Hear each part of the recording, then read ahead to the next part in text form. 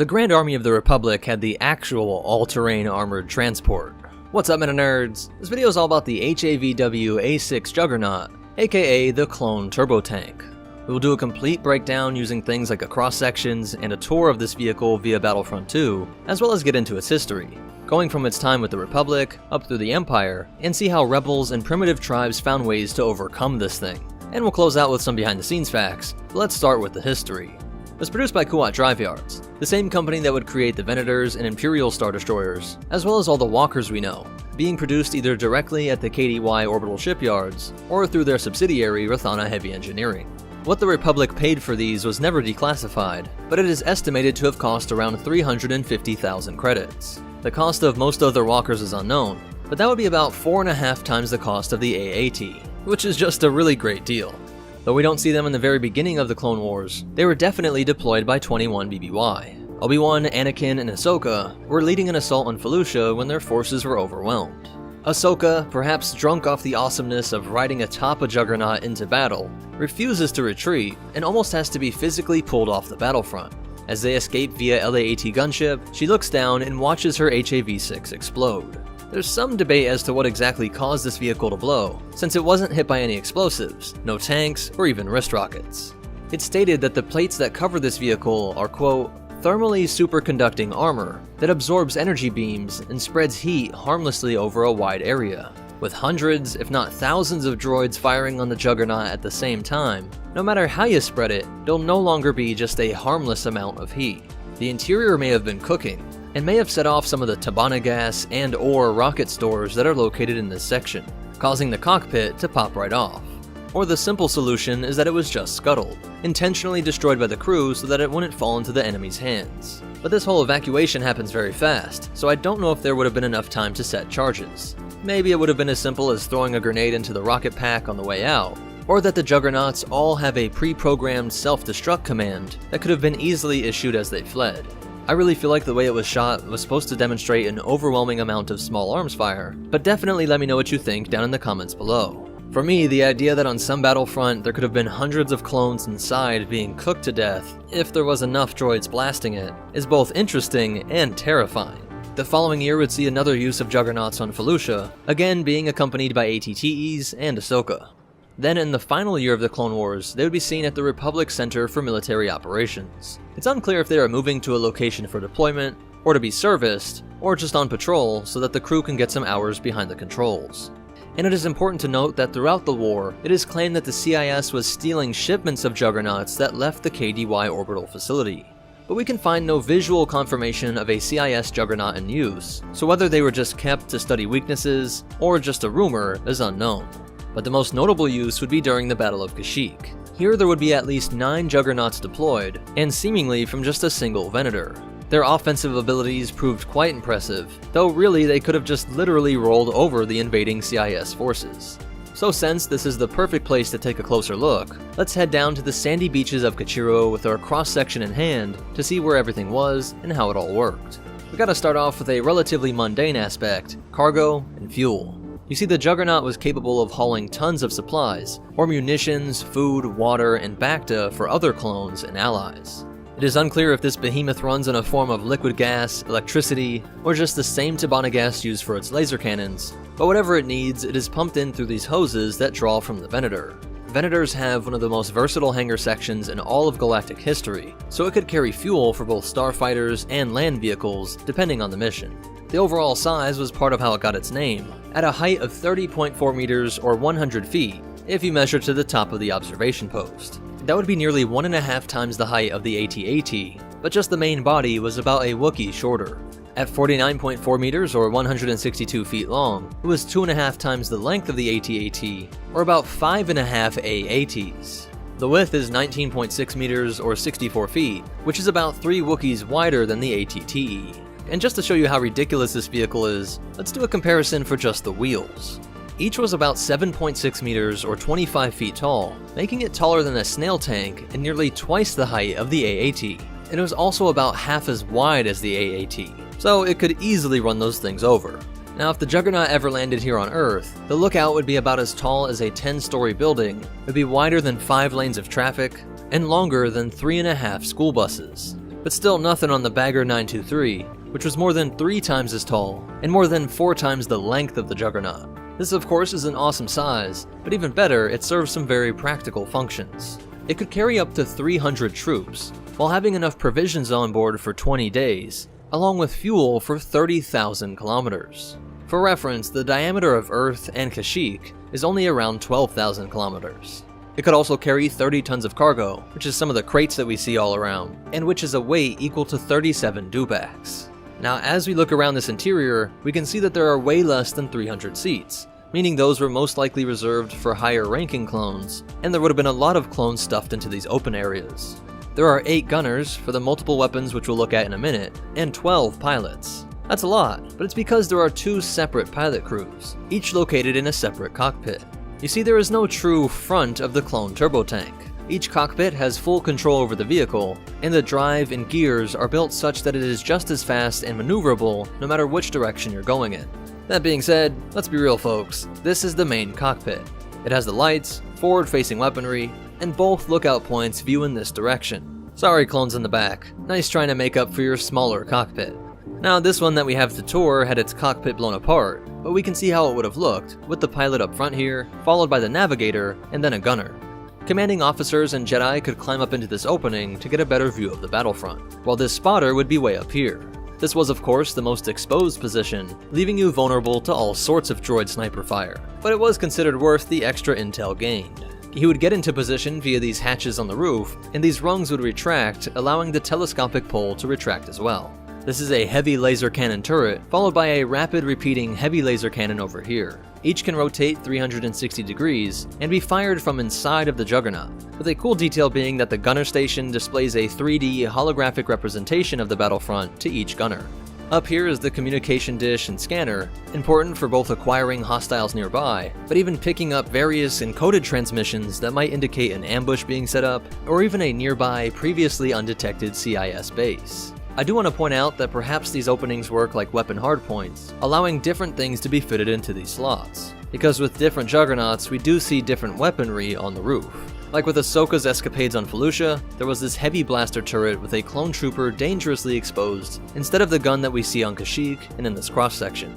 But there is even more firepower. A medium anti-personnel laser cannon extends out of the side here, with this tube in the center being its targeting sensor. And then there's this retractable munitions box on each side that can fire rockets or grenades. These boxes are not rockets, but instead headlights, which not only project visible light, but also wavelengths like infrared in order to provide additional data to the navigator. But this sort of jaw would open up to reveal twin anti-personnel blaster cannons. Now what most likely destroyed the cockpit of these Juggernauts was either the ridiculously powerful cannons of the MTT, one of which we can see right here, concentrated fire from AATs, or some precision bombing from hyenas. Why I don't think this is snails or spiders is because this scarring on the sides is said to be the worst that they can do to a Juggernaut. Now the guns, armor, and tech is usually the most badass part, but we gotta show some love for the amazing engineering that gets this thing moving. First off, let's actually appreciate how high off the ground this thing is, allowing troops to easily walk underneath, acting as protection from enemy air support and mortars. The drive shaft is said to run almost the full length of the undercarriage, with these enormous cylinders housing the steering pinions. Remember, it can drive the same forward or backwards, with steering taken over at either end. And each of the wheels is connected via its own independent suspension. Shock absorbers and the fact that it is 10 independent wheels rolling over the surface allows for the smoothest ride possible. And the wheels being so wide helps for a couple reasons. One is just that the incredible weight of the Juggernaut is now spread over the width of 10 points, instead of something like the AT-ST or AT-AT, which have all of their weight bearing down on a few small points.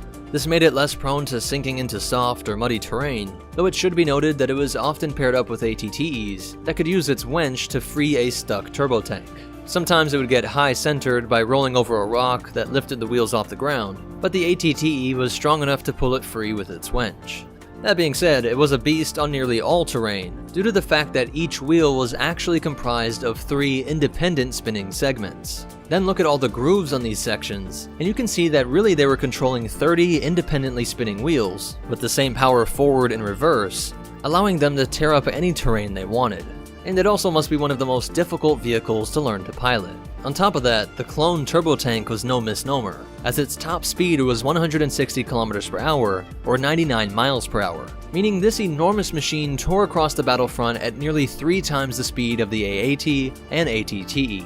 Both its speed and power were on great display during the Battle of Kashyyyk, where it helped the Republic and Wookiees secure a victory over the CIS invaders. And unlike many Republic creations, it was not decommissioned or destroyed by the Empire.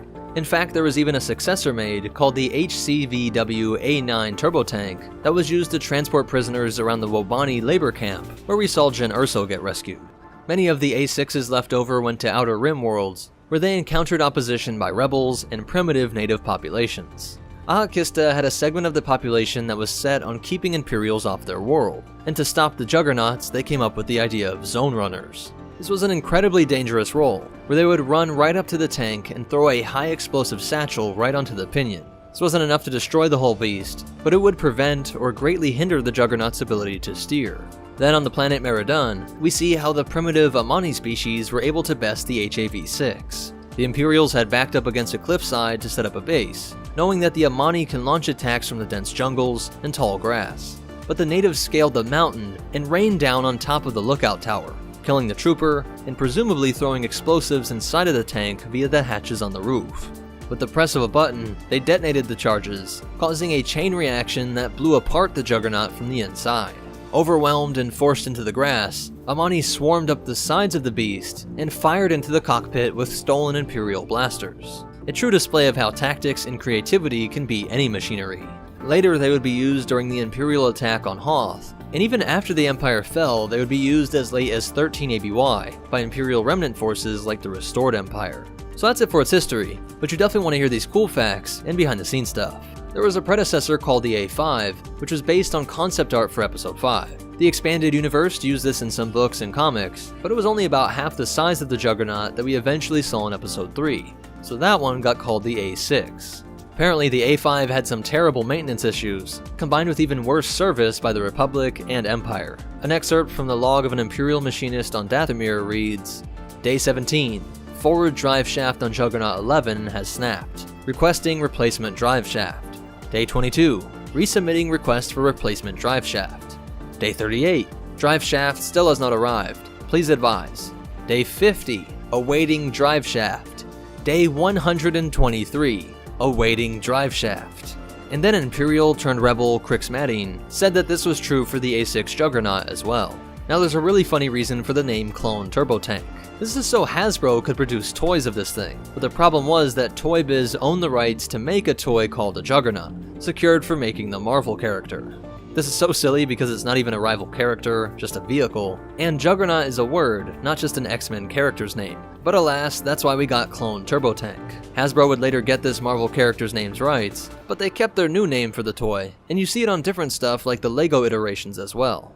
Now there are a ton of references and appearances of this thing, with that cross-section coming from the Episode 3 cross-sections, and it's also in the complete cross-sections. So here are the sources, split into canon and legends, but most important of all, remember, the Juggernaut and ATTE are the only true all-terrain armored transports. And the Force will be with you, always. Open fire.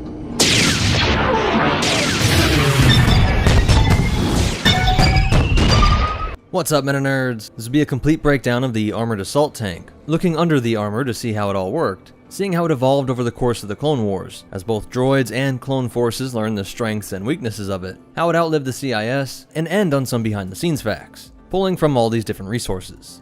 The story of this tank starts with the Neimoidians and Trade Federation. If you want a full detailed history stretching back to the Old Republic, and seeing how all the political machinations worked, check out the Neimoidian species video. But to summarize, the Republic wanted to expand and incorporate the entire galaxy, but the ones that actually ventured into these dangerous areas were the merchants and traders. They needed to defend themselves, and the arm race between traders and pirates resulted in the Trade Federation having the largest standing army in the galaxy by the late Republic era. Factoid Armor Workshops, led by Wat Tambor and under the parent company of the Techno Union, which itself was a member of the Trade Federation, would produce most of the military equipment for what would later become the CIS. Everything from the E5 blasters, produced by the hundreds of millions, to the B1 and B2 droids themselves. as well as their vehicles from the STAP to MTT and AAT, as well as the larger droids that look like vehicles and ships like the OG-9 and Vulture. The most dangerous areas of the galaxy were in the mid and outer rim, and secretly, Nute Gunray knew that his mysterious Lord Darth Sidious was planning to drag the galaxy into war, and they would use the legitimate threat of pirates and marauders to legally build this military. To defend their on-world factories and worker cities, the AAT, MTT, PAC, and STAP all quickly went from design to rolling out of the factories in a matter of months. At a length of 9.75 meters, a width of 8.1 meters, and a height of 4.32 meters, it was about a Jawa longer than the TX-130 Saber tank, and more than twice as wide and tall. Its most obvious weak stat is how slow it is. This is a tank intended to be supported by swarms of CIS units in the form of clankers on the ground and hive mind droid fighters and bombers overhead, but at 55 km per hour, it is anywhere from 4 to 6 times slower than the Saber tank. And even the ATTE has a whole 5 km per hour on its top speed. But this was nearly twice the speed of the MTT, which it was designed to escort into battle.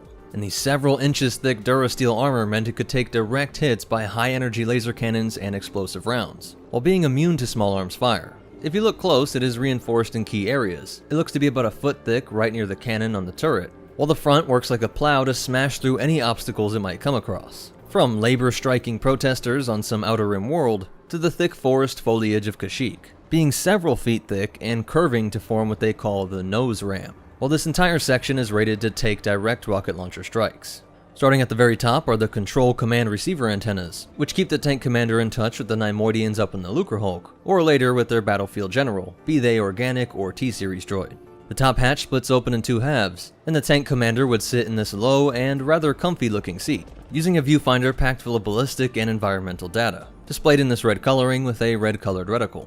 This digital camera targeting system is the only way they could see around them, so a rather simple solution is that the commander would simply stand up and calculate targeting data with their droid eyes. And it's the same idea behind this front hatch. So the actual AAT pilot, distinguished by the blue coloring, could stick their head out to navigate the battlefront. Obviously this is less than ideal, but it's good planning ahead to take both advantage of the digital displays so that they are not exposed, but still having this easy to use emergency backup. The other 2 droids are the left and right gunners, with this crew entering via this main hatchway that would drop down. And just in case the main gunner was sniped while raw viewing, one of these gunners could climb up from inside this space without having to exit and expose themselves to fire, and hopefully close that hatch before some clones sunk a 3-pointer with a thermal detonator. The primary laser cannon pivots on this elevator, and the distance to the target is calculated with these rangefinders that are on each of the secondary laser arm cannons, while general battlefront sensors surround the turret in the form of these rounded bulbs that stick out, right above the dedicated motor for rotating the turret itself. This tube section houses a pair of power generators that connect to the 4-chambered multi-reactor power plant below, which is towards the bottom of the tank, which did make it susceptible to mines, but really there was no way around it. A mine was going to ruin their day no matter what system they put down there. And that generator energizes everything in the ship, running incredibly hot, so they added this air cooling intake system up front. But with this much heavier solid plate armor, they needed incredibly powerful repulsor systems, both in the form of this forward disc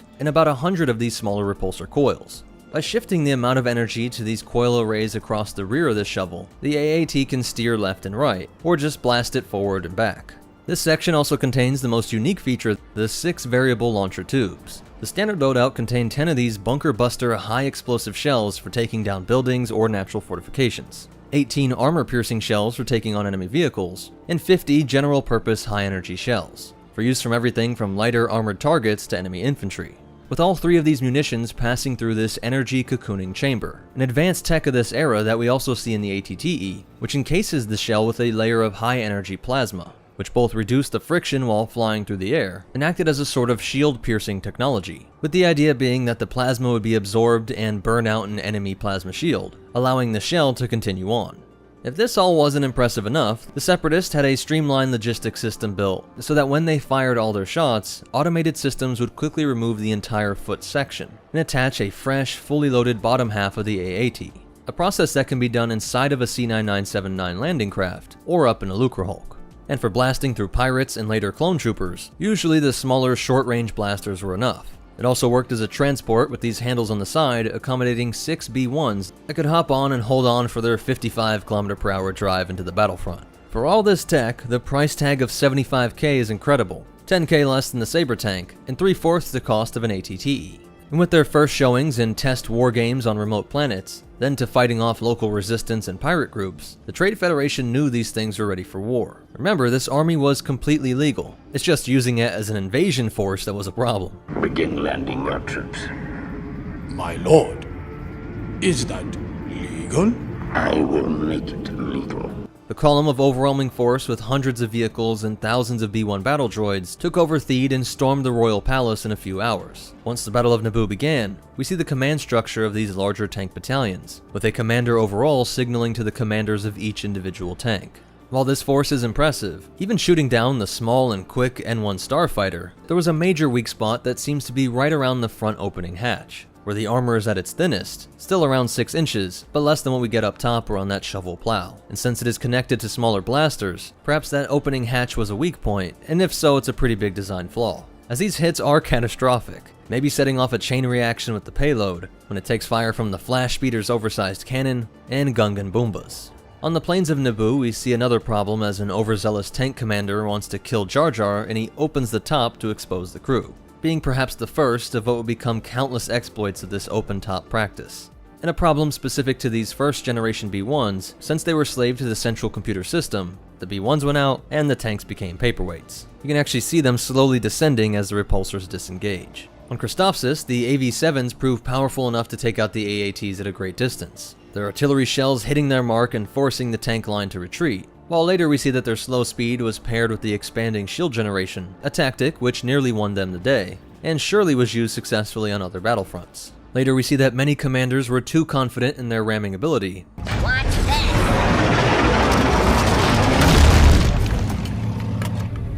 You were right. Next time, listen to orders. From the lack of discipline in the commanders, not understanding the terrain, panicking at the sight of a Jedi and being tricked into firing on each other, one of the first scenes of them being used in the Clone Wars mirrors what Crosshair would say in the months after the war was over. These tanks all have the same weakness. The droids operating them. By the way, what he must have hit to set it all ablaze are the main bolt generator, and then chain reaction into these series of laser-charged batteries. These look like shells, but are actually packed full of energy to make a circuit that generates the main laser cannon bolt. In the jungles of Onderon, Ahsoka shares some of the tricks that the Republic had learned over these years, explaining why they need to disable both sections. You have to take out both chambers, otherwise the tank will remain operational. While Rex makes it look easy, showing how to use a simple grenade to remove the threat, or if they use an ion grenade, they could add it to their rebel ranks, which is exactly what they tried doing some nights after this training, and luckily Steela knew how to jumpstart it to get everything back online. When they put it to use, we see how it easily overruns bipedal targets, and it is unclear why there is a charging issue. Fire the gun! This gun is recharging! But it could be due to that complete ion attack shutdown. Maybe the battery array had only built up 2 shots worth of charge, and was just close to that third. Steela takes advantage of the open-top system, sniping out commanders, and since so many of them prefer to view the battlefront with their own optic sensors, it makes me think that the camera screens inside were too limited, and their droid AI found that even with this risk, it must have been better overall to not rely on those screens. Over the course of the war, the AAT would inspire the HAGM, the heavy artillery version that was supposed to combine the power of an AV-7 and AAT. And then there was the defoliator deployment tank variant, which was made to support the defoliator weapon. This was much wider and with more support at the rear in order to accommodate that greater top-heavy weight. This weapon proved excellent against fleshy organics and their terrain filled with all sorts of dense plant life. Great thing about droids for troops is that they could operate in a blazing heat, didn't have to worry about breathing in smoke, and of course the weapon itself deprived the locals of a place to hide and set up ambushes, and was used to destroy a population's food supply if they were resistant to separatist control.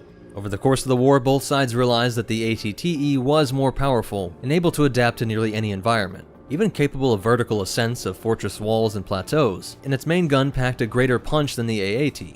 Even with the plasma cocooning feature, it is said to be incapable of penetrating deflector shield projectors, while the Republic Walker tank could. And with that weak spot being exploited so often, it ended up being seen much like the droid army. Nothing impressive in of itself, but often effective by the sheer volume of them.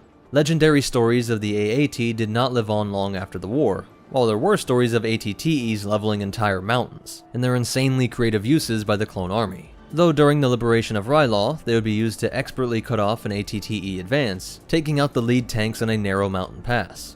It was only for the elite training of the ARF troopers and Master Windu's combat brilliance that used the nimble AT-RTs to evade tank fire, get in close, and ruthlessly exploit weaknesses they had learned, putting a detonator right on top of that laser charge battery, and barraging the power generators on the side. This tank would take part in the near extinction of the Night Sisters, though the locals would overtake one and turn it into a mobile energy bow platform. And AATs were present right up to the final moments of the war, even touching down on Coruscant via the C-9979 landing crafts. Even if Yoda did his part in taking out hundreds of them, perhaps even thousands that we just don't see, since each of these landing craft carries 114 of these tanks, tilted back to stack better, moving into position via these conveyor belts, and descending down the main ramp. Even after the Separatist defeat, they weren't all destroyed. Many of them were up-armored by the Empire to take the form of the Imperial assault tank. While it isn't confirmed that there's an AAT under there, it just makes sense that the Imps would put this thing to use instead of scrapping thousands of them that were still in perfect condition. And if you look close, everything is in the right spot, even the guns, so I think it's safe to say that they simply built up on the AAT. And the scenario we saw on Desix must have played out on hundreds of worlds across the galaxy, as countless local warlords would have popped up in the uneasy peace following the abrupt ending to the Clone Wars. Some would fight for stability, while others were just thugs and pirates that were eager to get their hands on military-grade tech. These months and even some years into the Empire, AATs were still slugging it out on every terrain you could imagine, which is a testament to their reliability and/or ease at repairing, as even up to 20 years after the droid shutdown and slaughter of the CIS leadership, there were many AATs painted in rebel colors floating across the battlefront. So that's it for the breakdown. As for behind-the-scenes facts, this function isn't mentioned in any of the source books, but there's this great recoil reduction feature with the barrel, something like a reciprocating recoil system. The AAT was actually thought up for the original rough draft of The Star Wars. It was going to show the Imp's presence on-world, and while it was scrapped when they were finally planning the invasion of Theed for the Phantom Menace, it morphed into the AAC, or Armored Attack Craft, and was going to look like an assault helicopter. In Battlefront, there were going to be AATs in the Imperial faction as well, and some modders have found this original source code that was abandoned. If you want to read up more on this tank yourself, pick up the Cross Sections book and Essential Guide to Warfare. But most important of all, remember, it doesn't matter how thick your armor is, if your enemy has plot-based weaponry, and the Force will be with you. Always.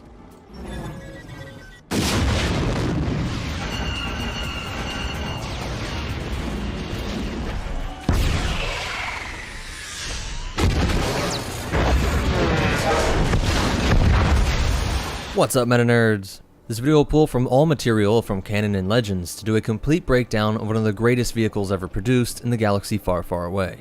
This is one of the first vehicles to enter production with the purchase of a clone army by its mysterious benefactors, with the Kaminoans using the prestigious and ancient shipwright Kuat drive yards to provide all the ships and vehicles. Kuat had been a staple of the Old Republic thousands of years earlier, and with the roughly 10 centuries between the destruction of the Sith and dissolving of the Republic military via the Ruusan reformations, the shipwright was eager to earn the kind of credits you only see during a galaxy-spanning war. Kuat had many subsidiary companies that each had their own specializations, and Rothana Heavy Engineering would be charged with crafting most of the land vehicles, like the ATTE, SPHA, but also the LAAT and Acclimator, which is the first look at what we'll see were countless brilliant decisions that start all the way at the top with good leadership and project management, not as exciting as weapon engineering, but crucial to making sure that this army would work at such a large scale. By having Rothana build the Acclimator, LAAT, and ATTE, all these designers could work with each other, planning around each other's needs, and had shared supply lines. With the Acclimator having its power systems and crew right down the middle, this main area on the sides are dedicated to the racks and conveyor belt systems full of gunships, and had the tanks packing the nose and lining the perimeter,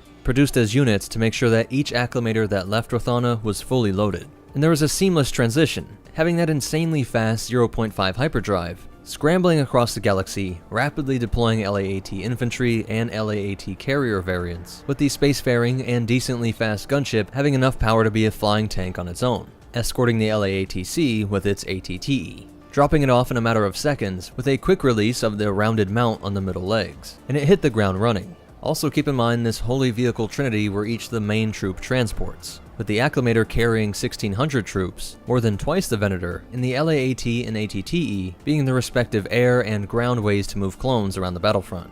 And to go one step further, they could even pack in 2 AT-RTs for scouting ahead or setting up ambushes. The official mission directive for this Republic Walker was to act as a multi-purpose assault vehicle, capable of carrying out everything from the movement of clone platoons across any terrain, even when under heavy enemy fire, and also have the firepower to destroy the enemy's position once it arrived. The shape of the Walker is based on the Arctic horny whelmer, a hardy animal native to the planet Rothana. Like a six-legged armadillo with two separate armored sections and a tough cartilage part in the middle, they had based other vehicles on this in the past, like a very successful old patrol vehicle they made for a mining company, and so the ATTE's design is able to navigate terrain so well because its proportions and body were shaped on a creature that could scale the icy and rocky mountainous terrain, which is why there is this flexible concertina section at the middle of the Walker.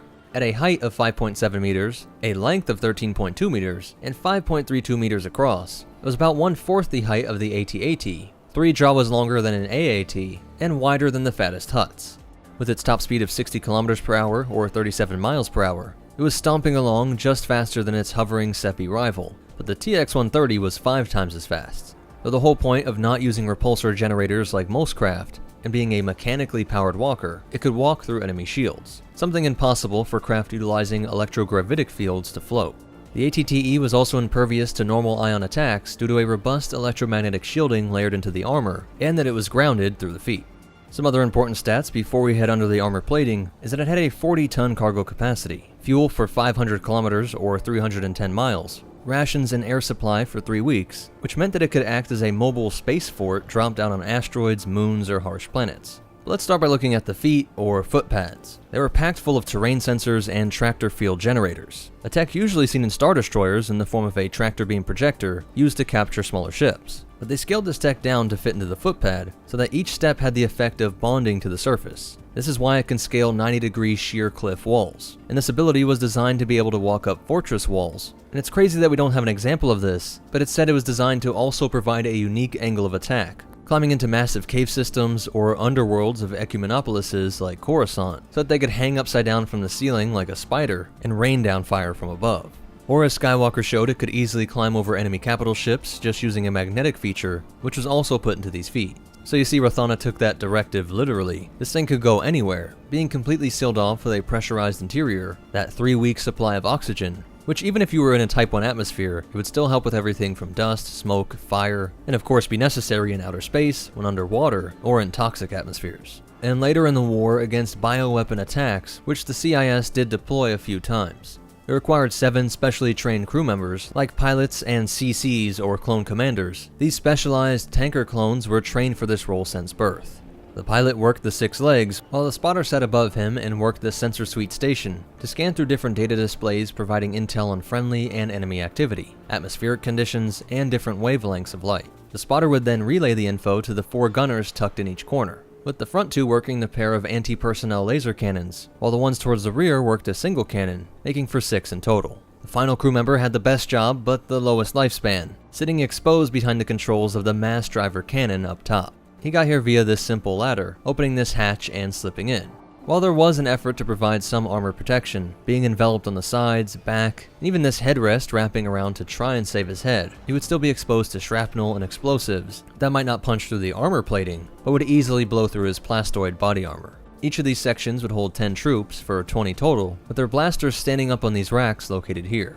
Under the floor is where you find the ammo storage for the main cannon, which the troops had to manually reload onto this ammunition belt to be fed into the cannon. These could be any combination of munitions, from burrowing bunker busters, heat-seeking projectiles, sonic charges, or your standard high explosive shells. And what would become very common was a sort of plasma bolt generating round that made it work like a standard laser cannon. A shell that helps to think of it more like a magazine, being packed full of a certain number of shots that are activated with each trigger pull, and then ejected when you went through all these shots. This combo allowed it to work like a mobile artillery vehicle, and the targeting system was accurate enough to calculate for these different rounds, and even shoot down slow-moving aircraft or intercept incoming rocket fire. A really unique design feature are the acceleration compensators packed into each of the troop sections. Usually only seen in starfighters, this tech was another form of gravity manipulation like seen in the feet, but in this case it's for reducing the G-forces felt by the troops. This is required in starfighters and capital ships, which could kill a person with their acceleration, the person normally surviving about 5 Gs, while the Executor class had a top acceleration of 1000 Gs.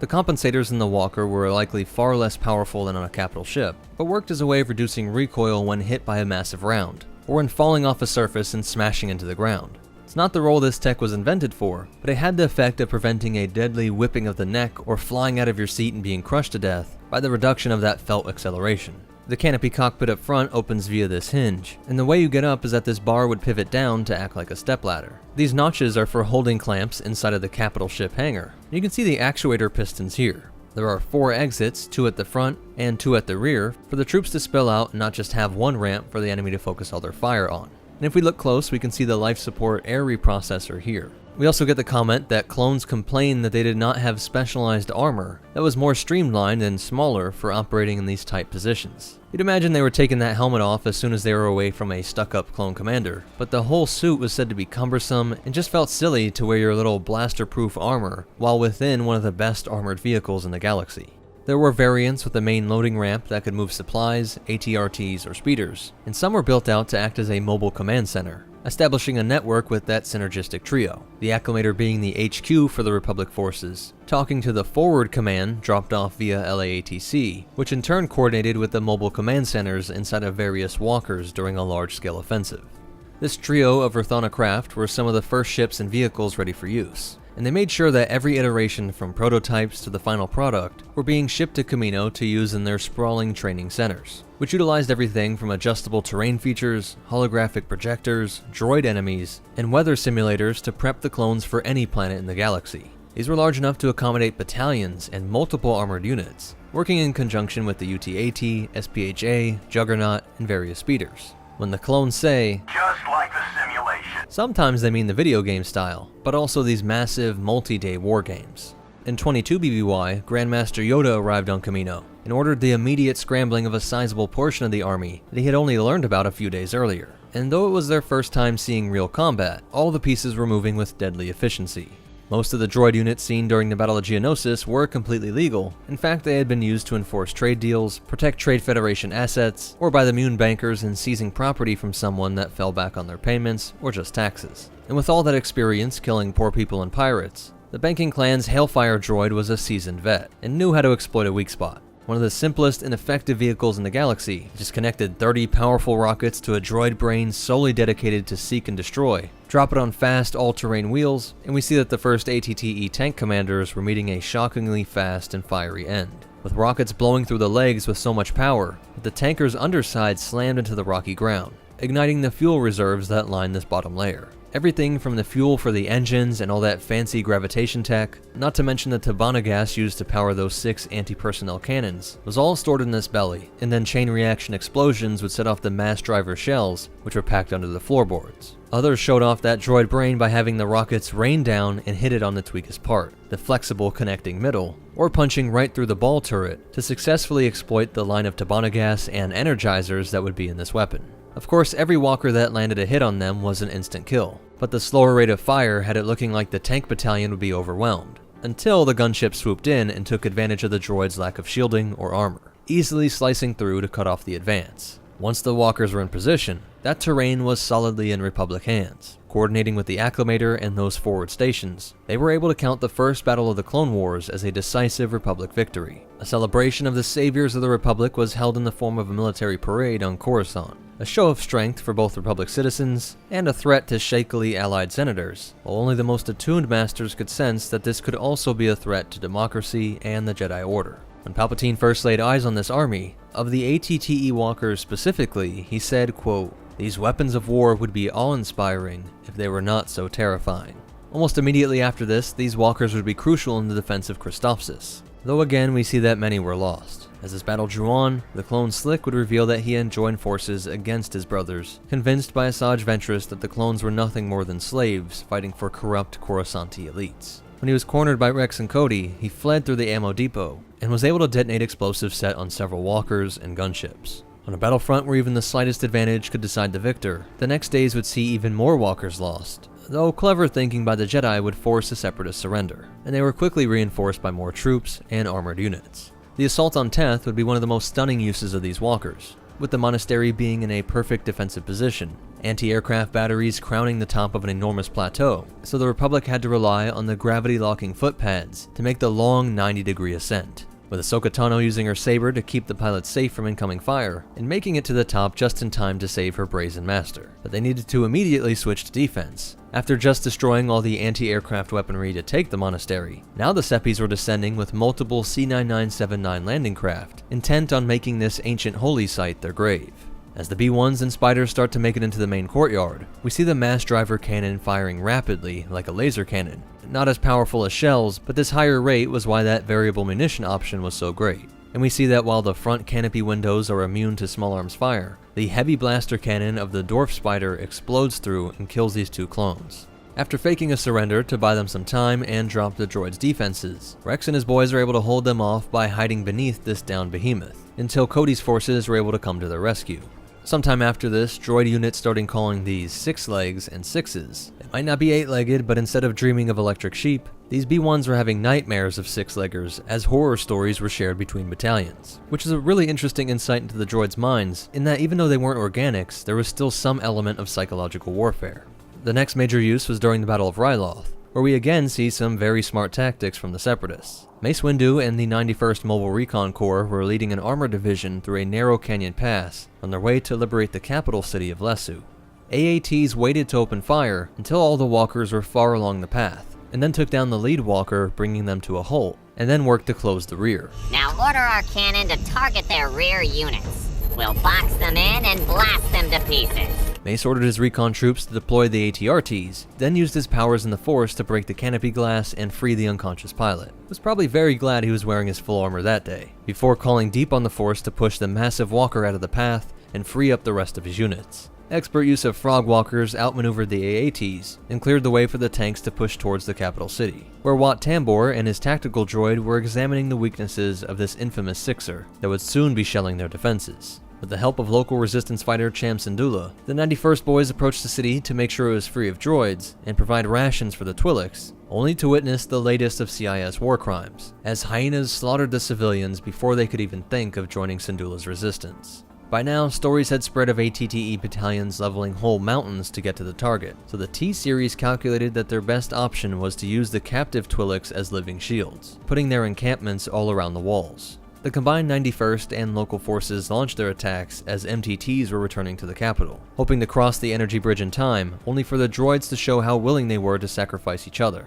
Oh well, too bad for them. But the two troops and Mace were able to reactivate the bridge, and the RTs and Blurgs storm over and fight their way into the city, with Mace taking Wat Tambor hostage. And when the walkers were finally within the walls, all could celebrate this hard-fought win, with the ATTEs playing a part in the victory parade. Though we do not see this, there are several reports of how this walker was susceptible to mines. He got 6 legs to step on a mine, each walking pretty close to the other, and it wasn't that far off the ground, so worse than losing the foot, the mines usually penetrated that belly full of fuel, with similar effects to what we saw with the Hailfire missiles. The ATHE was an evolutionary link between the Republic and Imperial walkers, having longer legs than the TE, but not as long as the AT-AT.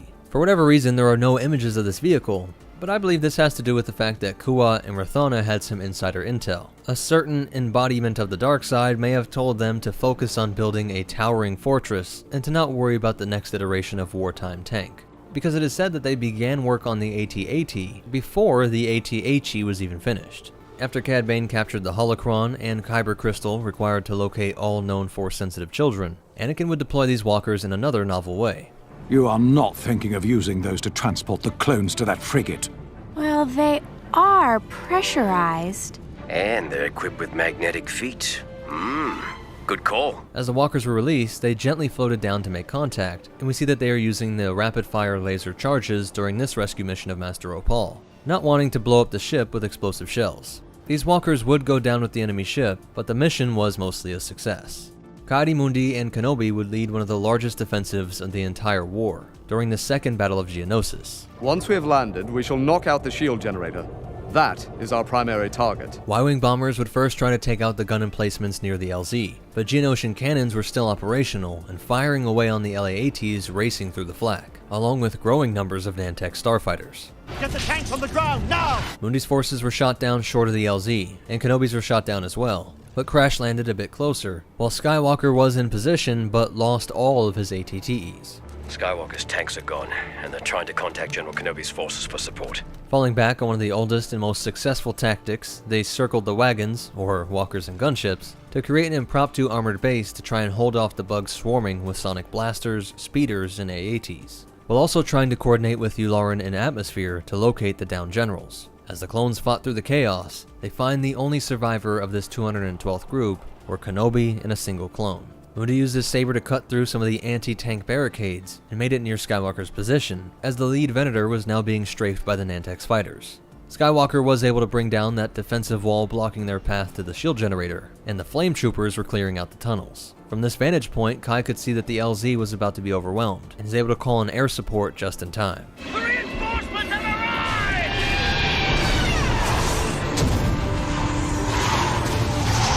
By now, most of the walkers had been disabled, but Kenobi believed there was still enough to pull off the victory.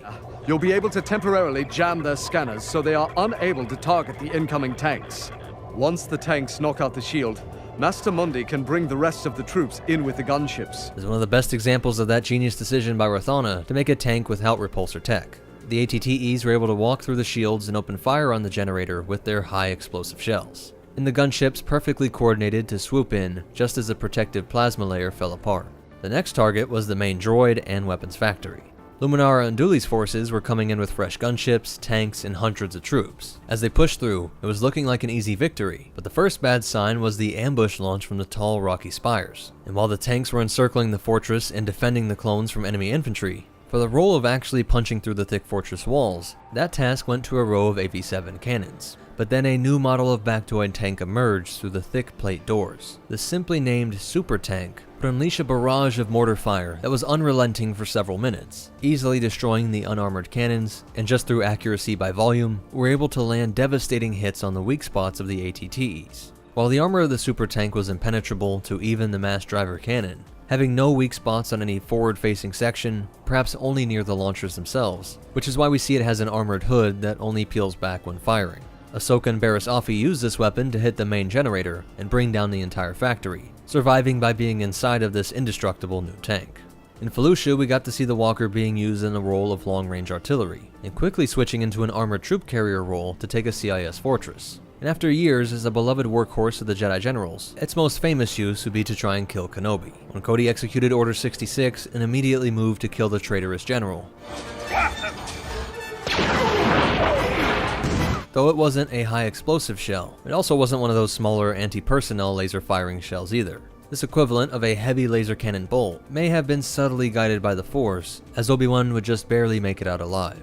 As soon as the Republic became the Empire, these walkers near instantly went from a symbol of proud fighters of democracy to symbols of oppression. Walkers all across the galaxy were moved to protect political centers, and used as an implied threat of force against the citizens. And when they deemed that the protest became a riot, those 6 anti-personnel cannons would open fire. Or like we see on Raxus Secundus, the Coruscant of the CIS had millions of citizens that were not instantly kneeling to their new emperor, including their leader.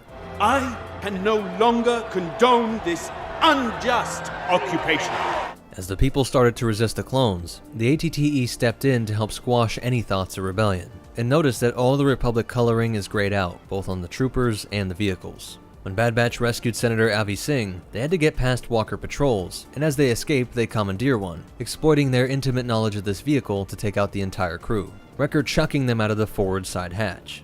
The Imperial clone gunners were able to load a heavy plasma charge and angle the gun to sink a shot that disabled the rear legs, forcing Bad Batch to jack another one, only for a third Walker to land a second shot. With tech's repairs, they are able to get the damaged Walker operational, spewing thick black smoke and leaking oil as it dragged itself to a spot designated by the Senator. When the enemy Walker caught up, a shot to the midsection scrapped it, but using the wreckage and a thermal charge, they were able to collapse their escape tunnel entrance and lose the Imperial clones. Some Imperial variants would open up the sides of the rear section, keeping a protective front, but then allowing the troops to open fire from this raised platform as they moved into the rebellious populations. While this made it able to engage threats on the side, of course this opened it up to grenades, while others had a flat top for moving large amounts of cargo.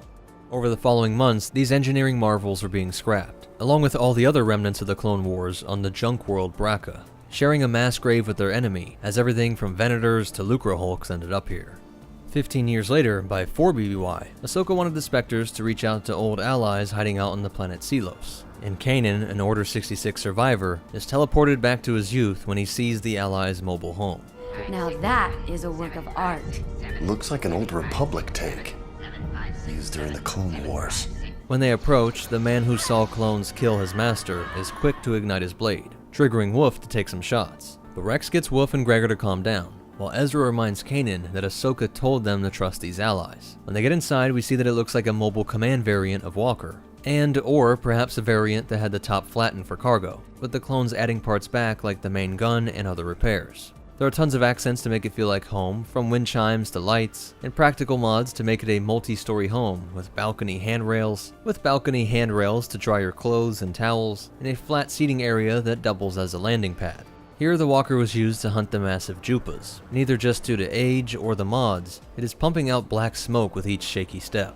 It looks like some legs were replaced, and the front step-down ladder on the canopy now works as a lookout spot for the hunts. They connect Zeb to an energy line that acts as a harpoon, and with some teamwork they do bring in the beast. But before the Spectres can leave with Rex's coordinates for potential rebel bases, the betrayal by Wolf brought the imps to this remote world. Wolf didn't want his brothers dragged into the rebel conspiracy, and got ahead of any accusations by contacting the nearest officials. Though he apologized and regretted it, the Empire was already on the way. The first TIE got shot down by a rocket launcher, and in the lull before the next wave, Rex gives the new generation a lesson on the mass driver cannon. The Traverse controls are over here on the left, and the elevations on the right. But it isn't long before they spot a trio of AATs closing in on them. Facing off against their Imperial replacements, Rex has to admit he is impressed with this new behemoth. Reinforced armor plating, heavy cannons, and anti-personnel blasters. Turning to race into the sandstorm, they are able to take advantage of the Jedi's powers to sense the enemy when all other sensor systems were down. By trusting the Force, Ezra puts a perfect shot into the AAT's weakness, the flexible neck.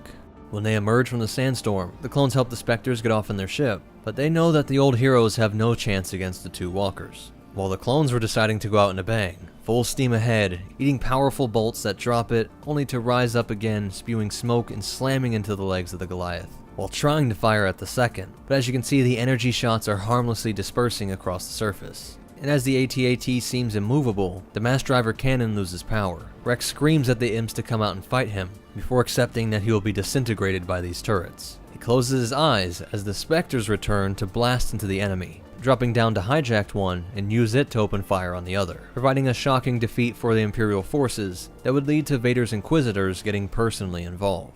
In the views of some military strategists, the AT-AT overcorrected for the worry of mines. It wasn't as stable, but did hit the main objective of everything Imperial at this time. It struck fear into the population. You drop one of these down and it acted like an instant castle, towering over a city and able to rain death from above like some angry god. As the Rebel Alliance was formally organized, and the Galactic Civil War was raging on, this discarded masterpiece was being rebuilt by mechanics all across the stars, and pressed into the fight to restore the Republic. At least one fell into the hands of a Weequay gang, who placed it at the Sreeler spaceport to extort payments from visiting spacers, which resulted in it having its back legs blown off thanks to a concussion missile fired by Chewbacca.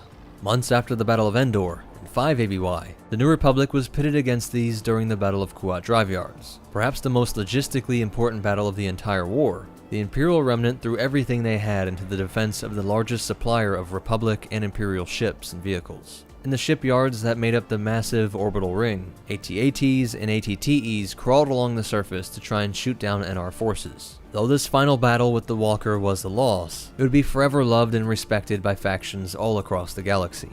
That's it for the breakdown, and as for behind the scenes facts, one of the longest running standoffs on vehicle lore concerns that mass driver cannon. A lot of the early cross-section books were just worked on from images of ships and vehicles, without actually seeing them in action, and a lot of what happens on screen was for plot and cool special effects purposes, and the lore comes second. Movies and later shows were king, and though the Walker always looks like it's just firing a laser cannon, the whole idea of it being a mass driver firing a physical shell has never faded away. It was re-established in every Legends and even now the new canon books, though it's finally addressed on why it looks like a laser by vaguely saying that it could load shells that fired plasma bolts, which is what I meant by saying it kind of works like a magazine.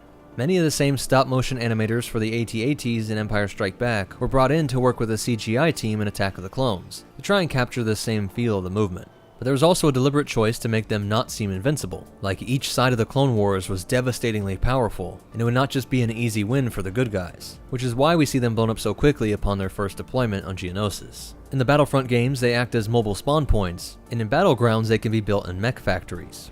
All the technical info comes from the Attack of the Clones visual dictionary, complete cross-sections, Imperial Handbook, Encyclopedia of Starfighters and Other Vehicles, and Rise of the Separatists. But most important of all, remember, no armor can stop plot-based projectiles, and the Force will be with you, always. What's up, MetaNerdz? This video is all about the missile-spamming monster that is the IG-227 Hailfire class droid tank. Like the OG-9 homing spider droid, the Hailfire was used to collect debts years before the Clone Wars broke out. Many financial commentators have pointed out that there are some startling similarities between the Hutt cartels and the intergalactic banking clan. While some lenders might go through the planetary or republic court systems, the Hutts and the Munes are willing to make much riskier loans. Added risk comes along with higher rates, but desperate criminals and spacers are willing to take these loans, knowing the exceptionally high returns on piracy and spice running could more than make up for it. The only problem is these people aren't exactly going to dress up for a day in court. Their dressing up will be in body armor and bandoliers, shooting at any debt collectors that come by. Hutts would resort to bounty hunters and assassins, but the Munes use loopholes to legally deploy these hoop-drive tanks, as the IBC sent droids with rockets to collect from delinquent borrowers. Because the bank would often loan to prospecting settlers of remote worlds, there were times when Hailfires were used to repossess entire planets. Whether outright destroying a city, or just scaring off the borrowers and acting as a sentry, the IG-227 had a great rate of return. Millions of credits and loans could be retrieved with a small 60,000 credit investment, the same price as a TIE fighter, and less than the OG-9. But unlike the Spider Duo that were made by Bactoid, the Hailfire was produced by the techno-religious Zychar bugs of Howard Engineering. They were able to keep the cost down by using a simple but effective mag pulse system on each of the hoops. Called a hoop drive, it would alternate between positive and negative charge differentials in the mag pulse unit, causing the wheel to spin towards the rear or forward so that it could accelerate or reverse. This gave it near instant acceleration, and the treads on these things allowed it to overcome almost any terrain. Much like the OG-9, it did not have a complicated AI. It isn't like the HMP that can just be told to hunt and eliminate an enemy. Behind this red photoreceptor eye, there are an array of sensors that receive direct input from the commander. You tell it where to go, then its processors are able to avoid obstacles and engage previously identified enemies. Sometimes this created a flaw where it wouldn't prioritize targets, opening up on troops before vehicles. But if this ever happened, the commander had an easy way to override it, telling it to eliminate ATTEs first, for example. And a single Hailfire can wreck the battlefield with its 30 missile payload, 15 in each box. It also had small twin-mounted blasters for dealing with some lightly armored troops, but this was the only thing it had to protect itself while it made its way back to the hangar or to the base in order to resupply. Later in the war, Howard developed a resupply drone that could fly out to meet the Hailfire and get it set up to roll with a fresh 30. With this supply line, they were able to make it appear like the Hailfire never ran out of ammunition. Paired up with the OG-9, the Spiders would prioritize troops, and the Hailfire would rain down rockets on vehicles. By firing a cluster of 3 or 4 rockets at a time, they were able to pick LA-ATs out of the sky, though of course these gunships were the bane of its existence. Other things like the height were deliberately chosen so that they could fire over CIS assets, just like the homing spider. Other cool features are that you could use these wheels to run over ranks of clone troopers, and that these weapon attachments were modular, meaning that it could be swapped out for heavy artillery, ion cannons, and anti-personnel stun weapons. I assumed that they would use these stun weapons when they weren't that angry with debtors, and later when they didn't want terrible PR when taking over worlds for the CIS. It would also work great as a clone catcher. During its debut in the Battle of Geonosis, 4,100 of these Hailfires were present. In this first battle, they proved to be such a powerful enemy that the Grand Army of the Republic developed Bantha Squad as an anti-Hailfire Special Forces unit. The Hailfire could be seen in conflicts all across the galaxy, and even fighting against the Republic's first generation of AT-AT. Many had a similar fate to the AT-TE. Even after the droid decommission at the end of the Clone Wars, some were out there still slinging rockets. During the subjugation of Kashyyyk, the Wookiees used repurposed Hailfires to fight off the Empire. This must have been an insanely abrupt shift in thinking, as the droids became their only way to fight off the clone troopers, who had just been their allies a few weeks before. And this is actually one of the CIS droids that was able to be salvaged by the Alliance to restore the Republic, deploying them against the Empire on various worlds from 1 ABY on. So that's it for its history, but you definitely want to hear these cool facts and behind the scenes stuff. The stat for the top speed is only 45 kilometers per hour or 28 miles per hour, but that just doesn't make sense to me. That means you'd be honked at for being too slow in a residential neighborhood, and that really doesn't match what we see on screen. There were tons of visual ways that Lucas wanted to signify that the CIS were the bad guys, and even the color of smoke was used to help the viewer realize this, as the LA-AT's rockets would leave these clean white smoke trails, whereas the Hailfire's rockets were all erratic and raspy, leaving smoggy black trails. And this vehicle was inspired by a mix of 2 Russian vehicles, the big-wheeled Russian Tsar tank, and the rocket packs on the Katrushka. But it also draws on things like a 16th century Korean rocket launcher system called the Hwakcha. Additional information was gained by the Canon Guide Star Wars Encyclopedia of Starships and Other Vehicles, Legends Guide, the New Essential Guide to Vehicles and Vessels, the New Essential Chronology, the Essential Guide to Warfare, and Ultimate Star Wars, while also appearing in the game Star Wars Commander. But most important of all, remember, just pay your debts, and the Force will be with you. Always.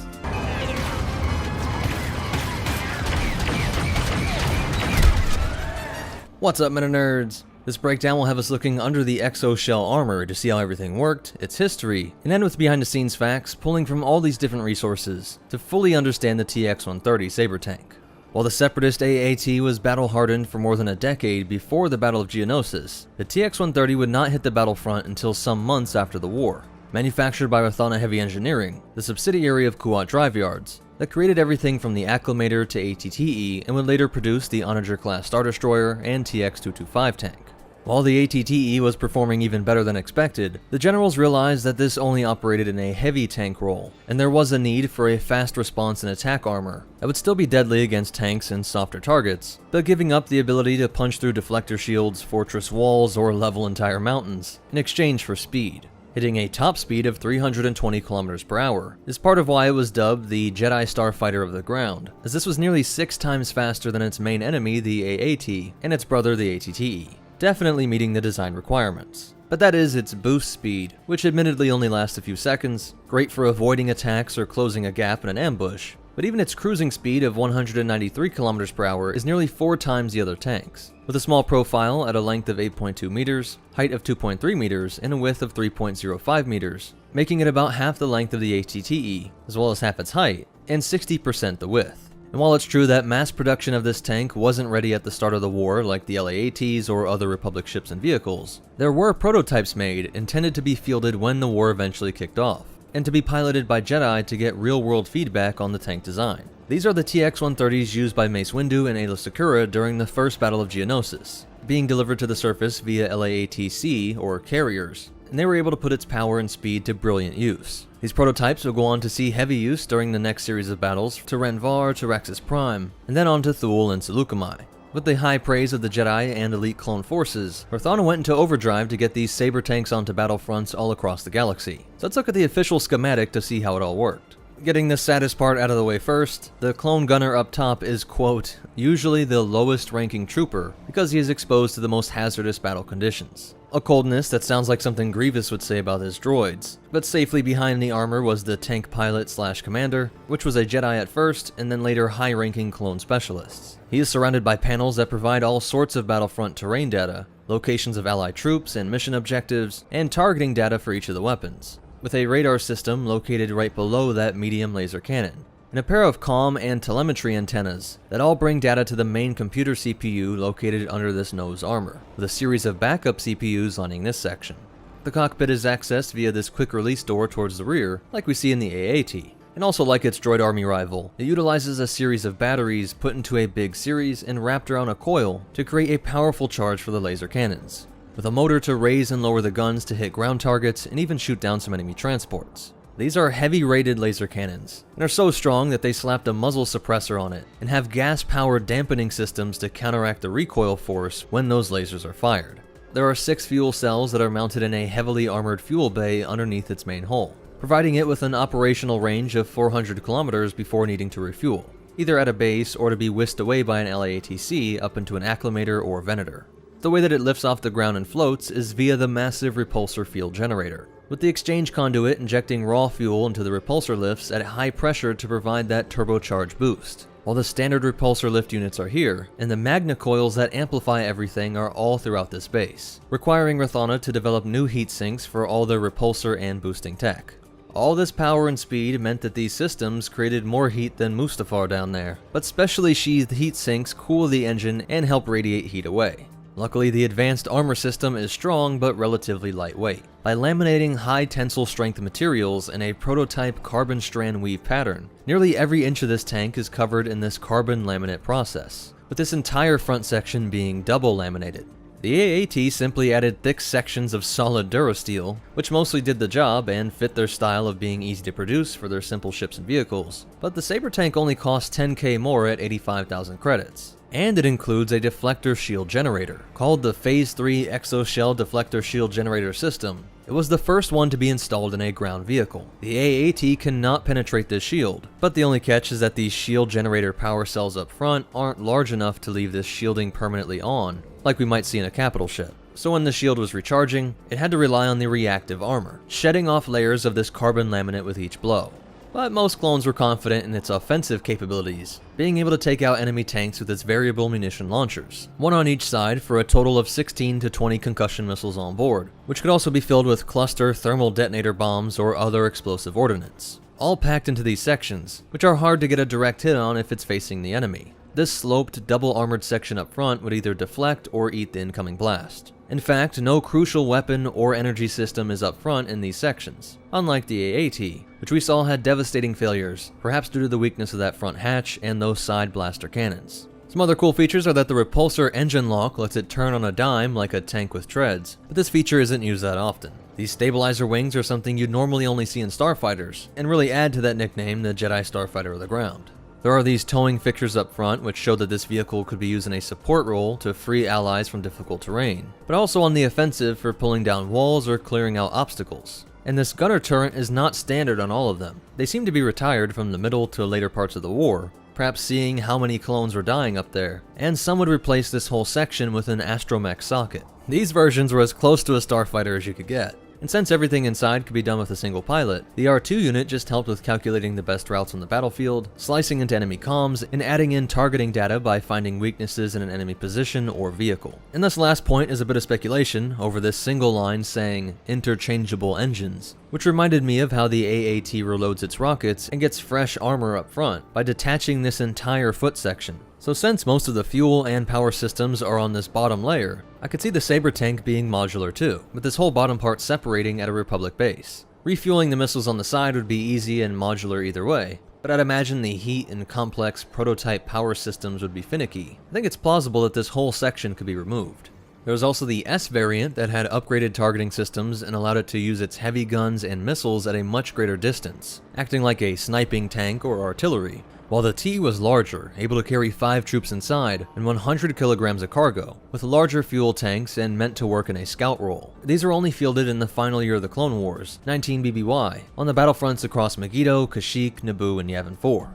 All the Jedi were known to use this like a Delta 7, calling on their Force abilities to pull out an even greater agility and maneuvers, and it was loved by clone troopers and Republic allies, but for how great it was, the Saber tank was relatively short-lived. All production stopped as soon as the Empire declared this new era of peace. But at least they didn't scrap them all. Many lived on until they had maintenance problems, and its descendants would live on for decades. Specifically, the TX-130Ts would live on the longest into this Imperial era, used famously during the Battle of New Plimto, where Order 66 survivors were hunted down and the local resistance population was systematically executed. The Nosorians were able to hold off even the Empire's mighty new AT-AT Walker, hiding out in steep jungle cliffsides, where the battle finally got bogged down, and it looked like it might be a powerful morale victory for the burgeoning resistance movement, until the TX-130Ts arrived. Their smaller size and great speed were able to pursue the rebels into the terrain that was inaccessible to the walkers. And the tank's firepower, armor, and shields meant it could easily take everything the Nosorians threw at them. And with the tank's 5 trooper capacity, when the tanks finally couldn't pursue, each could release a squad of still battle-hardened Imperial clone troopers.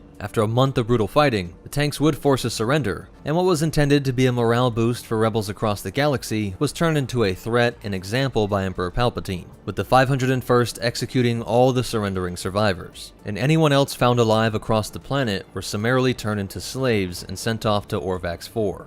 Though the rebels would capture some during the Battle of Turek 4, and then over the course of the Galactic Civil War, there was always a handful of them that fell into the hands of Rebel Alliance and other resistance movements. They never seemed to be used in any major rebel victories, perhaps due to the complex nature of the tank making it difficult to operate and the high level of maintenance. Or they were taken out by one of its many successors, or even the up-armored Imperial assault tank, which is what the Empire did with all the AATs left from the Separatist side. The 2M Saber repulsor tank was the most similar, with no qualitative difference from arms to armor. It even kept a shield. And with this one, we do get explicit complaints about it breaking down all the time.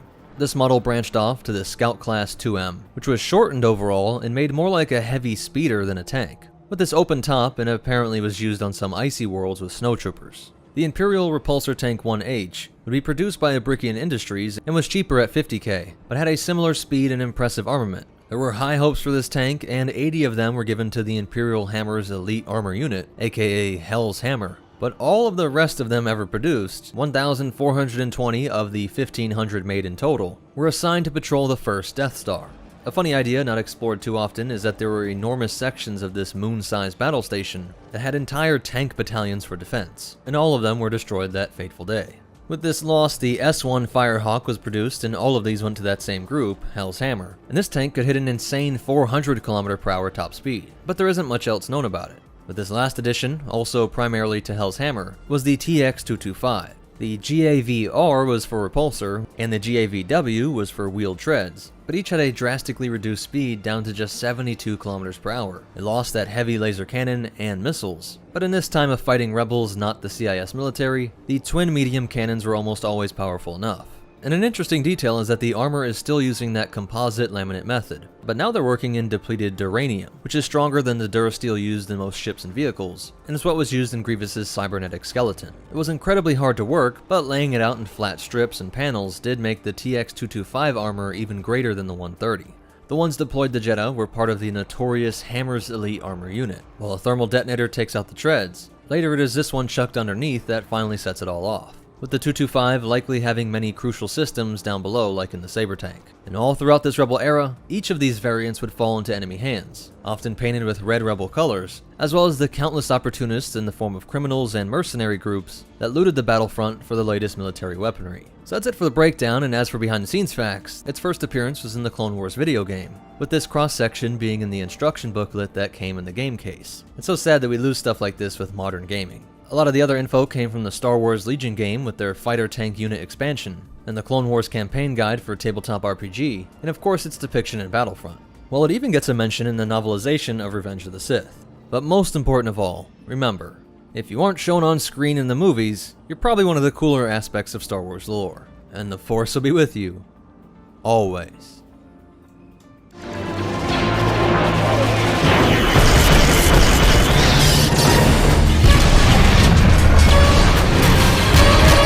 What's up, MetaNerdz? Today we'll be taking a deep dive into one of the most intimidating droids to march into battle, the Octoptara Combat Droid, as well as the variants of similar names. We'll break down the differences between these machines, how versatile they were for the Separatists, and of course some interesting behind-the-scenes facts to wrap things up. Designed and manufactured by the Skakoans of the Techno Union, and named after the living creature, the Octoptara, back on their world of Skako. The Techno Union Army is at your disposal, Count. This droid had two main variants that we need to address before moving forward with the breakdown. The standard size is known as the Combat Tri-Droid, and the larger size, like the ones we see on Makido and Christophsis, are called the Magna Tri-Droid. So to preempt any confusion, I'll address each of these droids by their combat or Magna distinction when going over their stats and history. With that out of the way, let's take a closer look at the Tri-Droid, starting with the Combat variant. Standing at a height of 3.6 meters or 11 feet 10 inches, the Combat Tri-Droid was still a rather imposing foe to face, backing up the B1s and B2s. It's about a foot taller than your standard school bus, and just under the height of two clone troopers, who stand at an even 6 foot. However, it isn't made clear if this is the default height when its legs are in a crouched position as seen in these images, or if that is the tallest it could get. Based on the brief scenes from the movie though, I'd wager my last credit that it's the former, with the combat tri-droid actually being capable of a slightly greater stature. This terrifying tripod was classified as a 4th degree droid, meaning it was built for military and security purposes, as opposed to say a certain R2 unit who wasn't purely bred for battle, he just took a liking to it. The combat tri-droids had red sensors and were armed with 3 laser cannons, but there was yet another variant that added even more of a threat than these massive turrets. The ever-cruel Skakoans filled the head of this droid with a plague virus during the Battle of Uba 4, which would be released into the air upon the droid's destruction, giving these horrors the nickname of the Virus Droid. During the Battle of Coruscant, we see these droids with another ordnance variation, not firing blaster bolts, but instead a single deadly beam, similar to that of Bactoid's homing spider droid. After firing any of these weapons, and this applies to the larger variant as well, the droid's bulbous cranium would rotate, allowing for a new forward-facing gun to unleash a volley at whatever poor soldiers were in this beast's warpath. This made the tri-droid very difficult to fight, as it had no true front or back, and all sides were defended at all times. We don't have any further information on this droid's speed, weight, or cost, all still corporate secrets of the Techno-Union. What we do know, however, is that the smaller combat tri-droid was the first of many models they built, with the larger Magna tri-droid following soon after. Sadly, that's about it for the little brother, so let's look to the towering Magna in all its spindly glory. The Octoptara Magna tri-droid was a behemoth, standing at a height of 14.59 meters or 49 feet. That's 4 feet taller than the letters on the Hollywood sign, if it came here to liberate Earth. Although this model was the second of the two from its use in the Clone Wars, it appears to be the more popular variant. Maybe it was the imposing size that sold the Seps on its 100,000 credit price tag, which is the cost of 2.5 Ultra Droids, or 1/3 the cost of an ATTE, while having a top speed of 50 kilometers per hour or 31 miles per hour, about 10 kilometers per hour slower than the Republic's main walker. But the Magna can do something the ATTE never dreamed of. When it comes to firepower, it not only has the standard, albeit larger laser cannon turrets, it can also be fitted with deadly heavy ordnance launchers. One missile was enough to not only destroy a UT-AT, but flip it over into the air several meters before the massive, heavy tank came crashing down. And it hurts to think what that kind of concussive force would do to a poor shiny who just transferred to the outer rim. The ammunition was stored in the head of the walker, with a total of 48 shells to dish out destruction. In theory, 48 major pieces of armor could be destroyed by a single Magna tri-droid, all for just 100,000 credits. Even though these 3 cannons were its only pure weapons, its size could also be used for attack. With massive claws on the ends of its long legs, and the sheer weight of the machine at work allowed the Magna to stomp and crush through enemies as well. This size did have its downsides though, for if small groups of well-trained infantry could get close enough, the walker did not have any sort of defense against this kind of attack. This weakness is demonstrated a few times by a certain chosen one in his elite 501st. So it was best to use these massive mechs in tandem with other tanks and infantry to support it. But what if all is lost, armor is destroyed, and all of your battle droid support is cut to scrap by those pesky Jedi? Fear not, because the Magna tri-droid has a few surprises left in him. First, and it is safe to assume the smaller model could do this as well, the droid could use its claws to climb sheer walls, like we see on Christophsis. Presumably it could do this to cliffs as well, or really just about any surface, making it a viable option for dramatic escapes or even very creative attacks, stomping all over everything from subterranean bases to spaceports and floating cities like Bespin. But if climbing isn't your style, don't worry, the Skakoans have a plan B, as seen on yet another potential variant of the tri-droid. As we see during the daring escape of Echo on Skako Minor, the Techno-Union implemented a new design for their famed tri-droid, that being a massive thruster that could propel this terror into the sky and fly in and out of combat. As if the Magna tri-droid wasn't scary enough, apparently they fly now. They fly now! He forgot. But what if that was the first time they used them? They've been using them since the Clone Wars. Sorry, I had to. A self-propelled, computer-automated mobile artillery unit capable of destroying heavy Republic tanks in a single shot, now soaring through the air. All I can say is luckily the Clone Wars was rigged, because the CIS had some very disturbing toys. With the stats and variants done, let's talk history. Like I said, the smaller combat droid was one of the first out of the factory, followed by the larger Magna. It isn't exactly known when in the timeline this variant came out, just that it was implemented into battle by Worm Loathsome in 22 BBY, just months after the Battle of Geonosis. It was during the Battle of Christophsis that we see both the pros and cons of this walker, with it being able to deal out incredible amounts of damage on the battlefront, but is very susceptible to attacks from the more creative forces of the Republic. Here's where we saw the climbing abilities of this droid, with Asajj Ventress attempting to escape from the Jedi using a hidden tri-droid that was clung to the side of the building. This would not work in her favor, as she got caught monologuing instead of making her retreat, and Anakin, alongside Obi-Wan, leapt onto the stilt-like legs of this machine and cut through them. A major weakness when all of the generals of your enemy's army are wielding these devices that slice through legs like butter, and of course it sent this titanic droid falling to the ground below. We don't see them pop up again for some time, with the next appearance coming during Anakin and Rex's rescue of the ARC Trooper Echo from the clutches of Wat Tambor and Skakor Minor. This flying variant is painted in crisp Techno-Union colors and soaring along D1 aerial battle droids, which were the perfect complement, something that really would have helped out on Christophsis. But along with Clone Force 99, he was still able to take it down just like before. Although the clones and Jedi escape, we don't see another variant of the Tri-Droid until the very end of the Clone War, though that doesn't mean they weren't used across the galaxy. We see these droids swarming the streets of Coruscant during the abduction of the Senate, these being the smaller combat ones, which are also seen taking on the 212th during the Battle of Utapau. The large Magna Tri-Droid is seen one last time during Order 66 on Megiddo, flipping that hover tank, right before Bakara and his Marines got the call that took down Master Mundi.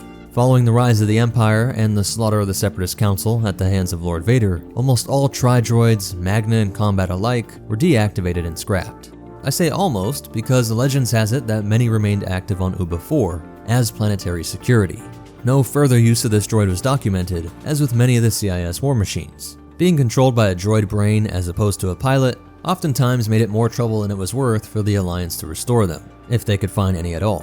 And clearly Palpatine wanted to go in a different direction. An undignified end to such a cool piece of tech.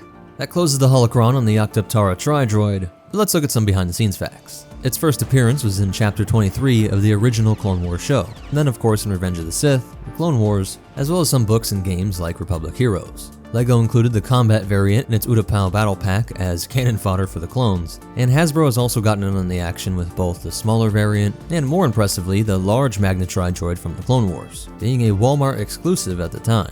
The Octup Tara was designed by Ryan Church for Revenge of the Sith, and was one of the few vehicles seen throughout Star Wars media that has a plethora of color variants, at least 5 seen across different shows and films. If you want more, be sure to check out these resources, but that does it for the Octup Tara Tri-Droid. The most important of all, remember, if you start smelling that spicy air of a cracked Octup Tara, tell your batch brothers you love them, and the Force will be with you. Always. What's up, MetaNerds? Today we're going to be taking a look at a criminally underexplored vehicle within both Star Wars Legends and canon, the Republic's UT-AT.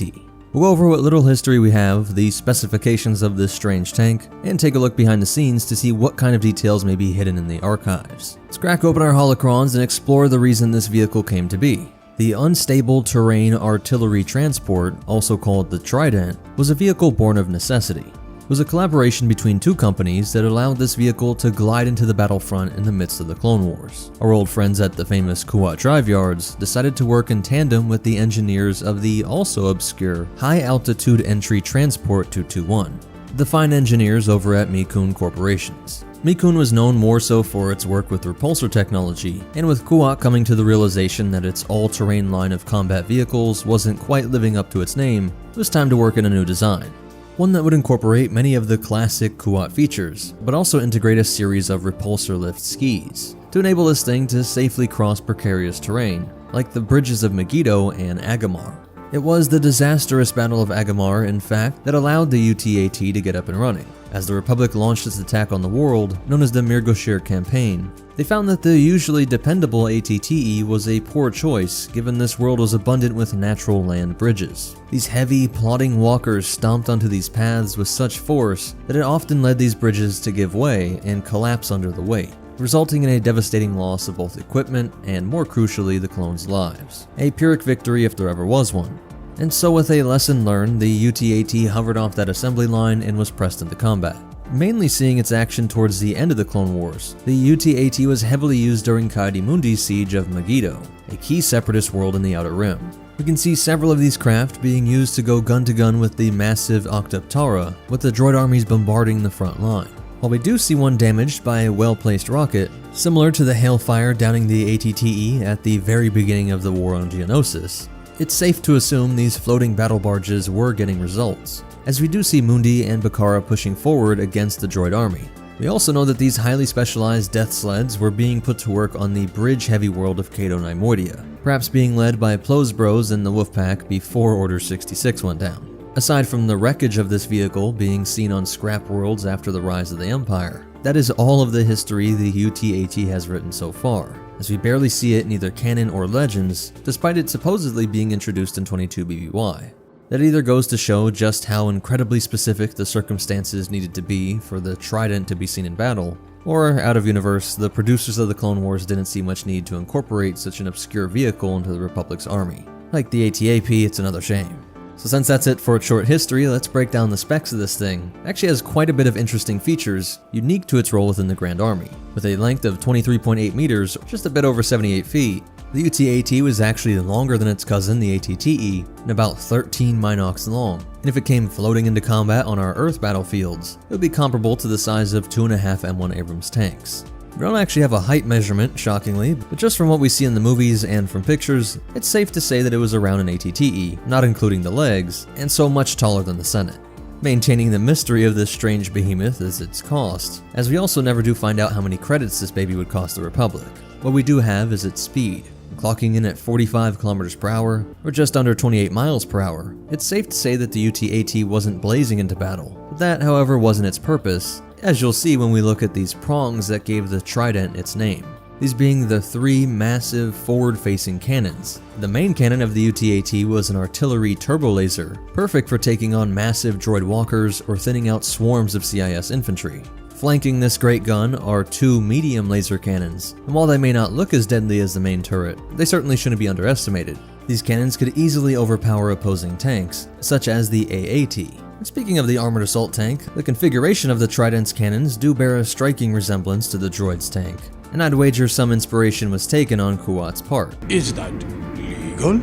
I will make it legal. If they weren't liquidated, I'm sure Bactoid might have been suing Kuat. But it doesn't end there for the UTAT, as once again it shares a feature with its quadrupedal cousin, but this time doubles it, having 4 anti-infantry guns to guard the rear. The UTAT was more than capable of surviving a flank attack from some daring droids. Despite having 6 cannons, it only needed 5 gunners, with the single pilot manning the final turret. Its cockpit also shares a design with the ATTE, although slightly more angled, and all this firepower made it a more mobile and self-sufficient artillery option for the GAR, unlike the exposed and vulnerable AV-7 cannon, though still blocked from going through shields unlike the AT-AP. As the war trudged on and battles waged for months, these vehicles would be forced into frontline combat like we see on Megiddo before Master Mundi meets his end. Exposed, close to the enemy, and completely undefended from the powerful Tri-Droids.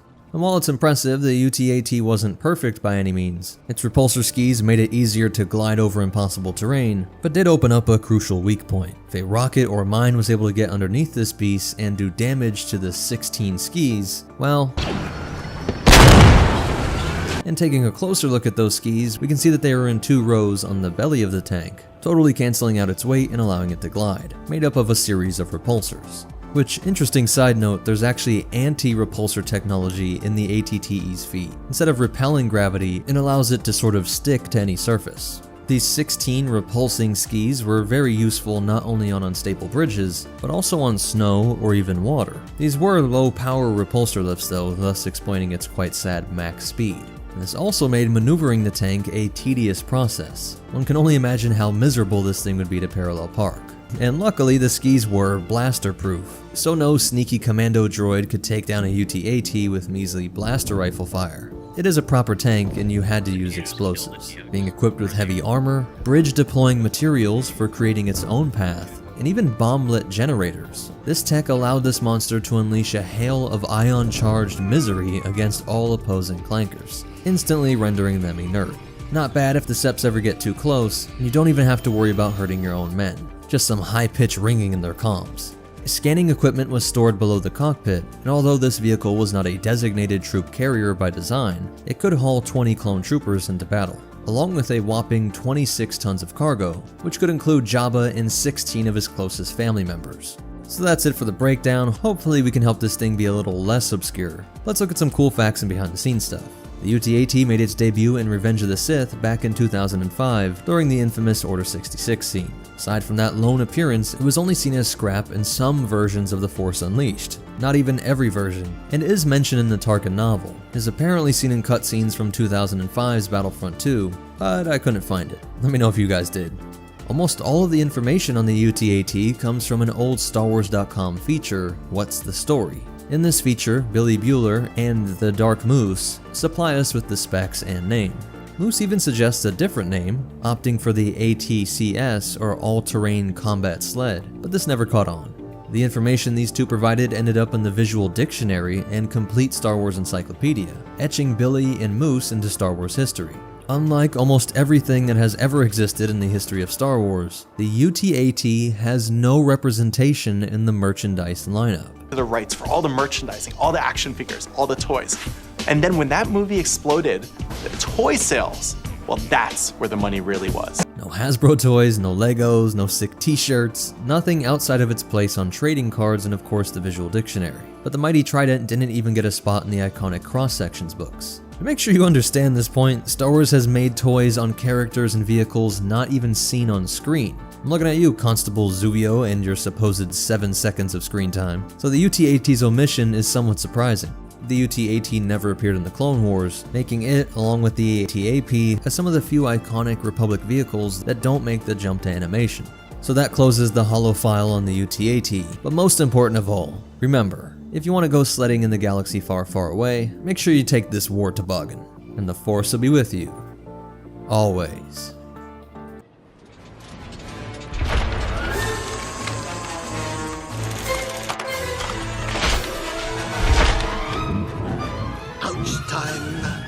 Trade disputes can be resolved through diplomacy, debate, or an army. What's up, MetaNerdz? Today we're going to be taking a tour of the Multi-Troop Transport, otherwise known as the MTT. We'll explore the role it played for both the Trade Federation and the CIS, delve into its cross-section, and even that time, the MTT seemingly took flight. Designed and manufactured by Bactoid Armor Workshops, the MTT was used at first by the Neimoidian-led Trade Federation. There was very little to no information about their deployment before the famous Battle of Naboo. And so before we talk history, let's take an in-depth look at the specifications of this behemoth. The Multi-Troop Transport is quite a humble name for such a monster of a machine. With a length of 35.6 meters, or approximately 117 feet long, it was longer than 19 steamrolled Gungans, but still considerably shorter than the Republic's A6 Juggernaut. And at 10.54 meters, or almost 35 feet tall, the MTT was a Yoda higher than 2 Fambas.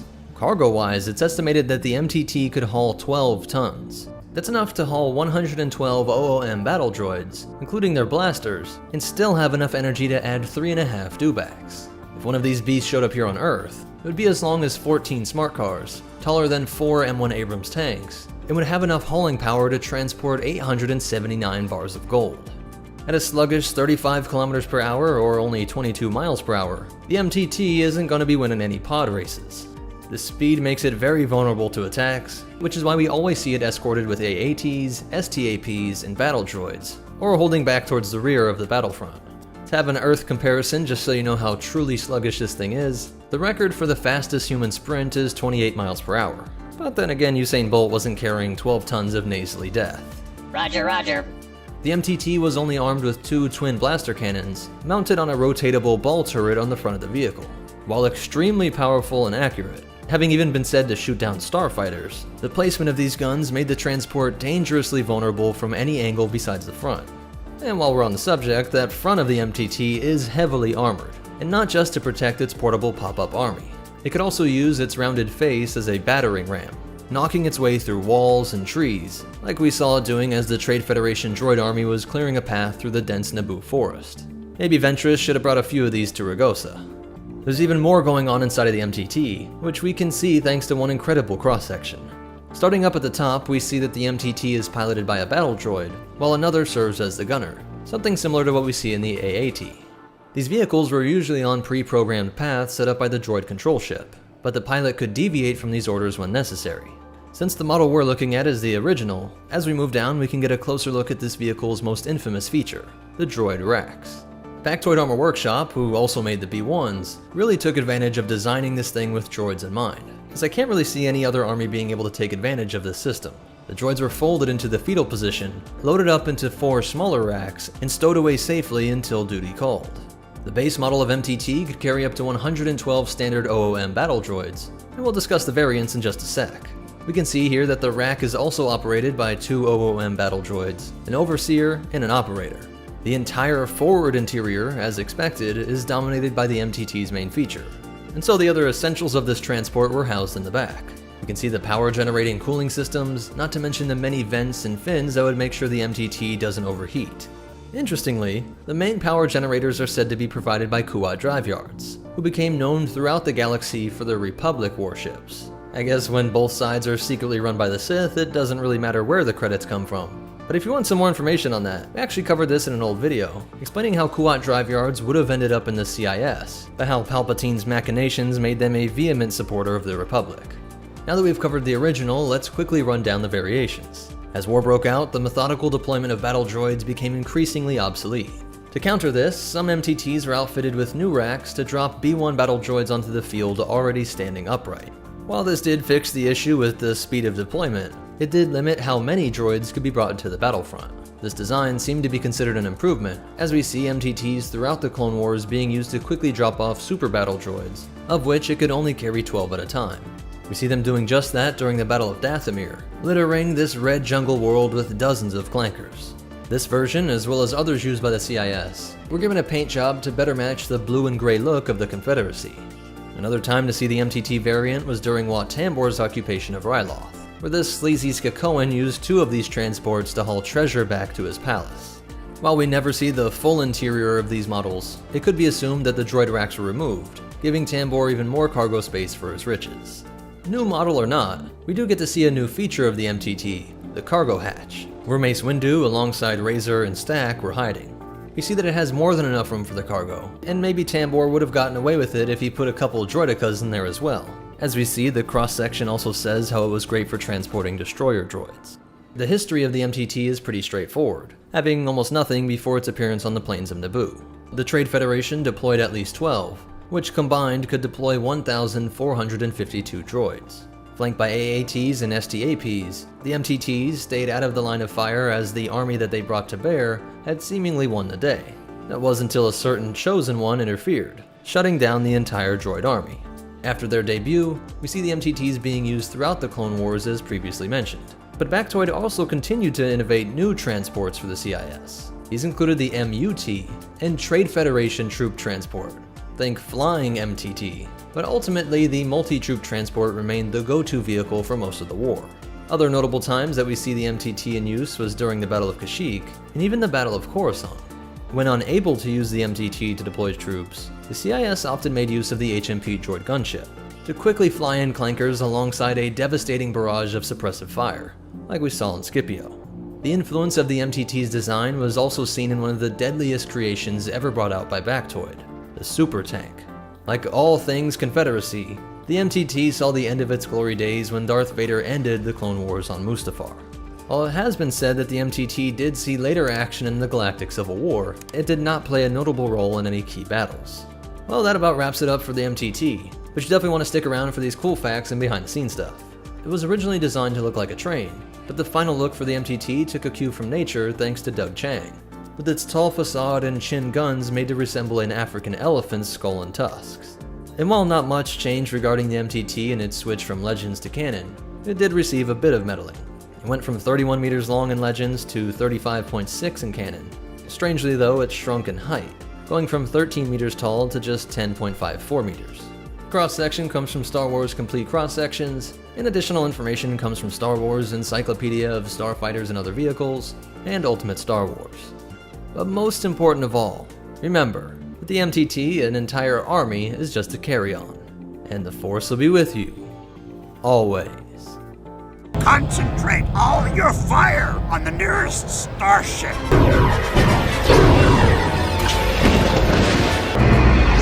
When you need the heaviest artillery on the battlefront, look no further than the SPHA. What's up, MetaNerdz? Today we'll be taking a look at the inventively named self-propelled heavy artillery, otherwise known as the SPHA.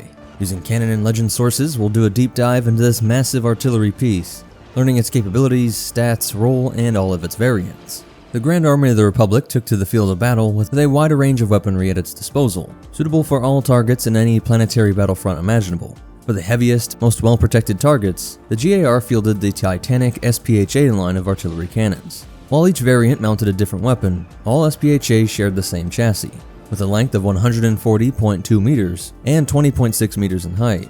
The bulk of the SPHA resembled a small building more than a combat vehicle. This size was necessary to contain the massive reactor which powered the weapon systems of the Walker, while making sure that it was heavily armored, especially in the frontal quarter, as any damage from incoming fire could cause catastrophic meltdowns. They were staffed by a crew of 25, 10 of these being dedicated gunners which were housed in the Walker's command deck.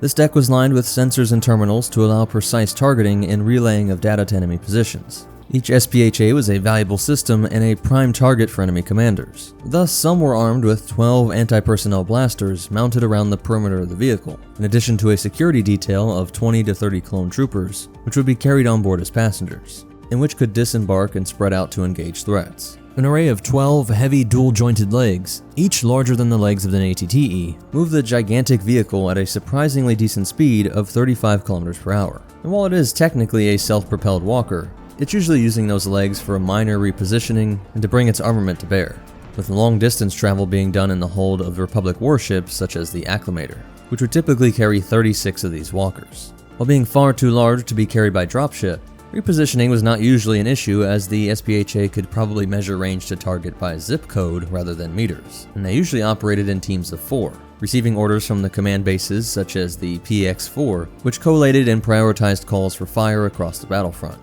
These orders would then be relayed to the SPHA commander, which would go into action against the most protected and valuable targets that other weaponry couldn't touch. And they were only used against such important targets since they had a limited number of shots, after which they would be rotated to the rear, and either act as mobile bases holding down already gained territory, or ideally being replaced by freshly charged SPHAs. And now looking to the variants, we'll start with the one we're most familiar with, the SPHA-T, T standing for Turbo Laser. 100 of these were deployed along with the rest of the clone army at the First Battle of Geonosis, proving devastatingly effective against Separatist core ships. Unlike most turbolaser cannons, the SPHA-T fired a solid beam of white-blue energy, which behaved more like a laser beam, though which would in fact be a steady stream of plasma. There is similar weaponry in the RX-200 and even the Death Star laser, in that the T's beam was composed of a number of sub-beams, which combined together through a curved emitter dish to form a single collimated beam. This massively powerful beam would lance directly into targets, but would require a clear line of sight. While this line of sight requirement theoretically made the vehicle susceptible to return fire, in practice they were situated far behind Republic lines to be out of range for most Separatist weaponry. The unwieldiness of this beam rendered it ineffective not only against aerial craft, but even most tanks and other ground vehicles. But it's not an issue if you use it for its designated role, engaging major targets and keeping them away from clone forces to batter down enemy installations during siege warfare. If Mace Windu's army on Dantooine had access to these things, they could have kept the seismic tanks of the droid forces at bay. During planetary sieges, SPHATs could wear down the shields of major cities, or even military bases. While this may take months, in some locations this was the only option. General Kenobi. Commander Cody. The siege goes well. With our continued barrage, their shields should be down in 3 months. But we've been here a month already. Yes, sir. We're right on schedule. And while it's not limited by ammunition in the normal sense, it's not firing shells, the enormous amount of power it drew from the reactor meant that it had to be cycled and recharged in continuous combat. But if plugged into the systems of a Venator, for example, they could easily be fitted to use in an anti-capital ship role, something that Anakin Skywalker actually came up with, and what we see to great effect in the Battle of Coruscant.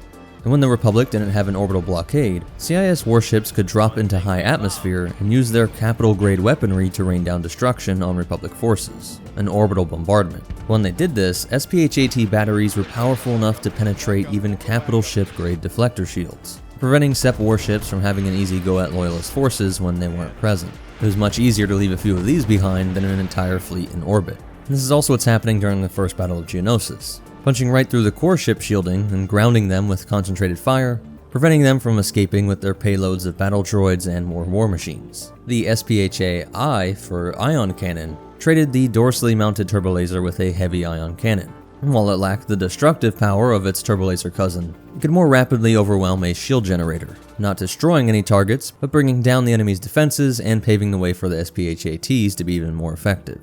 and when paired with ground defense forces to be used against enemy warships, the ion cannon effect could be deadly, disabling thrusters and repulsors, causing the massive capital ships to free fall to the surface. It would have the same effect what we see with the core ships, in that case the repulsors were destroyed, but being ion disabled would have an equally catastrophic effect. The SPHA-V, V for anti-vehicle laser, took the mass and power out of the original and turned it against more mobile ground targets. And while no images of it exist, it is said to have the same chassis and specs as all the other variants, including the considerable crew and size. And it's likely that the main armament, the anti-vehicle laser, was located in a rotating mount to enable it to better engage vehicles in any direction. It had to move quicker and fire with more precision, and use far less energy in the beam, still being enough to destroy an AAT or spider droid. Hopefully one day we'll be able to see this beast sniping Seppi armor from across the battlefront with semi-rapid fire. The SPHA-C traded out the armament for a concussion missile launcher, which wouldn't have been something you see on a gunship, but at this size it would be a capital ship grade launcher. It has the same bulky chassis, but would not require the immense reactor used to power the laser. And so you can imagine all this space was used for an armored magazine to keep all those concussion missiles continually firing. And since concussion missiles come in sizes ranging from anti-vehicle to capital ship busters, the SPHA-C was likely very versatile and able to engage a range of targets depending on its ammunition load. This type of vehicle is very unique, being one of the only ground-based vehicles to be armed with concussion missiles in all of Star Wars. Continuing the trend of physical-based munitions, the self-propelled heavy artillery mass driver cannon mounted, well, you guessed it, the same thing we see on top of the ATT. The SPHA-M cannon propelled a physical shell at incredible speed, usually enveloping the round in energy to increase its speed and penetration, so a coat of plasma over a real artillery shell. If this was scaled up, being on a longer rail system afforded by the vehicle's massive barrel, the range of this artillery piece would be unmatched by anything else out there. This class of mass driver could penetrate directly through most deflector shields, though ray shield and concussion shields would usually have sufficient power to stop such projectiles. The ray shields strong enough to do this, however, were typically mounted only on the most important installations and large warships, leaving most, even shielded targets at the mercy of the SPHA-M. It's possible these were deployed during the Battle of Munilist, with their parabolic rounds curving down into their targets, unlike the plasma beam or laser weaponry. But since this variant moved around via repulsors rather than feet, we're back to the issue of finding space for a large reactor, for the power-hungry systems that are repulsors at this scale. All of these SPHA variants served the Grand Army of the Republic as effective super heavy artillery, and these vehicles were even known to temporarily continue into Imperial service during the early years of the regime. While the line would largely be replaced by more effective and mobile laser artillery such as the SPMA, one last variant was designed specifically for use in the Imperial Army, the self-propelled heavy artillery thermobaric launcher, or SPHA-F, adding a special war crime capability of the kind sought after by the New Order. The F essentially stands for fire, as upon impact these shells would release a fast-acting chemical catalyst that would ignite the atmosphere on standard Type 1 worlds, starting a self-sustaining chain reaction that would create an apocalyptic firestorm. Like the defoliator prototype employed by the CIS during the Clone Wars, these shells were launched in a high arc to come down on top of targets, including those behind cover. Any organic soldiers or plant matter would be incinerated in a brief but intense firestorm, and those even close to the blast radius or inside of cover would likely still suffer horrific burns. The impact was considered so terrible that Leia Organa compared its effects to the Death Star 1, just in terms of how reprehensible it was. And while the rebels were happy to protest its use, I'm sure in the back of Rex's head, he knew the 501st would have loved to have had a few SPHA-Fs in their arsenal at Umbara. Apparently, cooking enemy troops and civilians alive was a bit too much even for the Empire, and their use is hardly mentioned. It is unknown when they were retired or how extensive their use was. Their ability to sear down vegetation to expose partisans could be considered even more useful than their direct impact. But since it was so gigantic and hard to deploy, it would kill everyone in the blast radius in a way that was terrible for PR. There's not many instances where this could be used, as really you would only use this thing on a remote, hidden jungle base. And so it is dark to think that the main rebel base on Yavin would have been a prime candidate for this kind of fate. If the SPHA was ever dropped down here on Earth, it would be almost as long as the wingspan of two 747 passenger airliners, or 1.5 football fields.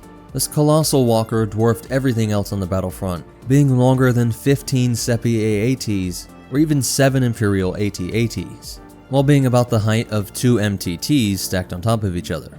So it's a good thing the SPHA was well armored, because it was sure hard to miss. That's it for the breakdown. As for the cool facts and behind the scenes stuff, early concepts for Attack of the Clones had the SPH-AT moving via a system of massive treads, but this was changed by George Lucas to a leg system to match its AT-TE cousins. Like many Star Wars vehicles, its size seen on screen doesn't quite match the size in the databank, seeming to be more around 60 meters in length.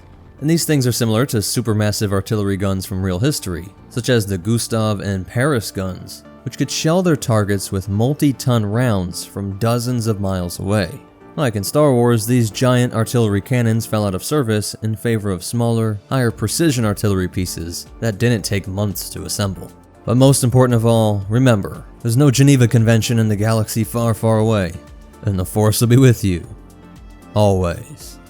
What's up, MetaNerdz? This video is all about the vehicle that cut down rows of clone infantry, the OG-9 homing spider droid. Unlike the HMP Droid gunship, this walker did not have any personality matrix, long-term memory modules, or a vocoder to communicate with the world around it. So although I made the argument that the gunship may have had some sort of sentience, I think we need to view the OG-9 as a conventional mindless droid. Just a four-legged tool for dealing death, and actually for collecting debts. The OG-9 was commissioned by the Commerce Guild for the purpose of convincing debtors to give over their delinquent credits. But it was designed and manufactured by Bactroid Armor Workshop, the Geonosians that produced most of the droid army. After the snafu on Naboo, the Republic tried to break up some of the Trade Federation's weapons facilities, including the providers of tanks and B-1s over at Bactoid.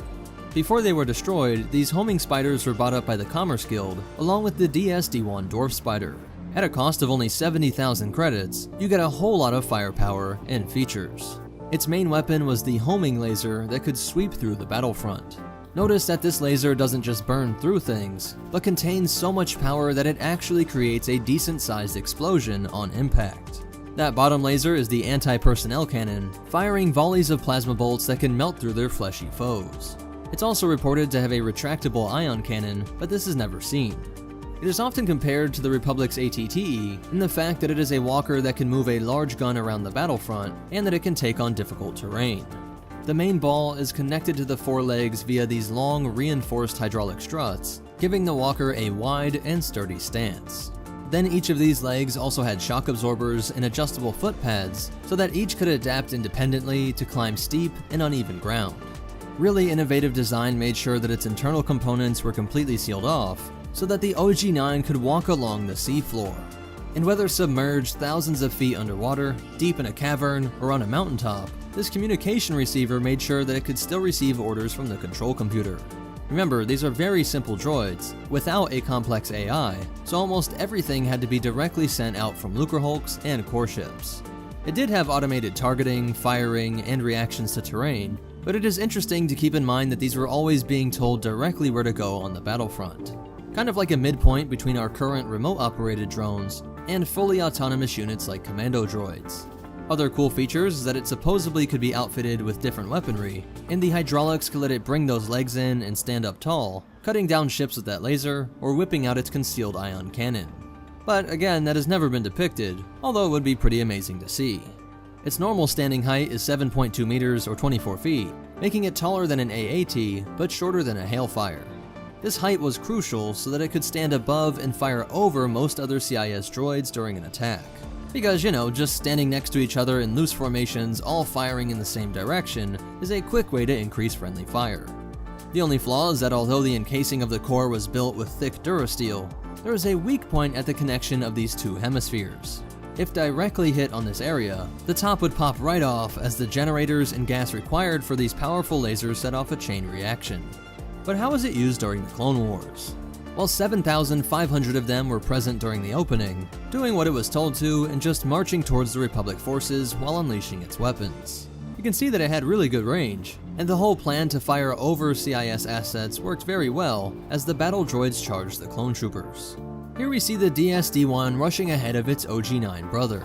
Now I mentioned that they were built and sold alongside each other, making for some very cool pairings on the battlefront.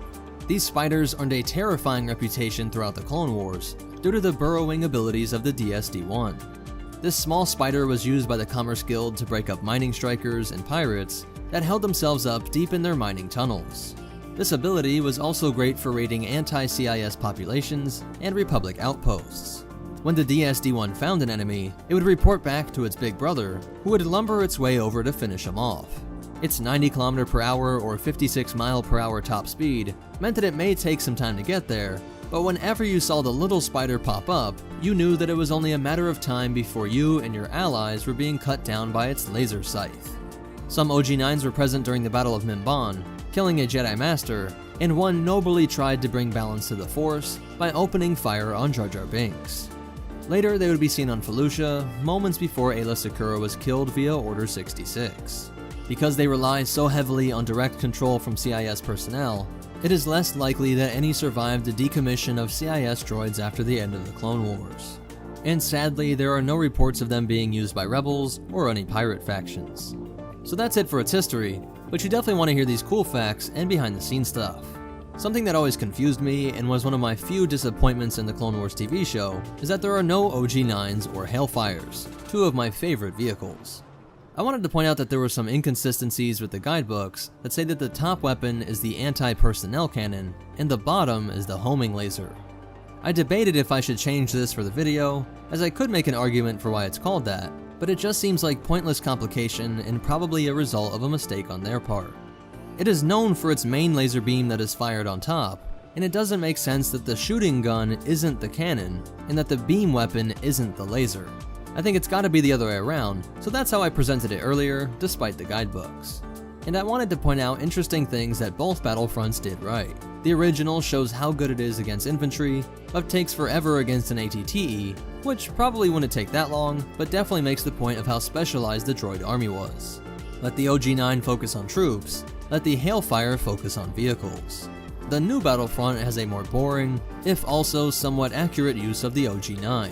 They wouldn't be piloted by other droids, and I hear that it works as just a giant turret while the Republics attack a core ship. And remember, they didn't have an AI, so you can see how a command to just have them line up as turrets actually makes a lot of sense. Additional information was gained via the Star Wars New Essential Guide to Vehicles and Vessels, On the Frontline, Essential Guide to Warfare, Ultimate Star Wars, and the Complete Encyclopedia.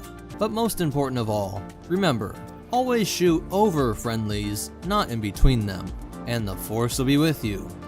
Always. Over here. What's up, MetaNerdz? This time we're going to be taking a look into another specialized member of Kuat's all-terrain lineup, the All-Terrain Pod Walker. We'll go over its purpose, its use by the GAR, and how the maker himself brought this walker to life. But first, let's lift the metaphorical hood and see what made the AT-AP so unique. Standing at an impressive 11 meters or roughly 36 feet, the AT-AP would tower over the ATTE, being over double its height and just under 6 Dexter Jetsters. In our world, this walker would be about the height of 2 male giraffes, and surely just as graceful. From turret to tail, this thing was 15.4 meters long or over 50 feet, making it longer than a T-Rex, and just under the length of 3 Felucian Jellygrubs. Its impressive size didn't stop it from sprinting around the battlefront, with a top speed of 60 km/h or about 37 miles per hour. While that might not seem fast, the top speed of an Abrams tank is 45 miles per hour, and that thing is on treads. The AT-AP is still faster than the Separatist favorite tank as well, the AAT, which only has a top speed of 34 miles per hour.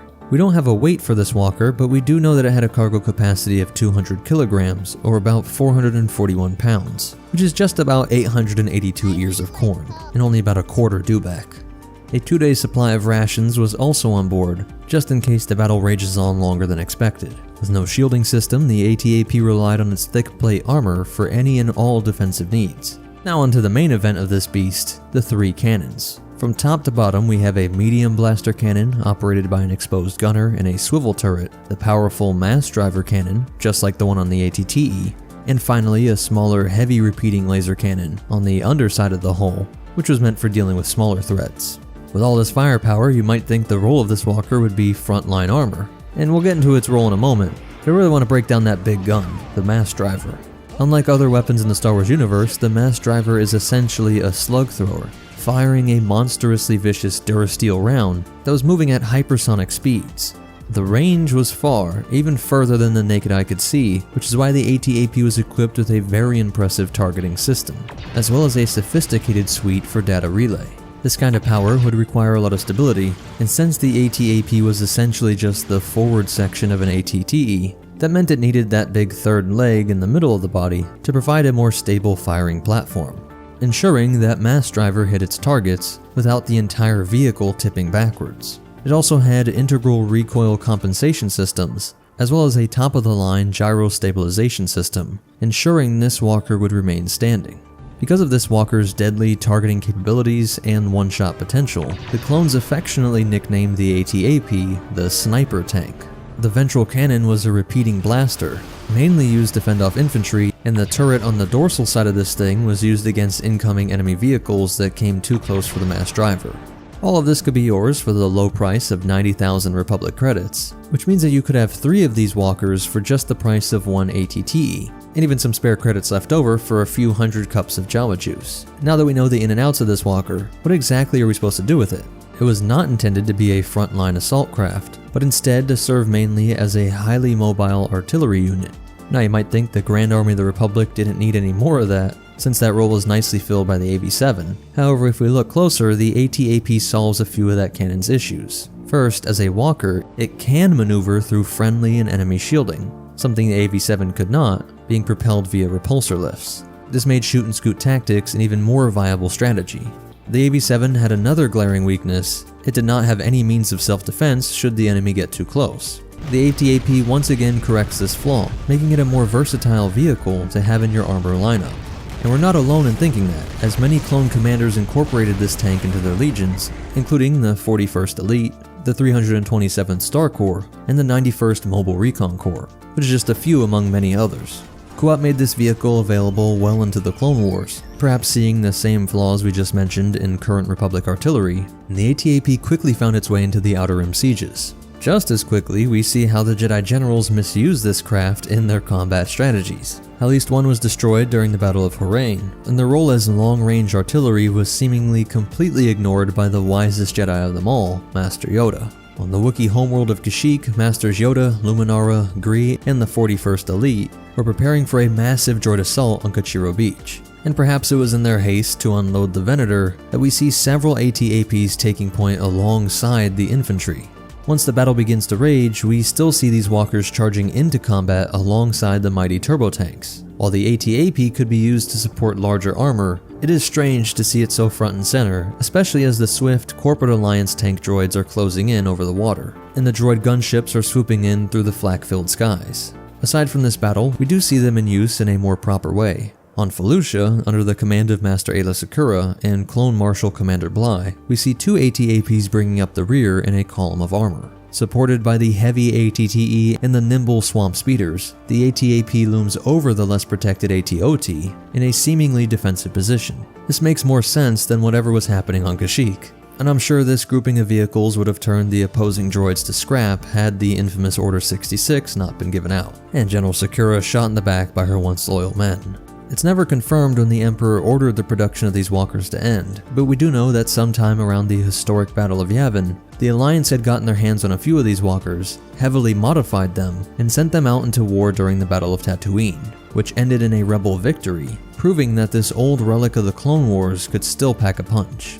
Legends say that some criminal organizations made great use of this old walker, with both the Hutt Cartel and Zan Consortium using the AT-AP extensively to grow their underworld empires. By the time the First Order came into existence, the AT-AP's legacy was still being felt, as the Urban Assault Triped Transport, or UATT, was inspired by that old design from Kuat.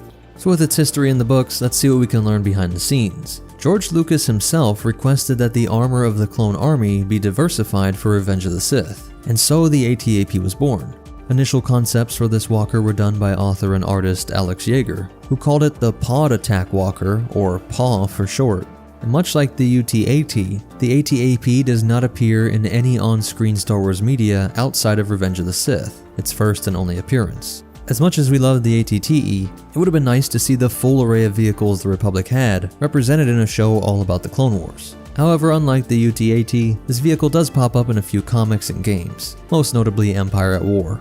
Even in the base game, the AT-AP is used by the criminal factions as their main source of armor. It also appears in LEGO Star Wars 3, The Clone Wars, as an air support option. And speaking of LEGO, the AT-AP has been brought to us by the building company on 3 separate occasions, with their latest model arriving in 2019. Hasbro also got in on the action, giving kids and collectors a gorgeous model of the Walker, and a few repaints in the years following. It's good to see that despite its minimal time on screen or pages, the AT-AP has left its mark. This wraps things up on the All-Terrain Attack Pod. Please hit that like button, leave some comments, and subscribe. It's the best way to help me out. But most important of all, remember, not always the tactical genius Yoda was. And the Force will be with you. Always. When you want the transport capability of an MTT, but you don't need to have enough armor to knock down a building, look no further than the Platoon Attack Craft. What's up, MetaNerds? Today we're going to be taking a look at the Trade Federation's Platoon Attack Craft, otherwise known as the PAC. We'll be using both legends and canon sources to deliver you a complete picture of the PAC's stats, capabilities, and role in the Trade Federation's forces, from the Battle of Naboo to beyond. The Platoon Attack Craft played an essential role in Trade Federation and later CIS forces, transporting massive quantities of battle droids as a part of a larger combined arms operation.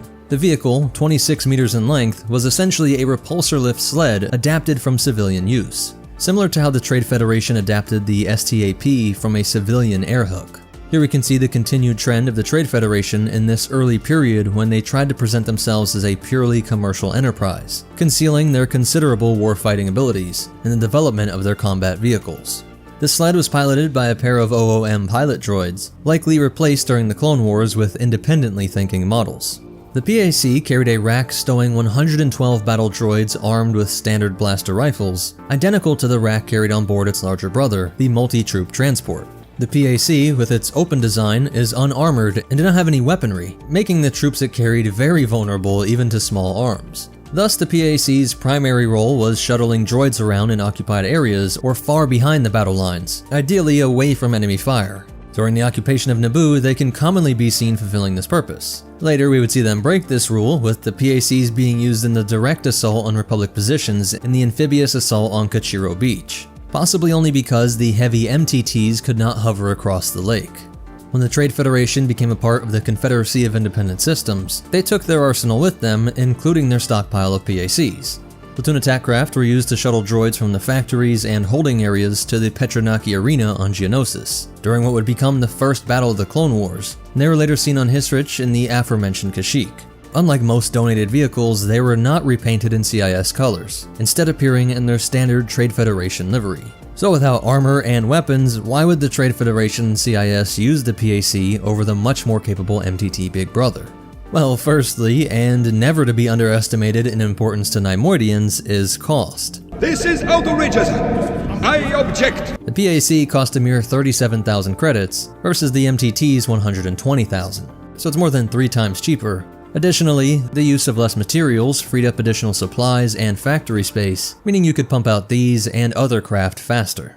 Secondly, the PAC was a faster vehicle, nearly twice the speed, moving without any of the heavy armor of the MTT at a rate of 50 km per hour at maximum thrust. In a transport role, the PAC was superior to the MTT, moving troops to their destination faster and with equal transport capacity, as long as they did not encounter enemy resistance. The Trade Federation clearly saw them as integral to their combat operations, with their C-9979 transports carrying 28 of these vehicles, compared to just 11 MTTs, and with Lucrehulks transporting 1,500 PACs compared to 550 MTTs, almost triple the amount. So with all those advantages, why are they so rarely seen in the Clone Wars? The most important reason of all is their vulnerability. They can't be used in the battle lines like the MTT, like we see on Dathomir during Grievous's invasion. Even on nominally secured planets, their cargo of droids is extremely vulnerable to even attacks from blasters and grenades. Thus, on worlds with significant partisan activity, such as Ryloth and Onderon, it was safer to move droids and cargo within protected MTTs, with thick armor that was virtually impossible for lightly armed rebels to breach. Unless of course they got help from the CIA, Jedi. I love this!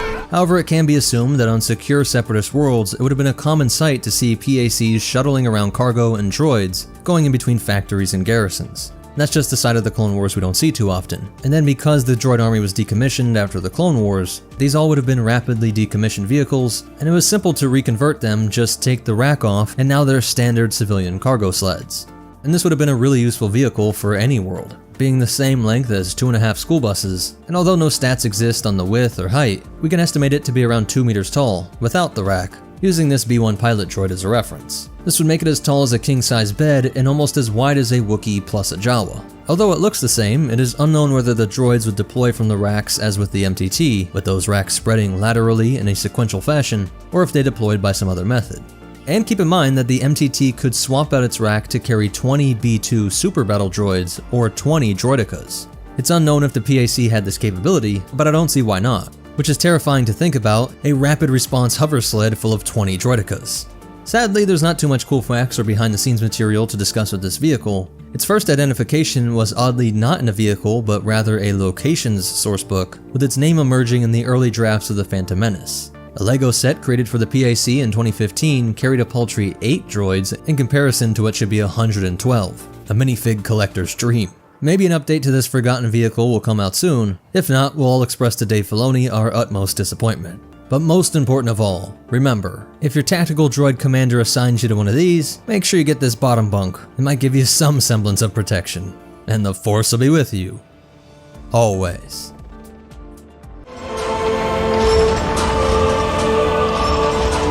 What's up, MetaNerds? Let's break down the All-Terrain Open Transport, or ATOT. And we'll start with its main role. It might seem odd to have an open top in a war where an enemy was pumping out swarms of cheap and effective droid fighters like the Vulture and Hyena. They could just strafe these tightly packed in clones, or drop a single bomb on them. But just looking at the context we first see them in does help us understand it more. They have the most heavily armed and armored unit at the very front, the ATTE. In that vehicle's breakdown, we saw how effective the main cannon could be at long range, and the suite of terrain sensors to assess the threats on the battlefront. It was accurate enough to shoot down nimble starfighters, and even incoming rockets. And at the rear of this column we see a pair of AT-APs. The all-terrain attack pod had lighter armor, didn't serve that dual role as a troop transport like the TE, but was a great mix of that tank and artillery like the AV-7. Having this enormous heavy blaster cannon that makes the mass driver look small in comparison, even though it's the exact same one used on the AT-TE. Since that mass driver cannon had a variable munitions launcher, it could fire everything from bunker busters to armor-piercing rounds, generate bolts to take down battle droids, or shoot down starfighters. And although not explicitly stated, I don't see why it couldn't also fire flak and work like an anti-aircraft gun, like we saw with the Geonosians during the Second Battle of Geonosis. And if you look in between the walkers, there are 2 pairs of ISPs. The infantry support platform was a rapid response hovercraft, with 2 twin blaster cannons that would race out to the sides to flank any enemies they encountered, or break through the ambush and circle back to pincer these attackers. So it wasn't like the open transports were leading the charge against fortress walls, waiting for hot droid oil to be poured on them. And they even had the boys on Slugback keeping a lookout as well. One design improvement over the Tactical Enforcer is that it no longer has a weak, flexible midsection. It does have this smaller, more AT-AT-like weak neck connection, but even then, because of the way this armored section extends over it, you still get full range of motion without the threat from being shot down from above. With aircraft being your greatest threat, this would force the enemy to take a lower angle of attack, trying to shoot at it from the sides. And when possible, a smart walker pilot could make that angle of attack impossible by using terrain like buildings, canyons, or vegetation to make sure the starfighter couldn't get a low side angle. There were 3 major battles of Felucia, with this sector being one of the hottest conflict zones of the war. Neither Republic nor Separatist general felt that they ever had complete control of this jungle world, with the fate of a battle being changed by the arrival of a C-9979 or Acclimator descending through the hot and humid atmosphere. And so these walkers would be crucial in making sure that any area that was captured by the Republic would be securely supplied and defended from there on out. The ATOT itself stood 5.8 meters tall and had a length of 14.3 meters, making it a child Jawa shorter than the ATTE and about an Ewok longer, while actually being a bit slower at 55 kilometers per hour or 34 miles per hour, and likely had a similar 500-mile range on its fuel tank. Most of the walker line used the same parts, so everything from the sensors inside to the legs themselves are the same. And though slightly different, the same goes for the cockpit canopy design and function. The forward weaponry is a pair of medium laser cannons, while the rear 2 are anti-personnel cannons, in the same style as the ATTE. And we can imagine the inside look pretty similar as well, with a gunner operating each of these guns in a large open troop section, but not split into 2 sections. Kuat Drive Yards state that there are 34 seats for troops up top, and I'd guess likely around 20 to 30 troops inside. Though officially there is no internal troop capacity ever mentioned, and so it may have just been dedicated to supplies, heavy weaponry like turrets, and small vehicles like speeder bikes and frogwalkers. If there are no troops inside, this could point to another theory I have on why we see this open top design pop up towards the end of the war. If we're keeping it real with Kuat, their armor wasn't cutting it. All the walkers were impervious to things like blaster fire and grenades, and while it's true that an ATOT trooper would be worried if they did walk into an ambush, all that small arms fire would be focused on them. But if a separatist bomb or missile hit you, you were dead either way, no matter which armored walker you were in. You can have a nice Durasteel coffin in your ATTE, or be scattered out the top like clone confetti, but the survival rate was the same. Toward the end of the war, debates were raging in the Senate over how they were going to keep paying for everything, getting so bad that it threatened to foil Palpatine's plans and bring peace. The Republic is near bankruptcy due to the cost of this war. Won't this bill essentially deregulate the banks? A small price to pay to finance the war, is it not? So the ATOT was a cheaper option and could move about 3 times the troops of the ATTE. Since they would be used alongside other assets, this was a cheap force multiplier that effectively wasn't any weaker against things like Hailfire droids and hyenas, because dead is dead, they weren't more dead. And in fact, it might have been even safer since they could bail out of the top. Even standing at its highest, it would only be about a 2-story jump. Not the most comfortable, but these clones were elite, and they wouldn't have thought twice about it. And that's jumping off from here. But towards the rear, you see the ramp that cut this height in half, to around 10 feet, which was designed to be used when it sat down to deploy them like we see with the ATTE. And the fact that this is down while they are moving, not expecting to take contact, before they even saw the enemy, shows how the clones and Republic Command adapted to the war. It didn't hurt to just leave it down, so just have it down all the time, and I could see the training around this being that at the first sign of enemy armor or aircraft, the troops could bail over the top or slide down this ramp, hit the ground running, and spread out to secure the perimeter, and make sure no enemy infantry closed in on the armored units. The height of the walls in this section is perfect to completely protect them from the sides when seated, and even when standing, only their armored heads, about from the eyes up, would be exposed, allowing them to keep a lookout as they walk through the terrain, be that a dense jungle or occupied city. Another interesting use is that since the legs are the same as the ATTE, it could scale almost any terrain, even 90-degree sheer cliff walls, due to the footpads having both magnetic clamps, but more importantly tractor beam tech that's usually only seen in ships, which warped gravity to create this pull, locking the foot onto whatever it was climbing over, allowing the ATOT to shuttle supplies and troops to remote outposts or zones that were first established by LAATs, letting the gunships clear everything out, drop some forward command stations and maybe a tank or two, and have the OTs come through to secure these positions. The mission we see them on in the final moments of the war resulted from the Outer Rim sieges, the CIS effort to overwhelm areas in the Outer Rim to draw the Republic out of the core, setting up the attack on Coruscant. The 327th Star Corps Infantry, under the command of Jedi General Aayla Secura, would try to capture Shu Mai, the president of the Commerce Guild. But to divert the Republic forces, the Separatist leaders set off a series of explosions that essentially held the planet hostage. Toxins were leaking into the planet-wide aquifer on Felucia, and if the Republic didn't act quickly, this would poison all life on this lush world within just 4 days. The armored column was led by General Secura, and she had just discovered enemy armor near the water treatment facility. Just as Order 66 was being broadcast, a Felucia bird, possibly a variant of a Pico Pico, gets startled and screeches past Aayla, distracting her for just a moment as their clones open fire. Partly due to her leadership style, but also just because they'd seen how unstoppable Jedi could be, they make extra sure that she is dead. In the Imperial era, like most of the CIS and Republic ships and vehicles, the ATOTs would be scrapped on planet-wide facilities like Bracca. While some ATTEs and Juggernauts live on a bit longer, they ultimately met the same fate, with stormtroopers and cargo being moved around with things like the Imperial Troop Transport and AT-AT. There was no longer the need for as many walkers, since their main advantage was that they could walk through energy shields, just like we see with infantry, and not be repulsed away like the hovercraft using repulsor tech to get off the ground. Since the ATOT wasn't meant to lead from the front, though using a repulsor craft would have been quicker to shuttle things about, it also meant that you couldn't walk through your own shields. Clones would put up portable base shield generators and be confident that enemy AATs or C9979s could not get through, since they both rely heavily on repulsor tech. But in order for this strategy to work, your resupply vehicles also had to be walkers, even if that meant they were a bit slower. But when this wasn't a concern, you did have the RTT, the Republic Troop Transport, which was like a powerful speeder, a land-based LAAT, and would be the inspiration for the ITT, since the enemy was now your own citizens, not a massive, fully funded military with repulsor tanks and their own energy shields.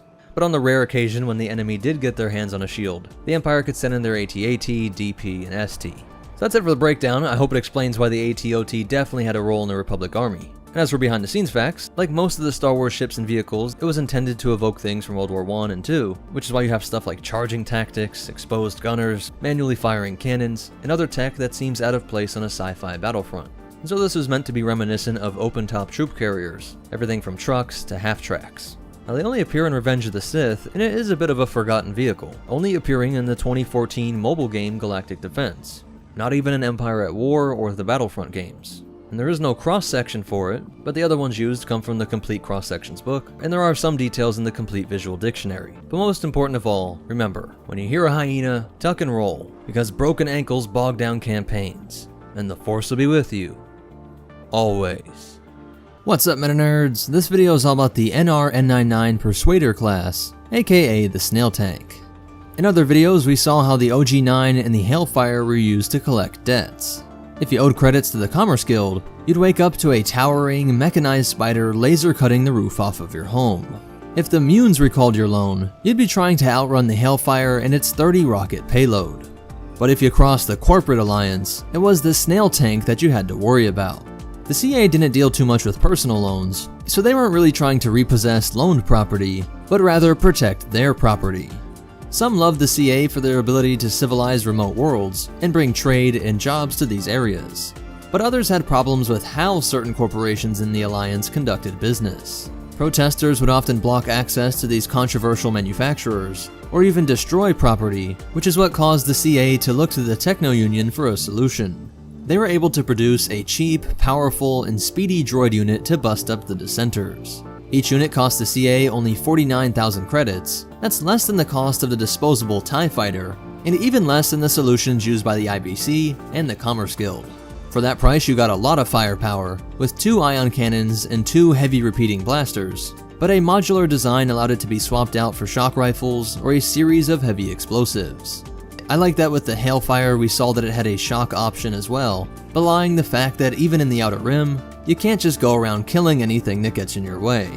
Or at least not for long.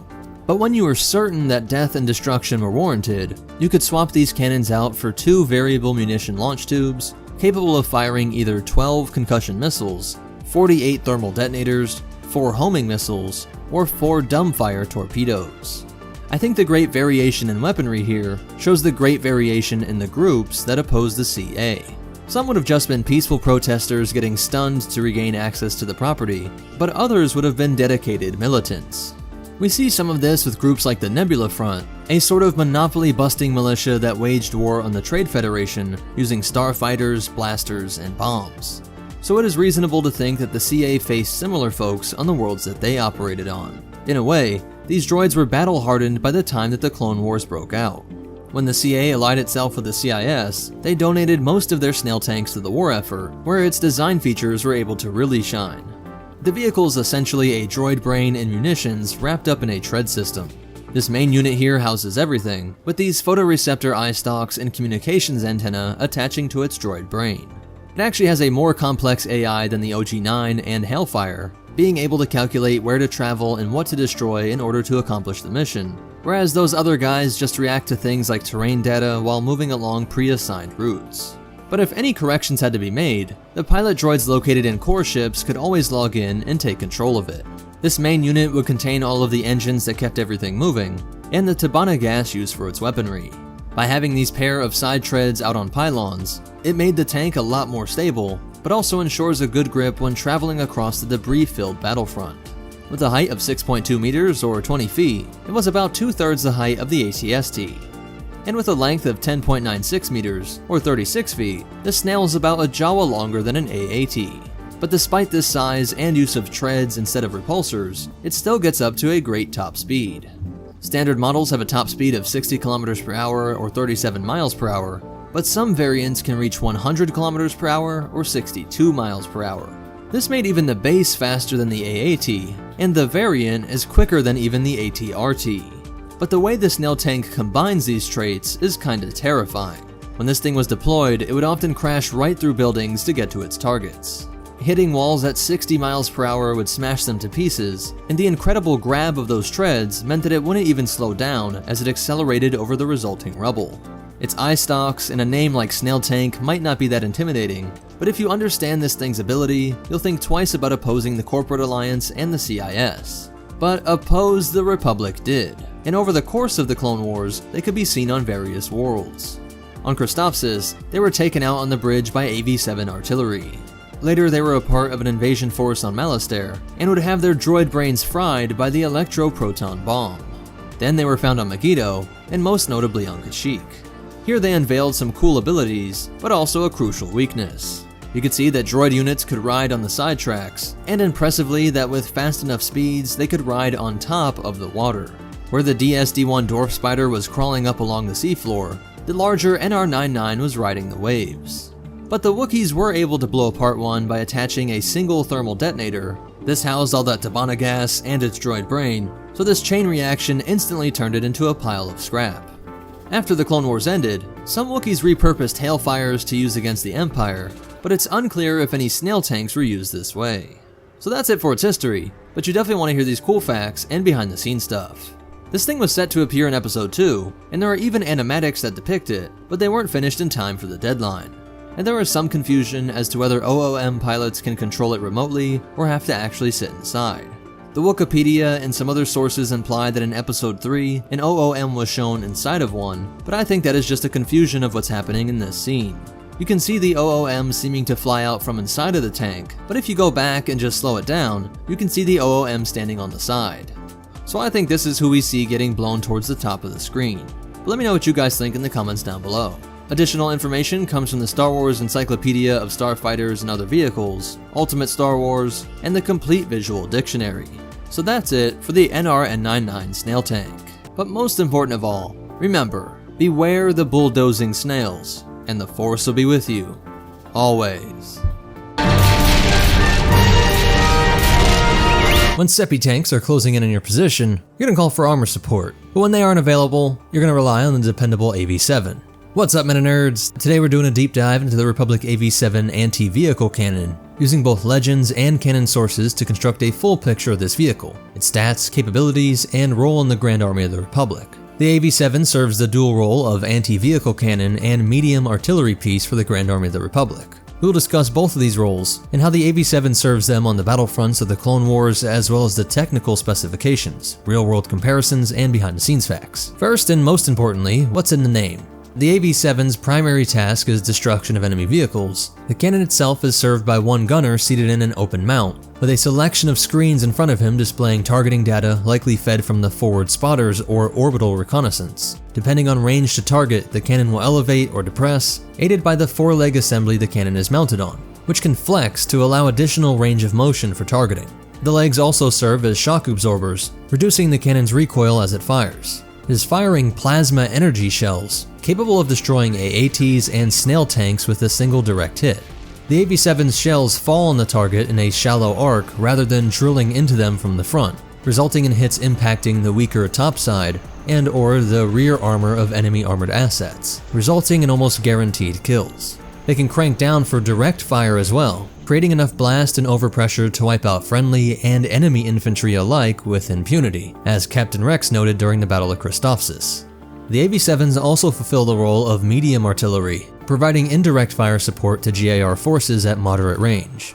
On the battlefield, SPHATs and AV-7s would likely work together, with SPHATs firing at extreme long range at major enemy targets, while AV-7s could focus on tactical fire support against enemy infantry and armor.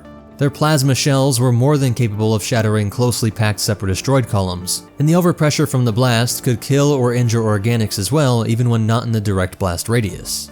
While the ammunition fired by the AV-7s was plasma and not kinetic, they could nevertheless be programmed to detonate at selective heights, such as at head level to inflict maximum casualties against infantry. Rex calculated a final firing solution that would cause maximum destruction of the armored column and droids.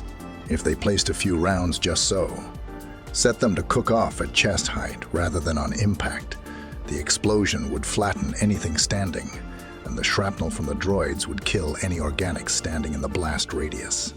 AV-7s were seen throughout the Clone Wars, from the Battle of Christophsis to the Second Battle of Geonosis. And while the plasma shells were devastating against unshielded targets, They had difficulty penetrating enemy shields, both vehicle-based and larger theater deflector shields. The deployment of a theater ray shield by Confederate General Warm Loathsome completely nullified the firepower of a quartet of these guns. While during the siege of Poggle the Lesser's factory, the AV-7s were unable to penetrate the shielding of the newly deployed Separatist super tanks. Here we see a major weakness in the AV-7s as well. Despite their tremendous firepower, they are incredibly vulnerable to all manner of enemy return fire. Rockets, tank shells, and even infantry blasters pose a threat to this cannon, as it is an unarmored vehicle with an exposed gunner. In the anti-tank role, the AV-7 is depending on its range, hoping to neutralize the target before it can return enemy fire. In this way, the AV-7 is depending on range, concealment, and firepower for survival, similar to the World War II era anti-tank guns such as the PaK-40. In the counter-battery role, the AV-7's open design makes it more vulnerable to CIS armored artillery, such as the HAG-M. Thus, it is best employed in entrenched positions to lessen the effect of incoming enemy fire, using the firing arc so that it can stay behind cover and only have to worry about enemy air or artillery. But the final advantage possessed by the AV-7 is its mobility. Despite its appearance, it does not rely on its legs as its primary means of locomotion, like say its counterpart, the J-1 proton cannon. Instead, its legs fold under the chassis and the AV-7 moves via a built-in repulsor lift. This puts the AV-7 in a class of self-propelled artillery, able to move with Republic armored columns and deploy as needed rather than relying on space or aerial transport for redeployment. The repulsor lift would enable the AV-7 to employ shoot-and-scoot tactics in counter-battery operations, firing salvos at enemy artillery positions, then quickly redeploying before enemy rangefinders can triangulate their position and return fire. The AV-7 was also mounted on rail assemblies as part of some Venator-class Star Destroyers, being the secondary armament along its port and starboard trenches, between the brim and hull decks. These cannons lack legs and instead are built into rolling rails to aid in absorption of recoil. This was likely an improvised measure, as these weapons were not a part of the Venator's standard armament, and may have been a late war practice on an informal basis, such as the addition of SPH-ATs to bolster a Venator's ventral armament in the open circle fleet. Now for some stats and comparisons of the AV-7. It was manufactured by the firm Tame & Back, responsible for all manner of turbo-laser weaponry, costing the Republic 14,000 credits apiece brand new.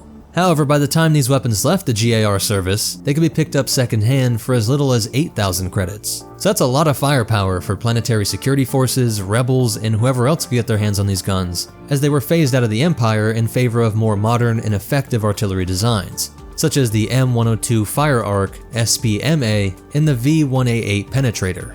Though the main cost of this thing is going to be in the shells, but since they are plasma, perhaps it is running off of common Tabana gas. It might be one of the cheapest bang for your bucks out there in the galaxy. Including the cannon, the AV-7 was a hair over 15 meters in length, which means if it was brought to Earth, it would stand the same length as a standard US semi-trailer. While no stats exist for its width, approximating by the size of the cannon barrel and gunner, the AV-7 is about 9 meters in width, or 4 golf carts end to end. Sadly, we get no weight approximation for the AV-7, making it difficult to determine how powerful its built-in repulsor is. And now for some cool facts and behind-the-scenes stuff. In the last video on the AT-RT Frogwalker, I forgot to mention that the main advantage of walkers is that they can walk through shields. All repulsor lift technology, which makes everything hover in the Star Wars universe, repels against all forms of energy shields, like the same poles of a magnet. But if this cannon could not walk on those feet, instead using the repulsor tech, then it wouldn't have been able to go in and out of shielding, which isn't that much of a deal breaker for artillery. It's not supposed to be scrambling all across the battlefront, but it may have limited the scoot and shoot tactics, meaning you couldn't have your shields up, move out of it to fire, and then move back in, like you could if you were using the ATTE in a kind of artillery role. The AV-7 has popped up in several modes and games throughout the years. The 2011 Hasbro model comes with a tread-based propulsion system, a decidedly non-canon, if interesting variant. Just look at the silly little treads on the feet. But if you want to use the AV-7s in action yourself, you can try out a number of Empire at War mods, such as the Fall of the Republic or Republic at War. As mentioned before, the AV-7's design and operations mimic that of World War II era anti-tank guns, such as the PaK-40, Soviet 45 and 57mm, and US M1 anti-tank gun. Like the AV-7, these guns were much simpler to produce than entire tanks, but provide similar firepower at the expense of crew protection and maneuverability. But most important of all, remember, beware the overpressure, and the Force will be with you. Always. Where's the override?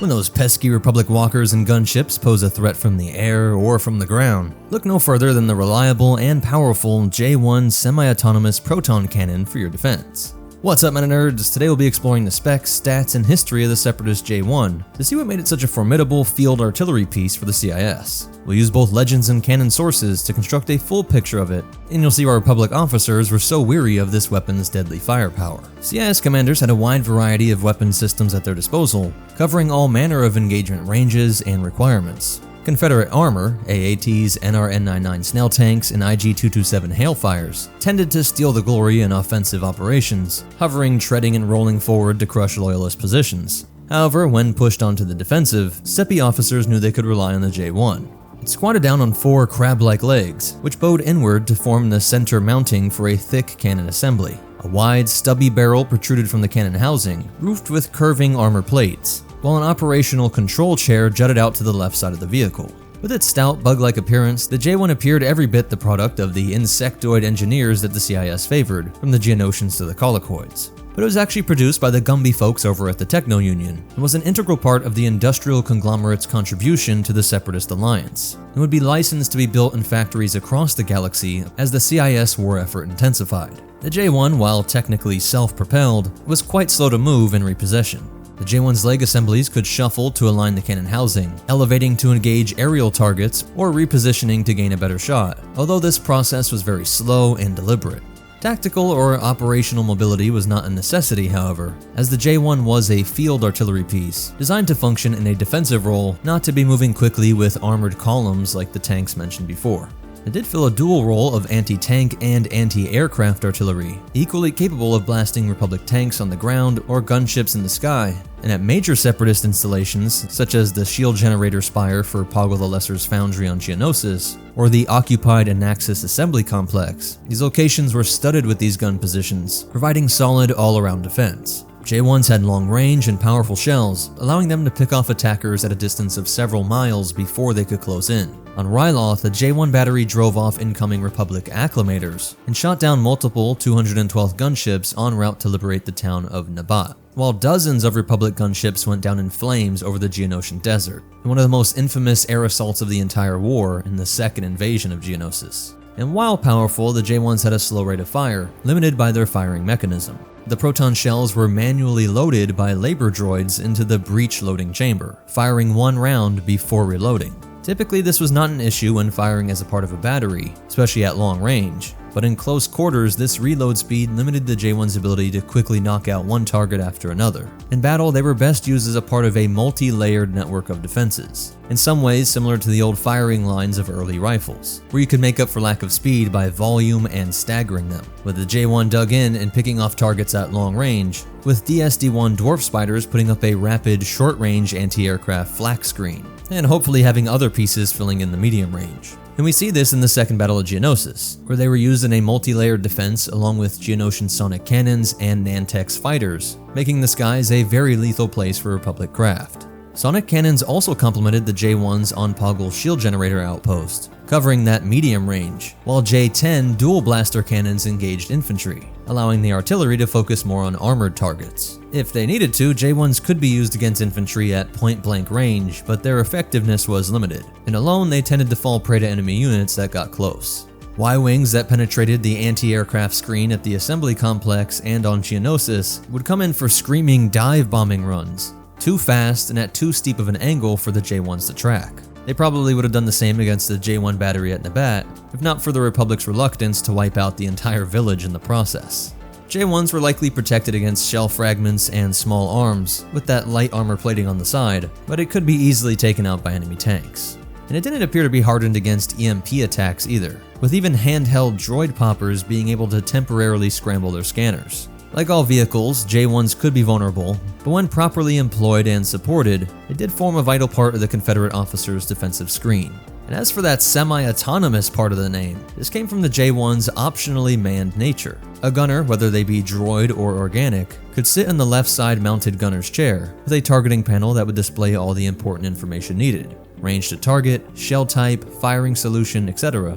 However, the cannon came with a built-in droid brain, enabling it to function independently if desired. So though not looking like a B1 or B2 battle droid, this, just like the fighters and other tanks, is a droid unit. Separatist commanders could have the option to slave circuit all J1 batteries in a sector to a certain target, giving better top-down control. However, it has been noted in the galaxy far, far away that totally automated gunnery tends to be predictable and less accurate. So having a gunner when possible was preferred in most situations. That droid brain is fed data via these two large photoreceptor eyes, located right below the main gun and enabling it to form its own firing solutions. With a confirmed height of 6.5 meters and about 6 meters long and wide, for the body, not including the gun barrel, the J1 would be about 4 standard American bathtubs laid end to end, or a common giraffe reclining long ways, while being about a third shorter than the AAT, or half the size of a Republic ATTE.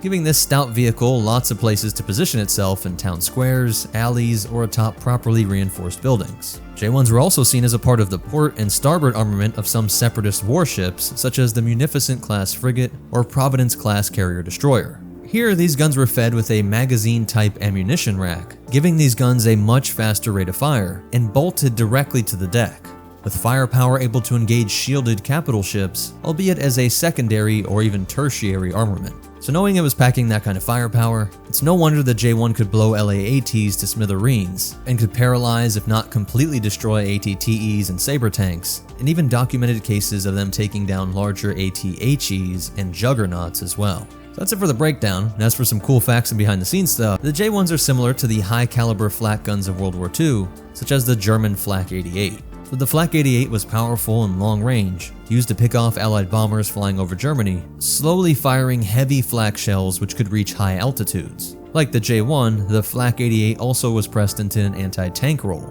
able to pierce most Allied tank armor with a single shot. Allied tanks learned to fear the 88 in open plains, where the German cannon could knock out Allied armor at long range before they could even close the distance. And just like we saw with the Seps, in close quarters the 88 was easy prey. And they even share similar anti-aircraft tactics, with rapid-fire 20mm and slower 37mm anti-aircraft guns, and slower 37mm AA guns covering those close to medium range, while the 88 picked off targets from afar, like we see with the J1s and Dwarf Spiders working together.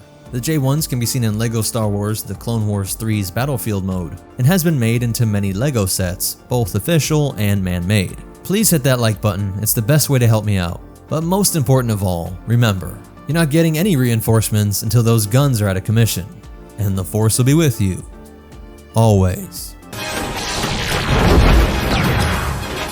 What's up, MetaNerdz? In today's video, we're going to be talking about the DSD-1 Dwarf Spider Droid. We'll do a full breakdown of its terrifying ability, see why those in the mining profession worried that this thing would pop up out of the ground and kill them, learn how it worked and the many ways that it was used by the CIS during the Clone Wars, as well as look at some variants and behind-the-scenes facts. The Dwarf Spider Droid is built by Baktoid Armor Workshop, the same people that would produce the majority of the weapons, vehicles, and droids of the CIS. It would stand at a height of 1.98 meters or 6.5 feet tall, not including this large antenna, being only a few centimeters taller than a B1 battle droid.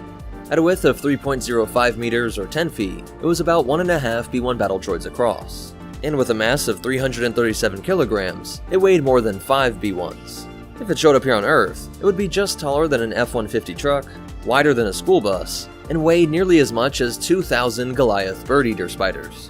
The Dwarf Spider Droid consists of a turret-like head with multiple infrared photoreceptors and scanners. Things like the ARC Trooper Stealth Walker might have been able to cloak their EM signature and invade these infrared scanners, but the droid also has a pair of echolocation emitters. Sound wave data cross-referenced with the IR data might have been able to detect any anomalies via cloaking or jamming tech. The DSD-1 was colloquially known as the burrowing spider droid, because of its terrifying ability to dig after its opponents. More on how that was used to break up the mining guild strikers in a bit. The droid used 4 spider-like legs for locomotion. These legs would help in movement and provide a stable platform when aiming, and even allowed it to scale some steep terrain.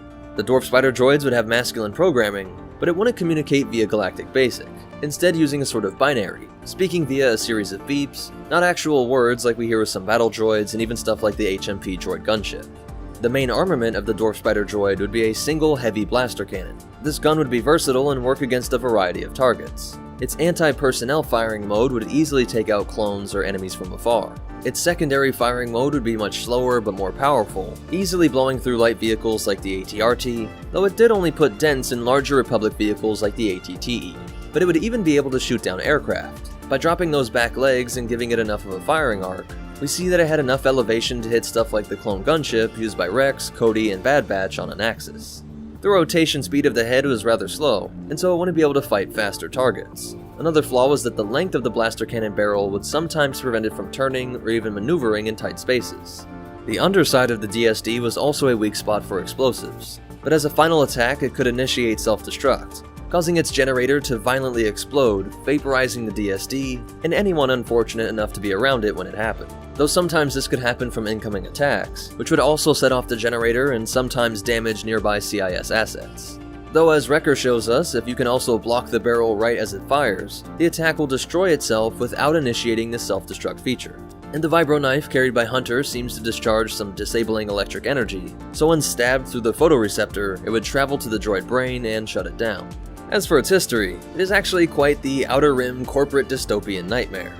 The DSD-1 would first be operated by the Commerce Guild in the years before the outbreak of the Clone Wars. Commerce Guild would operate many mining operations across the galaxy, and on several occasions, these miners would try to revolt.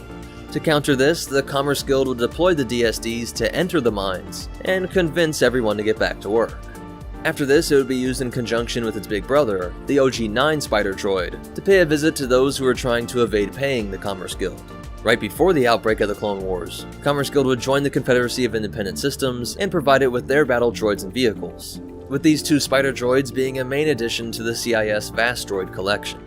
The DSD would first see operations during the very outbreak of the Clone Wars and the earliest moments of the Battle of Geonosis in 22 BBY.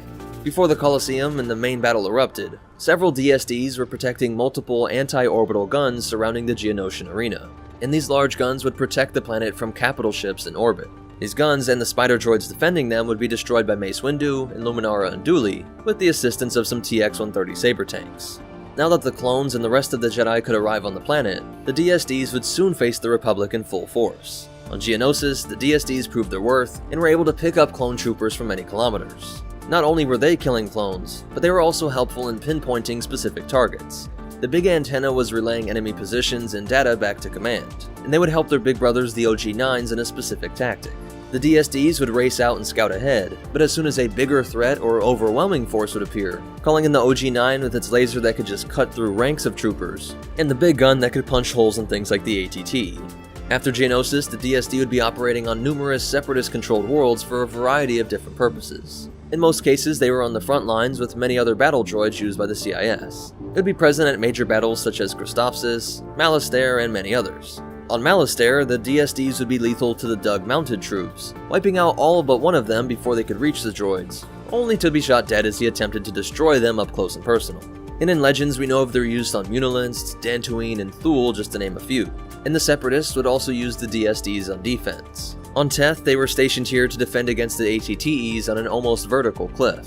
Having the high ground, the Spiders had an incredible advantage, and could fire on the ATTEs' feet, disabling their legs and causing them to fall to their doom. Another time we see them defending the Separatist prison complex, the Citadel, on the planet Lola Seiyu.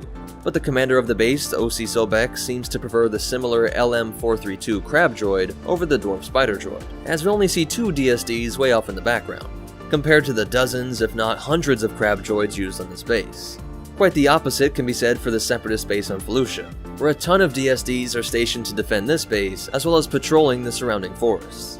And it would also return to its roots as an anti-riot unit in service with the CIS on Reluctant Worlds. Onderon was one such world, but the Onderon rebels were able to use guerrilla warfare style tactics, and were able to best many of the Dwarf Spiders. Throughout the war, several variants of the DSD would be made. The first is the amphibious version developed for the swamplands, marshes, and other wet environments, and could actually operate underwater.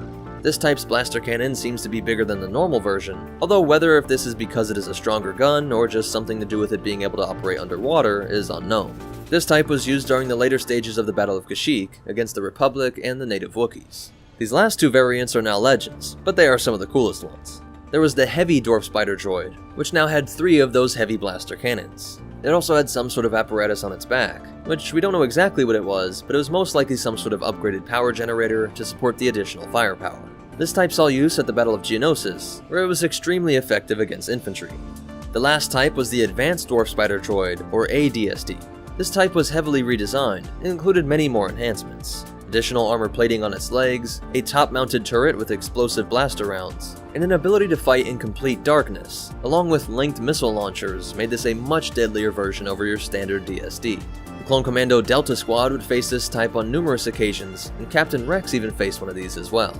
And believe it or not, the ADSD was actually available before the Clone Wars, where it was also used in the same anti-riot duty, but of course more reserved when those rioters acquired some heavy ordnance. When the time came to join the CIS, the ADSD was also added, but sparingly due to its high costs. When the time came for the Clone Wars to end with the execution of Order 66, all of the droids used by the CIS would be ordered to shut down. This is true in canon at least, but the DSD has a special story in Legends. Initially, they were shut down like the rest, but a few years into the Imperial era, the Empire began recommissioning the DSDs into Imperial service, and they were first put to use against their former masters, with the Imperials sicking them on newly captured Separatist worlds. While other DSDs were sent to many training centers across the galaxy, allowing many stormtroopers to train against this Clone Wars terror, while others almost became a sort of Imperial attack dog, where they would be used in stormtrooper squads to be sent in against rebels that were held up in a building or cave system, or would be alongside them when out on patrol. So that's it for its history and breakdown, but you definitely want to hear these cool facts and behind the scenes stuff. Dwarf Spider Droid is created for Star Wars Episode 2, Attack of the Clones. Originally, all of the different Separatist groups were just going to be painted the same B1 battle droid color, but this was later changed to make the droid army more unique, with each faction having this assemblage of different droids. The Advanced Dwarf Spider Droid was created for the Republic Commando video game, and the Heavy DSD was created for the Clone Campaign's expansion pack for Star Wars Battlegrounds. Additional information comes from the visual dictionaries, complete locations, essential guide to droids, encyclopedias of starfighters and other vehicles, and Ultimate Star Wars. But most important of all, remember, if your Union rep doesn't have a plan for killing the burrowing spider robot that shoots lasers out of its face and calls for an even bigger spider friend, then just get another job. And the Force will be with you. Always.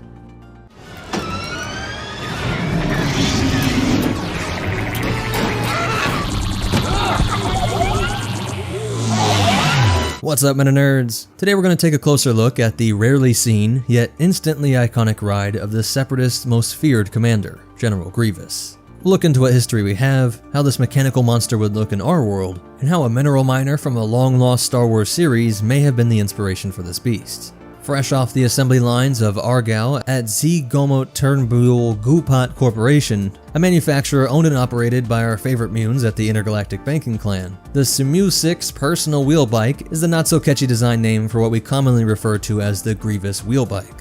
Brand new, this thing is going to cost you 15,000 credits, which is quite a steal in a galaxy far, far away. Priced cheaper than the expendable Vulture Droid, and even less than a single Droideka.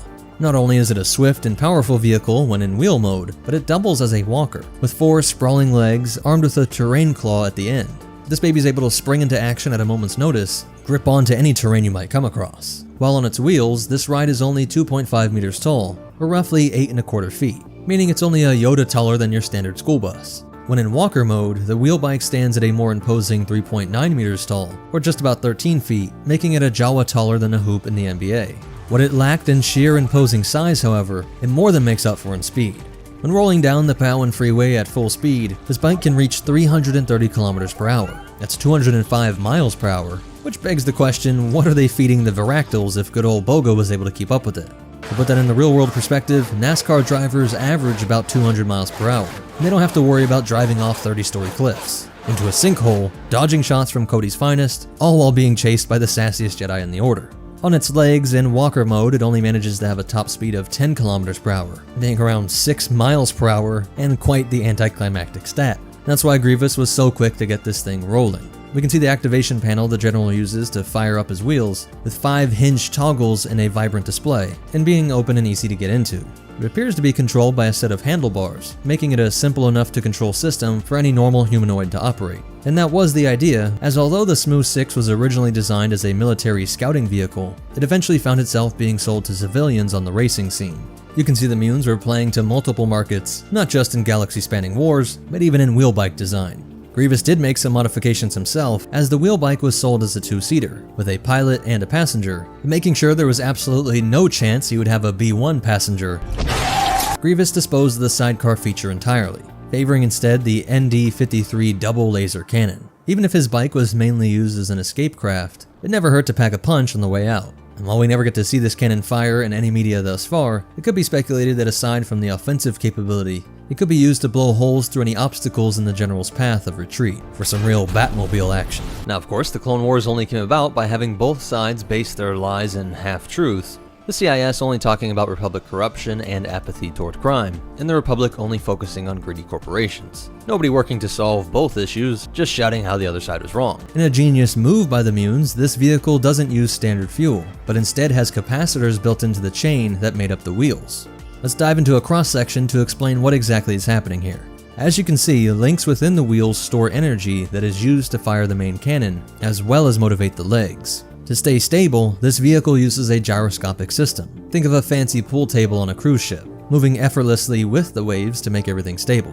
Being a speed demon didn't leave much room for cargo, only supporting 10 kilograms or just 22 pounds of supplies. Being the predominant craft of a cyborg has its advantages. So instead of packing a handmade lunch with a note from Count Dooku, Grievous packed a few more surprises into his wheel bike. Never too far from the good general was his trusty electro staff, as well as his DT-57 Annihilator, a blaster rifle only ever seen in the cold grasp of Grievous, and, well, one other guy. So uncivilized. That does it for the specs on this thing, so let's get into its history. We only ever see this model of machine used once for any significant reason, that being the famed Battle of Utapau. Moments before the galaxy was changed forever with Order 66, Obi-Wan Kenobi's mission to destroy the droid's general was underway. Playing to Grievous's ego, Obi-Wan baited Grievous into a lightsaber duel for the ages, in front of an audience of battle droids. The two longtime enemies clashed blades for what would have been their final time. Kenobi got the upper hand, pun intended, by severing several of the cyborg's cybernetic limbs, before the clones of the 212th descended from the skies, looking to finally end the conflict. Following a focused force push, Grievous had felt the tides of battle shift, and followed his oldest tactic of running away as fast as he could, scurrying across the gantry like a roach that just won't die. Grievous was able to climb into his wheel bike and roar off the platform, nearly flattening Kenobi beneath those engineering marvels of the wheel teeth. Zooming through the traffic of battle, Grievous atop his bike plowed through droid and clone alike, only caring for his own survival. Ripped straight from the pages of his classic military guidebook. The wheel bike quickly shifted to its legs, leaping onto the docked control ship's outer hull and rolling down the side to escape his nemesis. These moments show the real versatility of this machine, making it perfect for situations just like this. No wonder Grievous had 3 of them on the planet, presumably strategically placed throughout the Separatist compound. With Kenobi hot on his tail, Grievous raced through Pao City, getting far away from the main battle raging on the many platforms. With Soulless One not far away, Obi-Wan managed to catch up to Grievous despite the head start. Kenobi at his side, Grievous decided to break out his arsenal, trying to zap Kenobi off the boga with a few well-placed shocks from the Electro Staff's purple beams, but the Jedi proved too clever, wresting the staff from Grievous's grip and smashing it into the teeth of the bike, even knocking a few off. Seeing his bike starting to take damage, Grievous snagged the staff once more, and a tug-of-war ensued, with the general's strength proving too much for the wily Jedi Master. Banking around the dirt road corners of the city, 2 enemies entwined and fighting for their lives, General Grievous reached out for his hidden Annihilator, hoping to get a lucky shot off right into Obi-Wan's head. But as we all know, luck would not be on his side. Being thrown off the bike alongside his most hated rival, Grievous barely made it off in time to avoid cascading down into the miles-deep sinkhole alongside his trusty metal steed. Ironically, had the blaster stayed aboard the bike, it is highly possible Grievous would have killed Kenobi at long last, as the rifle wouldn't have been on the platform to begin with, and cowardly Grievous wouldn't have met his fiery end. While this is the end of the infamous general's most trusted ride, it appears to have had a legacy in the far-off reaches of the galaxy, on the mining colony of Teens Horky. A young man by the name of Jan Tosh used a very similar craft known as the 48-roller wheel bike, and although this particular vehicle was not a direct follow-up of the Goopat Corporation, being made instead by the Gallus Tech Corporation, it seems safe to say that whoever was working on this had heard some stories about the Clone Wars, about the many battles, and heard of Grievous and his 6 set of wheels. That wraps up the history. Let's explore the many behind-the-scenes facts about this metal marvel. Making its debut in the Revenge of the Sith Junior novelization, and then of course the movie itself, somehow this brief yet amazing chase scene is all that we get to see of Grievous's wheel bike, despite the general being in so many books, TV shows, games, and other forms of media. It's said to have been in The Force Unleashed, but I couldn't find it. Perhaps it was too hard to animate, but even when given a chance to use this vehicle in the Clone Wars, Filoni's team opted for the new combat speeder. While interesting in its own right, it would have been nice to see Grievous utilize such a recognizable part of his arsenal. And I say recognizable because despite only appearing in this part of the film, the Grievous wheel bike has made many appearances in various toy lines, multiple Lego sets, and all new, albeit similar designs of the Clone Wars toy line, and even a Transformer version have all seen their way into collections of fans all over the world. Bafflingly, the original Hasbro toy has the pilot seat on the wrong side. Maybe it was a concept art given by Lucasfilm that ended up being switched in the final product, but there's never been a clear answer. Original concept ideas for Revenge of the Sith has the wheel bike being more like a sentient mount for Grievous, as a synthetic counter to the animal mount Obi-Wan rides. The strikingly similar 48-wheel roller made its debut into the Droids cartoon series in 1985. And while never confirmed, I find it highly likely that somewhere within the Lucasfilm think tank, someone had a passing memory of this oft-forgotten vehicle while designing the new version for Grievous. In fact, there's been a bunch of similarities like this, with names, designs, and story beats from droids making it into the mainline films. Even my favorite, Kybo Ren. No one stops Kybo Ren. Blast him! Another potential inspiration for the wheel bike is the Spider-Man villain Big Wheel. Jackson Wheel, real name, became the pilot of a giant wheel vehicle to take on his foe at the time, Rocket Racer. Just looking at this image, it's easy to make the comparison between the obscure 70s Marvel villain and our beloved Cyborg's pimped out ride.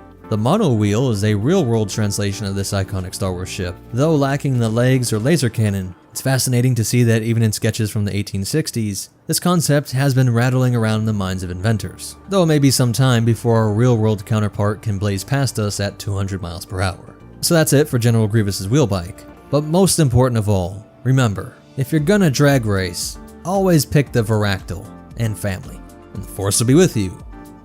Always. I want lightning up here now!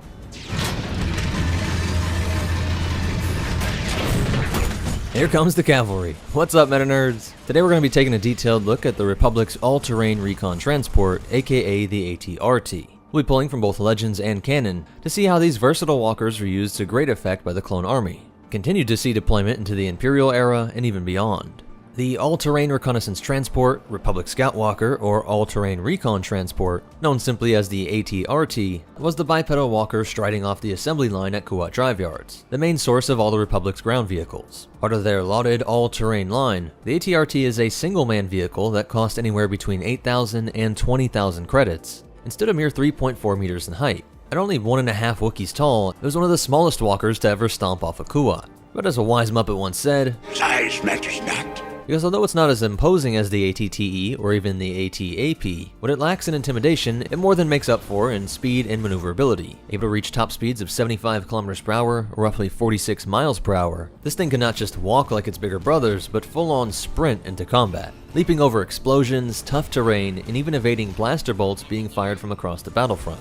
Often deployed in packs, it's rare to see less than 4 per squad, and for major engagements, dozens could be bounding across the war-torn front to attack the enemy, like what we see on Umbara. This comparably small frame comes with more deployment options as well, with a single rider able to be dropped by an LAAT gunship without requiring a landing, and you can even march a pair of walkers across the battlefront in safety by packing them into the AT-TE until you felt safe enough to use these swift little recon walkers, unfolding similar to the B-1 out of an MTT, and jumping into combat like what we see on Ryloth. It's not all positives, however, with no shielding. You just get the metal armor plating protecting the pilot's lower half, the thin legs, a single but heavy repeating blaster cannon, and a very exposed driver, all meant the AT-RT couldn't be used by any shiny fresh off a Camino. So enter the Advanced Recon Force Trooper. Did the kidnappers see you? No, sir. We're the best scouts in the regiment. Better known as the ARF Trooper, these clones were trained to make the best use out of these machines, minimizing its notable flaws by making use of numbers and speed, almost always with deadly results. Let's take a look at the tactics used during the liberation of Ryloth, and what made the boys in Lightning Squad so effective. Descending from an AT-TE by order of Jedi General Mace Windu, at least 5 scout walkers came barreling to the rescue after the droid army pinned down the clones' heavy walkers on this narrow path. Led by Windu and Commander Pons, the scout walkers used their incredible agility to close the gap between themselves and the enemy's several AATs in a remarkably quick time, dodging bolts and leaping clear over explosions. All the training the ARFs received on those augmented reality battlefronts in the bowels of Camino really paid off when a trooper was able to throw a thermal detonator right below the main barrel of the Separatist tank. After thinning the herd, the rest of the squads surrounding the remaining tanks were incredibly precise in their aim, targeting the tank's weakness and blasting them to scrap. We also see how accurate the main gun of the walker is, with Mace able to decapitate the droid commander. Although designed to take on infantry, the main gun of the AT-RT was an extreme threat to larger vehicles when multiple walkers could focus their fire. We see this strategy used again on Umbara to a similar effect, with dozens of speedy walkers being dropped into the battlefront amidst a rain of heavy artillery fire. Weaving through the bright green bolts on this darkened hellscape of a planet, the ARFs of Anakin's 501st found success getting to the Umbaran machines, once again overwhelming them with a barrage of cannon fire. These light walkers were also perfect for urban missions, as seen during the Battle of Kyros, with the 501st galloping into battle atop their walkers, blasting droids through the more settled villages once inhabited by the Togruta. Backing up the even faster BARC speeder bikes, the recon walkers made short work of the droids along the way. The walkers were then used by Anakin and Ahsoka to quickly survey the surrounding area for bombs planted by slaver Darts Dinar, and it's in this search that we get a good look at the sensor system on the main viewing screen of the walker's console. This is a scout vehicle, first and foremost after all, so a state-of-the-art sensor system was a must. Thanks to the sprinting capability of these walkers, Anakin and Ahsoka were able to stop any more damage from being done by the Zygerian scum. Racing back to assist Obi-Wan, we get a great example of all the power in those legs. Anakin and his Padawan launched themselves into the air atop their walkers to get close to the escaping ship. This burst gave them enough distance to be able to summon the Force and finish off this maneuver and land on Dinar's ship, leading to some aggressive negotiations. Where are they? It should be noted how some squads customized their rides similar to their armor, with the 501st painting their mounts blue, bearing the name of their legion, and with Razor and Stack of Lightning Squadron painting theirs with Arabic letters B, E, and A. Despite all my digging, I couldn't find any specific meaning. We'll just have to email Filoni to get to the bottom of this. As the war raged on into its final months, we see the ARF trooper replaced by the less creatively named AT-RT driver. It isn't made clear if these troops are a completely different branch of the GAR or simply the next evolution of the ARF, and this could be hinted at the design of Hound, an ARF trooper sergeant stationed on Coruscant, whose helmet bears more of a similar style to that of the AT-RT driver, but that's purely speculation.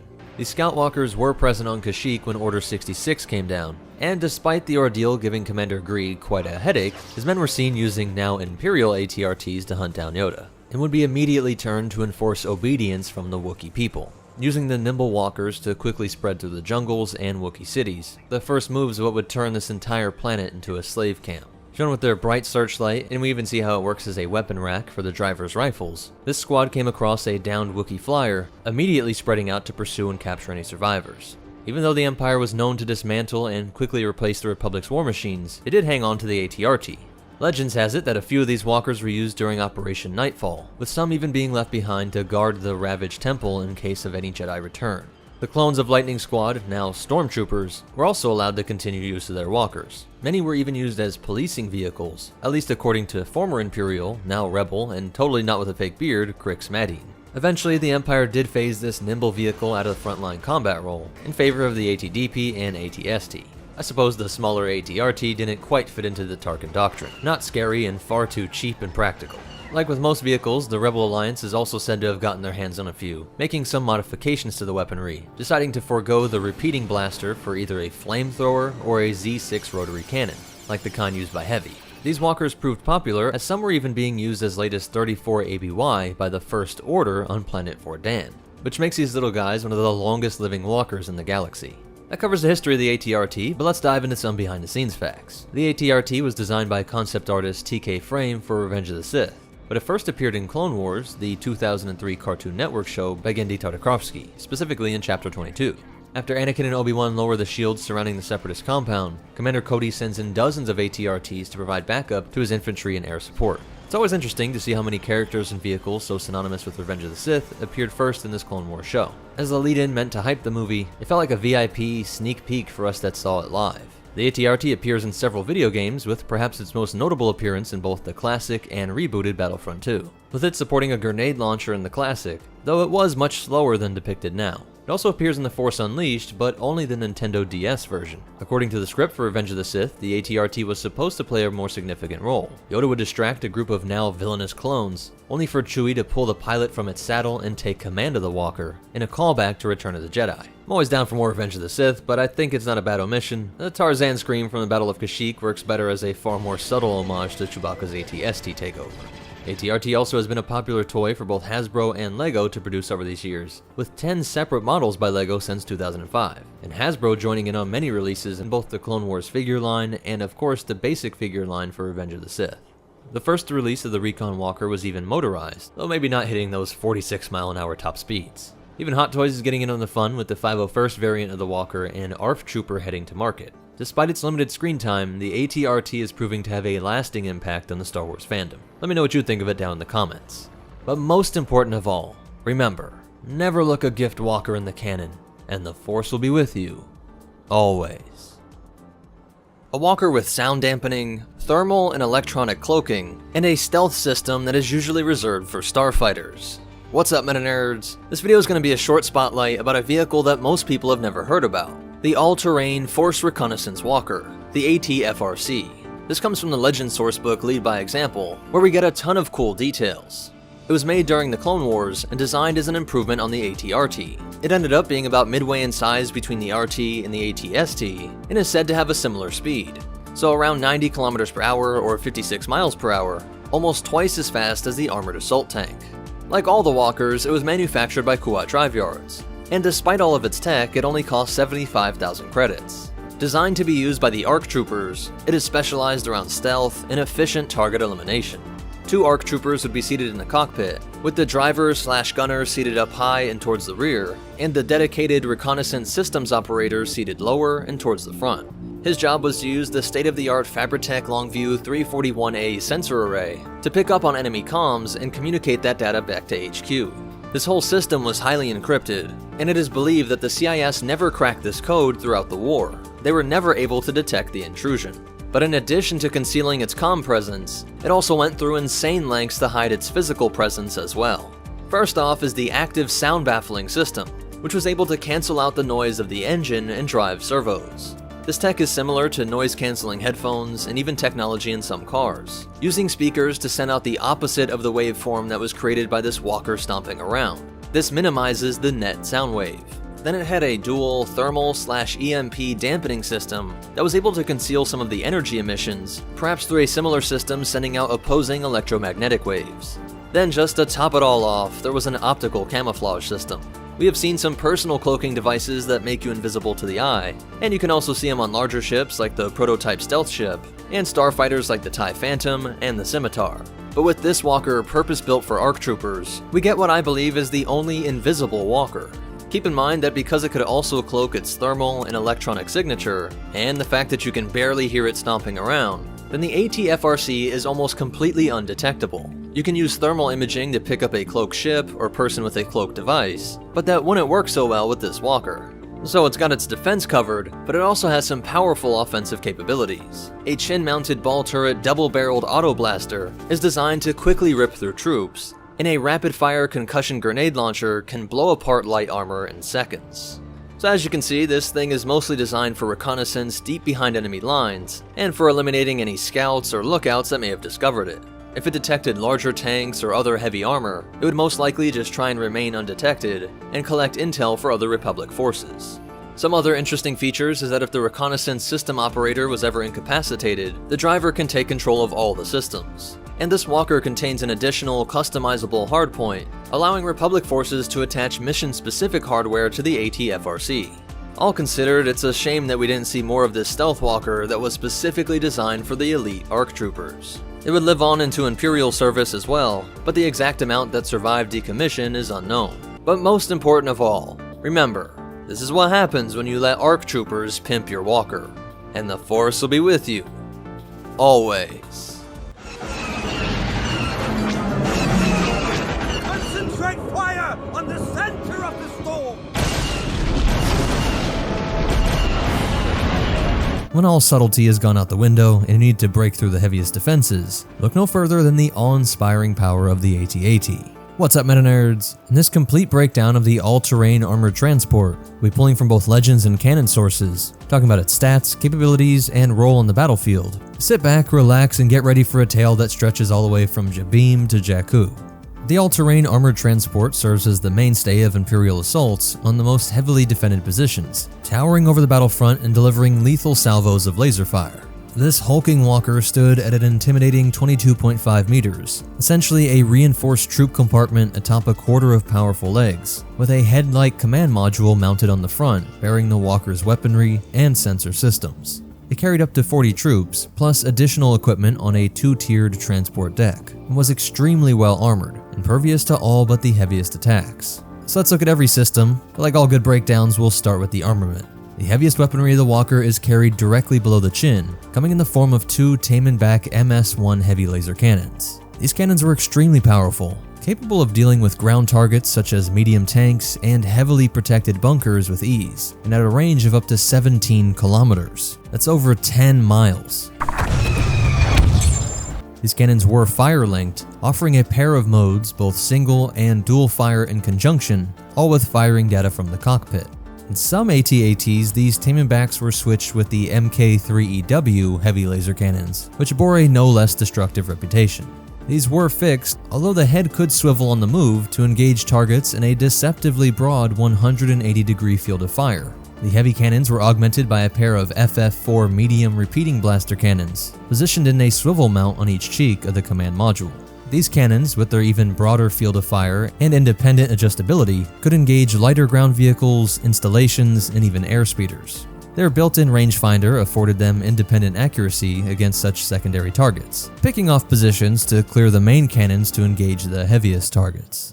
In some AT-ATs, these FF4s were replaced by Mk2EW medium blaster cannons, and these variations seem to depend on the factory line from which they were produced. While the AT-AT could dish out considerable damage, it could also take return fire exceedingly well, being one of the most well-protected vehicles in the Empire's service. Dense 9095 T8511 grade Durasteel armor plated the entirety of this massive war machine, thick enough to be invulnerable to most weaponry. During the Battle of Hoth, Rebel forces turned P-Tower anti-vehicle emplacements against these walkers, and even though they could penetrate the armor of AT-STs and repulsor tanks, they had no effect on this walker's legs. 3 ATTE rounds at point-blank range likewise failed to even dent the heavy armor of this walker. In another impressive feat, a volley of 4 proton torpedoes from the Ghost failed to halt the advance of another AT-AT on Sphyrna. They were simply impervious to most weaponry, its armor harmlessly dissipating attacks, which was necessary to move them through heavily defended lines, breaching the enemy's perimeter and delivering their onboard infantry to their targets. Mines, likewise, were virtually useless, the heavy Durasteel foot pads simply muffling the blasts, and the armored belly of the vehicle being too high to be impacted by such explosions, a notable design improvement from the ATT. Only concentrated heavy artillery or ground fire from tanks and heavy guns was capable of bringing down this walker in conventional combat. This durability was so considerable that perhaps its greatest attribute was its psychological effect, invoking terror and making the rebels feel impotent, with a single walker being able to snuff out the sparks of rebellion in cities all across the galaxy. Of course, this is also what made the Jedi invaluable to the Rebel Alliance. If you could get close in with a lightsaber, like Kanan Jarrus on Sphyrna or Luke Skywalker on Hoth, then any AT-AT will be in for a bad time. While the walker was durable and lethal, it was also very top-heavy, with its weight concentrated on the upper third of the AT-AT above its towering legs. To guarantee the stability of the walker as well as accuracy on the move, the gait of the AT-AT was carefully managed. Impulse terrain sensors on each footpad worked in conjunction with ground-penetrating radar scans in order to give the pilots in the cockpit an expert view of the terrain ahead. While moving, the pilots enjoyed a 3D understanding of the ground beyond the walker, including factors such as density and composition of the soil, rock, earth, or snow. This combination of excellent sensors allowed it to operate in a number of environments, including through water and amid deep snow, without concern for losing its footing from sudden pitfalls or unexpectedly loose rock or soil. It definitely lived up to the all-terrain reputation of their line, surprising opposing forces when moving through rugged ground, and giving Imperial commanders greater approach options. Of course, it should technically be called the most terrain's armored transport, as there were still certain environments that it was just unsuitable for, such as extremely steep hillsides, and even deep bogs and swamps could arrest the vehicle's motion, and certainly couldn't crawl up sheer cliff walls or hang upside down like its beloved Republic predecessor. But the walker's considerable height also proved an advantage in easily passing over trench lines, non-explosive anti-tank obstacles, and had the sheer power to just smash through buildings and anything built up to try and stop it. Enemy vehicles in defilade or behind cover that might not be seen with visual sensors could be detected by its other sensors like the radar, and the AT-AT drivers would be sure to rain down fire from above. But it wasn't exactly a stealth vehicle, as just the motion from the impact of the footpads would shake the ground with such force that it was noticeable kilometers away. But again, especially under the Tarkin Doctrine, this was seen as mostly a plus, just another way to strike terror in civilians and break the ranks of rebels, as the torturous booms slowly increased in strength, giving a young rebel plenty of time to go home and rethink his life. Armies could throw all their weaponry at the AT-AT battle line, only to watch it be harmlessly absorbed. Combine that with the psychological terror, and you'll understand why the Battle of Hoth was such a moral victory for the Rebel Alliance, as it was the first major battle where these were taken down. Rex, Wolf, Gregor, and the Spectres did have some luck against these, but that was before the official start of the Galactic Civil War. It was on an obscure world, where the resistance and successful evacuation at Hoth would be a story told throughout the galaxy.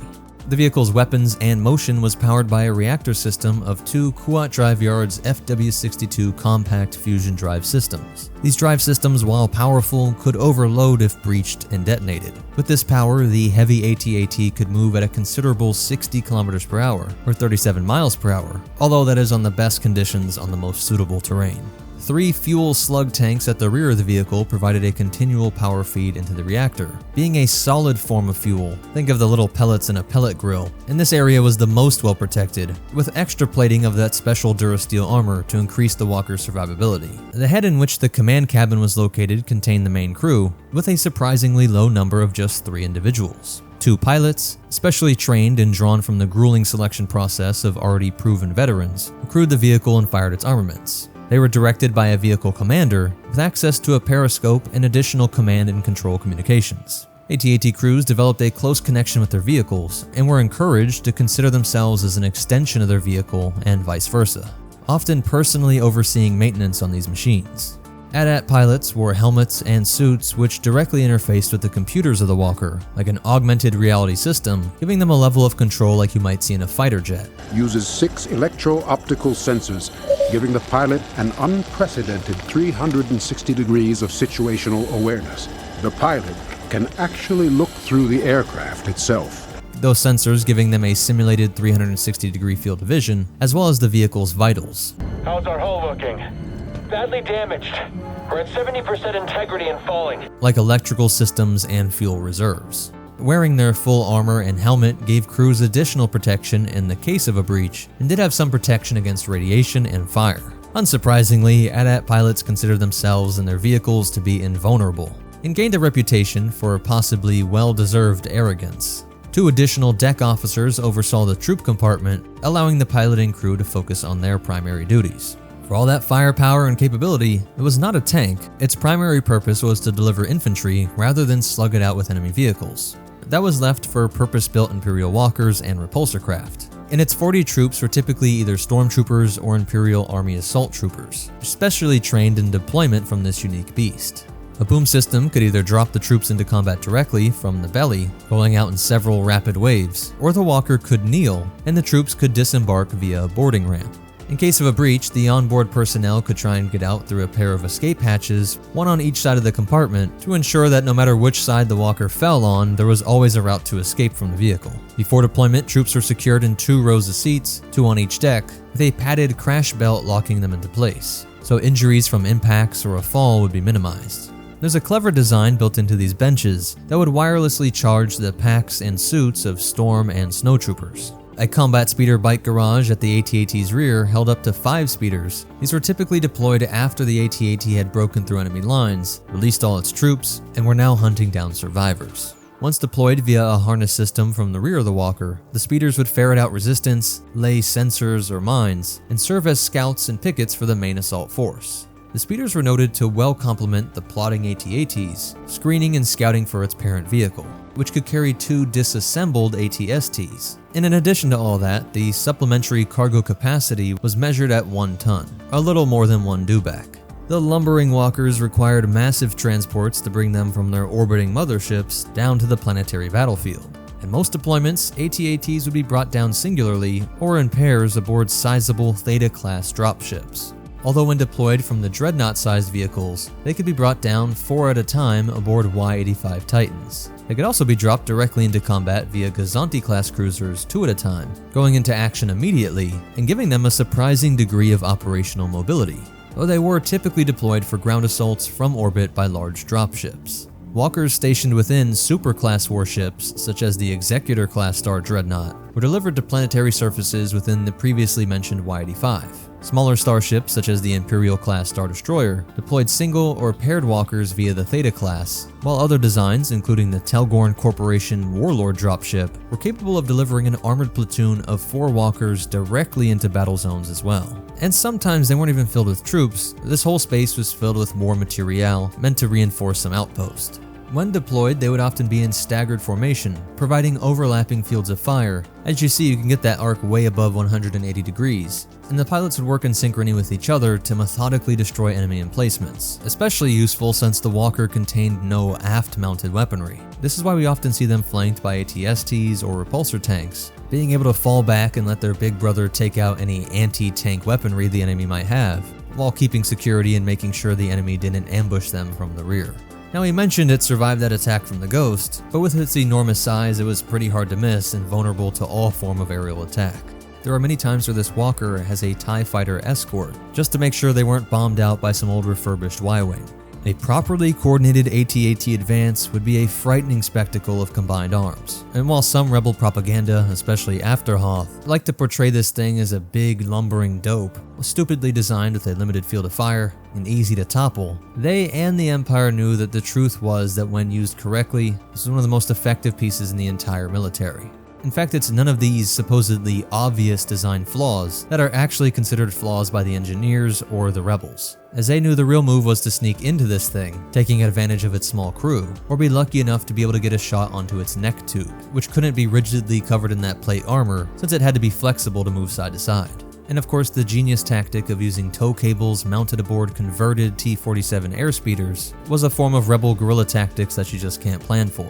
Turning to their history, they were deployed in their prototype stage as early as the Battle of Jabeam in the midst of the Clone Wars, where they proved their effectiveness by remaining mobile amid the planet's thick mud, while vaporizing separatist war machines such as the OG-9 homing spiders and hailfires with ease. These early models with their squared-off cargo compartments nonetheless fell to the wayside due more to the Republic's devastating defeat than their own performance. The innovative General Maximilian Veers championed the AT-AT concept and brought it into service as a mainstay of Imperial forces after the Battle of Yavin, where it became the war machine we all know and fear. They fought off a rebel incursion on Karaida itself, where its potential to be tripped and disabled first became known.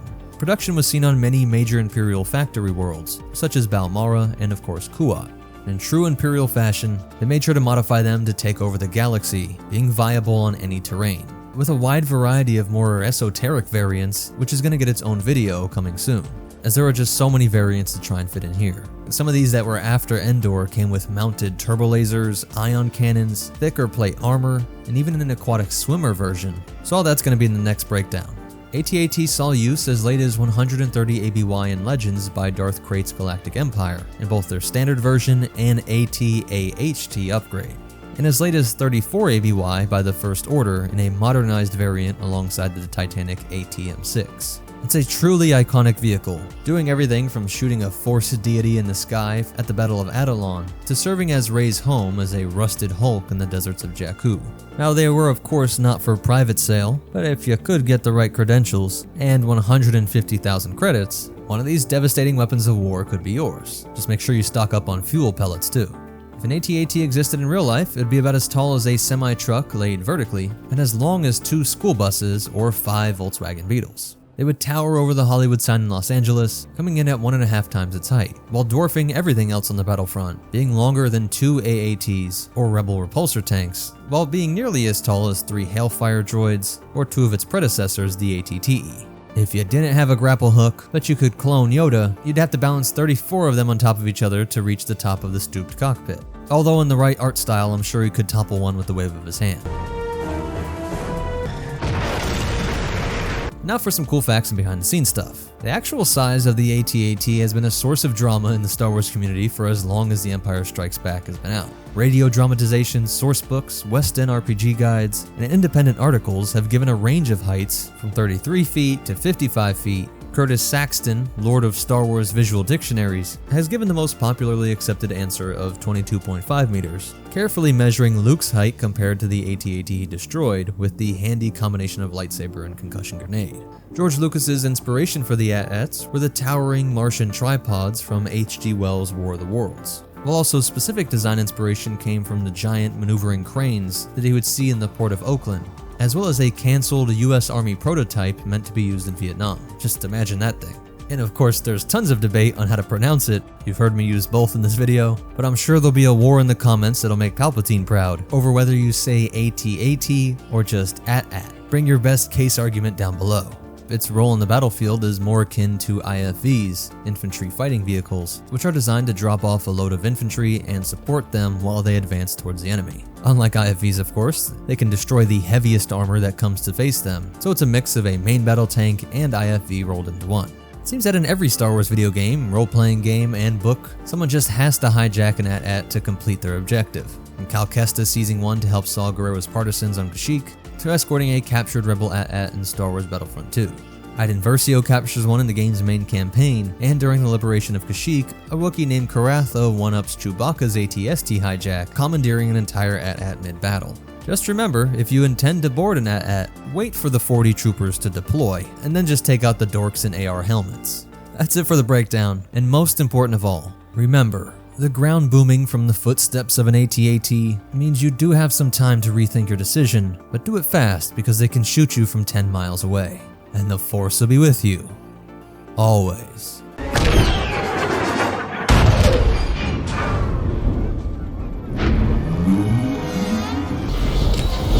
Holding position.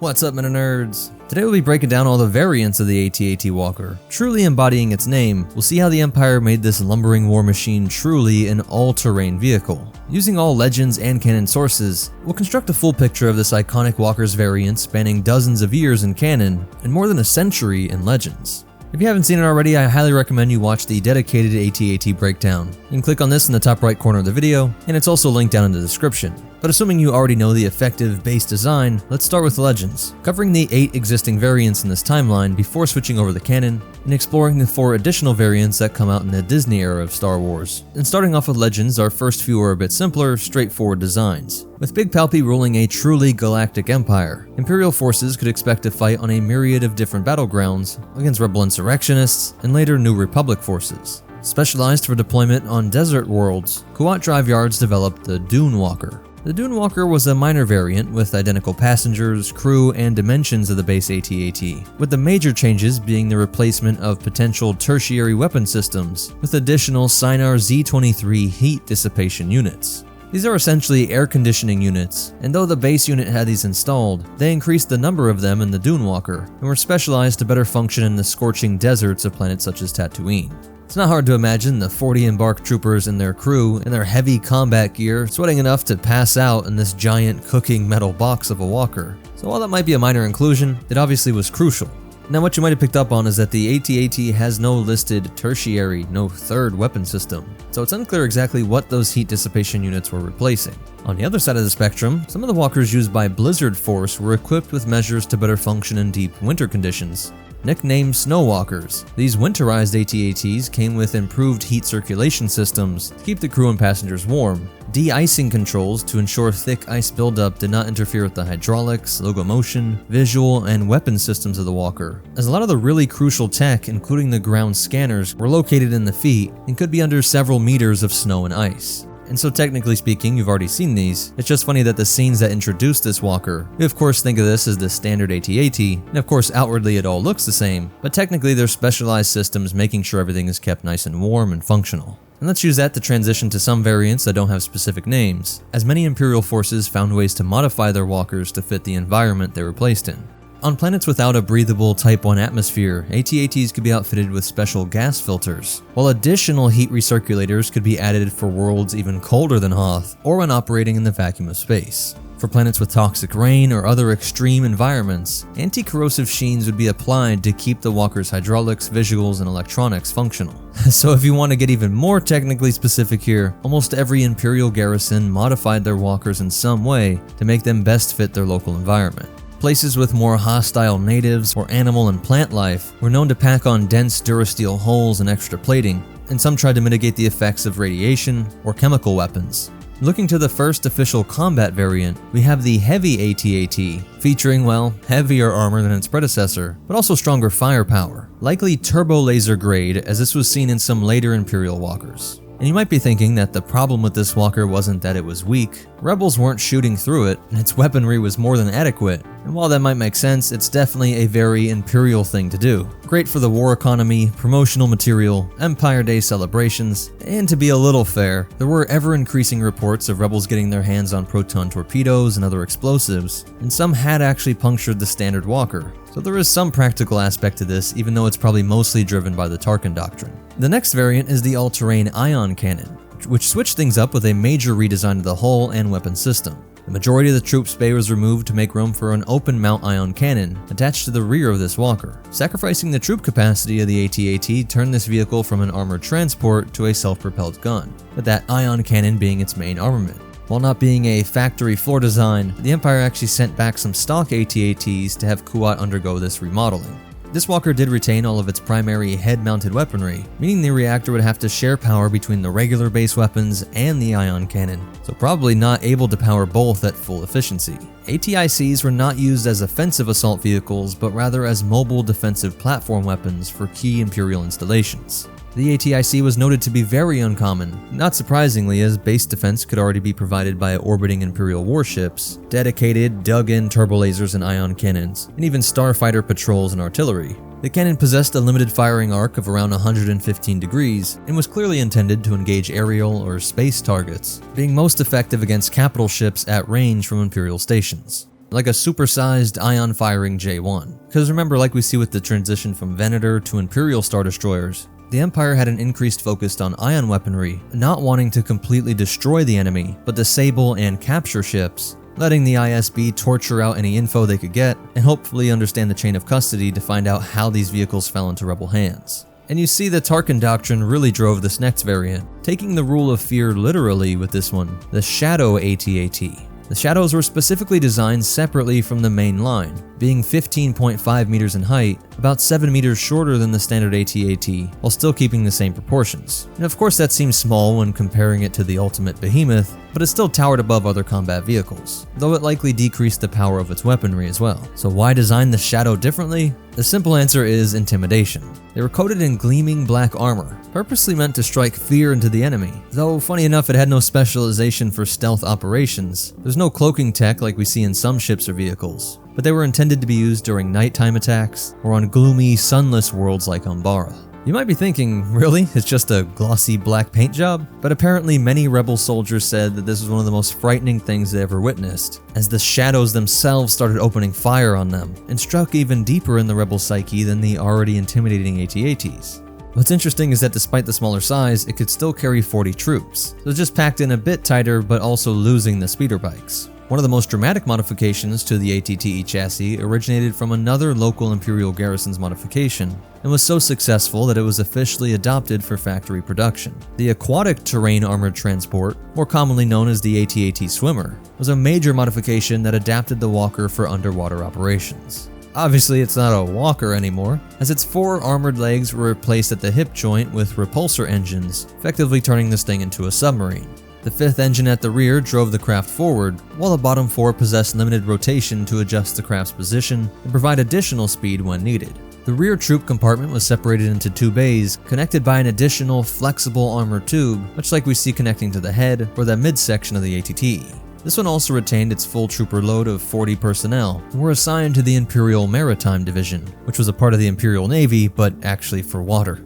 600 kilograms of cargo could be carried on board, while having a crew of 5, likely 2 pilots, a commander, and 2 crew chiefs to manage the infantry once they disembarked. The AT-AT Swimmer's pilots were specially trained for this task, drawn from the ranks of the Imperial Army. The head-mounted armament remained the same caliber, with the weapons themselves modified for operation in underwater conditions. Along with the rest of the vehicle, everything from sensor tech to air intake had to be changed. The armor and its construction was designed to protect not only against enemy fire, but the deleterious effects of saltwater corrosion, as well as the crushing pressure of deep ocean operations. The head provided a wider field of fire than its already impressive land-based counterpart's arc of 180 degrees, and protected the aft of the vehicle with a twin blaster turret that would end up being mounted on some later models. In battle, the swimmer would deploy alongside sea troopers and TIE fighter boats for protection, engaging enemy targets and pressing through defenses to deploy their payload of infantry on crucial areas. This variant saw surprising success from its original modification by the Imperial garrison of the World Cup era to its official production as a joint venture between Kuat Drive Yards and the Hydrospear Corporation,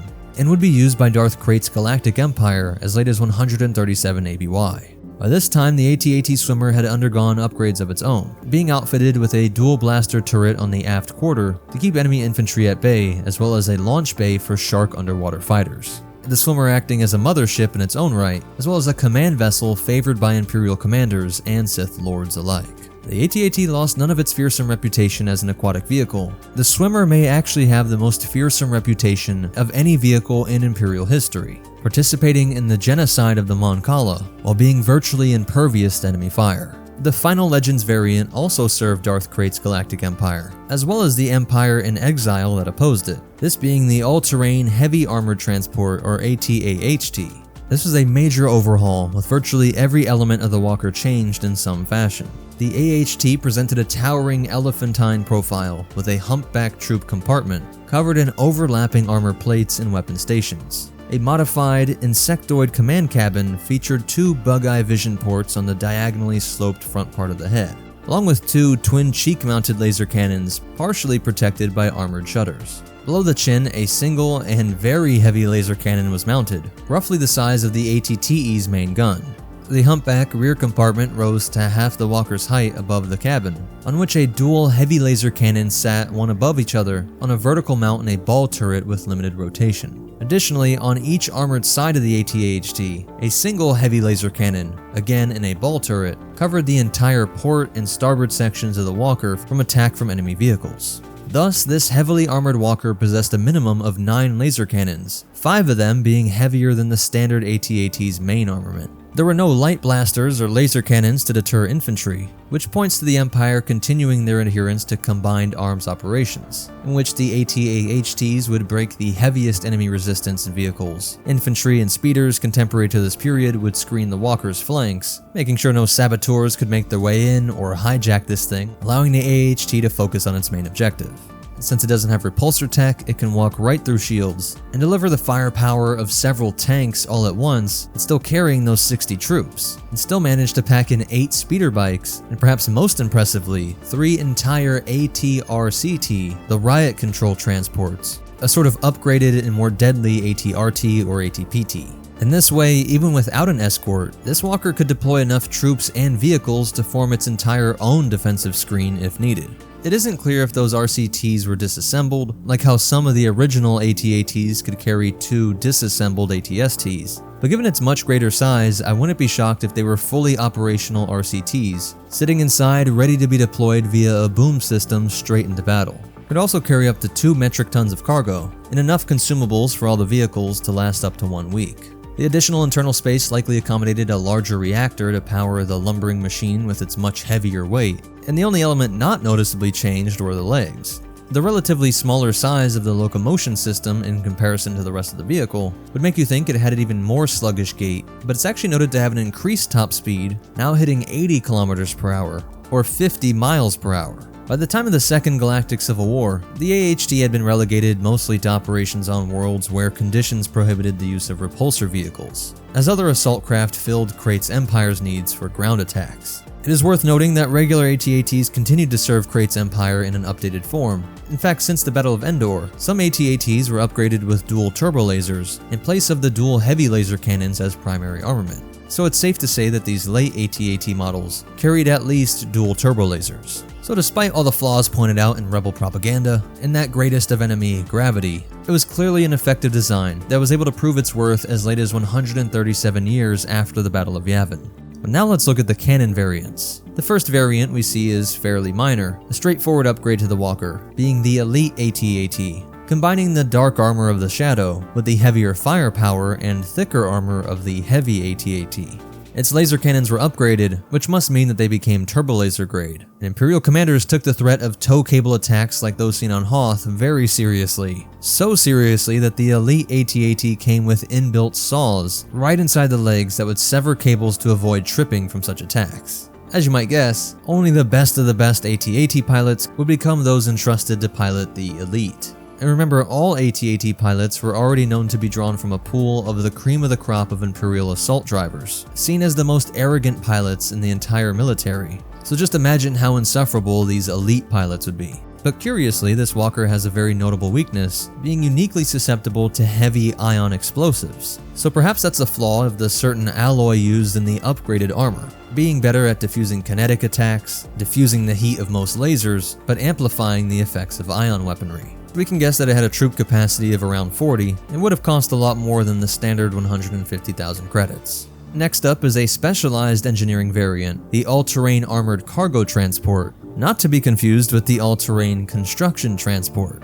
Neither of these AT-ACTs was intended to partake in direct combat, but was specialized for construction and engineering, standing considerably taller than the AT-AT at a height of almost 32 meters and a top speed of 50 kilometers per hour, or 31 miles per hour, and was classified as an armored cargo walker. The most notable change was the swapping of the two-tiered troop bay for an open modular cargo hold. This cargo hold was capable of accepting either a dedicated Imperial cargo container or vast numbers of crates, odd containers, and raw materials within its 550 cubic meters of internal space. Even when completely filled, 10 passengers could be carried on board as well. Stevedore or dock droids could be employed, along with Imperial quartermasters who would load these transports with supplies, particularly the ultra-dense materials which the ACT could carry with ease that might overwhelm most repulsor trucks. An electromagnetic tensor field reinforced the legs, especially the knee joints, to enable the AT-ACT to carry greater loads with greater stability. The Walker was staffed by a reduced crew of just a single pilot, typically drawn from any Imperial armored branch's service. They were typically deployed on garrison, manufacturing, or mining worlds, where these capabilities could be used to great effect, whether it be shuttling components for Imperial Star Destroyers, or minerals to be turned into armor plating and war material.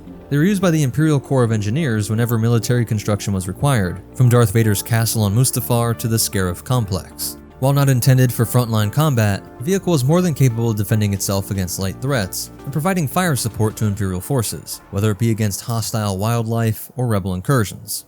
Its legs, especially the knees, were always a weakness and vulnerable to even E-Web grade fire, although the vehicle as a whole retained the tough, durable reputation of the AT-AT line, shrugging off a direct hit from a rocket launcher on Scarif. The Walker's chin-mounted MS-2 heavy laser cannons were shifted to the command cabin's cheeks and the medium laser cannons removed entirely, lightening the overall armament.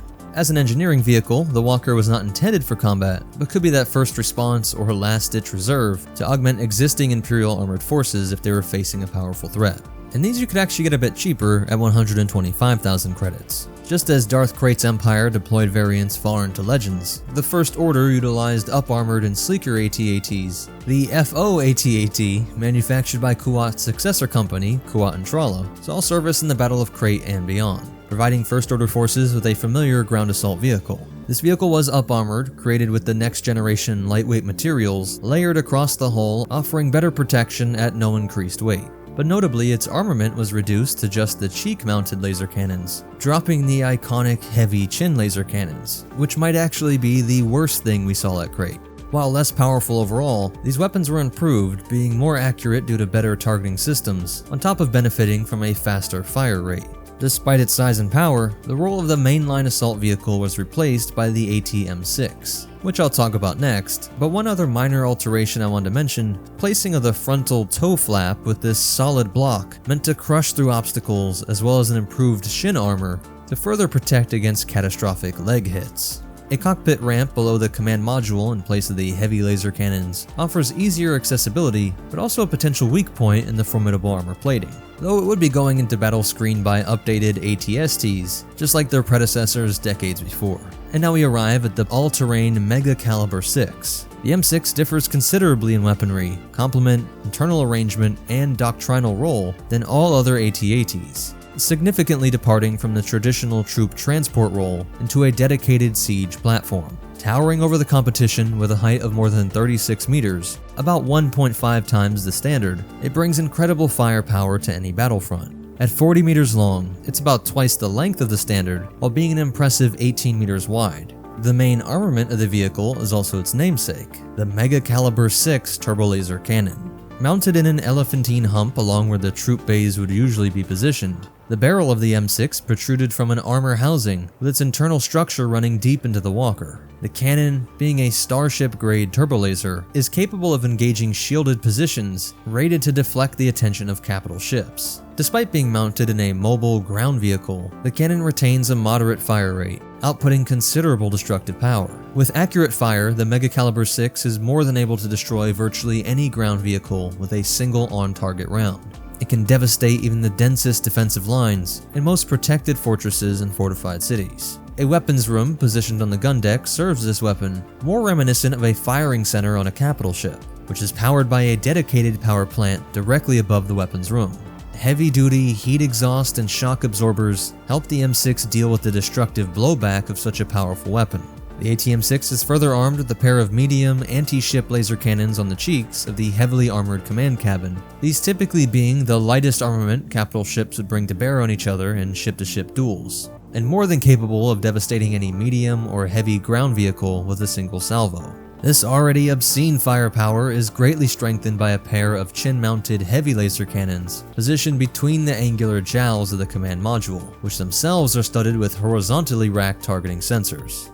By its armament alone, the M6 does away with any pretense for any dedicated anti-infantry firepower, instead is solely dedicated to the destruction of highly fortified installations in enemy armored divisions. This extreme firepower, combined with the power demands for such a gargantuan and mighty vehicle, and all this required an upgraded power system. Rather than relying on a bay of fuel cells, it utilizes a large fusion reactor embedded deep within the behemoth's lower rear section, kept in continuous operation to generate sufficient power for the weapons and locomotion.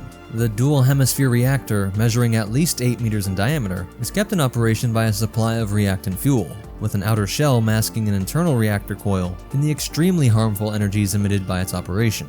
A chain of 4 turbolaser gas canisters run down the AT-M6's sloped back, providing the ammunition for the main weapon, but also a potential target for enemy forces able to get around the vehicle's rear quarter. The Mega Caliber 6 cannon and the reactor take up the majority of the internal space, with enough room left for an auxiliary compartment capable of being swapped out with a number of mission modules depending on the walker's deployment. For the Battle of Crate, this compartment was utilized as an auxiliary troop bay, carrying 12 passengers into battle. It's possible this compartment could also be used as a dedicated command and control center for ground forces, or as an engineering space, maybe even a communications node during operations. Now, of course, bringing 12 troops into battle was hardly significant next to those carried on the smaller First Order AT-AT, or what could be deployed through assault landers and armed shuttles, and it is incapable of deploying its troops through an assault drop through the belly, which is the ultimate sign of a departure from the troop transport role. Maybe all those guys on board are just meant to make sure it isn't captured. Its rear legs are mostly the same, but the front pair are considerably modified. It bears massive armored forelegs terminating in mech carpal foot structures similar to a simian. These redesigned frontal legs bear more of the AT-M6's considerable weight, but also are meant to brace the walker during the firing of the Mega Caliber 6 main cannon, ensuring it is a stable firing platform.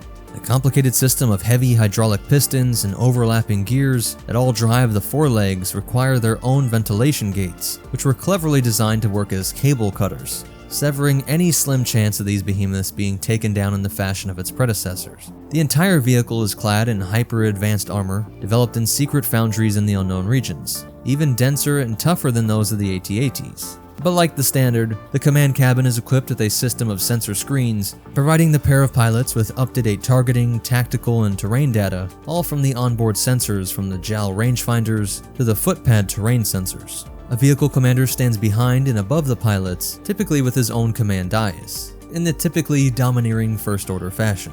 In summary, the AT-M6 amps up the psychological terror and overwhelming firepower classic to the AT-AT line, providing First Order officers a nearly unstoppable siege engine to finally snuff out any sparks of the New Republic.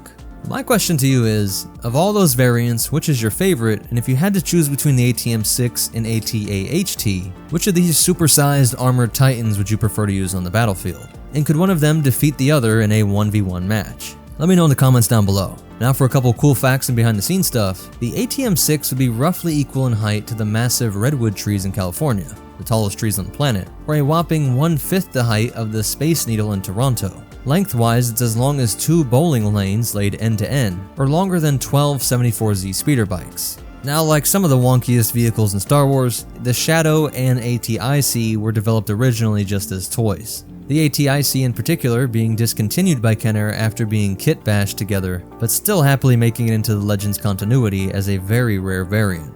I haven't seen if there's any mods for Empire at War or similar strategy games that have the giant AT-AHT or M6, but if you know of one, definitely comment down below. But most important of all, remember, I hope General Veers is getting royalty checks from all these variants, and the Force will be with you, always.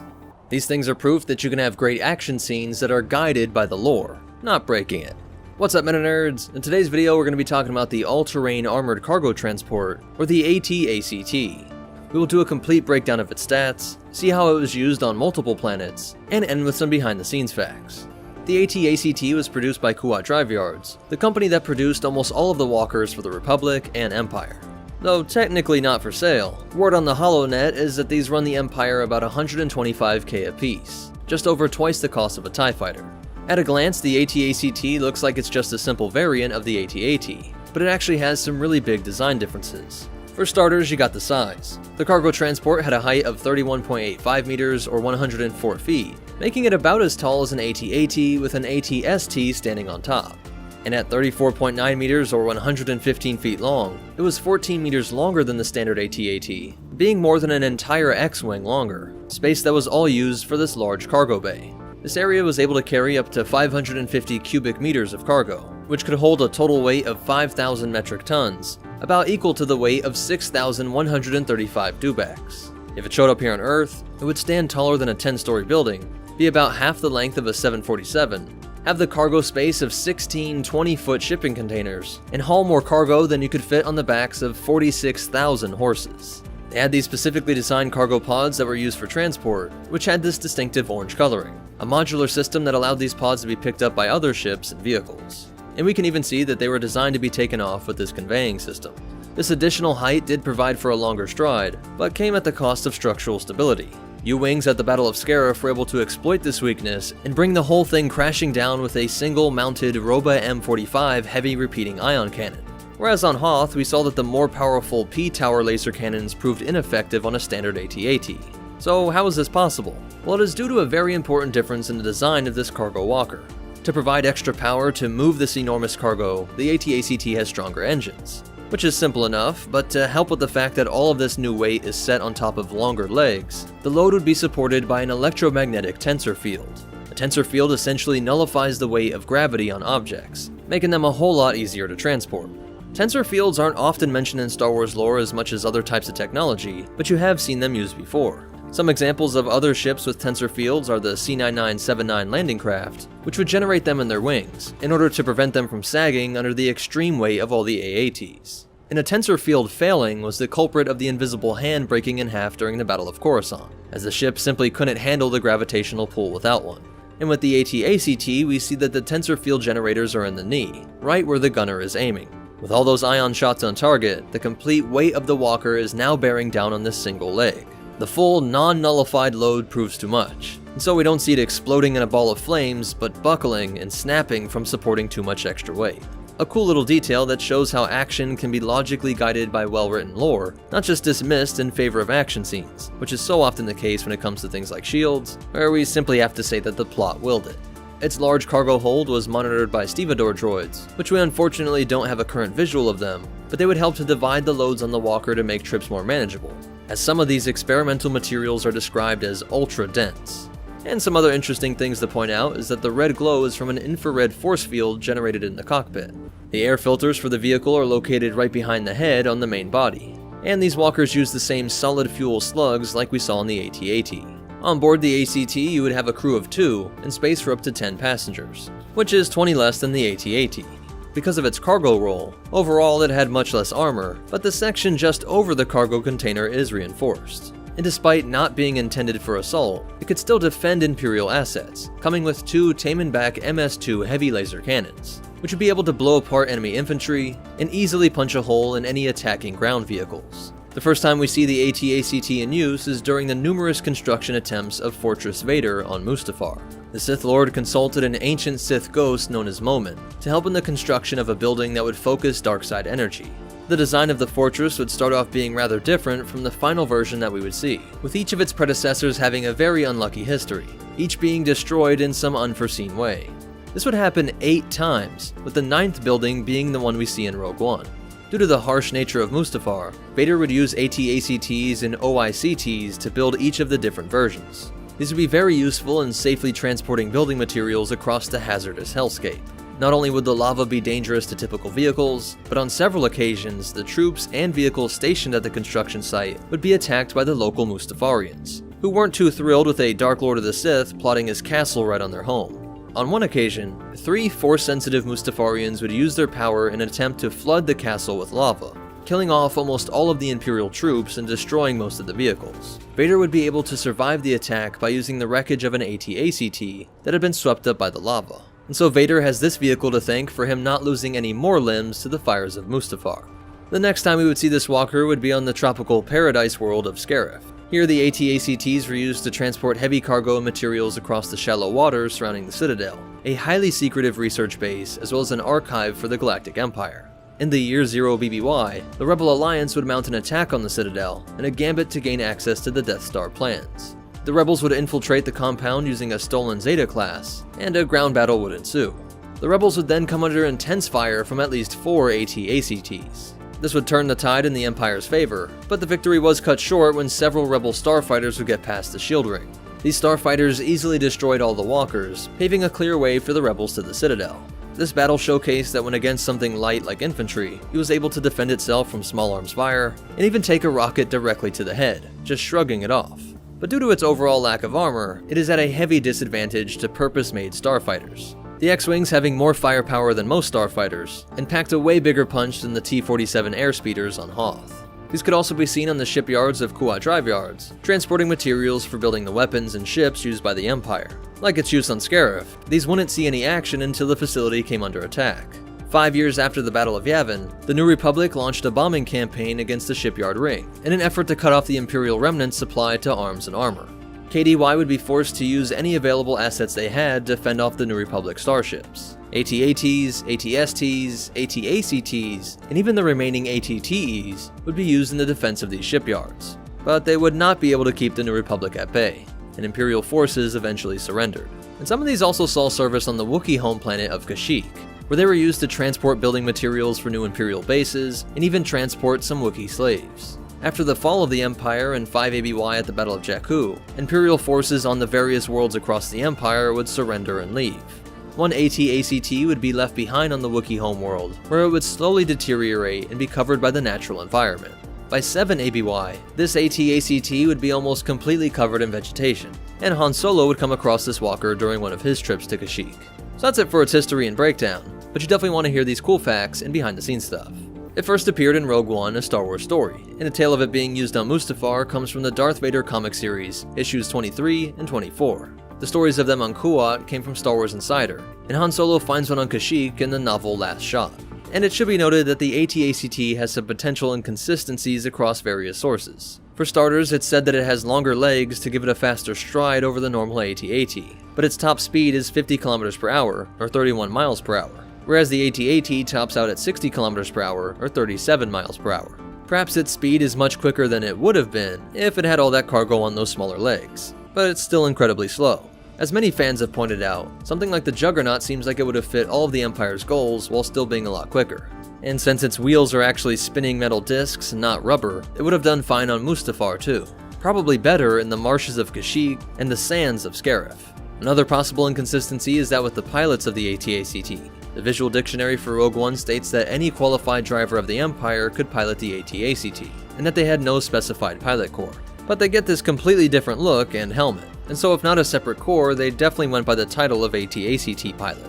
And just before we end, a little shout out to the OICT mentioned earlier. Currently, there is almost no information regarding it, aside from its appearance in the Darth Vader comic and a small on-screen appearance in Solo.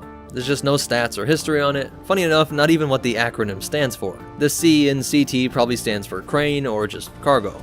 So that's it for the AT-ACT. But most important of all, remember, these walkers used to strike fear into the rebels, until they took an ion cannon to the knee. And the Force will be with you. Always. What's up, MetaNerdz? In this video, we're going to look at a bunch of different crawlers, treaded vehicles, which are pretty rare in Star Wars, understanding why they're actually a great option, and what inspired some really unique creations. To understand how we get these great fan models, let's go back and look at the very first model of the iconic Sandcrawler. This model was made before the concept art and built by Colin Cantwell, the model maker for 2001: A Space Odyssey, which was released in 1968, 9 years before A New Hope. Kit bashing is when you make your own creations from model kits, modifying parts and/or bashing together parts from multiple kits. Cantwell also worked on almost everything seen in A New Hope, from the ISD, X-Wing, TIE Fighter, and more. And speaking specifically about the Y-Wing in kit bashing, he says, quote, "Kit bashing is a method of model building that myself and a few others pioneered in the early 70s. Essentially, you take pieces from cannibalized model kits, cars, planes, trains, etc., as well as shapes from around the office and house. Look closely and you'll see pill bottle engines and Easter egg fuel tanks. The Falcon would be changed dramatically, a last-minute scrapping after Space 1999 was released, and it looked too close like the ship the Eagle." And the Sandcrawler model was then shaped by Ralph McQuarrie, who created most of the concept art, and then further turned into what we know and love by Joe Johnston. But it is in that process that we get these sketches of a similar Imperial sandcrawling vehicle, an armored troop carrier with a mounted gun up top, which would go on to inspire the PX-4 mobile command base, an Old Republic-era Imperial crawler tank used by the Sith Empire. This massive version would need a crew of 10 and could transport 50 troops, with this long ramp out of the back allowing them to deploy. Tracks that could shrug off smaller anti-vehicle mines and small arms fire. Same goes for the thick armor plating on the rest of this thing, requiring a proper tank or missile-firing fighter craft to take it out. Though there is that weak accordion section connecting the two main parts of the vehicle like we saw in the ATTE. But they're banking on this turbo laser cannon being able to blow apart any threat it came across. It was also known as a siege tank since it was perfect against enemy strongholds. Being tracked, it can roll right through your shields, not being propelled by electromagnetic and gravitic fields generated by repulsor tech, and could deliver powerful Durasteel melting or stone smashing bolts by having all its power directed into this single turbo laser cannon, and then put its well-armored nose through that opening and pour out its 50 troopers to secure the position. Over 3,600 years later, Sidious's Empire would deploy a similarly sized track troop transport. With an official length of 21.8 meters, the PX-4 mobile command base boasted robust armor and formidable weaponry. Encased in a half-meter thick metallic shell, it featured a centralized command pod further fortified for enhanced protection. Its outer hull was equipped with reflective shielding, while advanced sensors and computers meticulously monitored battle conditions, providing real-time data and AI-generated tactical suggestions to the commander stationed within. Information was relayed through computer displays, holographic tactical interfaces, and communications arrays, which intercepted both Imperial and enemy transmissions. A single Mark I ES heavy laser cannon was affixed atop the PX-4, mounted on a slowly rotating turret.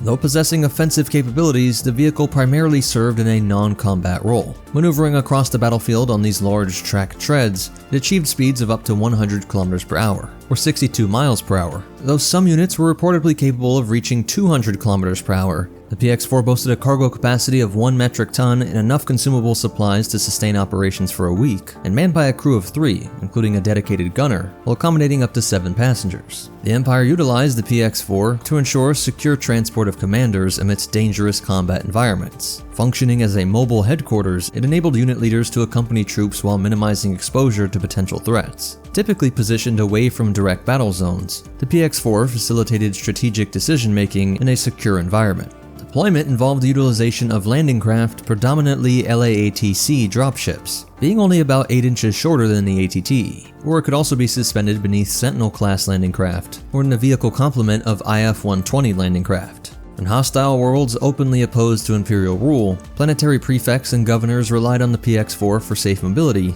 with some opting to reside permanently in its armored confines. In The Complete Life of Tarkin, we saw how he was almost killed moving in the lightly armored ITT. Moved a lot quicker, but it wouldn't have been such a close call if he was in a PX-4. This command base did remove the weak joint in the middle, even though it was working in the opposite role, not smashing through heavily entrenched enemy positions. It was the opposite, a sort of anchor for the ground forces. But this led to two different fan-inspired vehicles that I think make a lot of sense and would fill an actual role in military operations. This one is your standard troop transport, one large area which could probably fit a few squads of troopers and speeder bikes, or equipment like portable shield generators and E-web cannons. Really anything down to just food rations like ramen and canned dewback. In an area where rebels were increasingly getting access to advanced tech like shield generators seen on Adelon, which prompted the AT-AT Walker Advance. And I've been sitting on this factoid just not sure when to throw it in, but I'm glad I remembered this. In these scenes, you can see there are hovercraft that do get through the shielding, but this seems to be from a really smart tactic of having them stick close to the walkers, as the AT-ATs break the seal as it were on the shielding, like hiding under an umbrella or avoiding large waves by staying in the wake of a larger ship. The shielding effect is not present in that area, and so it doesn't interfere with the repulsor tech bouncing off each other like two sides of the same magnet. But back to the model, the design provides a more armored version of the OT, while still giving you the doors to open up and return fire if you want. Put some troops in there with rocket launchers and machine guns or mines, and you get some wild battlefield type action where the troopers can turn this armor into something way more dynamic, able to deliver carnage and then just keep the ports closed when enemy fire gets too heavy. And same goes for using this thing in urban environments. It's funny to think that with some portable shields, you could effectively lock a hovercraft like the Empire's favorite troop transport, the ITT. Place them at an intersection and it simply can't move forward, while protecting the attackers at the same time. But the tracked transport can easily climb over any rubble, physical barriers, or shields that the rebel population put up. And it could pop open these ports for crowd control. Just keep an eye out for stray detonators and Molotovs. And if this was when the Senate was still around, just tell the review board you thought the blasters were set to stun. While the early concept art is right in between these two fan creations by having that big gun up top, though on this more nimble version, we see a pair of forward-fixed dual blaster cannons. They could be light turbo laser cannons, but more likely the level of cannons on a starfighter, far greater than the small arms and even the E-web. Maybe not blasting through heavily armored positions, but through most civilian structures and vehicles. I never really liked these forward opening ramps, but of course real-world vehicles do this, and many other StarCraft do as well, and we see them being used alongside AT-ATs, so the walkers would be taking out the major enemy weaponry and delivering suppressing fire. Since you do have 4 deadly bolts firing forward from this thing itself, we can see how the forward opening ramp might be better overall, with tactics developed to open and deploy rapidly, like a smaller scale version of its old Sith Empire ancestors, bombarding the immediate front, injecting troops into the building opening or tree line, with troopers spreading out to engage fire on the flanks and get to cover. It looks spacious enough for speeders or smaller frog walkers as well, so that adds another practical element to these more rapid response crawlers. What is really unique is the shape of the track itself. If these were on hydraulics and able to move in response to obstacles, this might be one of the closest things to a truly all-terrain vehicle in the Imperial military, a lot closer than its big AT-AT brother, which could have trouble if the terrain was too steep or rounded. Though for an even quicker rapid response tracked tank, there is the Century tank, essentially a TIE on treads that can hit 90 km per hour, and packed a light turbolaser cannon and 2 medium blaster cannons. And what's funny is that it might still be propelled by a twin-ion engine, and this was just a successor to the TIE AP-1. So there are light attack treaded vehicles and the larger command station, but I think these fan-made ones fill a nice gap in Imperial capabilities. But what do you think of all these? Do you wish we saw more non-hovering vehicles in Star Wars? Of course the wheeled versions like the Juggernaut work too, but there's something I just really like about these crawlers. If you have any other suggestions for odd or fan-made craft to look into, comment them down below. But most important of all, remember, never take your hovercraft down a narrow street, and the Force will be with you, always. Let's take a tour of the galaxy's most famous mobile home. What's up, MetaNerdz? This video is all about the Jawa Sandcrawler. We'll cover its history and do a complete breakdown, even a tour of this ship, and then close out with some behind the scenes facts and all that good stuff. Let's go back long before the Battle of Yavin, when the first of the Sandcrawlers set upon the Sand Dune Seas. It originally started off as a mining vehicle, with its enormous cargo holds carrying materials to the mining camps and then over to the spaceports. Around 4000 BBY, there was a mining boom on Tatooine, and this outer rim no man's land was swarmed by sandcrawlers made by Corellia Mining Corps and the Zerka Corporation. Each of these models was an enormous vehicle on treads, but the Zerka design didn't stick around. It's unclear why exactly the only variants we see are these Corellian models, but if the Zerka models were inferior, I think it's safe to say that the Jawas would have reduced them to parts. And though hated enemies, the Sand People actually ended up helping the Jawas come into possession of them, as they would often attack any sandcrawlers that they came across. Came out of nowhere. Wait, damn it. Here they come again. How did it do that? No way we're repairing this thing while getting attacked over and over. The desert can have it. The Jawas will salvage it eventually anyway. Then we can buy it back and start over. Makes sense to me. The Corellian version, aka the Digger Crawler, cost the company 150,000 credits, which is the cost of an X-Wing. There were a couple reasons why they went with treads over repulsors. First, it was the most cost-efficient, both in the production side, as even though repulsor lifts are a ubiquitous tech found in all kinds of cheap consumer vehicles, it starts to get pricey with this much larger operation. The vehicle itself already had an incredible weight, but when filled with tons of rock and ore, it just pushes it over the top. And not that the treads never broke down, but they were much more reliable than repulsor tech. When traveling across the Dune Sea, you would often get caught in the raging winds of a sandstorm. These clouds of fine particulates would wreak havoc on repulsor tech, while also pushing around any hovering object. A simple track and some wheels was much less complicated, and when spread over these 8 wide tracks, all that weight is nicely distributed and firmly pressing down, preventing you from getting blown over and keeping the ride stable, if admittedly slow.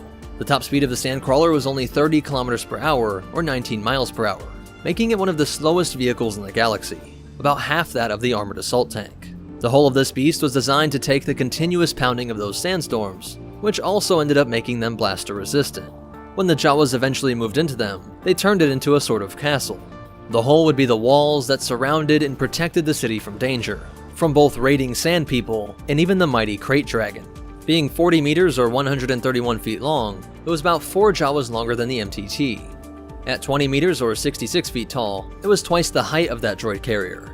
And at 13 meters or 43 feet wide, it was nearly 2 TIE fighters across. If it showed up here on Earth, it would be about 3 school buses long, 4.5 wide and 6 tall, around a volume of 72 school buses.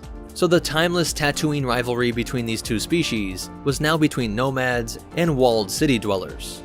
The voluminous interior spaces were intended to fill up to 50 tons of cargo, equivalent to 61 dewbacks, but this area was now segmented into several workstations and sleeping quarters. 6 Jawas would sleep in a space the size of a standard humanoid closet, and there are some reports saying that up to 300 Jawas and 1,500 droids could call this place home. This mobile fortress home would contain everything they needed, with food and drink being acquired through trade.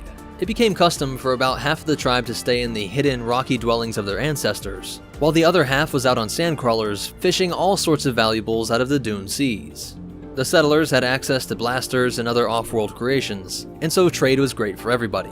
There are no reports of Jawas ever turning these creations on rival Jawa tribes. Instead, quite the opposite. They were said to meet in the desert once a year for a massive swap meet. Sandcrawlers from different tribes would all meet and trade with each other. And this is just speculation, but perhaps the so-called Dune Sea Haggle Day was a tradition created to ensure the strength of the Jawa, coming together once a year to ensure that the needs of the Jawa tribes were met first, before they went out and traded with the growing number of off-worlders. The village-protecting vehicle was propelled by these gyrodyne nuclear fusion engines. Running almost the entire height of the vehicle, these massive vents would expel heat and steam from the reactor.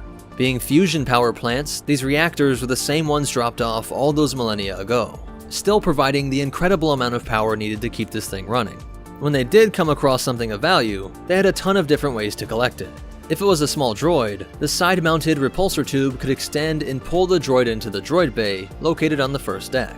These rooms would be strewn with all sorts of oddities, like RA-7 protocol droids, gonk droids, R5 astromechs, treadwells, and tons of other scrap that might be useful in repairing those droids. These could be offloaded when trading via these side hatches with retractable stairways, or just through this main front hatch door. To keep with our castle comparison, you could think of this as the drawbridge to this Jawa fortress. You can see other salvage cranes located inside these upper decks, which processed a wide variety of larger materials, be they hunks of raw ore or ship parts. You can see where the ore would be stored in these bins before being processed by grinders and then scanned by the pre-processing laser, which would identify any valuable metals or minerals. Energy from those reactors would be used to melt down the ore, and it would all flow into molds to make ingots. But this same process could be used to melt down a whole ship, vehicle, or even village. In the year 9 ABY, a Jawa tribe on Arvala 7 would strip down the Razor Crest used by a Mandalorian. This would amount to leaving the bounty hunter for dead, and the Jawa should have been able to tell that this was not some derelict craft long left to the elements. It took everything from paneling, valuable engine parts, even wiring and computer systems that could all fetch some credits. Robbed and left to die in the desert, the Mandalorian opened fire on the Jawas. We can see how they would lay out their day's bounty for sorting, but when their tribesmen started turning into dust, they ran back into their protective fortress.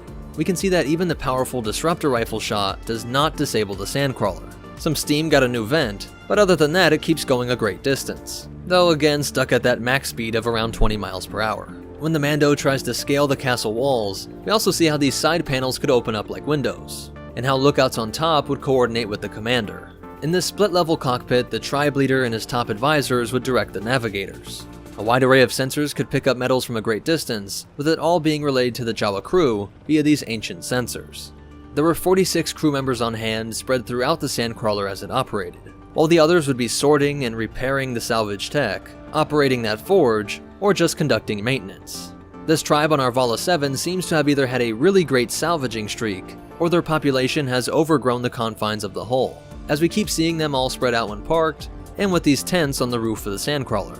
I think most likely they just have a lot of excess salvage to sort, but it could be that they outgrew it.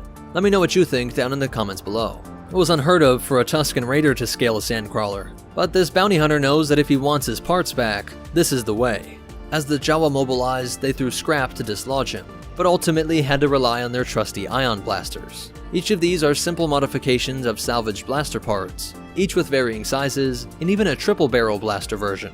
These became popular weapons with the Jawa because they were excellent for capturing droids alive. And back on Tatooine, if they ever killed a human settler, even if it was deserved, that would be hard to convince the other humans. Much more likely was that the Jawa killing would be seen as an act of aggression, and these settlers might start to kill Jawa on sight, like how they treated the Tuskens, who were often killing each other. We also see that even when confronted with stolen goods, the Jawa are not willing to give them back, but instead they use it to acquire a rare delicacy. But how exactly did the Jawa get from Tatooine to Arvala 7? Well, where this new world is in the galaxy is still a mystery, though its out-of-the-way description likely has it as another sandy Outer Rim world. It is not just another name for Tatooine, and this place only has one sun. The only explanation is that either these Sandcrawlers were on multiple desert worlds doing their mining thing, and were just abandoned here as well, with later Jawas that were hitching rides with other travelers moving here and rediscovering their favorite vehicle. Or as many have wondered, could the Jawa be a spacefaring people, either buying large ships or just building them in order to take their treasure hunting to the next level? There's a fan-made ship that was really interesting that we covered in a previous video. If you want to check that out, it's a really fun, plausible creation, and made even more plausible after these black-robed Jawa of Arvala 7.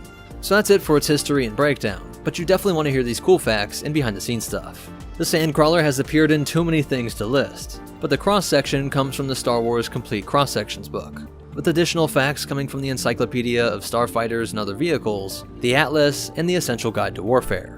In a legend story, the way these Jawa who sold the droids to Uncle Owen were killed was with the support of an Imperial flying fortress.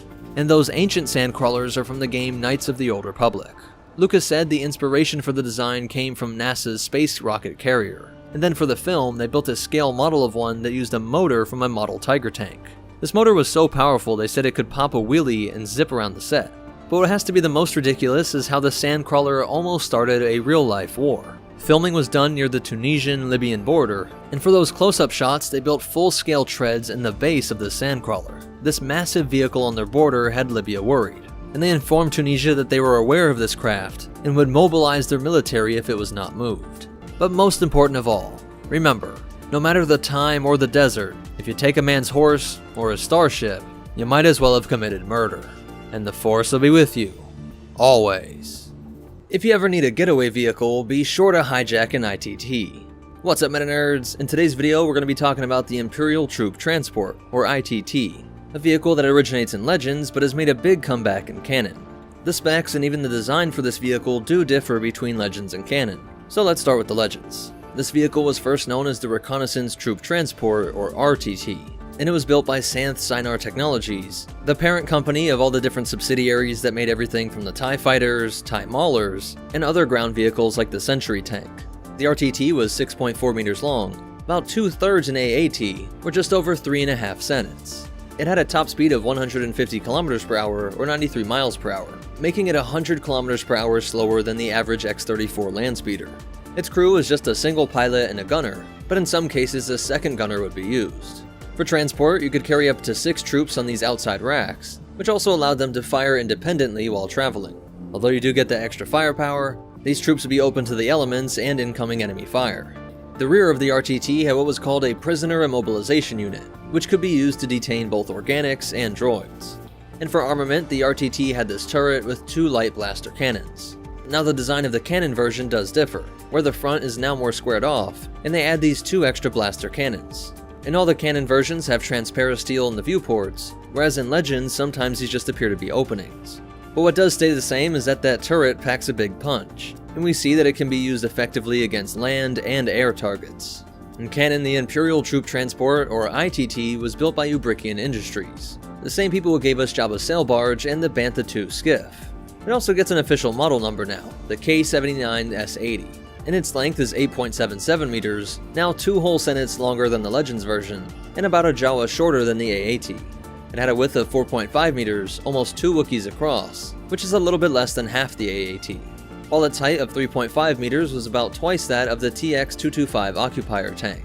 The top speed remains the same, and we even learn its weight, 20,600 kilograms or about 22 tons, roughly the weight of 25 dewbacks. But what's really incredible is this thing's shield generator and thick hull plating. It can take down multiple blows from an ATDP, TIE fighters, and even the Ghost.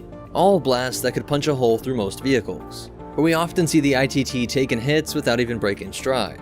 In fact, even in this scene where the Ghost finally causes it to wreck, the actual armor is never penetrated. It seems like either the steering or the repulsors were damaged. It can also plow through the legs of an ATDP, or even push aside another ITT, though again without compromising the armor of either. As for its history, in Legends, the earliest we see the RTT used was in 0ABY, where Agent Marbarez is unsuccessful in capturing some rebel rookies. Then we learned that after the escape pod was found on Tatooine by a dewback squadron, the ITT squad was brought in to hunt down the droids containing the Death Star plans. They found the Jawas that sold these droids to the Lars farm, before opening fire on the Sandcrawler and ordering the Jawas to exit. As they did, the stormtroopers slaughtered them, and then staged it to look like an attack by Tusken Raiders. The RTT would once again be used on Tatooine sometime after the events of A New Hope. Several of them would be present for the testing of the Omega Frost superweapon. During this encounter, the RTTs chase Han and Luke across the Junlan Waste, before they end up hitching a ride on something all too familiar to the RTT, a Jawa Sandcrawler. As they traveled along, Luke and Han would spot another Sandcrawler directly in the blast of the Omega Frost weapon. This caused everything in the surrounding area, the Sandcrawler included, to be flash frozen. If this weapon could work on the scorching hot deserts of Tatooine, then it could work anywhere. And remember that these massive vehicles are like mobile fortresses containing almost an entire Jawa clan. The 2 Tag brothers would have a close-up view of the devastating effects of this weapon, but as soon as it was discovered that our heroes were close by, Orman sprung into action and would board an RTT to give chase. The Sandcrawler containing Luke and Han made a direct course towards Mos Eisley. To lose the pursuing RTTs, Luke had an idea. While Han and the Jawas would drop containers of Skyhopper fuel, he would sit atop this massive vehicle and snipe the barrels, causing a massive chain reaction and wall of fire, and even exploding one of the barrels directly under an RTT. That was enough to break through the armor, and the Jawa were happy to get some revenge for those fallen Sandcrawlers. During the Galactic Civil War, we'd see the RTT one more time during the Battle of Trask. These RTTs were actually a variant of the standard version. This kind removed the side racks and had all the troops inside, while also having this extra glass on the side for more visibility. And the last time we see its use in Legends was during the Imperial Civil War in 10ABY. We'd see the transport being used on Coruscant during the hectic battles between Imperials still loyal to Palpatine and the other Coruscanti that no longer were. The RTTs here would be used to quickly transport supplies and troops across the dense cityscape of Coruscant. Now, the earliest that we see the ITT in canon was a year after the Galactic Empire was formed, in 18 BBY during the Battle of Dak City on Mon Calamari. Here we see something very interesting, but makes absolute sense given the time period. The ITT was transported to the Mon Calamari capital by LAATVs. Another interesting thing is seeing the AT-ATs and AT-DPs being used in this battle as well, which means they were already transitioning out of the Republic walkers just 1 year after the Clone Wars. 14 years before the Battle of Yavin, we see several ITTs used by an Imperial outpost on the planet Kashyyyk. A handful of these came under attack by Saw Gerrera's partisans, the Kashyyyk Resistance, and an AT-AT commandeered by Cal Kestis. A few of them stationed at this base would be destroyed by this hijacked AT-AT. In 11 BBY, ITTs were deployed on the planet Gorse to hunt down the wanted fugitives Hera Syndulla and Kanan Jarrus. They were wanted for an assassination attempt on Count Vidian, and they were actually spotted by an Imperial transport, but Hera was able to set off an explosive, allowing them to escape. The most we would see the ITT would be between the years 5 BBY and 1 BBY on the planet Lothal.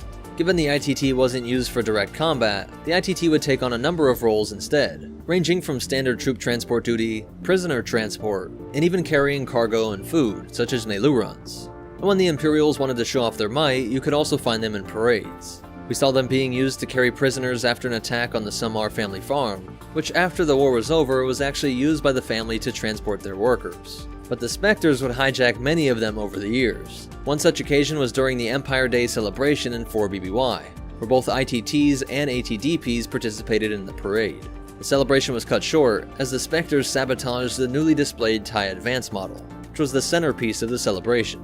Now on the run, they would commandeer an ITT to make a quick getaway, and that's where we really see how resilient this vehicle is, plowing through other vehicles with ease and really taking on a lot of damage. In the year 1 BBY, the ITTs on Lothal would be joined by the TX-225, yet another repulsor craft, but even more heavily armed and armored. During this battle, Hera Syndulla would commandeer an ITT after being shot down, and use this vehicle to rescue other downed rebel pilots. This transport would continue to be used by the Imperial-controlled worlds until the end of the Galactic Civil War, and so the last time that the Imps used them was during the Battle of Jakku in 5 ABY. But even though the Empire was finally defeated, remnant forces would go into hiding across the galaxy, and continue to operate with these Imperial vehicles. The ITT was no exception, and we see one under the service of Moff Gideon's forces on the planet Navarro. Here the ITT would be used to transport a squad of stormtroopers to Gideon's target, the mysterious child. This ITT has some minor details changed from the ones we saw earlier, and actually more closely resembles the Legends version, with that more rounded front and the sunken, forward-facing guns instead of those ball mounts. So that's it for its history, but you definitely want to hear these cool facts and behind-the-scenes stuff. The ITT was the very first toy made by Kenner of something that wasn't featured in the movies. This isn't the only Kenner toy to make a comeback in Star Wars, as the INT-4, MLC-3, and MTV-7 have all made comebacks not only in Legends, but are now a part of canon. The toy of the ITT came with this little informational booklet that gave some behind-the-scenes info on the ITT and some information regarding the Sandcrawler. The variant on Trask was first seen in the comic Boba Fett Overkill, and before making its debut in Star Wars Rebels and canon, its first appearance was in the junior novel Ezra's Gamble, set shortly before the events of the Rebel series. What's really cool was that this toy actually had a prototype that differed from how it looked in the final version. The entire front of the ITT was more ramp-like, ending in 2 pointed edges. The top-mounted round blaster turret is missing, instead replaced by a turbine engine, and it's said that the ride vehicle at Star Tours was based on this early design. But most important of all, remember, ships and vehicles always outlast their faction, and the Force will be with you, always. Sometimes stormtroopers and walkers aren't enough. Sometimes you have to send in a vehicle so powerful, immobilizing it doesn't make it any less deadly.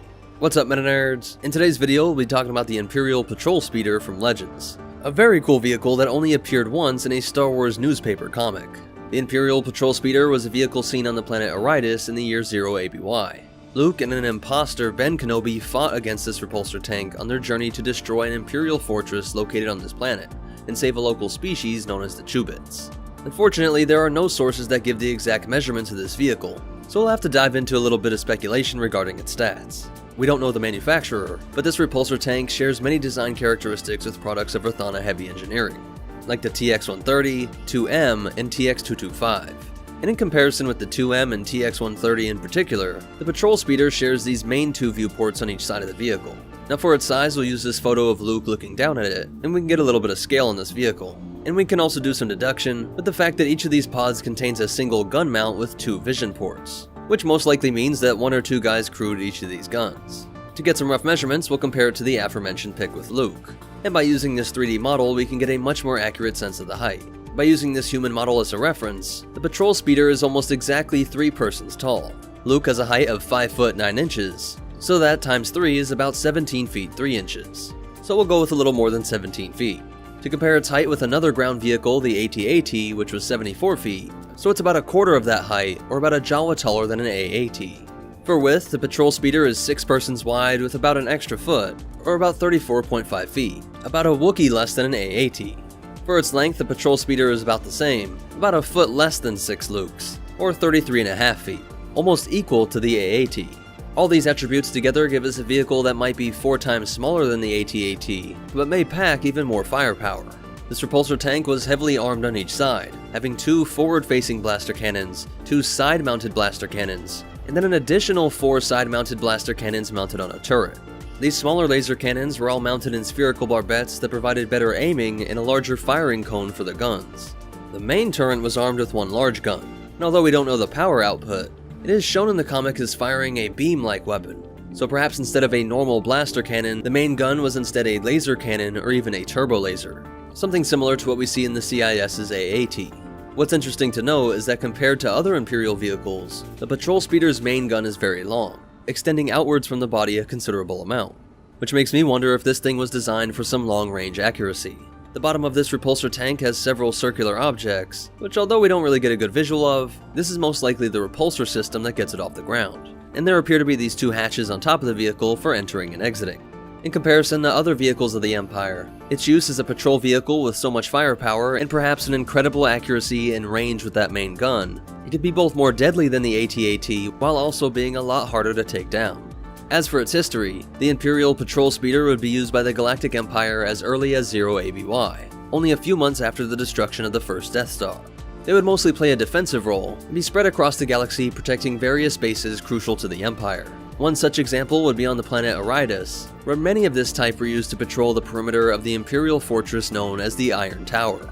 The Iron Tower was a massive base used by the Imperials on Aridus to control the local population, called the Chubits. This structure would act as a long-range transmission tower and had to be built large enough to overcome the dense ionized atmosphere. One of the side effects of this incredibly powerful transmitter signal was that its frequencies actually damaged the nervous system of the Chubit people.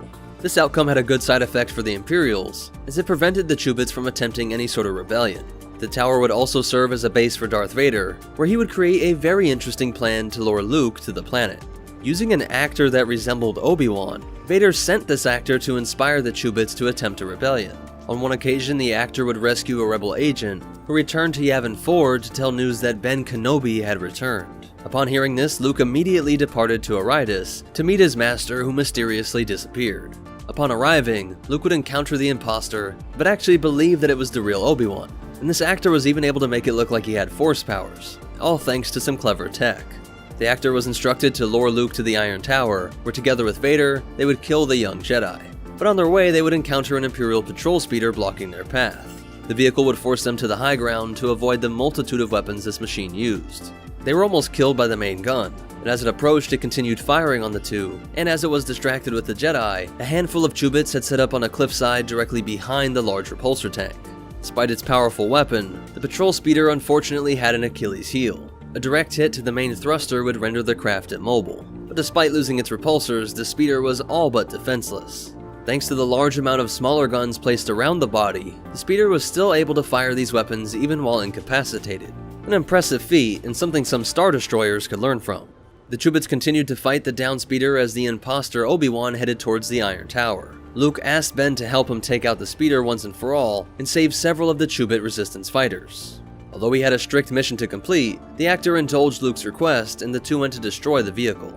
The fakey one Kenobi used his lightsaber to slash the speeder's power cells, causing a massive explosion which completely destroyed the tank and almost killed both Luke and this actor. The 2 would eventually make it to the Iron Tower, but seeing Luke's kind actions would convince him to sacrifice himself in order to disable the Iron Tower and attempt to kill Vader. The tower was heavily damaged, but Vader would survive, only being trapped momentarily. And unfortunately, this would be the only time we see the Imperial patrol speeder in action. But we can assume this heavy repulsor tank could be used across the galaxy whenever there was a large fortress in need of patrolling. So that's it for its history, but you definitely want to hear these cool facts and behind the scenes stuff. It first appeared in the Star Wars newspaper comic, The Return of Ben Kenobi, and would end up being its only appearance. And there are actually 2 vehicles with the name of Imperial Patrol Speeder. The planet the IPS was used on, Aridus, was planned to make an appearance in the campaign of the game Empire at War, where a ground invasion by rebels was made to free the local population. It is directly stated that Chubits would be supplied with T2B and T4B tanks, which now that we see what they were up against, makes complete sense. I know I'd like to see a tank fight between these 3. Well, what's funny is that the manufacturer of these Rebel ground vehicles, Utrain Trakata, was actually based on Aridus. They were also responsible for the T-3B series and the MZ-8 pulse cannon. Other than this, Aridus appears numerous times throughout Legends, even being a holdout for the Yuzhan Vong after their invasion. But the planet has even made its way back into canon, where it is mentioned in the Star Wars Force Awakens beginner game. So that's it for this incredibly obscure heavy repulsor tank. But most important of all, remember, sometimes Vader hits the spice when he comes up with these schemes to capture Luke. And the Force will be with you. Always. Nothing worse than watching your loved one get ripped through the wall and squished like a grape in your town square. What's up, MetaNerdz? This video is all about the UATT Walker, aka the Urban Assault Triped Transport.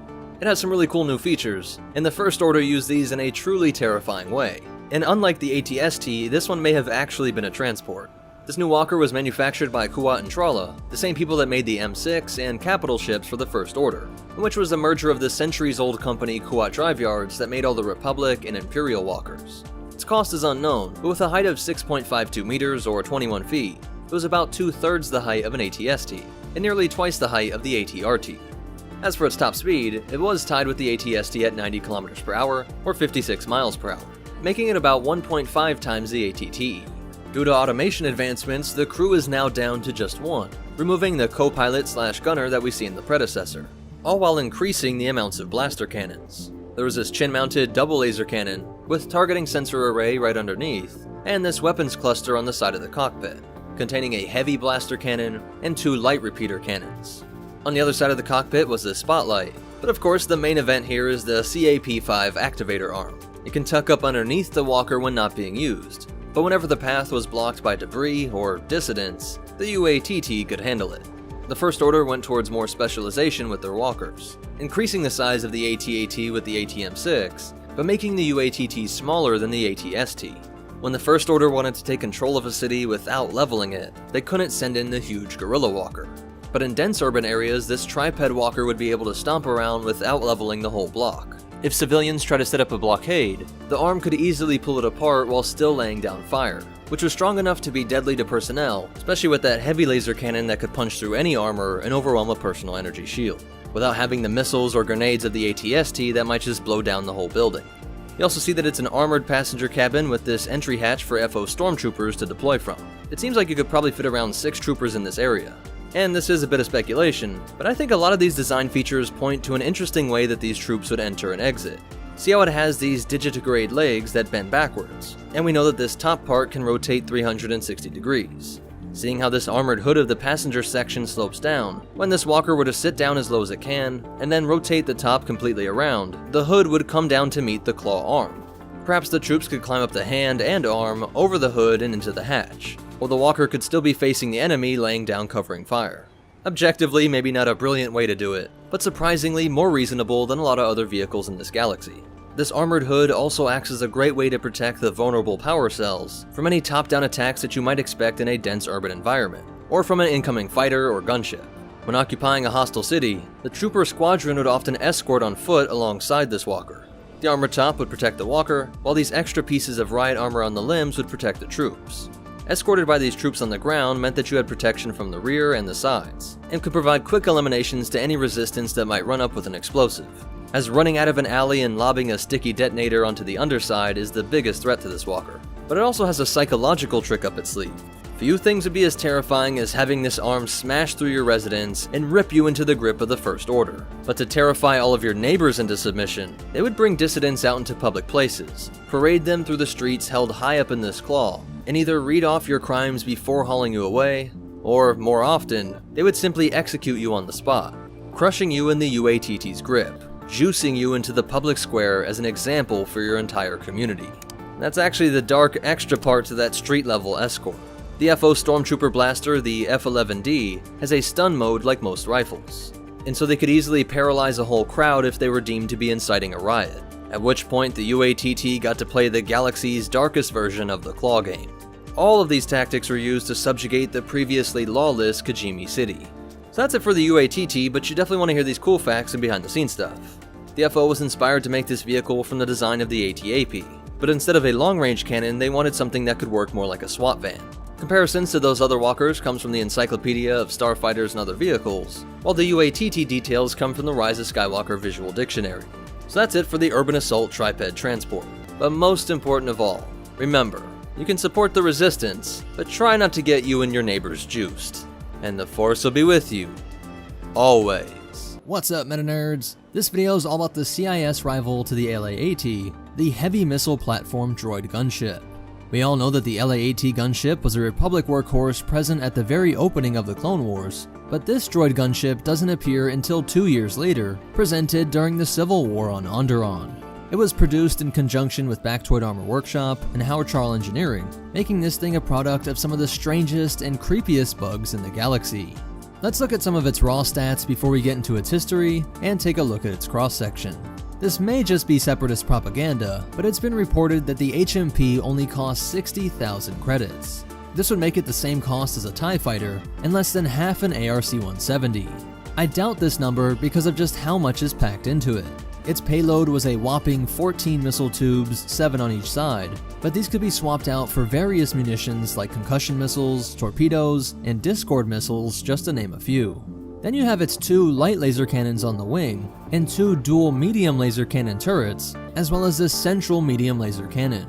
That's 7 laser cannons, with 5 of them being medium laser cannons. That's more firepower than almost any starfighter. But to be fair, that's true of the LA-AT gunship too.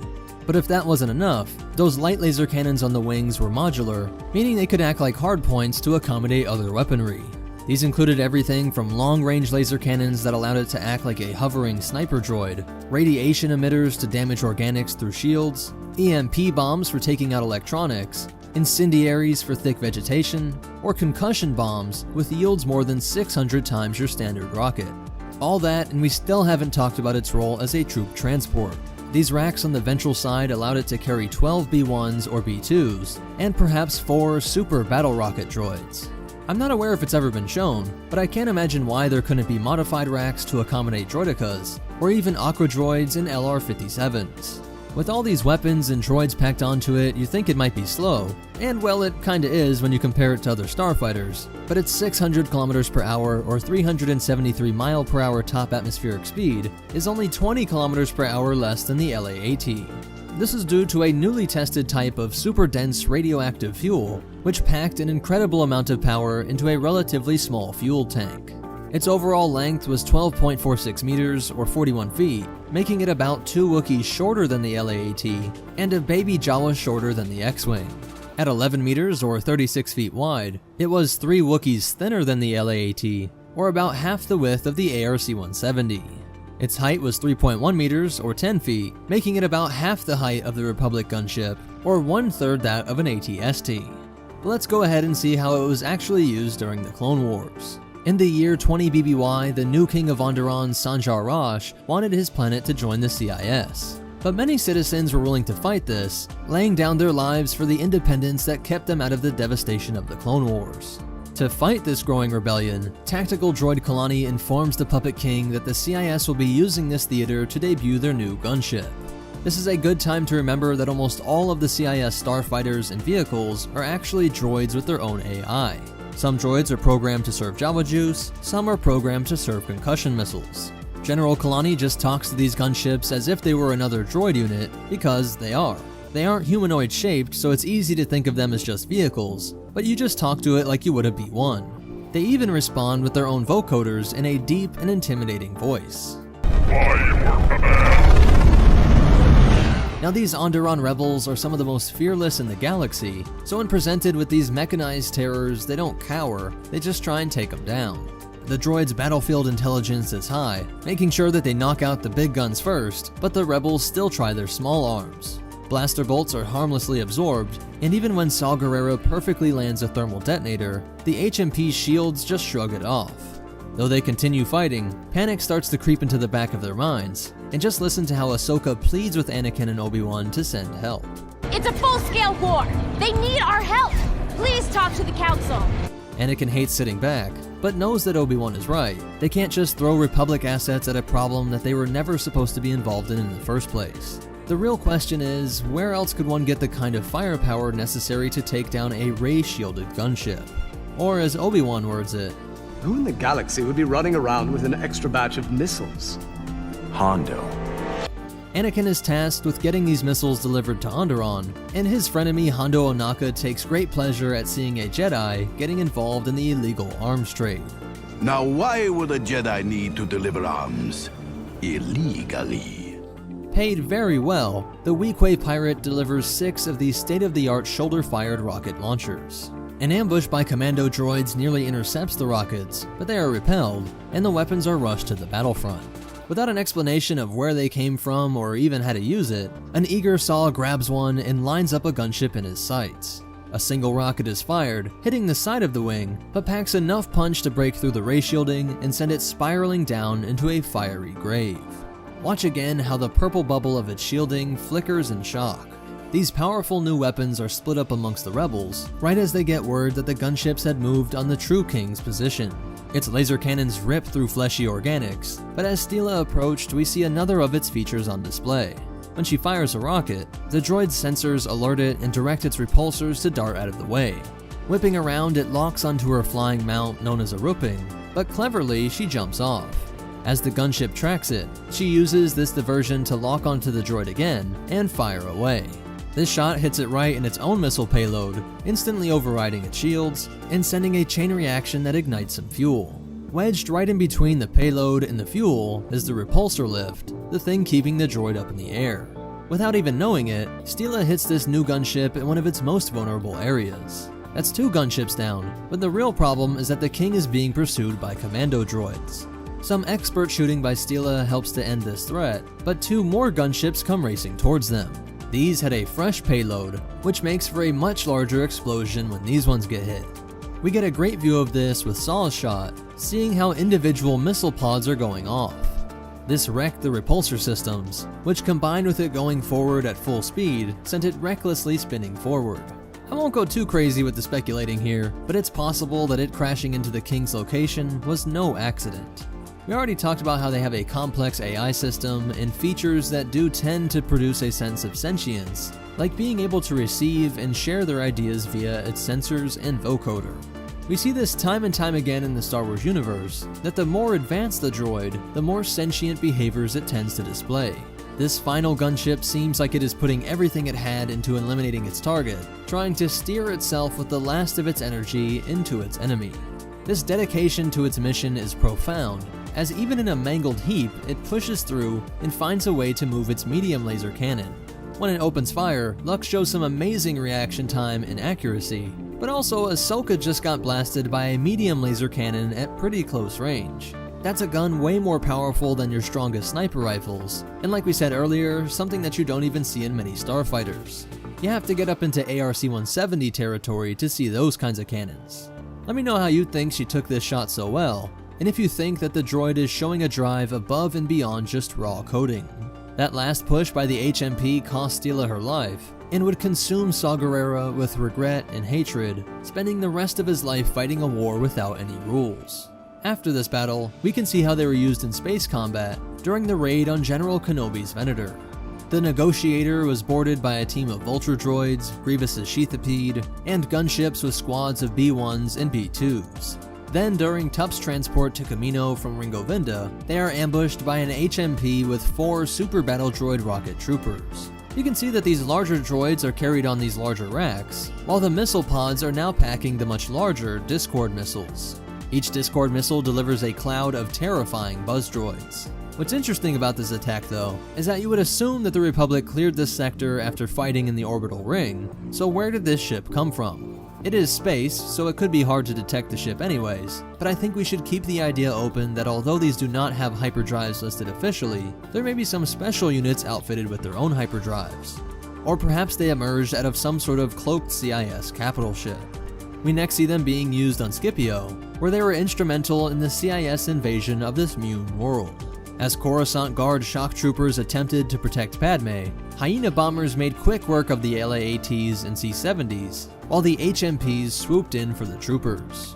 Its laser cannons cut down a squad's worth in seconds, while their battle droid delivery finished off the rest, including the heroic Z6 wielding trooper known as Thorn.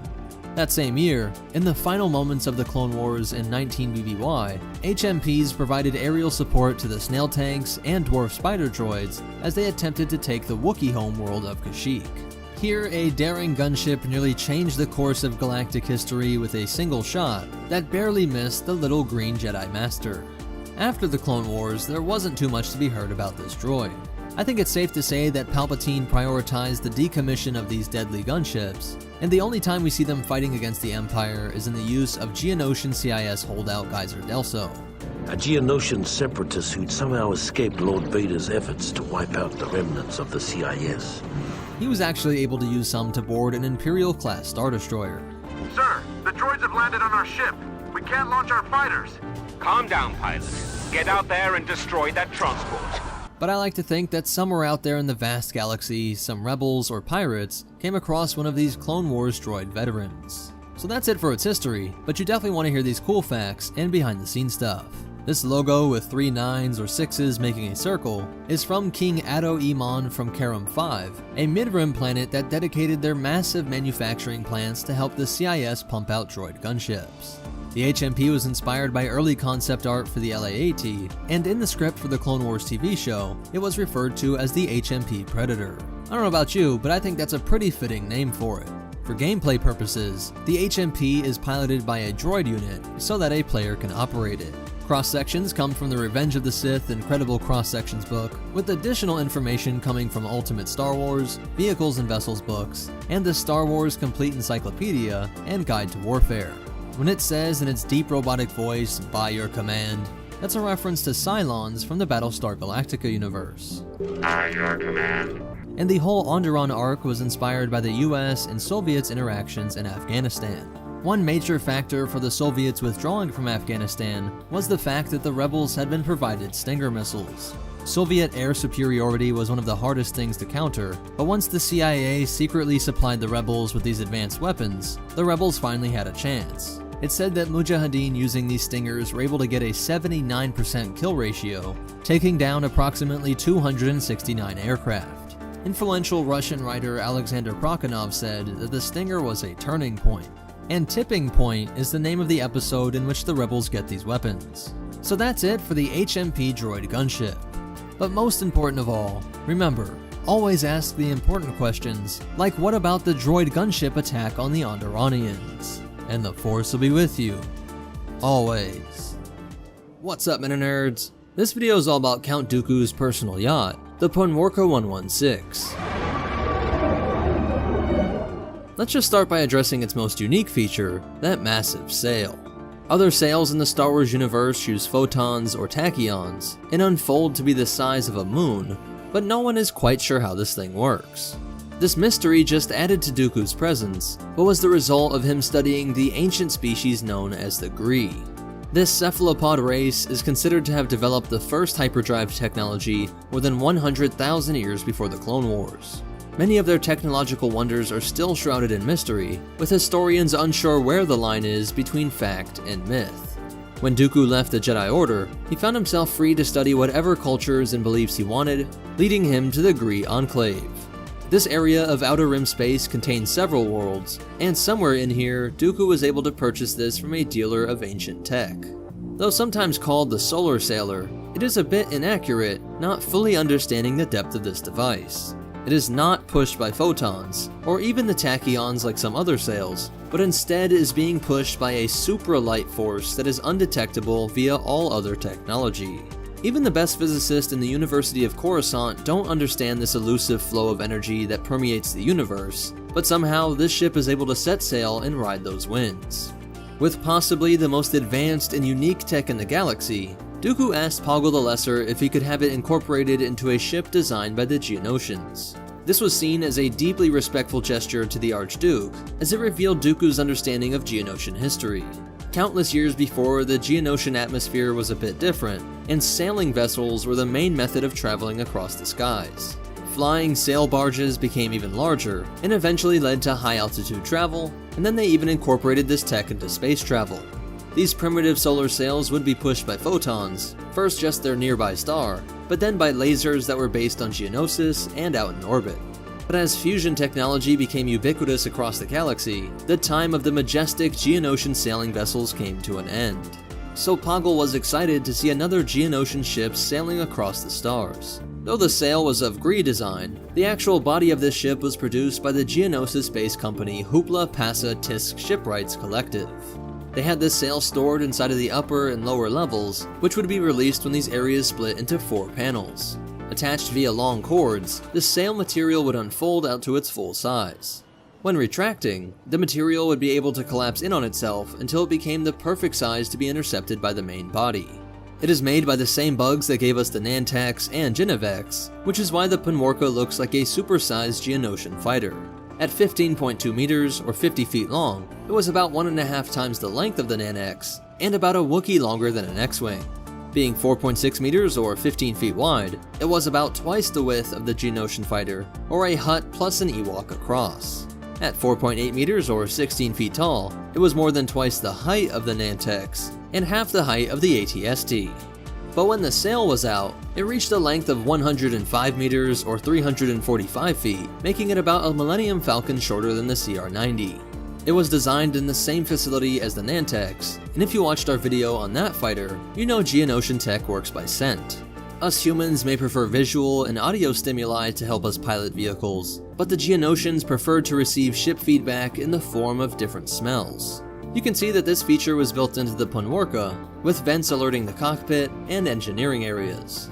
This engineering deck contains the console to monitor the fuel and reactors that flank this area.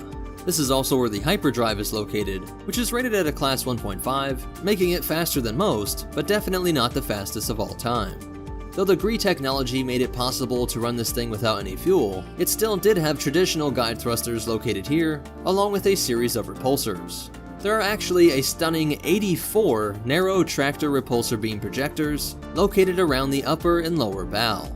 Thrusters could keep it agile in empty space, while repulsors could push and pull against other ships, asteroids, planets, and even the atmosphere to make this ship maneuver like no other. All this tech helped it to get it up to speeds of 1,600 kilometers per hour in atmosphere, faster than almost every other Star Wars ship besides the TIE Defender. And with that sail, it had an acceleration of 1000 G, 1/3 that of the Venator. Interestingly though, its tractor repulsor arrays were its only potential armament. But don't worry about the count. Although the offense was low, defense was incredibly high, having a triple layer shield. This doesn't even take into account the laminar style hull plating that made Geonosian ships strong on their own, but right behind those repulsors are a seemingly equal number of deflector shield projectors. This speed, agility, and protection is what made Dooku so confident in entrusting his life to this otherwise simple-looking ship.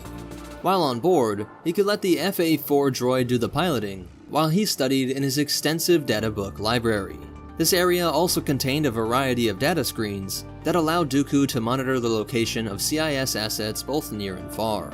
But how was it used during the Clone Wars? Well, at its very opening on Geonosis, the Punworka found itself in the middle of one of the most epic battles in history. Yoda even got Dooku to slash at his own steering and shield arrays by jumping up and bouncing around off this ship. After this, Dooku allowed it to be used by Ventress, and then later by Savage Opress. During the skirmish on Vancor, his prize ship was shot down, though he must have went back and retrieved the rare Gree sail, because he later took it to Zygeria, where he went and killed their queen. That is actually the last time we see this ship used during the Clone Wars, and its final destination is still unknown. I'd imagine that if Palpatine knew of this ancient Gree sail, he would have ensured that it was safely stored in one of his many vaults of relics. If this is true, then maybe we can see the Punworka again, with perhaps an entire navy using that endless stream of super light energy for propulsion. That's it for its history, but you definitely want to hear these cool facts and behind the scenes stuff. The design for this ship came from the concept art for the Queen's Royal Starship in Episode 1. I imagine someone thought a sail-powered ship for this world made sense, because the notes on Naboo were supposed to be that it was very in tune with nature as opposed to Coruscant, and all their tech was supposed to not harm the environment. When it was chosen for Dooku and to be made by the Geonosians, artists started to take it in a more beetle and butterfly look. And originally, it was going to be a kind of limousine, hence the elongated appearance, with Dooku sitting in the back with a driver up front behind a partition.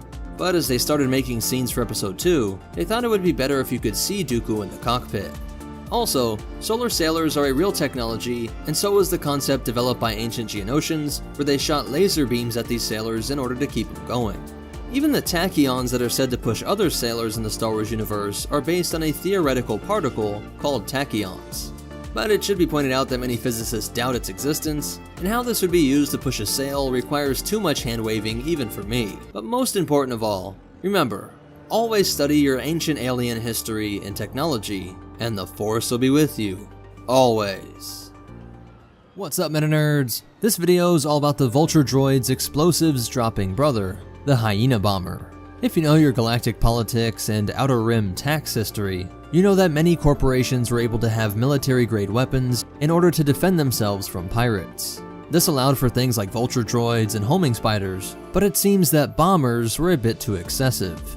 Like most bans on certain types of self-defense weapons, it gets a bit slippery with the logic. Snail tanks that can fire concussion missiles are okay, but bombers are a bit too much. I think it has to do with bombs being less accurate and way more powerful, so the Trade Federation asking for exemptions to build bombers is kinda like somebody saying they need a grenade launcher for self-defense as opposed to a rifle. So it wasn't until the Clone Wars actually broke out that Bactoid Armor Workshop started to mass-produce Hyena bombers. At a cost of only 23,000 credits, it was only 3 grand more than its Vulture predecessor, and around 6 times cheaper than the bombers used by the Republic, like the Y-Wing. This is one of the best examples of how much more efficient the Geonosian builders were, as it packs in so much more than the Republic manufacturers. Just start with its armament, which includes 4 light laser cannons, and a diverse payload of 6 proton torpedoes, 6 concussion missiles, and 4 proton bombs. It's carrying all of that at once, and I know it's not fair to directly compare it to the Y-Wing, a ship that was also meant to function as a long-range, hyperdrive-equipped heavy starfighter, but my point is that the Hyena is an expression of CIS military philosophy. A squad of 2 Y-Wings, 2 ARC-170s, and 4 V-Wings would cost the Republic about 1 million credits. That could buy you 44 Hyena bombers, or if you wanted to keep it equally diverse with the CIS versions of the Interceptor, Fighter, and Bomber, you could have 12 Hyena, 12 Vultures, and 25 Tri-Droids. Of course, they have to contend with the Republic shields and rear gunners, but such a great number of ships that could be purchased made it so that even though none of those CIS ships have hyperdrives, there could be so many of them stationed across the galaxy that their sheer numbers could deal with any Republic threat that popped into real space. And this is made even more practical by the fact that, like Vulture Droids, they can attach to the ship's exterior, or could be neatly lined up inside of ship hangars. Though of course they were larger than the Vulture. At a length of 12.5 meters or 41 feet, it was nearly twice the length of the Vulture Droid, and the exact same size as the X-Wing.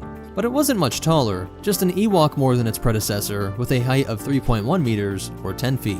Despite this greater overall size and substantial payload, it was still relatively fast. Just 30 kilometers per hour less than the Vulture, with a top atmospheric speed of 1,150 kilometers per hour, or 715 miles per hour, making it faster than the Y-Wing and TIE Bomber. So despite their size, they are still quick and agile, seen here being able to dodge turbo lasers and weave in between the bridges of the Venator. Moments like this show us just how powerful the Hyena is, with its proton bombs being able to blow through the Venator's hull. And other times we see that even when shot down, the resulting explosion upon impact is strong enough for these Hyenas to take out the sturdy legs of an AT-TE. But it also has a great AI system. While the precise bombing coordinates would often be directly entered by CIS personnel, if it needed to, it could determine on its own the best target to drop its payload on, and which enemy starfighters it needed to engage with its laser cannons. This level of autonomy is something seen in most CIS fighters, but greater than most droid vehicles. As for loading this thing up, it appears to be done manually by B-1 battle droids. Each of the head units acts as an ordnance pod, with the top section of the main head containing the droid brain and iconic red photoreceptors. I'd assume that this loading could have also been done by some other purpose-made loading machine, but you can see that when resupplying, it can split the wing. Breaking about midway and then separating into a wider four-legged stance, it becomes sturdier and low enough for the B-1 to insert the proton bombs. When they weren't being loaded, they could stand straight up just like a Vulture droid, saving you some hangar space by not being so wide. Vultures can hang like bats from the ceilings of things like the Lucrehulk, so although we never see this, I do wonder if the Hyena could do this too. When it was time for them to deploy, a droid would activate them upon the orders of a CIS commander. Using audible electronic chattering noises to communicate with each other is where you get the name hyena. Droids speaking to each other via vocoders is actually pretty common with the CIS, having tactical droids speaking orders to HMP Droid gunships, with it replying back audibly. The army will follow. Leave no survivors. Go by your command. And so we see that starfighters are speaking to each other as well. We even see that a T-Series can speak directly to a hyena while it's in combat in order to modify its previous orders. Calculate your flight path to terminate in the main hangar. This, combined with an ability of the head unit to lift and move independently from the body, allowed it to survey its surroundings and then chatter the location of new routes and enemies to its squad mates. The first time the bomber was used against the Republic was during the Battle of Failene. Here they destroyed all of the Republic's unsuspecting forces. That same year they nearly crashed into the Republic's cloak ship, on their way to trying to bomb out Senator Organa on Christophsis. Later, during the Battle of Ryloth, we saw how devastating they can be against a large village. Just a handful of them were able to set this Twi'lek village up in flames in just a matter of seconds. Shortly after that, we got to see the hyenas nearly kill Mace Windu, but also see just how gangster Wat Tambor was. We will all perish for the glory of the Separatist Alliance. And then some were allowed to be commanded by the droid assassin Helios 3D. This IG series droid had his capital ship boarded by Anakin and Obi-Wan, forcing him to transfer his consciousness into a B-1 in order to escape. And speaking of droid consciousness, I wanted to know your guys' opinion on the sense of self that a hyena might possess.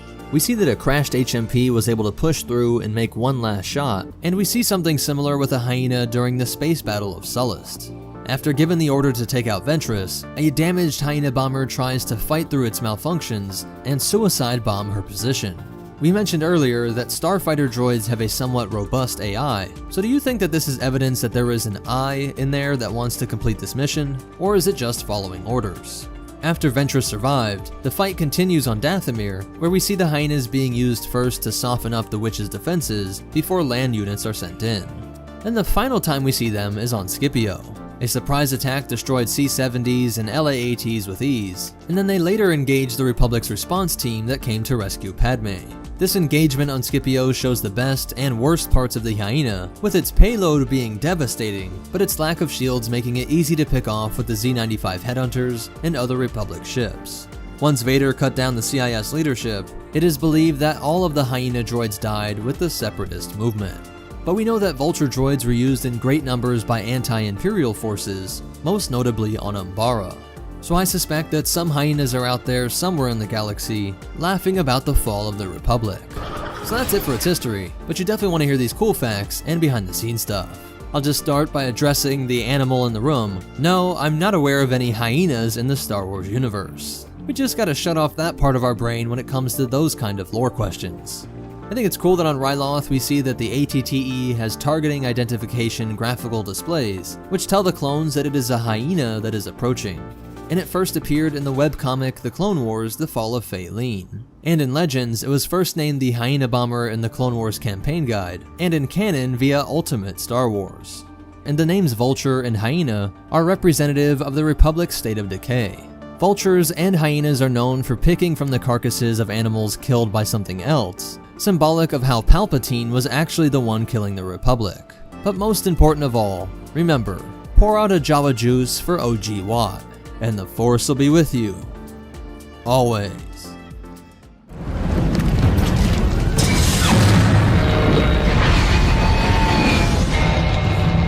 What's up, MetaNerds? This video will be a complete breakdown of the Belbullab 22 Starfighter, and Grievous's specific model, the Soulless one. We'll cover the stats, history, and use over the eras, and end on some behind-the-scenes facts, and start with the manufacturer of this amazing heavy starfighter. It was produced by Feithran Ultra Scalable Assemblies, a company based out of Pal City on Utapau, and which was a member of the Techno Union.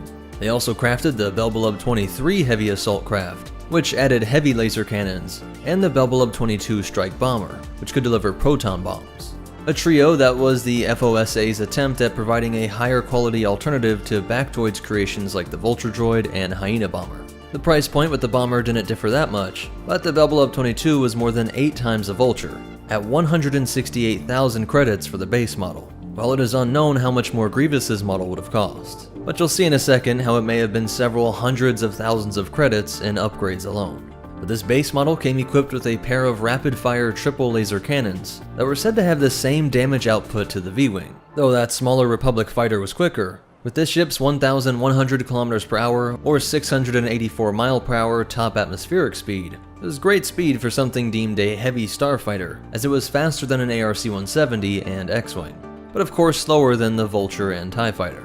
This thrust was generated via these two massive ion accelerator chambers, which both actually had these smaller thrusters on the sides, while there was this single but very effective thrust vectoring fin to channel the stream of ions. This entire midsection housed the reactor and power converter for all the ship's systems. A very streamlined design as it had it all lining up towards the cockpit. This area also containing the hyperdrive, followed by the navicomputer, and the instrumentation and flight controls, while the cockpit itself housed the life support systems. And if we look into the tips of the ion thrusters, we can find the scanners and sensor arrays. Now that hyperdrive mentioned was even in the base model, and although it was a relatively slow Class 6, this was a feature that made Obi-Wan jealous, with Kenobi growing frustrated with Grievous always sneaking away, once complaining, quote, "You know, integral hyperspace capability is rather useful in a starfighter. Why don't we have it yet?" With almost everything besides the ARC-170 requiring the use of hyperdrive rings to shuttle Republic fighters across the galaxy. But here is where we can get into Grievous's modifications for Solus 1. He swapped the hyperdrive out for a remarkable Class 2, putting it on par with many other fighters and equal to Imperial Star Destroyers. He upgraded the navicomputer and sensors, as well as the sensor jamming countermeasures. With his role as number 2 in the entire CIS, he had to have a heavily encrypted holo transmitter, which allowed him to get in contact with his droids or the Count at a moment's notice, no matter where he was in the galaxy. He also had a HoloNet transceiver set up to allow him to slice into connections used by both legitimate networks and the dark web equivalent used by criminals and pirates. This was all great for gathering intel to make sure he could avoid attacks or plan his own ambushes, but to make sure this starfighter containing the top general was not blown to bits, there were two powerful defensive measures put into place. A deflector shield generator was worked in right above the cockpit, and then the entire hull was coated in impervium, a material that was one of the most resilient alloys in the galaxy, usually reserved for key areas on capital ships. It's so strong that one crazy testament to its strength is that impervium made up the molecular furnaces of the World Devastators, which were made to consume almost any material. This alloy was stronger than duranium, which is what was used in Grievous's cyborg body, as well as in some Republic military armors. But interestingly, this impervium was also a nod to Grievous's past, though it is unclear if this was unintentional and just done by the factory, or if it was at the specific direction of Grievous, because the Kalish species would craft their Lig swords out of the rare impervium on Kali, a weapon Grievous was trained in by his lover Kumar. So you can see why it's hard to put a price tag on these modifications, but likely this was a craft that was in the range of several hundreds of thousands of credits. But despite all these upgrades, Solus 1 and the base Belbulub did remain the same size. At a length of 6.71 meters, or 22 feet, it was almost exactly half the length of the X-Wing. While at 4.33 meters, or 14 feet wide, it was less than half the X-Wing. And at a height of 1.74 meters, or 5 foot 8 inches, it was shorter than the X-Wing, but almost equal to the Vulture. And for a real-world comparison, that's only about a third of the length of the F-15 fighter jet. Now, if you watched our Grievous Complete Life series, you know that Grievous fleeing was not due to cowardice, but was based off explicit instructions by Count Dooku. You must have fear, surprise, and intimidation on your side. For if any one element is lacking, it would be best for you to retreat. A strategy that was based off the fact that, to Grievous, the Jedi were the ones who started the unfair fight, by being able to use their magical superpowers of the Force, and also Grievous had to operate within the way that the CIS military was designed, having unending hordes of expendable units, as opposed to their enemy in the Republic having fewer but well-trained, highly intelligent organic units. Something that always frustrated the general when he was questioned on his losses. You expect victory over Jedi, but all you give me to fight them is battle droids! So instead of saying that this was his go-to ship for running away, let's just say his modified Belbulub was his preferred vehicle for strategic withdrawals. The first of these strategic withdrawals would be during the very first battle of the Clone Wars, when Grievous used Solus 1 to escape Geonosis. And the ship was actually spotted by Delta Squad before the identity of the General was even revealed. On whichever flagship the General found himself on, he would always have Solus 1 fueled and ready to go at a moment's notice. When the Malevolence was under attack, he raced out to his starfighter to pursue the Jedi on the Twilight, and when he failed to take them out, it would be upon this ship that the General first disrespected Count Dooku, cutting off his transmission while his superior was trying to figure out how the CIS superweapon ship was destroyed. He would cut it close during the surprise loss during the Battle of Bothawai, rushing out of the hangar that was already engulfed in flames, and tracked by Anakin on the way out. The Jedi was able to lock on and was just a split second away from firing, but it is unclear if this would have actually taken the fighter down, with that deflector shield and impervium coating. This was quickly followed by the escape from the falling Skytop station, where he had to return to his home fortress on the third moon of Vasek to repair his 2 severed hands. Again, Grievous disrespects his superior, and approaches his secret hangar via remote activation from Solus One to open the hangar door. We again see this ship in the final year of the Clone Wars, being a convenient thing for Grievous to smash his nemesis upon. Sadly for the Kaleesh cyborg, however, was that Kenobi would not only be the victor of their longtime rivalry, but the human would also take Solus One to escape from his own troops after Order 66, using it to make his way to rendezvous with Yoda and Bail Organa along the Tantive 3. When they decided to depart, Kenobi first traveled to Nar Shaddaa, using the hectic and criminal nature of this planet to cover his tracks, selling off Solus One for passage to the Tattoo system, and then ultimately to Tatooine itself. Years later, the Empire would successfully locate this relic of the Clone Wars and transport it to Palpatine's secret storehouse on Utapau, which also contained Grievous's body. This location was used to develop the NK Necrosis droid during the Civil War era, but the droids were destroyed by a band of spacers, and they also took Solus One for themselves, though the ultimate fate of this fighter is still unknown. So that's it for the history and breakdown, but you definitely want to hear these cool facts and behind the scenes stuff. The nickname Republic troops gave Grievous's fighter was the Spineless One, since they always saw him fleeing with it. Luckily for Kenobi, Grievous never had the life support systems removed, this fighter having been originally designed with organics in mind, so the human was able to pilot it through space. Its manufacturer also made the Mankvim 814 Light Interceptor, aka the Techno-Union Starfighter. The standard Belbulub was used by both sides during the Galactic Civil War, with many rebels getting their hands on some, and a few being used in odd parts of Imperial space for patrols. But also one called the Sith Spawn being the personal fighter of the Dark Jedi Naman Cha. The name Solus One is a reference to the Huk, the insectoid enemies of the Kaleesh that Grievous fought for years. That species calling themselves the Yamri, but Huk was the Kaleesh word for them, meaning soulless bugs. But it also has a double meaning that Grievous had become the Solus One over his life. From Kaleesh warrior fighting to honor the gods and listening to his shaman, to being a cyborg that led a lifeless army hoping to bring down the order connected to the Force. But most important of all, remember, if you can't afford full plot armor, Impervium's the next best thing, and the Force will be with you. Always. Blast, this is why I hate flying. What's up, MetaNerds? This video is all about the Delta 7 Aether Sprite class Light Interceptor, commonly known as the Jedi Starfighter. It was manufactured by Kuat Engineering Systems, a subsidiary of the larger Kuat Drive Yards that seems to focus on the company's few starfighter products, being the manufacturer of the Republic's V-Wings, Eta-2 Interceptors, and decades later even the early RZ-1 A-Wings. The cost of a new Delta 7 varied widely depending on which version you wanted. The standard model was 180,000 credits, which is 30k more than the later T-65 X-Wing and 3 times that of a standard TIE fighter. If you wanted the most expensive, high-speed variation though, it would cost you 385,000 credits. That's 85k more than even the elite TIE Defender. However, even your most successful spice dealer would be hard-pressed to buy any type of Delta 7, as you're not going to find them at your local dealership. Designed by Walex Blissix, the same man responsible for designing the Victory-class Star Destroyer and many other vessels crucial to the Republic, he worked closely with the Jedi Order to develop ships that were built around their Force abilities. The cockpit was laid out especially to cater to Jedi pilots. The controls were simplified, so that the ship would respond instantly as the pilot sensed the next action through the Force. Many had their standard seats replaced with special meditation chairs to make those long flights across the galaxy a bit more bearable. Everything about its design was intended to make it the fastest and most nimble ship of the time. The frame tried to have one of the smallest profiles possible, at only 8 meters or 26¼ feet long, 3.92 meters or nearly 13 feet wide, and only 1.44 meters or just under 5 feet tall. This made it about a Senate longer than a TIE fighter, a third as wide as the X-Wing, and 1.5 R2 units tall. If it was trying to keep the peace here on Earth, the Delta 7 would be about a mini-me shorter than 2 Honda Civics, about 2 Civics wide, and about 1.5 Vespa scooters tall. We haven't got much time.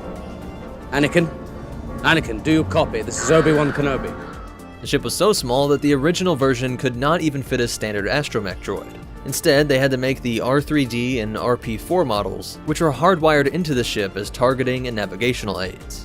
The powerful sublight engines bolted onto the small frame were the secrets to its speed. Fitted with 2 J-44 Jet Force sublight engines, the Interceptor had a maximum acceleration of 5,000 G, and had a top atmospheric speed of 1,260 km per hour.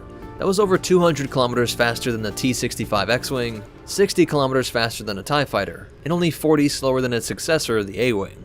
But there were 2 main trade-offs with this incredible speed. First was deployment time. Due to their compact size, the J-44 engines and unusually small reactor tanks would need to be refueled every 5 hours. Similarly, the fighter's small size limited its life support systems, limiting it to only storing 5 hours worth of airtime. Another trade-off was that, unlike most starfighters of the time, the Delta 7 had no built-in hyperdrive. To get around this, each one had a Sleer 31 hyperspace ring that the Delta 7 could dock with when the pilot needed to leave the system. This actually helped compensate for the fighter's limited range, because when it was docked, it also refueled those sublight engines and refreshed its air supply. With the hyperspace ring, the Delta 7 had an impressive Class 1 hyperspace rating, equal to most other starfighters like the X-Wing, but even faster than most capital ships, with the Class 2 being on most CIS and Imperial Star Destroyers. The Delta 7 was designed and built when the galaxy was still at peace, and as such sported the diplomatic burgundy red paint color, which symbolized diplomatic immunity, and is seen on a lot of official Republic ships like the Consular class cruiser. And for defense, it featured a Surplex J4 deflector generator, but as seen with Obi-Wan's dogfight with Jango Fett's Slave 1, it could not take many hits. The fighter was armed with a pair of Tameco SDS-85 dual laser cannons, but it was never really intended to participate in heavy combat, just your occasional space battle with local pirates. And for those early years of deployment, that was more than enough. Replacing its predecessor model, the Delta 6, it would enter into service at least as early as 32 BBY. Qui-Gon would take his personal blue version on a mission to discover how to retain his consciousness after death. Yoda was also seen to have a customized, smaller version that he could fly on his mission to Vragadar. 4 years later, Master Depa Billaba would use her Delta 7 to escort and defend a relief mission from some pirates. By 27 BBY, Obi-Wan Kenobi had enough experience flying these things that he transitioned to the 2-pilot civilian model, the Delta 12 Sky Sprite, a ship that he and Anakin flew to the Outbound Flight Project before being recalled. Master Saesee Tiin, one of the Order's premier pilots, was unsatisfied with the standard Delta 7's already impressive capabilities, so he customized 2 to his own specifications. He installed 4 additional quad-pulse laser cannons behind a pair of breakaway panels in order to provide an increase in its firepower when entering flight mode. He also managed to fit a Class 3 hyperdrive into its frame, but as this was as slow as a Gazanti-class cruiser, he would still prefer the hyperdrive ring when he was in a hurry. Jedi Master Adi Gallia would test flight one of these modified Delta 7s when fighting Captain Kavik Toth. Nice work, Master Gallia. The prototype is quite effective. And I was only flying at half speed. Due to its successful performance, the remainder of these fighters in the Jedi fleet were modified to Saesee Tiin standards. A full demonstration of the Delta 7's capabilities and limitations will be seen when it was used by Obi-Wan to investigate the assassination attempts on Senator Amidala. The fighter was able to go from Coruscant to the far-off Camino, but would fall short in combat over Geonosis. Despite its speed and maneuverability, and the pilot's strong connection to the Force, Jango's Slave 1 kept close and managed to blast through the starfighter's shields. Kenobi only managed to survive by releasing the ship's spare parts like chaff, intercepting the missiles and faking his death while he hid out in the asteroid belt. Early into the Clone Wars, it was determined that the original Delta 7, developed and intended to serve in peacetime, would be phased out of use by the Jedi. Taking the lessons learned over a decade, Kuat Systems Engineering would develop the upgraded Delta 7B. The primary distinction between the two was that the newer 7B featured a centered droid socket, allowing it to fit a full-sized astromech unit. Any other distinctions were kept confidential by the Republic, but it may have been inspired by Anakin's Azure Angel, a ridiculously upgraded Delta 7. Not all Jedi would choose to upgrade to the 7B, or even later Eta 2. As we see, Master Plo Koon would be flying his personal blue and white Delta 7 during the capture of Cato Moria, where he was shot down by his wingmen during Order 66.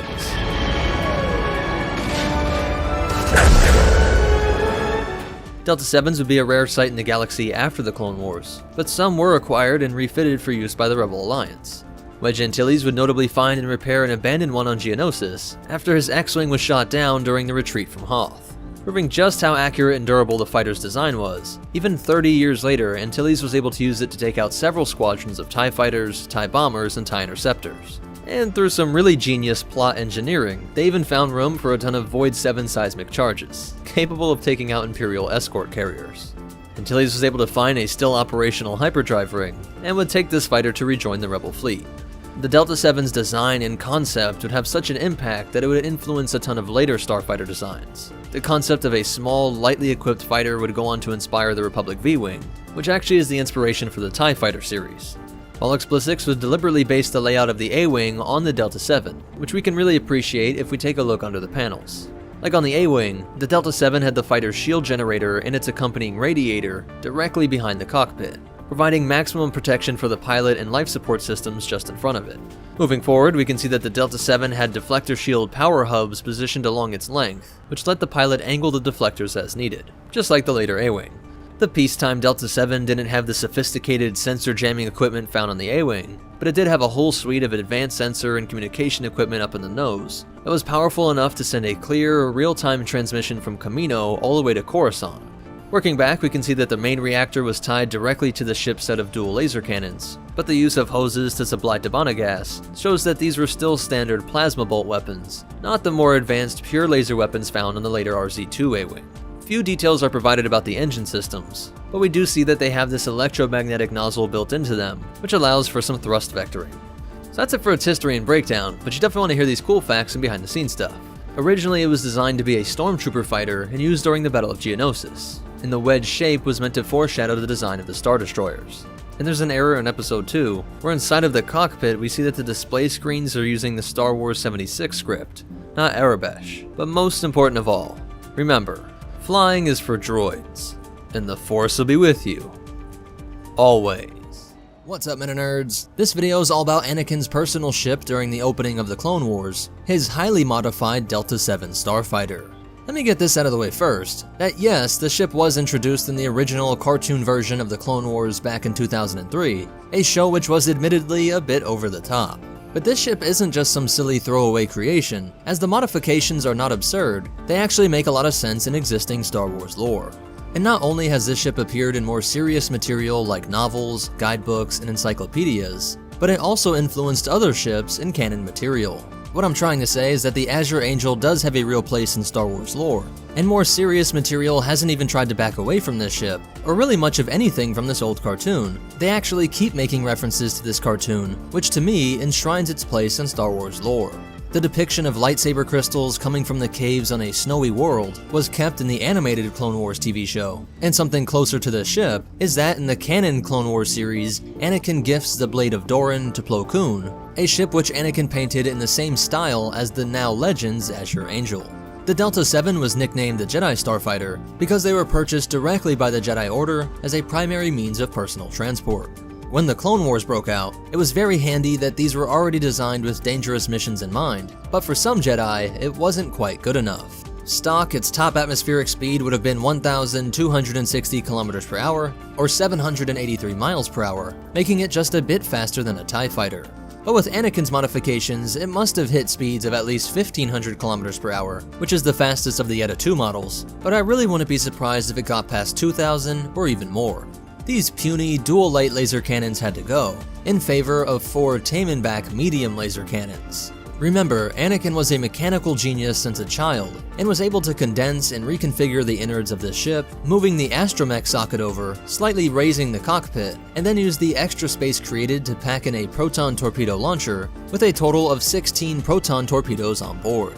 These larger, externally mounted engines on the ventral side could be used to assist in real space acceleration, but were aftermarket hyperdrive thrusters, connected to a compact hyperdrive which allowed this Delta 7 to cross the galaxy without the need of a hyperdrive ring. Complex hyperroutes were calculated by R4-P22, the droid around before Padme gifted Anakin her house's royal astromech R2-D2. And though they might not look as impressive as those enormous thrusters, these small articulating foils added to the wings and cockpit of this ship help to turn raw power into agile maneuverability. Of course, it needed a custom paint job, so for that, Anakin wanted to invoke the pod racer that won him his freedom and set him on the path to becoming a Jedi Knight. But despite all these amazing upgrades, some Jedi felt that it was the embodiment of many of Anakin's flaws. He modeled it off his pod racer because he could not let go of the past. The act of modifying a personal ship itself was a form of taking possession of something, instead of leaving it as a part of a communal Jedi starfighter fleet. And all this work and effort put into the Azure Angel was in itself the practice of forming attachments. But despite all the naysayers, fellow tinkerer and starfighter enthusiast Saisi Tin encouraged Anakin to push this Delta 7 to its limits because he knew that it would lead to a series of improvements that would eventually have to be incorporated in the next generation of Jedi starfighters. Improvements that of course would be taken for granted by the next generation of naysayers.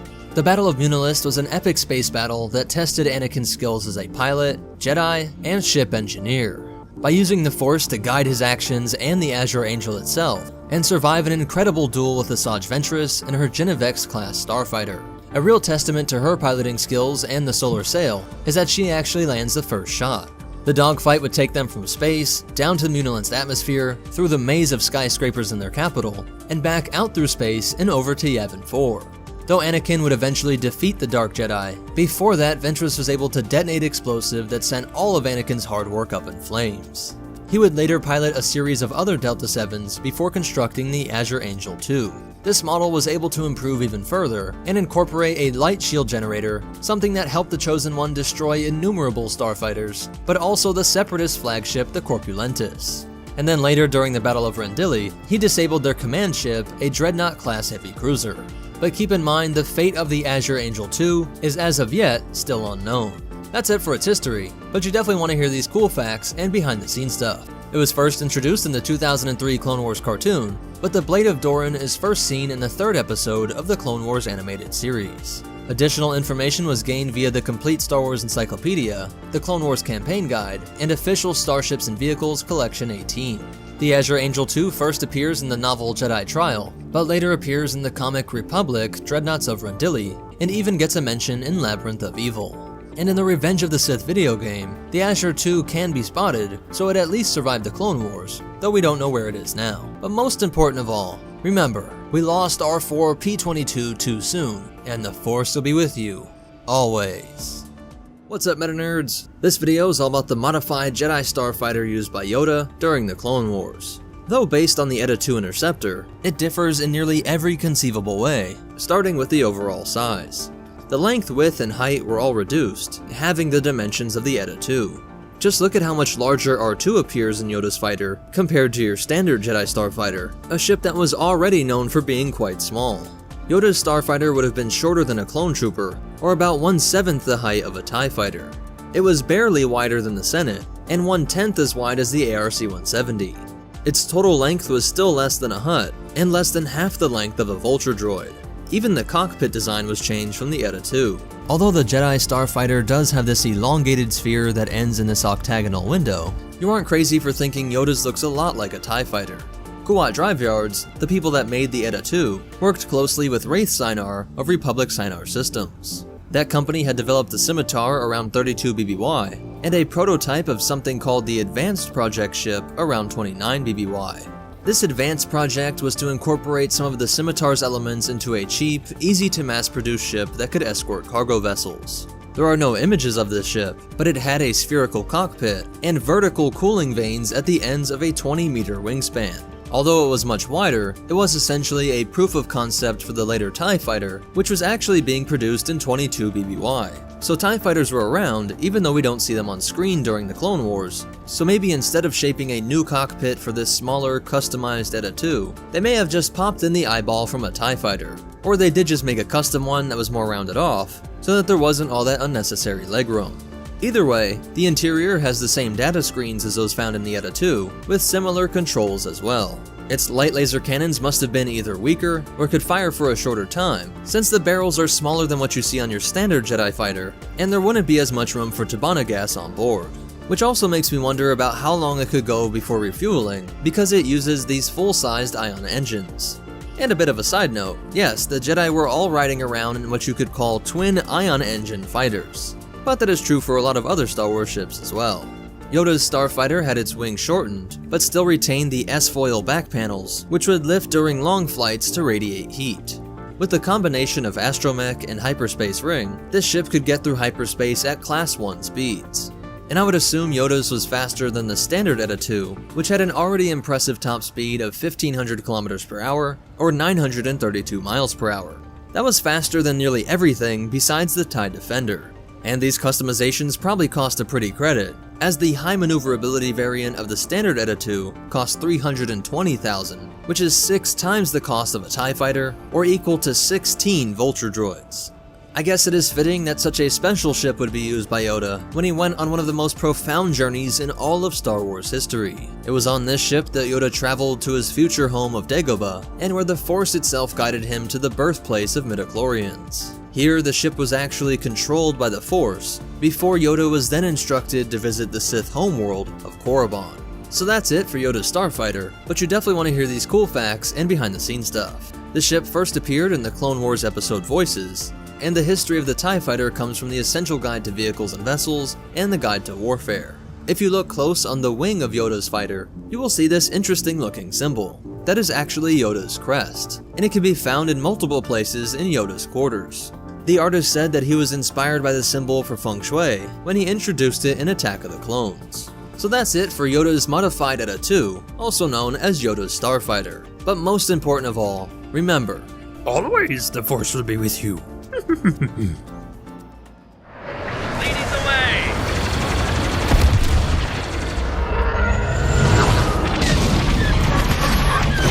What's up, MetaNerds? This breakdown will have us looking under the Durasteel armor to see how this ship works, learn its history and its ties to shipwright royalty, and how the V-Wing left its mark on the galaxy, pulling from all these resources, and closing with some behind-the-scenes facts. The Alpha III Nimbus-class V-Wing starfighter was personally designed by Wallace Blissix, the man that gave us the Gladiator and Victory-class Star Destroyers, and who trained his daughter Lyra to help him model things out.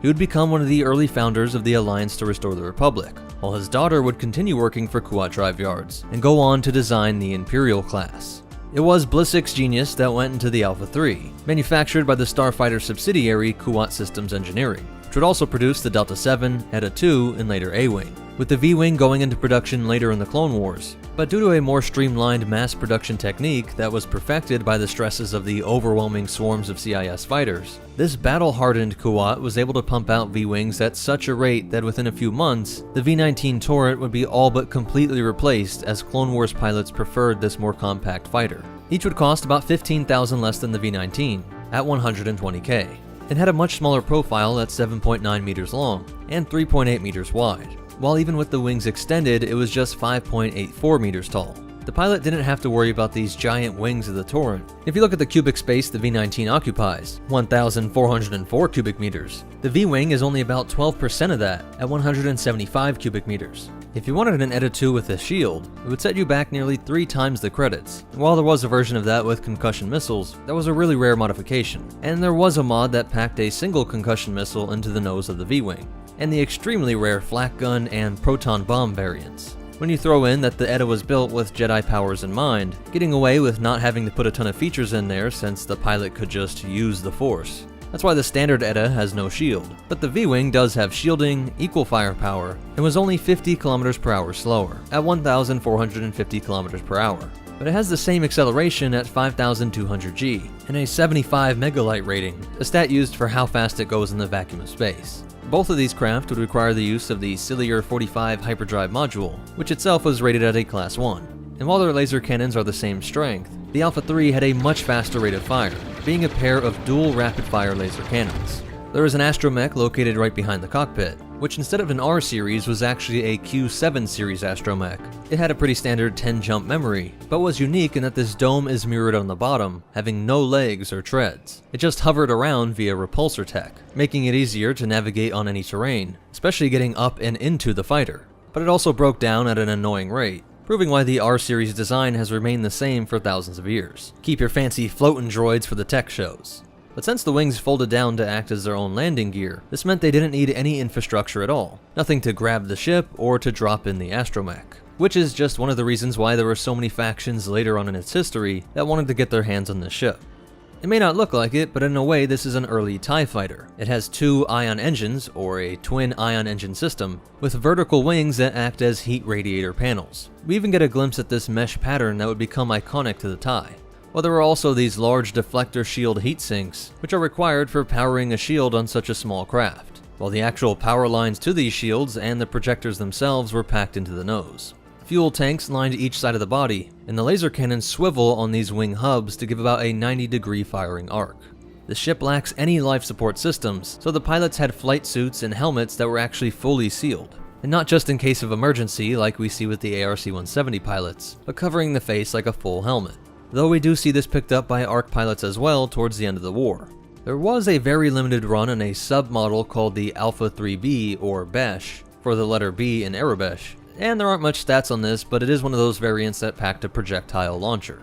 Being incredibly agile, the V-Wing was the first main clone-piloted ship that was able to outmaneuver the droid Tri-Fighter, and learning from their enemy, the Republic started releasing these in swarms, not using a hyperdrive ring for each ship, but packing a ton of them into a Venator, and releasing these Nimbus clouds with such speed that the unshielded Separatist starfighters were easily blown apart. The rapid-fire cannon, small profile, and speed were a great counter to the Vultures, Hyenas, and Tri-Fighters. But for larger targets, they would have to act as escorts for the ARC-170s and Y-Wings. During the Battle of Coruscant, some of them did make it all the way to the Invisible Hand, but they also suffered their highest percentage of casualties during this final battle of the war. They were also the preferred escort fighter for VIPs, all the way up to the new Emperor himself, ensuring Palpatine and Vader's safe travel from Mustafar to the Sith medical station on Coruscant. Same goes for valuable cargo and top-secret locations. Being the bane of Bad Batch, as V-Wings were guarding the mysterious Imperial base on Daro, where they were able to damage and even take down the Marauders' powerful shielding, only for the auxiliary power of Gonki plugging in to save the day. And later they were used as the main security detail at Castle Sereno. As the Emperor was ordering the ransacking of Count Dooku's old treasure haul, these Imperial variants have the drab gray coloring. They lose the astromech, which means that they had no plans on sending these through hyperspace. And now the pilots are wearing a TK Stormtrooper version of the clone pilot helmet, still in that full face covering style, which is true for all the Imperial TIE Fighter line as well, since these all lacked the life support systems that were more common in the Republic era. And in this time of transition to the TIE LN, these later iterations of the V-Wing use TIE Fighter engines, with a simple change that allows it to fit into this frame. The latest we see them in legal use is circa 14 BBY, under the command of Wilf Tarkin during the Birch Teller campaign, fighting against this early rebel faction, which was using salvaged and repurposed CIS droid fighters. So 5 years after the Battle of Coruscant, these battles would have looked a lot like something out of the Clone Wars. And while officially sent to the scrapyards in the years after this, many of them fell into the hands of private security forces and cartels. From the Hutts to the Zan Consortium, Mandalorian factions, and even outliving the Empire itself to be used by various remnant forces, now fighting against the New Republic. And the latest known use is around 30 years after the Battle of Endor, being used by Janata Security, who scooped up tons of the greatest ships from the past, modifying everything from the Nebulon B to ARC-170s and N1 starfighters. So that's it for its breakdown, and as for behind the scenes facts, originally the end scene of Imperialized Venators was to have TIE fighters screeching by, but Lucas said that the Empire would have 19 years to build them, they didn't have to show this change immediately on screen, and it was fine to just have this transition with Republic craft, but just painted gray to show this turn to Empire. To keep the reference to TIE fighters, they do have a similar sound. And that's where you get the lore expanding on this with the detail that the TIE engine could be placed in a V-Wing. In the original Battlefront series, there's a version that acted like a heavy bomber, but this is really just for game mechanics and doesn't make much sense lore-wise. While in the MMO Star Wars Galaxies, the ship became a status symbol, as you could only get it through a loot card in the Squadrons over Corellia trading card pack, and their extensive use by pirates is seen in the Empire at War series. While the LEGO version of this ship has a Q7 astromech, but it goes against the unique lore of this droid and has it looking like another R series. But most important of all, remember, great ship design is a highly heritable trait, and the Force will be with you. Always. C95. Nice.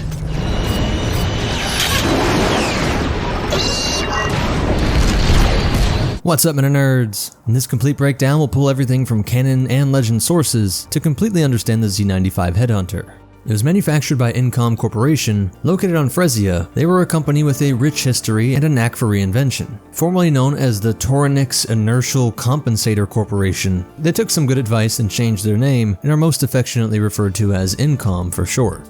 This forward-thinking corporation was celebrated for its creative prowess in crafting robust starfighters, airspeeders, and transports. One of Incom's most legendary achievements was the T-65 X-Wing starfighter, a vessel that not only became their emblem, but also served as a symbol of hope for the Alliance to restore the Republic. But their innovation extended beyond this iconic craft, encompassing other fan-favorite vehicles like the I-7 Howlrunner, the versatile T-16 Skyhopper, dependable T-47 airspeeder, and the agile Z-95 Headhunter. It would cost you 80,000 credits new, 45,000 credits used, and a little more than a TIE fighter, and about half the cost of the X-Wing. Before I touch on what all that gets you, let's look at its size at a length of 16.74 meters, a width of 18.12 meters, and a height of 3.24 meters, making it about a Wookiee longer and surprisingly 2 Wooks wider and about a Jawa taller than the X-Wing. Its max atmospheric speed is 1150 km per hour, which put it in between an X-Wing and TIE fighter, which was achieved by 4 Incom 2A fission engines,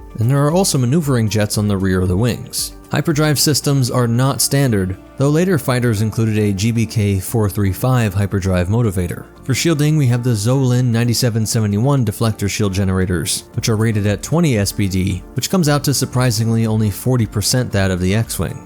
And just to put that in perspective, the ISD has a 4800 SPD rating, and the Executor class Superstar Destroyer has an insane 96,000, while the hull is rated at 14 RU, nearly double a TIE, and only 70% the strength of an X-Wing. Looking at the nose, we see the sensor array with tracking computer and quick scan imaging system, along with the ZR390 Navicomputer, all manufactured by Fabritech. Fabritech was a large corporation with a wide variety of military and commercial products, a company renowned for its expertise in starship sensor tech, and which had a long history dating back to the days of the Galactic Republic. However, it was during the Galactic Civil War that Fabritech truly flourished, thanks in large part to the influence of Kavarn Mandel, a fervent supporter of the New Order, and under his leadership, Fabritech secured a significant subcontract from Sinar Fleet Systems, providing components for TIE fighters, a move that proved pivotal for the company. Located on the planet of Fabrin, Fabritech's operations were deeply intertwined with the Mandel family. Despite their close ties to the Empire, Fabritech's products could also be found not only in Imperial ships, but also in the vessels of the Rebel Alliance. And there were rumors that Kavarn Mandel's youngest daughter, Samire Mandel, might have even joined the rebellion, adding just another element of intrigue to the company's history. What set Fabritech apart were its products' reputations for durability and longevity, as they would last for decades, even being found in cutting-edge starfighters of the New Republic and the Galactic Federation of Free Alliances. While we often talk about Kuat drive yards, there are tons of lesser-known megacorporations that could truly be seen as the only real victors of these endless cycles of galaxy-spanning wars. Back to the Z-95, looking at the end of the wings we find the laser cannons, and the body houses the concussion missile launchers. 2 linked Tamanbak KX-5 laser cannons, and 2 Krupp MG-5 concussion missile launchers with 3 missiles each. While the first, the Mark I model, came with triple blasters. There really isn't much known about this model outside these images, and all other stats are the same, but it really doesn't even look like a Z-95. Other mods on the standard Z-95 included an ion cannon and proton cannon. The starfighter earned its name from the Coromon Headhunter, the species of predatory canines native to the Coromon Islands on the planet Frezia, as the creatures employed a gruesome hunting technique. Using their formidable double-dew claws on their forelegs, they decapitated their prey and consumed every part of it, including bones and hair, but oddly enough they would keep the skull as a sort of trophy, collecting and displaying them in their dens. These dens were often adorned with stacks of skulls, creating a truly fearsome sight. Regarded as one of the most formidable fighters of its era, the Z-95 Headhunter sported distinctive features, including a bubble canopy and a pair of triple blasters positioned at the tips of its 2 variable geometry wings. Later versions opted for more precise maneuvering thrusters and advanced canopy instruments, doing away with the swing wings and bubble canopy. The credit for its sleek yet rugged design was attributed to Seti Ashgad, a scientist affiliated with Incom's Hyperdrive Design division. In terms of size, the original Z-95 was relatively compact at 11.8 meters. However, during the Clone Wars, Incom/Subpro designed the ARC-170, which was nearly twice the size. The clone Z-95 starfighter variant, born during this period, became the largest among these iconic creations, measuring 16.74 meters. While the Z-95 continued to see use during the early years of the New Republic, it became evident that it was being overshadowed by more advanced fighters developed in subsequent decades. Compared to the T-65, it was slower, less agile, featured lighter armor and shielding, and lacked comparable firepower. Additionally, it lacked an astromech socket, requiring its pilot to pre-program hyperspace routes or manually input jump coordinates via data chips. The Z-95's one-man cockpit was notably cramped, so on top of all that, it was just a less comfortable option for its pilots. But despite that, at least one Republic pilot said, quote, "Give me the choice, I'd take a Z-95 headhunter every time." And Outlaw Tech Klaus Doc Vanderlante said, quote, "As long as they keep on making upgrades for this baby, the Z-95 will never become outdated." The Headhunter had its origins as a starfighter designed for the Galactic Republic, years before the Clone Wars erupted, with the prototype of this craft being known as the Onyx Star, a product of the Bahalian shipyards. Following the dissolution of their partnership, Encom reportedly acquired the intellectual property rights and proprietary systems related to the Z-95. One particularly notable Z-95 was the Dicer, piloted by the Bothan Elo Bagras sometime around 31 BBY. Elo's distinctive red-on-black paint scheme made his ship instantly recognizable and struck fear into the hearts of many of his opponents. His reputation was such that the mere sight of a headhunter was often enough to send opposing pilots into panic. The Headhunter gained popularity due to its affordability and reliability, making it a preferred choice among smugglers, outer rim organizations, local system defense forces, and aspiring young pilots dreaming of becoming fighter aces. Even pirate groups like the Nebula Front found utility in the Z-95. Despite the T-65's greater maneuverability overall, those thrusters on the engine units of the Z-95 did give it a reputation for being able to execute tighter turns. And so that's why some details on its reputation are a bit confusing, depending on the scenario, and if you knew what you were getting into, the Z-95 might have greater maneuverability for what you were trying to accomplish. Thanks to the efforts of starship mechanics and skilled pilots across the galaxy, there are a ton of variants that emerged. These included split-wing versions, a courier variant capable of carrying a single passenger, models equipped with alternative weapon configurations, and a training version known as the Z-95 XT Trainer, which the Rebel Alliance commonly used until it was replaced by the T-65X, the training variant for the X-Wing. In the Kularan system, the crime lord Narama utilized Z-95s for sponsored racing events on Escaron, and as armored transports for his key subsidiaries, and as armored transports for his key subordinates. 1 year before the onset of the Clone Wars, Jedi Master Obi-Wan Kenobi found himself piloting a Z-95 belonging to Fondor's Senator Rod during a mission to Fondor. His objective was to infiltrate and destroy a counterfeit Corellian star drive transport, the Sunrunner, which was fabricated by Grotto the Hutt. Although successful in this mission, Kenobi had to rescue his Padawan, Anakin Skywalker, but crash-landed on the Fondorian jungle moon, Nalastia, while piloting a Rod-owned cloak-shaped fighter. During the Galactic Republic's campaign to retake the planet Umbara, the clone Z-95 starfighter would see active service. These versions also played a crucial role in the defense of Cato Nimordia, under the leadership of Skywalker and his Padawan. In a fierce battle, Skywalker led the charge against the Vulture droids, creating an opening for the Z-95s to engage in dogfights with droid tri-fighters. Unfortunately, the Jedi duo was recalled from the attack to investigate an incident at the Jedi Temple, while the Republic continued its assault on the planet. On Coruscant, a reserve force of clone Z-95s was stationed within the Republic Navy base, alongside other starfighters and various personnel. These fighters are also utilized during aerial security duties at Kamino's cloning facilities, particularly at the Clone Military Education Complex. And during Skywalker's campaign to liberate Ringo Vinda, squadrons of them engaged enemy fighters around the massive space station orbiting the planet. And later they played a major role in the Outer Rim sieges, engaging droid fighters at Anaxis, which was the crucial home to the Republic's Navy shipyards. Though many of these battles resulted in heavy casualties, both the pilots and commanders always respected the Z-95, going on to play a role in the re-liberation of Cato Nimordia and escorting Republic gunships during the Battle of Yerbana. As the war drew to a close, many headhunters would be in the Venator-class Star Destroyer, transporting the newly formed 332nd Company of the 501st Legion. When Order 66 was enacted, the entire division, including their Z-95 pilots, turned on Ahsoka Tano. After the war had served its purpose and Palpatine was in power, the War Machine was moving on to new starfighters, and Z-95s found themselves in the hands of various parties beyond the newly formed Galactic Empire, including pirates and other underworld groups. With the rise of the X-Wing, they did become obsolescent by the time of the Galactic Civil War, but those that did get their hands on them were still proud and could see why it had such a respected status among pilots. there was always demand for them, and you could find various merchants still selling them, being in common use as late as the Second Galactic Civil War, more than 60 years after their creation. In the corporate sector, Han Solo took the helm of an early model Z-95 Mark I while leading the defense of an outlaw tech base against CSA IRD-A fighters. However, by now that Mark I model had definitely been deemed obsolete compared to the newer and more advanced fighter craft. Within the ranks of the rebellion, the Z-95T headhunters found a role in close air support missions. The temporary Alliance convert squadron, known as Bandit Squadron, also made use of Z-95s, as well as the Mayalfarek Order in Guatica, who maintained a fleet of these now outdated fighters around the year 2 ABY. Mara Jade utilized a hyperdrive-equipped headhunter during the Thrawn crisis, hers being equipped with a single center-mounted ion cannon instead of the standard concussion missile launchers. Jaina Solo's first ship, the Crystal, was a Z-95 headhunter, and Jaden Korr operated a hyperdrive-equipped headhunter as well, named the Far Wanderer, which he would use on missions to various worlds including Bakura, Hoth, and Korriban. Another prominent New Republic member who proudly employed a headhunter was Tycho Selchu during the reformation of Rogue Squadron, although the armaments were notably reduced due to suspicions of his ties to the Empire.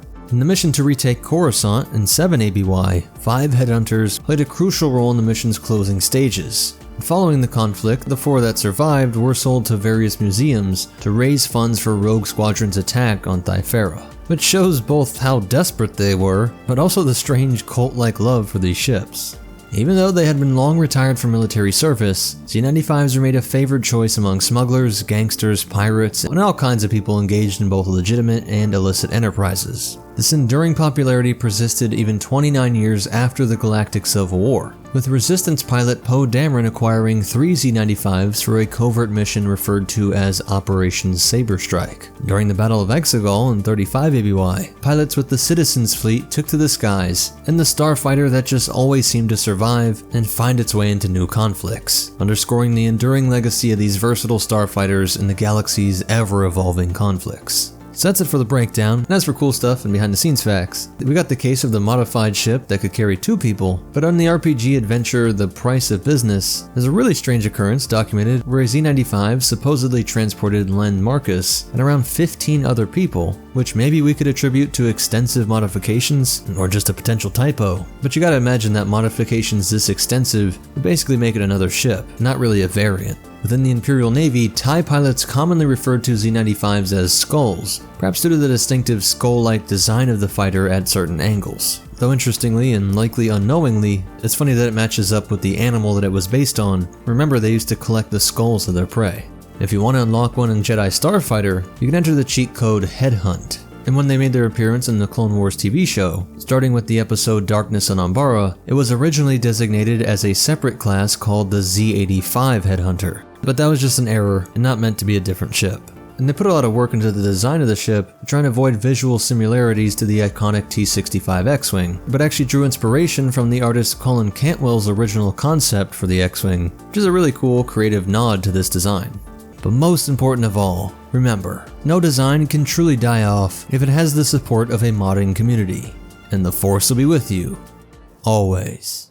I'll try spinning, that's a good trick.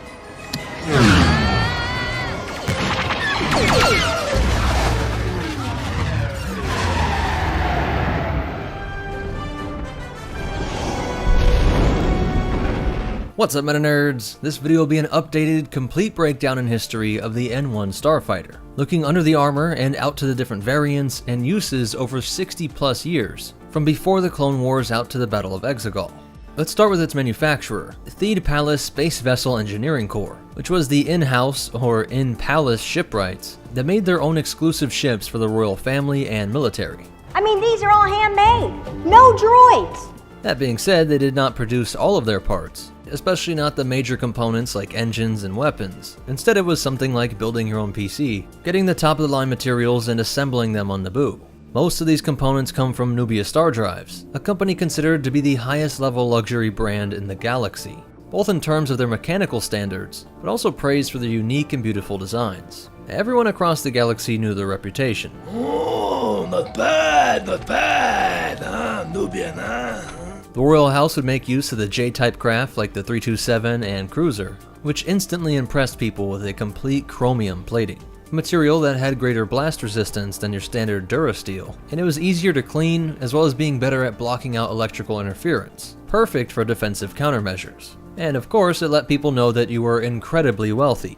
And on Naboo, all other ships were banned from using this material, as it became synonymous with the royal ships.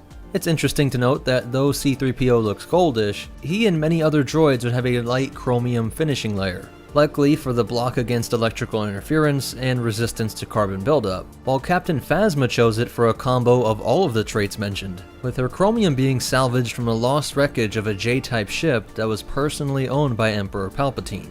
The N1 would measure 11 meters or 36 feet long, or about a Wookiee shorter than an X-Wing, and about 2 meters longer than the droid's AAT. And everything we're about to see, including the chromium plating, totals up to a cost of 200,000 credits. As we go under the plating, start by noting that the fuel tank and sensor arrays were some of the few parts that were crafted entirely by the Theed engineers. It's unclear what type of fuel they used, and as advanced as it is, there's a possibility that it used hypermatter like a Utapawan P-39 starfighter, but I find that really unlikely, especially with what we see later. More likely it was Tabana gas, which is able to be used in your energy weapons and ion weapons, and is in a majority of ships from fighter to destroyer, or it could have been Malastair fuel or rhodium. Again, likely Tabana, like that produced on Cloud City, and it would get pumped in via the tail that gets docked into a coupling unit that lined the palace hangars. And the electrical systems and data cables were also connected here as well. These units lining each dock likely represent fuel and energy levels, and the electricity goes through the power charge collector, and ship info and updates go through the electromag signal receiver, charging the power node, and then the power cells which energize the bolts for the twin laser cannons, as well as the mechanism that fires the proton torpedoes, which had 2 magazines which each carried 5 torpedoes, or 10 in total that would fire through this single tube.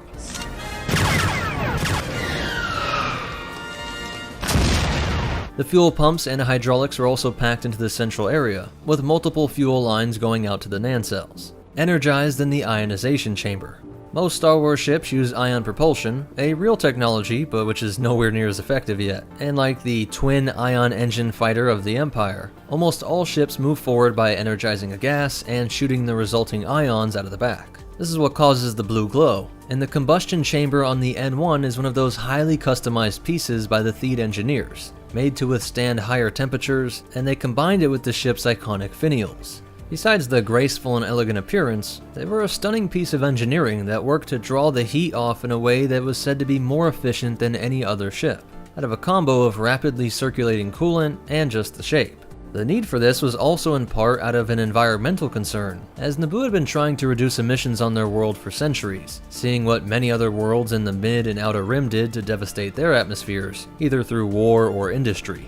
And that is why the Naboo people are noted for having both this ancient-looking architecture and being environmentalists and pacifists, seeing the negative effects of the warmongering and high industrialization of their neighbors. This efficient engine was a J-type Nubian 221, while the hyperdrive was a Nubian Monarch C4. The sublight engines hit a top atmospheric speed of 1,100 km per hour, or 684 miles per hour, making it faster than the X-Wing but slower than a TIE. Though I'll talk about how it was modified later to be perhaps the fastest ship in the galaxy, but even this model had an impressive Class 1 hyperdrive, with a 1,000 light-year range. Larger fighters like X-Wings and ARC-170s have hyperdrives built in, but many smaller craft like droid fighters or Jedi starships did not have them, and like we saw with the Jedi, they had to use these hyperspace rings instead. The N1 was only limited by the size of its fuel tank, and a way to extend this was to have the diplomatic barge acting like a refueling dock, where the tails could attach just like on Naboo. These engines also have an array of sensors to detect any issues, and towards the front of the nacelle we see the pressure manifold and cluster of rangefinder, targeting systems, and flight sensors, while the comm antennas and receivers line the front ridge. There were no credits spared creating the N1, so the life support systems and shielding are the most reliable you could buy, and then further modified to be optimized with this chassis. While the laser cannons were also shielded and had their own stabilizing field that made it nearly impossible for this weapon to malfunction, neither misfiring or rupturing the barrel. We don't really ever see that happen with other ships, but even if it was a very rare event, like a bad primer and a bullet, the Naboo Royal Engineers made sure their weapon systems had the equivalent of the best trigger, bolt, bullets, and barrel all built in.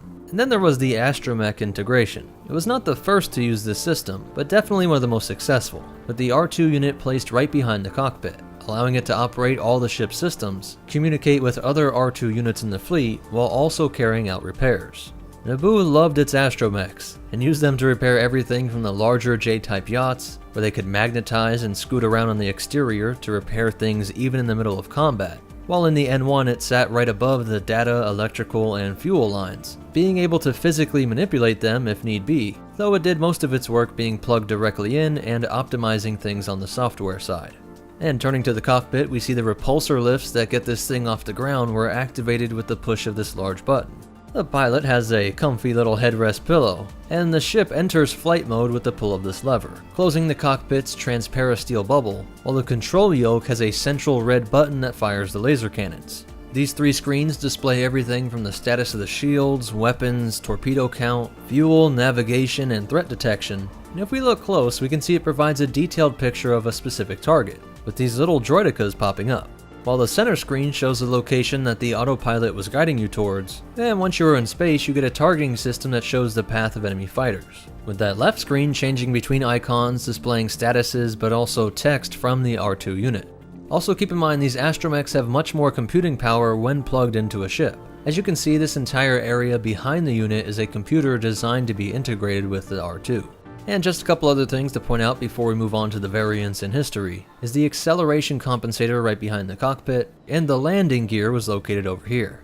All those touches, from the chromium to the pointed nacelles, handcrafted parts, and fail-proof weapons, may not seem like that big of a deal from the outside. There are tons of cheaper and simpler ships that can do the same thing, but it's the difference between a Camry and a Koenigsegg. One works really well, and better if you measure in terms of mass production or ease of repair, but the features that one might see as a lot of overkill was exactly what was loved by mechanics and pilots all across the galaxy, who could appreciate this engineering marvel and had use of the specialized applications.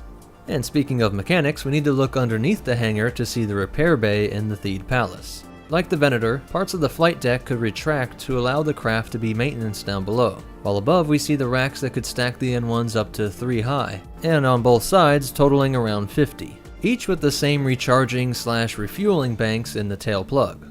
The Naboo ancestral architecture style covered everything in brick, but this was a high-tech material as well, being highly blast resistant, and behind the facade was everything you'd find in a Coruscant spaceport, with the central guiding system using tractor beams to gently float the ships in automatically, working in sync with the beacons and enormous comm towers up in the dome.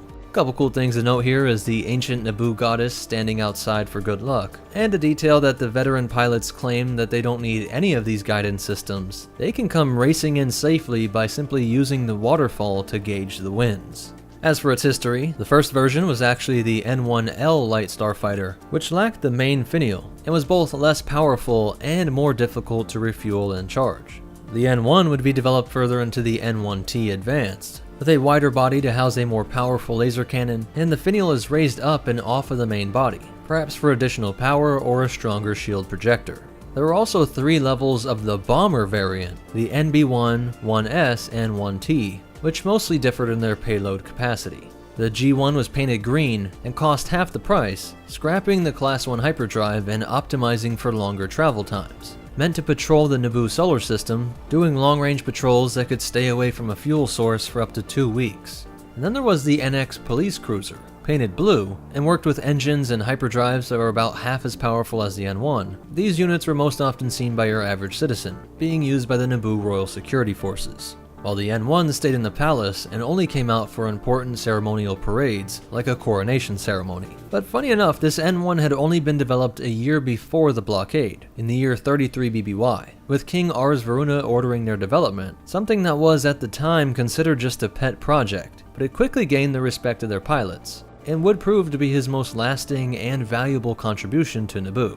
It was during this blockade when Anakin and this ship became unlikely heroes. It should be noted that R2 likely piloted Anakin directly into the thick of battle, only to give him controls right over the Lucrehulk, as R2 had to be in control of everything the entire time. By using the proton torpedoes to destroy the Trade Federation warship, this little N1 entered a mythical status, as details became fuzzier as the tale was repeated, but everyone knew that this unique Naboo ship was a high-end luxury model, with stories exaggerating it as a battleship killer. which is technically true, but of course even a barrage from its torpedoes could not come close to breaking through the shields of warships of this size. Despite that, the tales made mercenary groups salivate at the prospect of owning one, always being a bit of a status symbol as well, and there were multiple attempts to acquire them, some hoping to bribe members of the government, or pay off some pilot to become a traitor, and mercs from Agamar convinced a Naboo expat named Dren Meln to return home and join the Royal Security Forces, where he also became a lover to his commanding officer, all out of a deep undercover plot to secure a squadron of these fighters.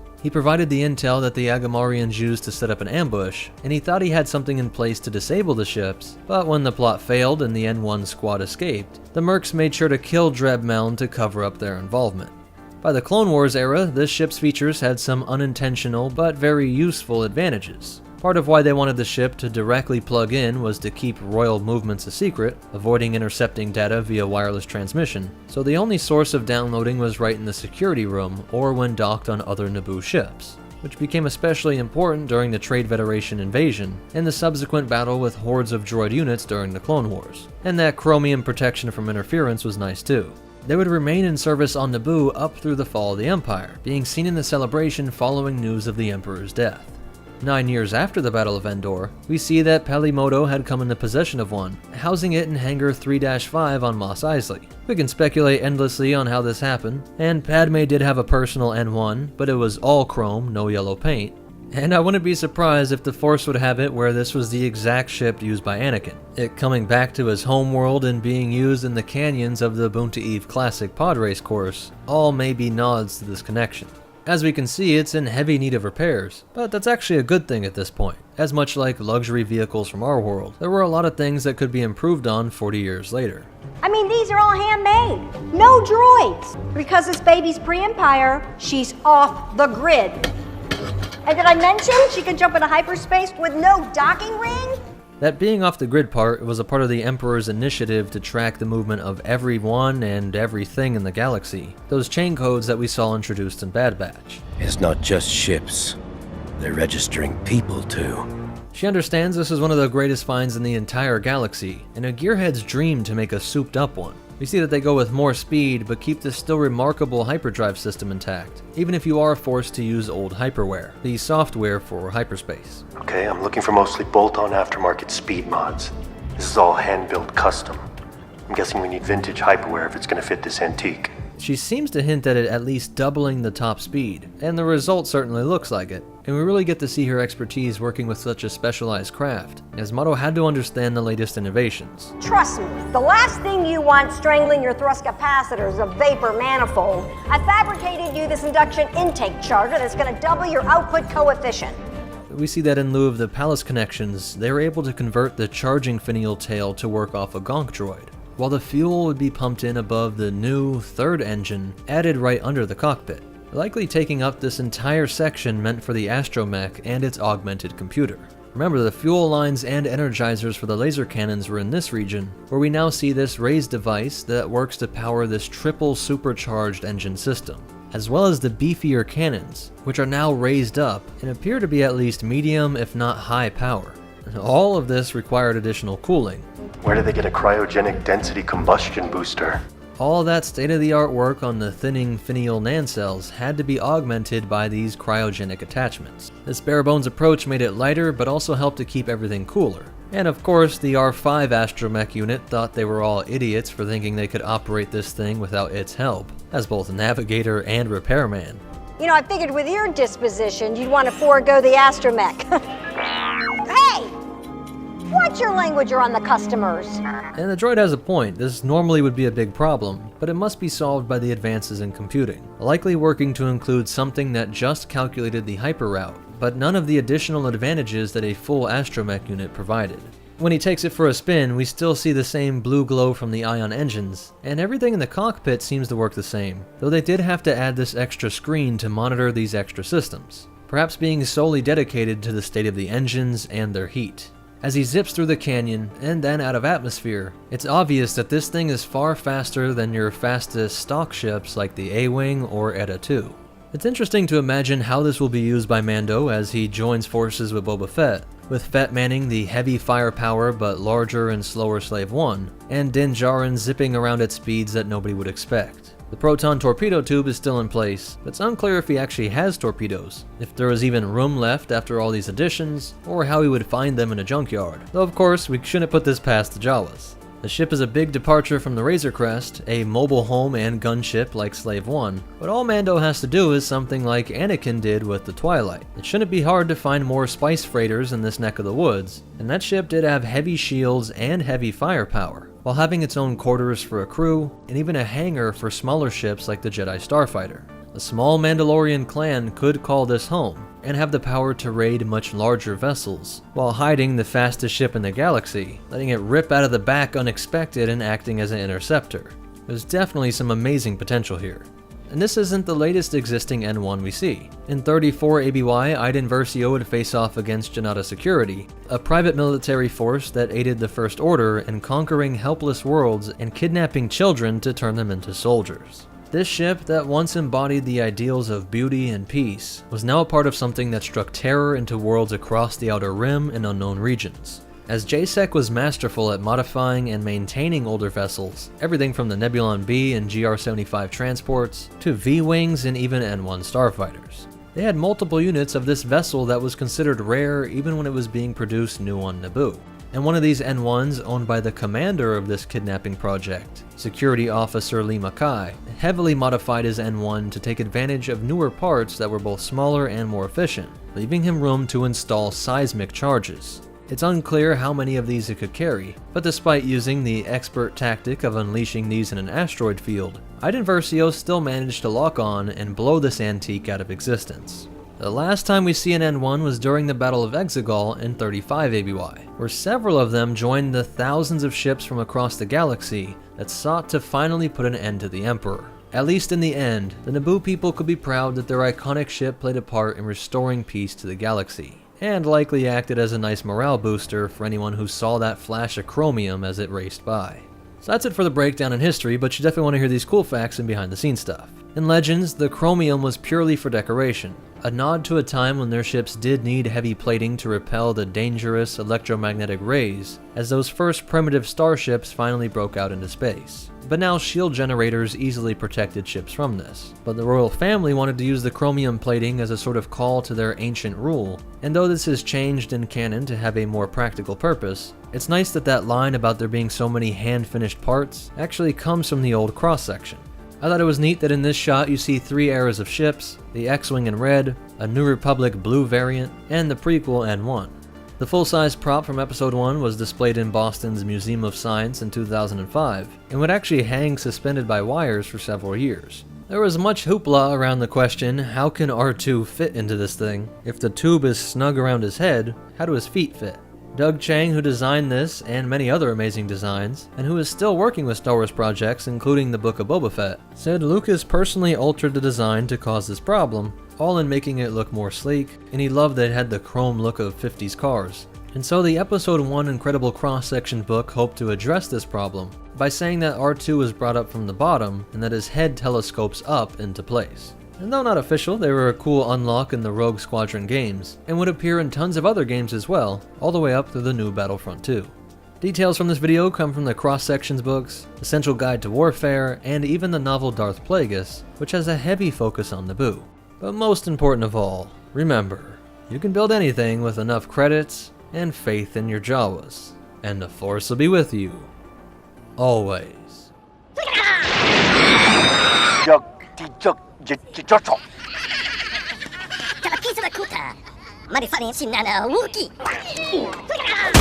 What's up, MetaNerds? This breakdown will be pulling from every source available to completely understand this fascinating species. Residing on the remote but somehow always in the news planet of Tatooine, the Jawa species, sentient and reminiscent of diminutive rodent-like creatures, can brag that their planet's name comes from their own native word for their world, Taduini, located at R6 in what was called the Slice within the Outer Rim. These beings trace their lineage back to the Kamunga, ancient inhabitants of a pre-desert Tatooine, thriving long before the emergence of the Galactic Republic. In a dramatic pre-25-200 BBY event, the Rakata from the Infinite Empire orchestrated a catastrophic orbital strike as retribution against the Kamunga's insubordination. This assault transformed Tatooine's verdant surface into a sea of fused glass, later crumbling into the iconic desert sands. It would appear that they once had a thriving technologically advanced society, but were wiped out by a much more sophisticated alien species. His arrogant people touched the stars, and this sin drew the attention of the builders. Soil became glass, grinding to sand, but the fight was long planned, and his people were safe, deep in cave homes carved from valley wall. This dramatic environmental upheaval led to the evolutionary bifurcation of the Kumunga into the towering Gorfas, ancestors of the Sand People, and the comparatively diminutive Jawas. Intriguingly, analysis of ancient stone carvings scattered across worlds, including Corellia and Coruscant, have led Imperial Archaeologist Division experts, circa 1 ABY, to speculate of an era of Jawa interstellar travel. However, this theory still remains unconfirmed, and adding to the mystery, Jawas during the Jedi Civil War portrayed themselves as unrelated to the Sand People and as aliens to Tatooine, raising questions about their origin and history, which may or may not be a strategic disassociation from their more belligerent relatives. Physically, Jawas average 1 meter in height and 30 kilograms in mass, with black skin and hair, and eyes shimmering in hues of yellow, orange, or red. Their expected lifespan mirrors a standard 80-year cycle, and they follow an omnivorous diet. The enigma of what lies beneath their heavy robes has fueled rampant speculation among Tatooine settlers, with theories ranging from giant rodents to devolved humans. And while most Jawas conform to their 1 meter height norm, some exceptionally tall individuals almost match the 1.71 meters of a 3PO series protocol droid. This could just be a random genetic mutation, or maybe one of them salvaged some growth hormone, but it might be more evidence to that theory of them being aliens from a once spacefaring Jawa people, and these latent genetic attributes just pop up every now and then. A unique cultural aspect of Jawa life is their distinctive robes, tailored for moisture regulation and insulation. These garments, initially cut to the armpit in youth, are gradually lengthened as the Jawa grows, with the hem serving as a measure of height. An adult Jawa's robe typically measures 5 to 6 hems, as both a marker of maturity and a testament to their life journey. The notorious gangster Adwin Charu once described the Jawa's scent as musky and animalistic, likening it to a group of damp rats. So although I think we'd all love to tour a Jawa sandcrawler, you might not want to smell it, and you gotta imagine predators could pick up on that scent from miles away. Pelimoto, an observer of Jawa physiology, noting their surprisingly furry nature, in studies conducted by Boabab xenobiologists through examination of Jawa corpses and skeletal remains, revealed their gaunt, rodent-like appearance, with withered faces and those characteristic yellow eyes. And like with many other humanoid species, there's always a potential link to Rakkatan's genetic manipulations. They meticulously conceal their faces with cloth shrouds, serving multiple purposes: moisture retention, identity concealment, and body heat regulation. Embedded within these cloths are polished orange gemstones, designed to shield their sensitive eyes from Tatooine's glaring suns. Their hands, the only visible parts of their bodies, are where we can actually see some of the tufts of fur on their palms. And that scent that was overwhelmingly strong to most species is an intricate communication tool among Jawas. It conveys a wealth of information, including identity, health status, clan lineage, dietary habits, emotional state, and more. This potent odor is intensified by their practice of soaking their robes in a special moisture-retaining solution, and their aversion to water-wasting activities like bathing, which tends to attract insect swarms into their hoods. They've also evolved several crucial survival traits. They possess exceptional night vision and a robust immune system. Their normal body temperature soars to 46 degrees Celsius or 116 degrees Fahrenheit, indicative of a high metabolism and effective digestive system. This physiological setup allows them to extract maximum nutrients from their primary food source, the Huba gourd. They epitomize the essence of a communal, scavenging society, dedicating their lives to meticulously combing the deserts of Tatooine. The pursuit is the recovery of any remnant of metal, droid, or mechanical component, and there is plenty of it, a testament to the planet's long history of star travel and technological progress. The arid climate of Tatooine acts as a natural preservative, aiding their quest by keeping these relics largely intact. And while many non-Jawas view them as mere scavengers and thieves, the Jawas wear this as a badge of honor. Tika, if you're going to steal my parts and then sell them back to me, could you at least clean them first, as a courtesy? Their unspoken creed revolves around them not seeking practical utility in their scavenged finds, but envisioning potential users for them. This philosophy underpins their relentless trade endeavors, dealing with almost any entity they encounter. They possess an almost innate knack for machinery and electronics, skilled in revitalizing equipment just long enough to make it marketable. And if it breaks down, you just have repeat customers. Hey, what are you trying to push on us? Their society is structured around clan families, each with defined territories for residence and scavenging. Leadership within the clans is twofold: the male clan chief, who leads each sandcrawler, and the more influential female shaman, who oversees the clan's overall operations. Sith doctors are very curious about the source of your powers.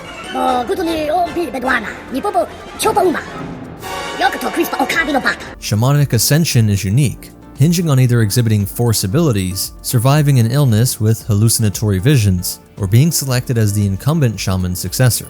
Shamans, revealed for their perceived foresight and mystical powers, play a pivotal role in the clan, performing rituals and spells for protection and prosperity.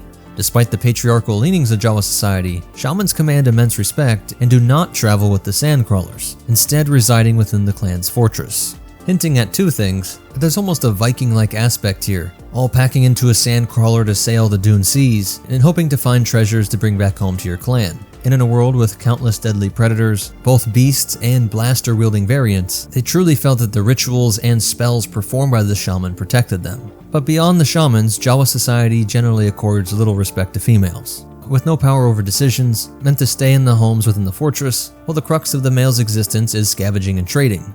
Upon reaching adulthood, Jawas are assigned to their sandcrawlers to partake in the hunt of salvageable goods. Those not involved in scavenging reside in the fortress hidden deep in the desert, and where Jawa children are safely raised. These fortresses, constructed from the remnants of wrecked spacecraft, serve as bastions against sand people, crate dragons, and Tatooine's fierce sandstorms. And though it's never mentioned, we have to wonder if Jawas ever attacked rival fortresses. But what we know for sure is that peace was the norm amongst clans. Annually, just before Tatooine's storm season, an extraordinary event takes place: the Jawa Swap Meet in the Dune Sea's Great Basin.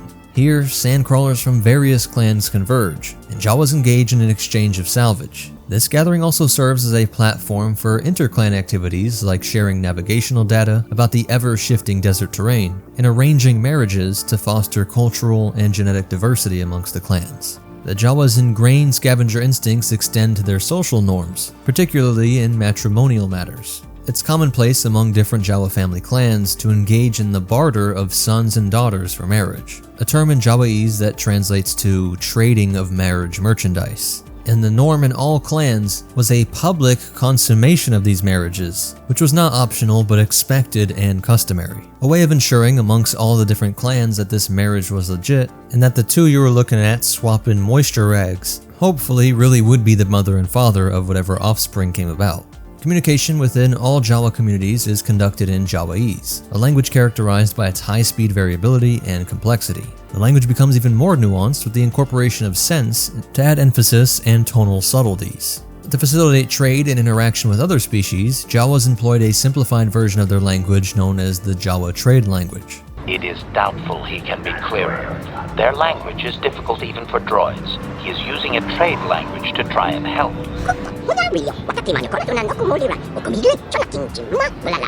This dialect strips away the olfactory elements and uses more simple words and grammar to make it more accessible for those species frequently engaging with them. Their culinary preferences include a fondness for squills, valued for their tough and robustly flavored meat.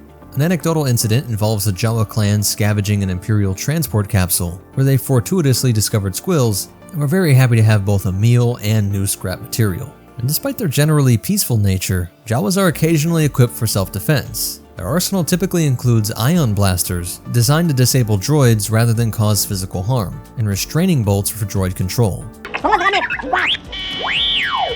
In addition to this, they are often equipped with an array of tools for droid repair, demonstrating their ingenuity, and they are skilled at constructing monster droids, bespoke assemblages crafted from various droid parts, tailored to meet the specific requirements of their customers. Though oddly, they never seem to have any lethal weaponry or droid units to help in defense, which is even more odd when you understand their history. Their need for a secure sanctuary, especially from the physically dominant Gorfas, who often attacked and enslaved them, was a defining aspect of their culture. Came out of nowhere. Wait, damn it! Here they come again. How did it do that? This necessity became particularly pressing around 3959 BBY. During this period, the Zerka Corporation introduced several sandcrawlers to Tatooine, lured by the prospect of lucrative mining opportunities. However, the corporation soon vacated the planet, deterred by the instability of the local ores.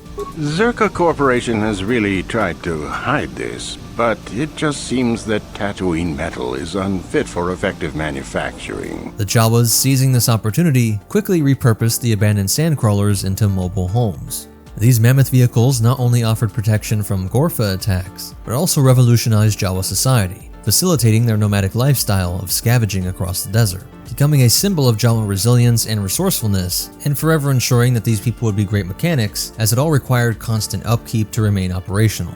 With the settlement of colonists on Tatooine, the Jawas, in contrast to the hostile Sand People, saw this as an opportunity. Utilizing their sandcrawlers, they scoured the desert for discarded droids and equipment, which were either sold or bartered. However, their occasional tendency to appropriate items of interest did tarnish their reputation among settlers, casting them as somewhat untrustworthy. But they were far too valuable trade partners, and nowhere near the problem that the Sand People were. The profits from these trades presumably went to purchasing some exotic meats, and other supplies and essentials for the Sandcrawler crew and for their families back in the fortress. Their adaptability and scavenging skills led them to venture beyond Tatooine to other planets such as Ryloth, Florum, and garbage-rich worlds like Raxus Prime, home to the Miknu clan. They were also observed on Gennon, working for the crime lord Grappa, and even on the bustling planet of Coruscant. And Arcan 4 was just another one of the planets that made their Jawa presence known. In 19 BBY, when Jedi Das Janir visited Orvax 4, two of his companions, belonging to a shorter species, disguised themselves as Jawas. This tactic suggests that Jawas were not an uncommon sight on Orvax 4, more evidence to how widespread their presence was, and how they were integrated into various planetary cultures. In the pivotal year of 0 BBY, they would become entangled with the will of the Force itself when they incapacitated the droid R2-D2 and brought him into their sandcrawler, where C-3PO was already captive. Selling these droids off to Owen Lars, this transaction would change the fate of the entire galaxy. By 4 ABY, a Jawa sandcrawler captain named Teal Kak made an extraordinary discovery. While salvaging Grizzid's crashed ship, he encountered a Rancor, which he handed over to Jabba de Silajek Tior, the notorious Hutt crime lord. Post the Battle of Endor, a rather unusual situation unfolded involving Jawas, with a group of 480 being transported to the moon of Endor as a part of a salvage mission to recover valuable technology from the remnants of the battle, involving Imperial ships and vehicles, and the greatest salvage of all, the Death Star. However, the mission took an unexpected turn when the Jawas mutinied, forming a bandit gang that targeted visitors to the moon. Perhaps all this greenery just drove them mad, not being able to get outside and touch sand. In the aftermath of the Battle of the Great Pit of Carkoon, Jawas with yellow eyes found Boba Fett, weakened from his escape from a Sarlacc, and they stripped him of his corroded Mandalorian armor. When Fett regained consciousness, a Jawa knocked him out again with a blaster. The armor eventually found its way into the hands of red-eyed Jawas, and remember, these different eye colors are actually based on the gems that they put in these eye sockets, but it was these Jawas that encountered Cobb Vanth, a fugitive from Mos Belgo. In exchange for a Comtomo of Silcax oxalate crystals, the Jawas offered Vanth the Mandalorian armor. By 17 ABY, some Jawas were forcefully taken to Skip 5 on the Smuggler's Run to assist with repairing damaged Imperial equipment. Additionally, a galactic beverage named Jawa Juice served the establishments like Dex's Diner on Coruscant. And supposedly this is where the drink became famous, although it neither originated from this diner nor was made by Jawas. And remember that emerging theory that they might have once been a spacefaring people. Perhaps the so-called off-world Jawas were just getting back to their roots. Their migration to other planets, facilitated by their great trade connections, led them to continue their scavenging practices in new environments.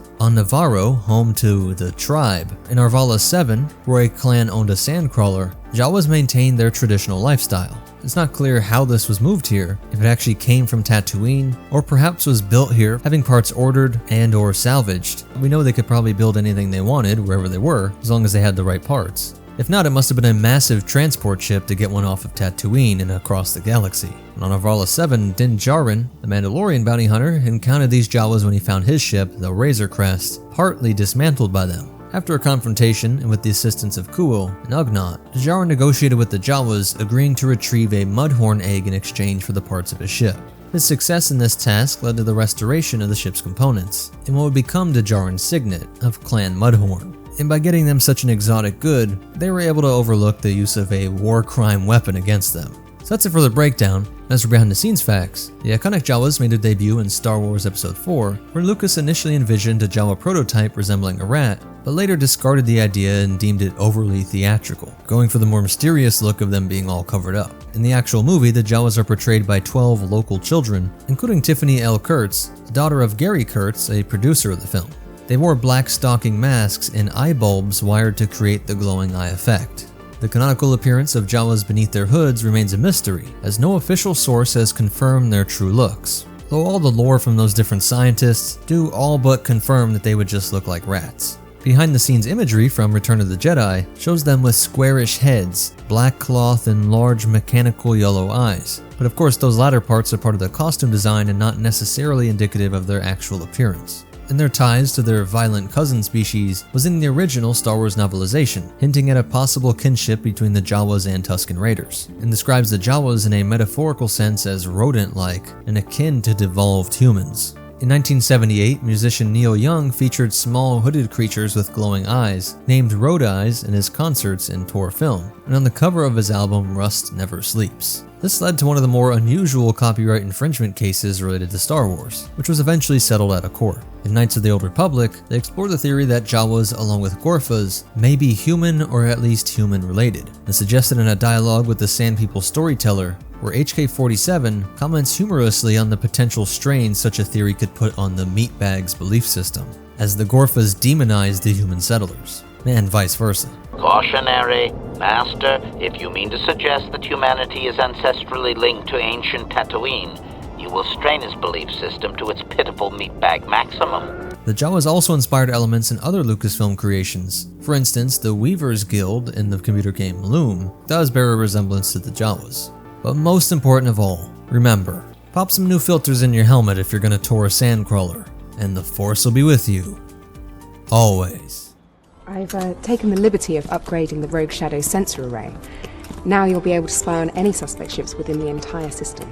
What's up, MetaNerds? This video is all about the Rogue Shadow, the personal starship of Darth Vader's secret apprentice, codenamed Starkiller. Secretly commissioned by Darth Vader, the Rogue Shadow was designed and built by Signar Fleet Systems sometime between 18 and 3 BBY. Based heavily on the design of the Scimitar, Darth Maul's personal infiltrator, the ship shared the distinctive radiator panels common to many Signar products. With a stated length of 65 meters or just over 213 feet, a width of 58.5 meters or 192 feet, and a height of 25.3 meters or 83 feet, the Rogue Shadow was much larger than many of the personal transports and even light freighters that it was made to blend in with. It was almost twice as long as the Millennium Falcon, and was over 6 times the length of the TIE Advanced X-1, about the length of 7 1/4 standard school buses. It was as wide as 2 Millennium Falcons plus a TIE Advanced, or 22 school buses across. It was almost exactly as tall as the Lambda-class shuttle in its landed configuration, or equal to a 6-story building here on Earth. But don't worry, at the end of the video we're going to talk about why there's some discrepancy in the size. It tends to change different times we see it. Designed to be a mobile base of operations for Starkiller, the Rogue Shadow carried consumables for a year and had a cargo capacity of 15 tons, a weight equal to 18.5 dewbacks. A large portion of the space inside was given over to Starkiller's training room, a large, empty, circular space where he could meditate, spar with the provided proxy-type droids, or receive covert instructions from his master. The Rogue Shadow was a technological marvel in every way. For combat situations, it was equipped with standard laser cannons, but these rarely needed to be employed due to its other abilities. It had a hyperdrive rating of 0.5, tied with the famed Millennium Falcon, and otherwise faster than even the most heavily modified smuggler and bounty hunter craft. It had an incredible max sublight speed of 1,350 km per hour, or 839 miles per hour, which was about 100 km per hour faster than the TIE Interceptor, and 50 km per hour faster than the Rebel A-Wing. Its primary pilot, Juno Eclipse, enhanced its already impressive sensor suite to the point that it could monitor any ship present in the same system that the Rogue Shadow was lurking in. Like Darth Maul's Sith infiltrator before it, the Rogue Shadow came equipped with the experimental Stygium crystal cloaking device that could conceal the ship completely from scanners, to the point that it was comfortable hovering directly above the remains of the Jedi Temple, and even navigating inside of the first Death Star without being detected. Unfortunately, all of the personnel and droids responsible for creating the Rogue Shadow couldn't take pride in their creation for too long, as they were all killed in various industrial accidents and street crimes, ordered by Darth Vader in order to ensure the existence of this ship remained a secret. In the Legends continuity, the Rogue Shadow was instrumental in forming the Rebel Alliance. Starkiller would use it on several missions, and it would actually be piloted by 7 different people, before he and Captain Eclipse would take it on a series of missions to hunt down the Jedi survivor Ram Koda, Kazdan Paratus, and Shak Ti. Vader would stage Starkiller's death, apparently to fool the Emperor, before tasking his apprentice to gather an army of dissenters and rebels that they could use to topple the Dark Lord. The Rogue Shadow would be Starkiller's base of operations as he gathered General Kota, Bail Organa, and the young Princess Leia Organa as the founders of the Rebel Alliance. But the whole operation would prove to be a trap set by Darth Vader and the Emperor to root out dissidents. After failing to prevent the new Rebel leadership's capture on Corellia, Starkiller would tear his way through the incomplete first Death Star, before facing down the Emperor himself in the throne room. Unable to defeat him entirely, Starkiller instead sacrifices his life to buy the rebellion enough time to board the Rogue Shadow, where they were able to escape and make their way to Kashyyyk, having the true founding ceremony of the rebellion. But Vader had a plan, as roughly a year later in 1 BBY, Darth Vader had him cloned on Kamino, though he would escape and try and find his love, the Rogue Shadow's pilot, Juno Eclipse. His first stop would be Cato Neimoidia, where he would reunite with General Kota, and they would escape in the radically refitted Rogue Shadow. Kota had haphazardly modified the ship as a troops transport, leaving all sorts of exposed wiring and bulkhead panels scattered throughout the once clean interior. Exteriorly, the ship frame appears to have been almost completely rebuilt, now being completely symmetrical, including the wings, and with new engines and even a different ball cockpit. The clone Starkiller would partake in the Rebels' assault on Vader's Kaminoan cloning facilities, a battle that ended when Vader was defeated and taken prisoner, from a certain point of view. In the Rogue Shadow's last known mission, a restrained Darth Vader was loaded aboard to be taken for trial, with Boba Fett Slave 1 in hot pursuit. So that's it for its history and breakdown, but you definitely want to hear these cool facts and behind-the-scenes stuff. The art and making of The Force Unleashed goes into some of the goals the designers had when making the Rogue Shadow, like how Starkiller was supposed to represent a dark, alternative version of Luke, and so the Rogue Shadow was meant to be this dark, alternative Millennium Falcon. While the official length of the Rogue Shadow comes from the Force Unleashed campaign guide, in-game its size is depicted very inconsistently. In some cutscenes it looks slightly larger than a Lambda or Sheathipede, while on Dagobah you can jump up on top of it, and it's about the size of a large starfighter. Definitely not 6 stories tall and multiples of the Falcon. Also, this smaller depiction doesn't really make sense with the enormous training room it's supposed to have, and so maybe we can just say it's some sort of TARDIS, being bigger on the inside. Remember, most private contractors working for a Dark Lord never make it to retirement. And the Force will be with you. Always. The latest vessel from Lothal's Imperial shipyards, the Sinar Systems Advanced TIE Starfighter. What's up, MetaNerds? This video is going to be a complete breakdown of the Grand Inquisitor's TIE Advanced V1 prototype. All TIEs are built by Sinar Fleet Systems, and this version was directly based off the Scimitar, used most famously by Darth Maul. And similarly, this V1 was used by the third in line to the Sith Master, as Darth Plagueis was the one that recommended Palpatine give it to his assassin, Maul, like how the Grand Inquisitor was beneath Vader, with the latter using the TIE Advanced X1, also a prototype. The TIE Fighter would completely replace the ARC-170 and ETA-2 by around 5 years after the war, the year 14 BBY, and by 5 BBY, the V1 was officially introduced to the public during the Empire Day celebration on Lothal, celebrating the day that the Clone Wars ended and the Empire began. Pretty, isn't it? Yeah, I almost feel bad about blowing it up. While this particular one was destroyed by the rebel group, the Spectres, the Grand Inquisitor had been using one for some time by now. One of the most obvious differences is the wing shape and this folding feature. These solar energy collectors folding down serve the practical purpose of lowering the cockpit to allow the pilot to more comfortably enter, removing the need for the usual infrastructure you see with TIE hangars, which best case in capital ships took the form of catwalks from which the TIEs would hang, so the pilot could just drop in that top hatch. And they would build things like this in some bases on planets, or like we see with the First Order, they had these stackable racks and all of them were accessed by stairs on the side, while at the very most minimal you would have to have these movable stairs. So bringing that cockpit down is actually pretty practical for an Inquisitor who's often going to a lot of remote areas on their own. And it made it only about 4 meters tall when folded, like the X1, which is less than half the size of a standard TIE. And even unfolded it was 3 meters shorter, at 5.7 meters or 18 feet 8 inches. The cost was 150,000 credits, making it 2.5 times the cost of a standard TIE, and 10k less than the TIE Advanced X1, while being equal to an X-Wing. It's crazy to think of, but the Scimitar was 55 million credits, but that's really comparing Banthas and Ewoks. That cost is due to its acceleration, hyperdrive, weaponry, and of course the cloaking. But with a top-down view, you can see how this section on both the V1 and X1 took their inspiration from the Scimitar. And the reason why these two TIE Advanced versions are close to the X-Wing in cost is mainly because of the hyperdrive capability. while the X-Wing was much faster, with the Class 1 being the fastest class in the galaxy. These TIEs had a Class 4.5 and 4, making it equal to some large cargo haulers. This may seem insanely slow, but keep in mind they didn't have to do hit-and-run style attacks like the Rebels, and if they were scrambling to a time-sensitive target, they weren't doing it alone. The Empire would always throw a large force at any target, and even the Inquisitors are hardly ever fighting without backup. So these TIEs could be attached to anything from the Gazanti class to the decks of capital ships. And when it did arrive in atmosphere, the TIE Fighter was one of the fastest craft out there. While the X-1 used by Vader was equal to a standard TIE, the Inquisitor's V-1 maxed out at 1600 km per hour or 960 miles per hour, making it 52% faster than the X-Wing. And one of the only craft out there faster than an A-Wing, though not when it comes to real space distances.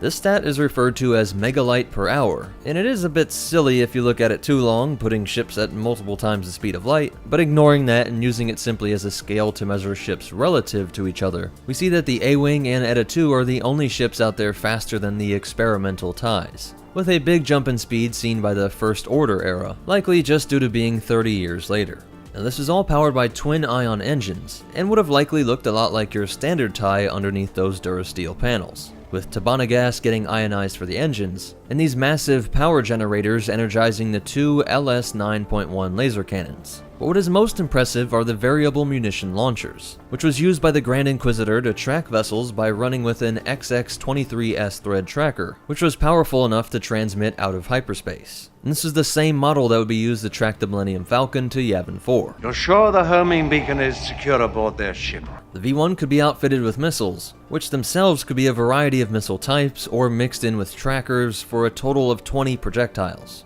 The X-1 also had a launcher, and this combo really helped close the gap between the greater power of the old ARC-170s and the now enemy X-Wings. And in this same vein was the inclusion of a shield generator. The standard TIE was known for being disposable, the military philosophy of putting citizens to good use as cannon fodder, having overwhelming forces, and tying the economy to military production. To the point that the pilots knew that even if they ejected and survived, it wouldn't be for long as they were left for dead out in space. This TIE also had an ejection seat, but it adds onboard life support systems, so the pilot wasn't required to wear this whole oxygen system. The Inquisitor does wear his helmet, but this appears to be for augmented reality displays, because he takes it off when the target escapes, and when this gets commandeered we see that it's not necessary. And in this same fight with the Ghost, as we saw with its great speed, it isn't that the TIEs couldn't overtake it, but that they only had forward-facing weapons, and hoped to overwhelm their shields. Open fire! The shields will not hold indefinitely. This problem was addressed by the First Order TIE, placing a rear gunner with these extra cannons, and this is why something like the Ghost was so hard to take down, with turrets and even the detachable Phantom, and was why the ARC-170 was necessary for the swarms of droid fighters. When they do get some hits in rapid succession, not that this is unique to the TIE's weaponry, but we do get a good look at how droids connected to a ship for purposes like in this case manning the cannons. The jolt of electricity that is absorbed by the ship when incoming energy bolts start breaking through the shield and dispersing over the armor and then into the ship do a serious number on that connected droid, and moments later we see just how bad it was. Chop us down! This mission was to capture Imperial trader Sibo, who years earlier had volunteered to be augmented with the AJ-6 cyborg construct, and now could expose schematics for this new prototype starfighter, as well as the other variants being worked on, in addition to Walker schematics, Stormtrooper tactics, and the 5-year plan for Lothal. This intel was so important that the Grand Inquisitor led the operation to bring Sibo in, forcing the rebel group the Spectres to make some dramatic decisions. With the tracker connected and broadcasting their position, even through the blue void of hyperspace, Hera Syndulla says that they could try and detach it, but interestingly, Kanan points out that because of their close call with this force-wielding pursuer, the Grand Inquisitor could now track them through the Force. Why not just drop the Phantom into our trail and let the Imperials chase after their tracker? The Inquisitor is on our trail, and as long as Ezra and I are on board the Ghost, we're jeopardizing Sibo's escape. This is something we don't see depicted a lot, but it is one of the most dangerous aspects of being a Jedi survivor. And a dark, twisted part of Palpatine's plan is that even if they're not captured, merely knowing that they were hunted pushed so many survivors to choose to detach themselves from the Force. Combine this with knowing that heroics would attract attention, and you can see how the Inquisitorius removed the effect of the Jedi even if they hadn't killed them all. So to pull them off the trail, the Jedi hop in the detachable Phantom and perform a risky mid-hyper route ejection. As soon as it separates, it instantly starts to get pulled through the fabric of space-time and tumbles into real space. The abandoned old base is actually Fort Anaxis, the site of one of the largest final battles of the Clone Wars, and once inside of the hangar, we see just how hard it was to remove the tracker, eventually separating it and chucking it into the old LAAT gunship wreckage. The Empire always erred on the side of overkill, and the Grand Inquisitor arrived via Lambda transport with a squadron of troopers. The battle was intense, and the Jedi would have surely lost if it wasn't for Ezra's bond with the Furnox. You're not going near it! I believe I am. This brought them the chance to flee, and later that year, after they defeated the Grand Inquisitor, the duo would steal the prototype. The Inquisitor's tie! Well, we know he's not gonna use it. You know what, kid? You worry me sometimes. And they would use its superior speed to catch up to Hera and her stolen tie, blasting away several Imperial fighters before docking with their Gazanti to make the jump to safety. The ship's ultimate fate was to be disassembled and analyzed by the Rebel Alliance, looking for weaknesses in this ship and ties in general, with General Antok Merrick stating that Captain Heranar and his crew had a, quote, merry time taking the ship apart. Despite this loss, Imperial Command was evidently impressed by the ship's performance, going from prototype to the official tie of the Inquisitorius, used later by the 5th brother, 7th sister, and 8th brother, the latter having his hijacked by Chopper on Malachor, and then Maul would take it to leave Malachor. 3 years after this, in the same year as the Battle of Yavin, Year 0, we get our last appearance of the V-1 during the Battle of Fostar Haven. Lyndon Javes led Helix Squadron during an operation overseen by Ray Sloan, and under the orders of Will of Tarkin, to hunt down the survivors of the destruction of Alderaan. A convoy of refugees was to be destroyed on sight, but this evil pushed Javes to defect, using the variable munitions launcher to hit his wingmates with ion torpedoes, allowing the convoy to escape, while he would join forces with Echo Squadron when they arrived to escort these Alderaanians. Of course, the sister ship, the TIE Advanced X-1, would continue to be used by Darth Vader during the Galactic Civil War. So that's it for the breakdown, and as for behind the scenes facts, this ship was brought into canon via Rebels, but was based on the TIE Advanced prototype of Legends, mentioned in the Imperial Handbook. There were no visual depictions, but it described the predecessor of the Advanced X-1 as being sleeker, a smaller silhouette, and having a compact wing panel configuration. It was also said to have been designed by Vader working along with Wraith Sinar, Sinar being the one who designed all the other TIEs and the Scimitar, and these were to be given out to the Inquisitors and Dark Side Adepts. Canon stats mentioned come from the TIE Fighter Owner's Workshop Manual, with additional info coming from Ultimate Star Wars, the Rebel Files, and Dawn of Rebellion, while that game shown is Star Wars Squadrons. But most important of all, remember, never hit that eject button, and the Force will be with you, always.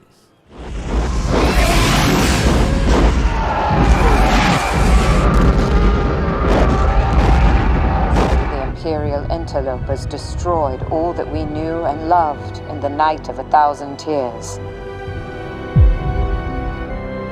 What's up, MetaNerds? In this video, we'll be using every source available to fully understand the infamous primary bomber of the Empire. The TIE SA, for Surface Assault, was one of the principal triad of TIE craft serving the Galactic Empire, two cousins being the TIE Fighter and TIE Interceptor. Designed from its inception as a dedicated bomber variant, the TIE Bomber featured an internal ordnance bay capable of carrying a vast range of munitions for surface and space targets, details which we'll get to in a bit. Navy, Army, and Stormtrooper forces could all call upon the TIE Bomber to provide devastating fire support to any target in any environment. Designed and manufactured by the legendary Sinar Fleet Systems in order to replace the lighter TIE GT. As you'd expect, it's built around the eponymous twin-ion engines. This propulsion system, the PS4 twin-ion engines, was known for its simplicity and reliability, with no moving parts, which made it very low maintenance while lightening the craft overall and improving maneuverability. Its reliability was further enhanced by sharing numerous components with others in its family, including the cockpit, wing brace, laser armament, and drive system. Unlike complex, high-technology craft like the Rebel X-Wing, TIEs were usually combat-ready at a moment's notice. There was also no hyperdrive or dedicated shields, two of the most complex and expensive components for any craft, but this lightened the logistical and monetary strain on this series. On the other hand, it made the TIE bombers dependent on a mothership to bring them in between systems. But that's not really an issue, as the Imperial flag reigned across the galaxy. The bombers did not even include landing gear, just another component meant to lighten the craft and extend its range. Instead, they would be typically docked in suspended gantries, with their pilots boarding through a dorsal hatch. For maintenance and servicing, the bombers would be cycling through moving launch racks to a separate space where they'd be refilled and rearmed, before being moved combat-ready back into the flight bay. And while they were structurally capable of sitting on their wings, this would strain the craft's frame. And Imperial pilots were conditioned to rely on specialized facilities, which also had the psychological effect of making sure they didn't feel independent. But all these cost and weight-saving measures did lead to many disadvantages. Without a hyperdrive, the TIE bomber could not be used to conduct out-of-system strikes. Without shields, the bomber was punishing to fly, as one mistake could leave the craft crippled or destroyed by an enemy fighter. But of course, Synar's design bore fruit in the area where it was intended, increasing maneuverability. The TIE bomber boasted a stunningly impressive rating of 86 DPF, making it 45% more agile than its counterpart, the BTLB Y-Wing, and only 14% slower than the viciously nimble TIE Interceptor. Perhaps most impressively, the TIE SA was 15% more agile than the X-Wing, enabling it to theoretically outmaneuver the queen of Rebel fighter craft. And speed-wise, the TIE bomber performed adeptly with a maximum speed of 80 megalights, identical to its Y-Wing counterpart, and not too far behind the 100 megalight speed of the TIE Fighter and X-Wing. Laden with ordnance, however, the TIE SA was a plodding snubcraft, managing only a 60 megalight speed fully loaded. So they're somewhat banking on a surprise attack, delivering all their ordnance, and then making a more speedy retreat as other Imperial forces flood in. Its atmospheric performance was slightly worse compared to in a vacuum, with a max atmospheric speed of 850 km per hour, slightly slower than the B-Wing and X-Wing. As the blunt, solar panel wings of the craft slowed it considerably in yawning maneuvers, though still decent ability to pitch and roll, as these angled solar wings, built to increase durability, ironically made the TIE bomber slightly better suited to turning in atmosphere than its TIE Fighter stablemate. Now that speed and maneuverability are out of the way, let's get to the part you've all been waiting for, the firepower. The most notable feature of the TIE SA is its twin pod design, with the port pods solely reserved for ordnance. A series of 3 independently rotating weapon rings carry a wide variety of munitions, racked and loaded by an internal maneuvering arm as the pilot selected his choice of ordnance. The potential payload could include one or a tailored mixture of proton bombs, proton torpedoes, guided concussion missiles, simple thermal detonators, or orbital mines up to a weight of 15 metric tons. 2 of the internal weapon rings carried spherical ordnance such as the proton bombs and mines, fed into a bomb chute for vertical delivery, while the 3rd was dedicated to missile armament and fired directly forward.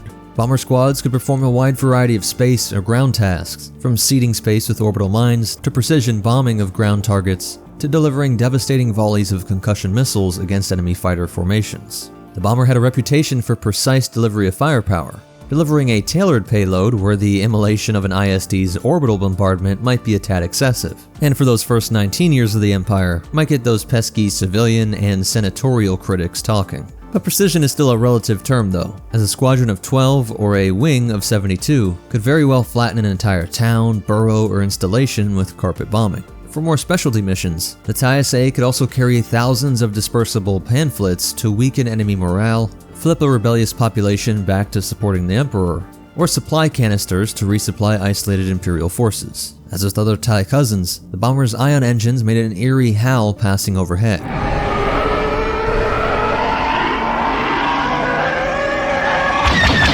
A sound of hope for Imperial troopers, and a terrifying banshee call for rebels.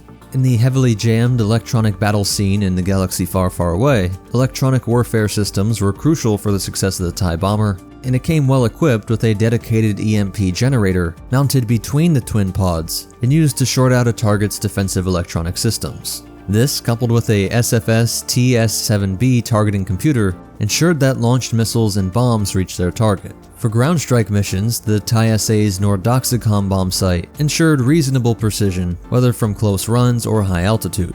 For self-defense, the TIE SA also carried a pair of SFS LS-1 laser cannons mounted on the chin of the pilot pod, identical to those carried aboard the TIE fighters. And so even though it was a bit slower overall, those laser cannons could still be equally deadly against unlucky rebel flyers. But of course, relative to the fighter or interceptor, those were rarely used, as they were forward fixed, and so most of the time it was better to just try and escape, not turn around and engage the forces that were following you after your bombing. Most would just try and get back to their carrier as quick as possible. Later TIE variants intended for bombings like the TIE Aggressor would include a turret similar to the Y-Wing, to at least offer some protection to its aft quarter.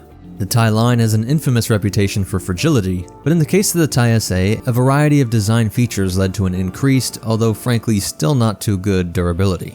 The entire craft was bulkier and reinforced not only to handle a heavy bomb load, but also to absorb the backblast of their own detonating munitions. Like others in the line, the TIE bomber's hull was made with titanium alloy, reinforced with quadanium steel armor. Its hull was rated as 3 times more durable than that of the standard TIE, although it was somewhat weaker than the Y or X-Wings. Unlike most other TIE variants, the bombers actually included life support for its pilot, although they still wore the complete flight suit as a matter of course in case of damage or destruction. While these features increased survivability, the TIE SA pilot really could only expect to survive when ejecting in atmosphere. Its relative slowness compared to the rest of the TIE line, combined with its lack of shields, made it easy prey alone. The X-Wing pilots referring to the unfortunate craft as dupes. An Imperial doctrine called for TIE squadrons to be escorted by other fighters and interceptors. But of course the bomber squadrons were the ones most targeted, and they suffered significant casualties in the face of determined resistance. Its chief asset, its maneuverability, could only be used if the bombers broke off their straight line attack runs, which in essence would mean that the TIEs failed their mission even if the crafts themselves survived.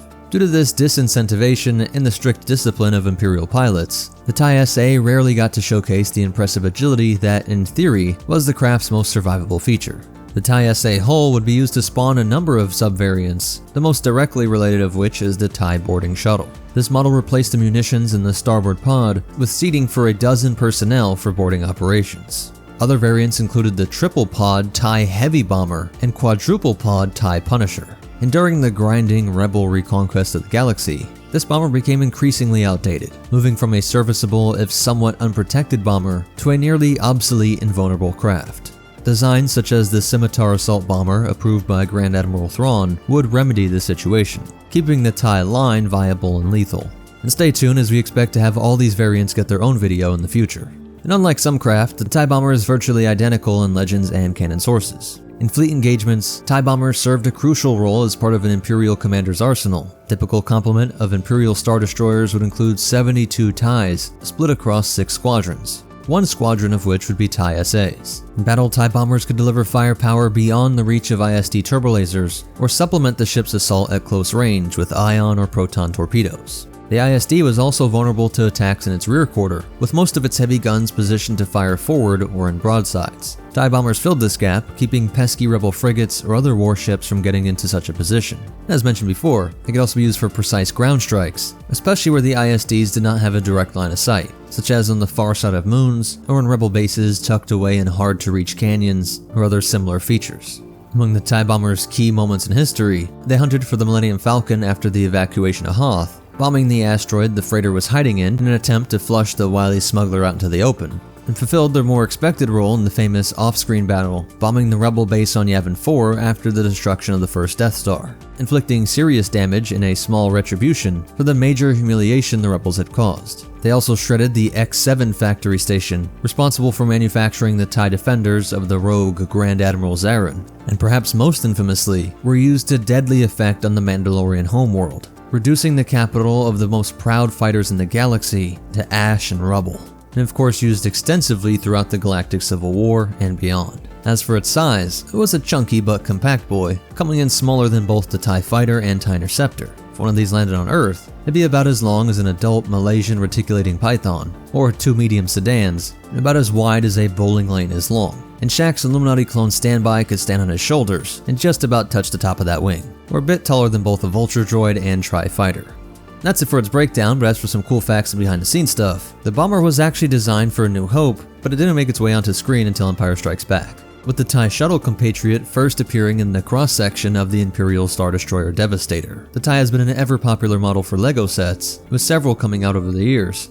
And if you want to try it yourself, be sure to check out Empire at War and its mods, such as Thrawn's Revenge, as you could command the TIE SA, TIE Heavy Bomber, Punisher, and Scimitar. Funny enough, the power plant listed for the TIE Bomber, which I specifically didn't mention until here, is the same IA-2B reactor which propels Imperial Star Destroyers. And so while it's possible Sinar used the same name for 2 different types of reactors, it's more likely that this is just a continuity error. So what do you think? Were you surprised at some of the features of the TIE Bomber? Or do you still think the rebels were right in just calling them dupes? But most important of all, remember, when you hear that TIE Bomber howl, it's already too late to change your allegiance. so hopefully the Force will be with you, always. What's up, MetaNerds? This video is all about the Empire's cloaked TIE fighter variant, the TIE Phantom. In a way, this is the TIE series coming back to its roots, as the entire line was inspired by the Scimitar. Sinar Design Systems produced the cloak ship used by Darth Maul, and CEO Wraith Sinar decided to try and make a mass-produced series of fighters with twin-ion engines. These TIE fighters would be picked up by Palpatine and became the main fighter for the new Empire. Over the years, it would spawn a ton of variants, but it wasn't until after the Battle of Yavin that Imperial engineers decided to try and reintroduce stealth tech into a Sinar design.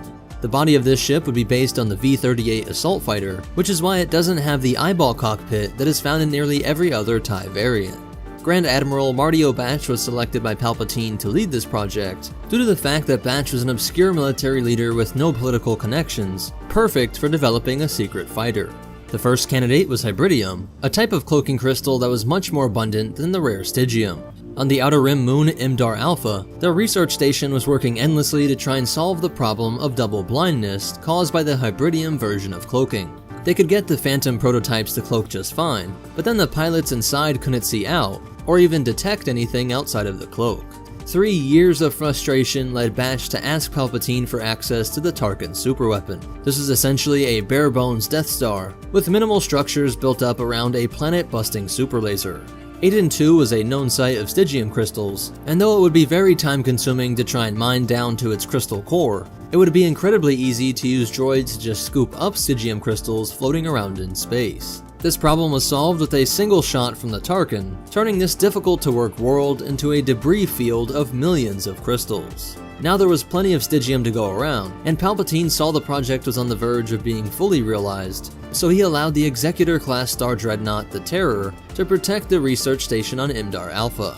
Both the TIE Phantom production facility and the Super Star Destroyer were provided with their own cloaking devices, making this entire operation completely undetectable. Final production cost of the TIE Phantom was 365,000 credits apiece, more than 6 times the cost of a standard TIE, and even more expensive than the TIE Defender. But for that price, you really do get it all. It had a Class 1 hyperdrive, tied with or beating most ships in the galaxy, and even a deflector shield. Its top atmospheric speed of 1,490 km per hour, or 926 miles per hour, is a bit slower than the TIE Defender, but beats out each of the Rebel starfighters, even the speedy little A-Wing. It also had more than twice the firepower of the TIE Fighter, with 5 laser cannons, 2 on the body, and 1 on each of its 3 wings. Having a cloaking device, hyperdrive, deflector shield, and 5 lasers requires a ridiculous amount of energy, which is why the whole body of this ship is just an enormous reactor, more than twice the size of the cockpit. This is also why there are so many large heat radiators and exhausts located on the front, sides, and rear. That being said, when it was cloaked, you couldn't use any of those other features, and it even reduced the speed. To help this a little, there were automatic systems that would disengage the cloaking when the pilot opened fire, and then pop back up as soon as they stopped. But perhaps most important for keeping this thing a secret was a self-destruct mechanism that would keep it from falling into the hands of rebels. And to run this thing, it required a 2-man crew, 1 pilot, and 1 gunner. Now when it came to debuting this ship, the Empire chose a pretty clever location. The Droid Nebula was one of the spookiest places in the galaxy. In the 3rd year of the Clone Wars, Separatist and Republic forces fought a month-long battle over a Stygium mine. The Battle of Drayton was ended by a surprise attack from Hutt and Black Sun forces that mopped up all the survivors on the CIS and Republic sides. This was considered the only battle in the entire Clone Wars in which every Separatist and Republic combatant were killed. The criminals did a great job covering their tracks, and spreading rumors that that part of the galaxy had ghost ships. Supernatural lore gave rise to the name the Drayton Triangle, where these apparitions were said to appear. Many thought these were just silly stories, so the Empire conducted test flights in this area and attacked any rebels passing through. If any were to survive the attacks and tell their friends about a disappearing Imperial ship, they might just discount it as some crazy ghost story. Then trials were coordinated by an Imperial Nebulon B escort frigate, the Mephitis, which led an attack on a series of rebel patrols, but one of these runs was caught on a flight recorder. The rebellion now had proof that there were more to these stories, and then further information was gained on the location of this stealth ship's fuel source. Admiral Akbar thought they had to strike immediately, sending a squadron to destroy the fuel depot and tasking Rookie 1 to work with Rue Merlin and destroy the main facility. They were able to sneak on board the superstar destroyer the Terror, where they found hundreds of TIE Phantoms preparing for a finishing blow against the rebellion. The agents were able to steal one, operate it into the Terror's core, and set off a chain reaction that destroyed the SSD. But as it blew, it disrupted the main facility's cloak, revealing it to our pair of rebels. Realizing the fight was not over, they were able to use all the chaos to sneak into the factory and find its main core, destroying it along with thousands of TIE Phantoms. Even better, they were still in their TIE Phantom, so they brought it back to a rebel base so that they could figure out how it works. This way they could develop countermeasures, and would always have the option to use it against the Empire. That was a great plan, until its self-destruct device blew it to pieces. This program took an incredible amount of Imperial resources, and Marty O'Batch had a good idea about what happened to Imperial leadership when they failed the Emperor. He fled to the Outer Rim, but was later assassinated by his own crew. The few TIE Phantoms that were not destroyed ended up being formed into Shadow Squadron, though the ability to produce more of them was lost at this Imdar Alpha facility. So that's it for its history, but you definitely want to hear these cool facts and behind the scenes stuff. The TIE Phantom was created for the 1995 video game Rebel Assault 2, The Hidden Empire, and was based on an earlier design for the Lambda-class shuttle. Additional information was released in the sourcebook Stay on Target and Rebellion-era campaign guide, but it also got introduced into the X-Wings miniatures game. But most important of all, remember, if you want to go AWOL, don't force your crew to go with you. And the Force will be with you, always.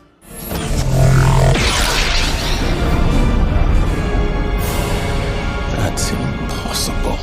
What's up, MetaNerdz? This video will be a complete breakdown of the B-Wing prototype, going from the origins of the B6 up to the production of what would be the ASF-01 B-Wing, the incredibly complex and powerful starfighter that helped to secure a rebel victory in the Galactic Civil War. Because everything about the B6 is canon, it really is such a different ship from the ASF-01. We'll cover that in the next video, because it has quite a long story on its own. But if you truly want to understand the B-Wing, you have to know its origins. So let's go back to 4 years before the Battle of Yavin.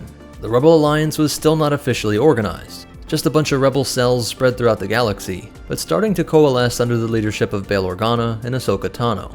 Phoenix Cell was one of the most notable of these groups, who often worked directly with the Clone Wars veterans Rex and Ahsoka. The cell was trying to break an Imperial blockade on the planet Ibar, after getting reports from the citizens that the imps were attempting to starve the unruly population. The first attempt to deliver supplies was repelled, resulting in the loss of a CR-90. They needed something new, something more powerful to punch through the Imperial fleet. But these ships were all the Rebellion had at this time. This is still years before they would even have X-Wings.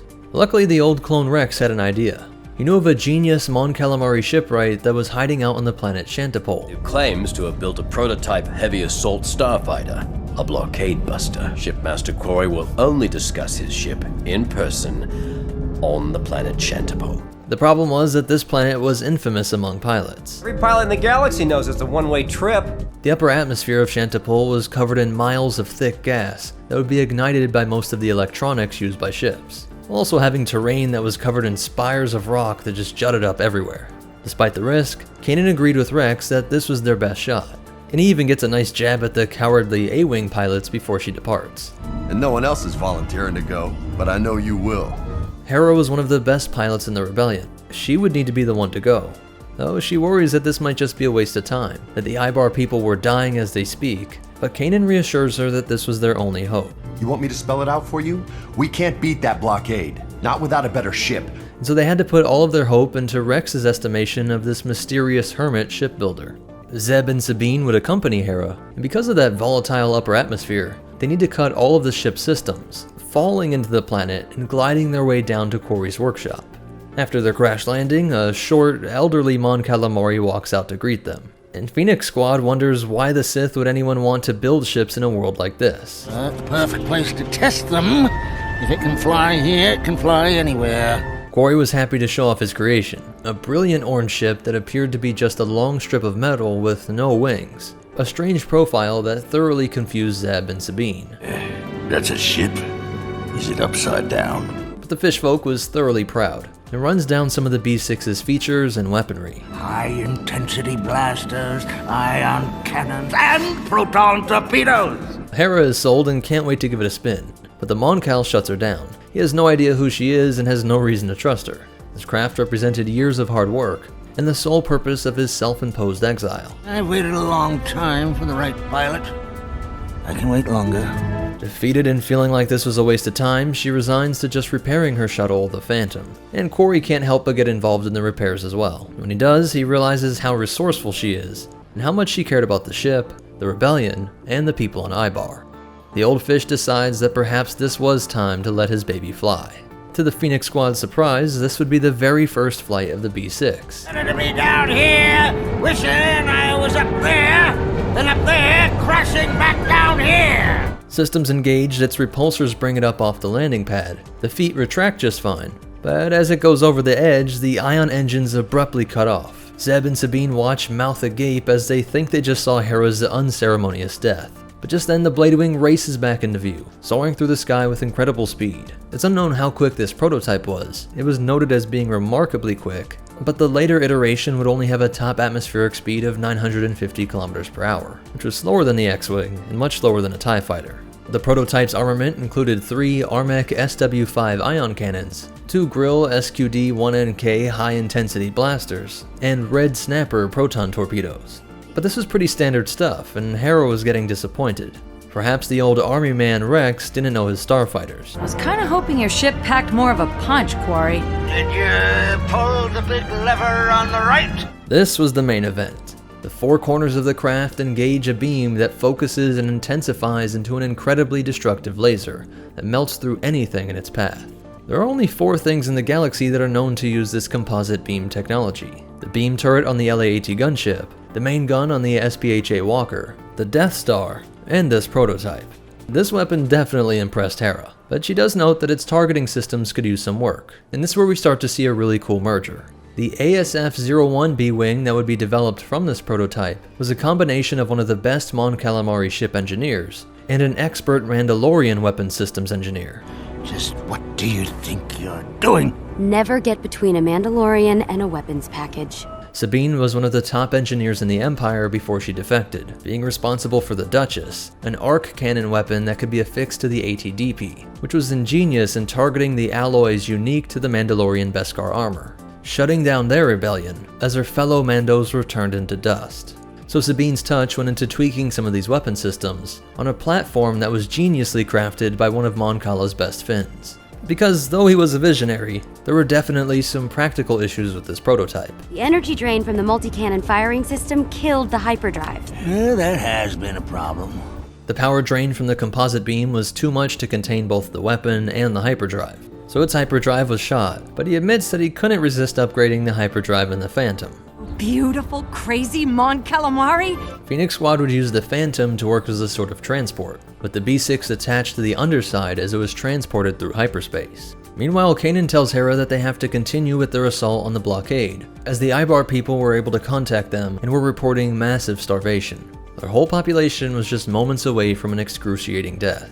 The fight would have to start without her, but then the odd orange blade pops into real space and is accelerating right at the Arquitans in orbit. One ship of unknown design. I would hardly call that reinforcements. Sabine would operate the main beam gun. Arquitan's turbo laser is frantically trying to shoot it down, but the expert piloting by Hera gets them close enough for the B-6 to open fire. The composite beam works brilliantly, cutting through the durasteel and setting off all sorts of internal power systems and fuel inside of the Imperial vessel. Agent Kallus watches from his bridge in horror, as this weapon gives the rebels a lane to push down to the mountainous regions of Ibar, where the supplies are delivered by the Ghost. On its very first mission, the B-6 was so powerful that all Kallus could do was utter the word impossible, and Corey is happy to see his creation was in such good hands. The rebels would make their jump through hyperspace, and Phoenix leader Jun Sato gives even more good news. It seems Senator Organa has found a shipwork sympathetic to our cause, and willing to manufacture more of these B-Wings in secret. Under my supervision, of course. This mission also earns Hera a promotion. She's now Phoenix leader and becomes Captain Hera. So this ship had one of the most impressive introductions to the galaxy of any vessel in history, but it would take a lot of work to turn it into the B-Wing we all know and love. The sympathetic shipworks Organa had been in contact with were slain in Corpul. The company was run by the sentient insectoid species known as the Verpine, and as a general rule, the further your species was from looking human, the worse the Empire treated you. They had been the creators of the Republic's Praxis turbo speeder, and most notably the V-19 Torrent starfighter. And although these bugs helped fight off the CIS in the Clone Wars, they ended up like so many other companies that watched as the Empire slowly took over control of all of the means of production, and then shifted almost all of their work to Kuat drive yards and Sinar fleet systems. Bail Organa was able to get them to stick out their insectoid necks for the rebellion, pointing out to them that this prototype used a lot of slain and corporal parts, and that by using their facility to mass produce the B-Wings, they could overthrow these human-centered tyrants, along with the promise of lucrative future New Republic contracts. Quarry would go with them to work on Project Shantipole, and Sabine visited the shipyards as well. An interesting note is that the Verpine species were incredibly rare, only found in their colonies on a remote asteroid field, and we have quotes from Sabine describing the species in her sketchbook, while the Rebel manual mentions that she worked with Quarry to redesign the weapons package. This Mandalorian advanced weapons engineer actively took a role in its redesign, but also with input from Rebel leadership, who pointed out that a power and fuel guzzling fighter was not ideal for a small rebellion, a rebellion that was always suffering from limited resources, with the manual mentioning that if the prototype was mass produced as it was, it would, quote, present technical as well as financial challenges. So let's call it here so that this video can be the complete story of the B6 prototype, and the rest of the story of the B-Wing, how it became the most powerful yet insanely complicated starship and bomber of the era, and a full breakdown of its stats and cross-section will all be in the next video. But most important of all, remember, the tricky thing about ruling an empire is that any remote, cloudy planet may contain a fish building a weapon that could topple you, and the Force will be with you, always. Switch to attack mode. Here at 229 Mark 4. What's up, MetaNerdz? This is part 2 of the complete story of the B-Wing. I split it up since the B6 prototype is very different from the B-Wing that we all know and love, and is only new canon coming from the Rebels TV show. So this video will cover everything from the development of the ASF-01 B-Wing up to production. A full stats breakdown and comparisons, while looking under the Durasteel to see where everything was and how it all worked, as well as its unique history, leaving a legacy that would outlive the New Republic, while also being one of the most difficult ships to master. In that previous video we looked at the development and use of the B6. The Verpine species that ran Slain and Corporal would work alongside Sabine and Quarry to take this wild prototype that shorted out its own hyperdrive and turn it into a fighter that could be mass produced. The most obvious change would be to drop that amazing composite laser. This was a move that was widely critiqued throughout the Alliance, at least by those who knew about it, as its destructive power was so incredible. As pound for pound, it was one of the most deadly starfighter creations. Even if it couldn't support a hyperdrive or even its own shields, I would have to agree with those who think that this should have been produced at least alongside the SF-01 B-Wing as a sort of variant. And it does beg the question why you couldn't at least just extract the weapon system. If the Phantom could carry it around, I think the power to take out an Arquitens in just a few seconds would be well worth it. But also, hyperdrives are one of the most expensive parts of a ship, and we saw that the Rebellion was adamant that this project could simply be too expensive for the Rebellion. Now, Legends has it that Admiral Akbar was the lead designer of this ship. In an effort to counter the increased attacks from rebels, the Empire initiated the Convoy Defense Plan. It was a better coordination of the movement of Imperial resources. Instead of having several individual shuttles or transport leaving at slightly different times, they would now all try to be in groups, and accompanied by starfighter escort.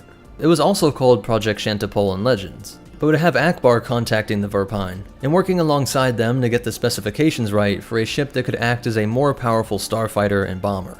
Imperial spy networks picked up communications about this new rebel fighter, and when they learned some of the specs, they were so worried about its effectiveness that they dedicated a ton of intelligence resources to locating the shipyard and capturing the blueprints. This eventually led to a battle between Imperial fighters and the first prototypes, a battle in which this first rebel squadron, Dagger Squadron, was victorious. But in both timelines, it would be year 0 that the B-Wing would hit mass production. So back to canon, the Verpine really appreciated that Quarry chose to use Slain and Corporal parts to make his prototype, and so to thank him they let him name the shipyards the Shantipole facility. And as this was a Rebel Alliance fighter, and the first one to be produced here, it was called the Allied Shantipole Facility 01, or ASF-01 for short. And one of the main goals of this project was to replace the Y-Wing. By the time of the Battle of Yavin, they were already more than 2 decades old, with most being rescued right before they were turned into scrap. Each would cost the Alliance 220,000 credits, which was almost twice the cost of an X-Wing, and nearly 4 times the TIE Fighter. But what you got is a ton of high-tech and firepower. I want to start by pointing off something that's often ignored. The B-Wing had incredibly powerful electronic countermeasures, which would interfere with Imperial ships in a variety of ways that make it difficult to lock on and get missiles or torpedoes to actually strike the B-Wing. If it did get hit by stuff like laser cannons, then its Surplex ZR-41 shield generator would absorb it. It wasn't a Mon Calamari shield, it was made by the Verpine, but it's still reported to be one of the toughest of any Rebel starfighter. If we look at its cross-section, we can see that the deflector shield generator was located right in between the cockpit and the engine array, the two most important areas on a ship. We'll come back to the cockpit in a second, but we have the shield projectors and these nacelles on each side.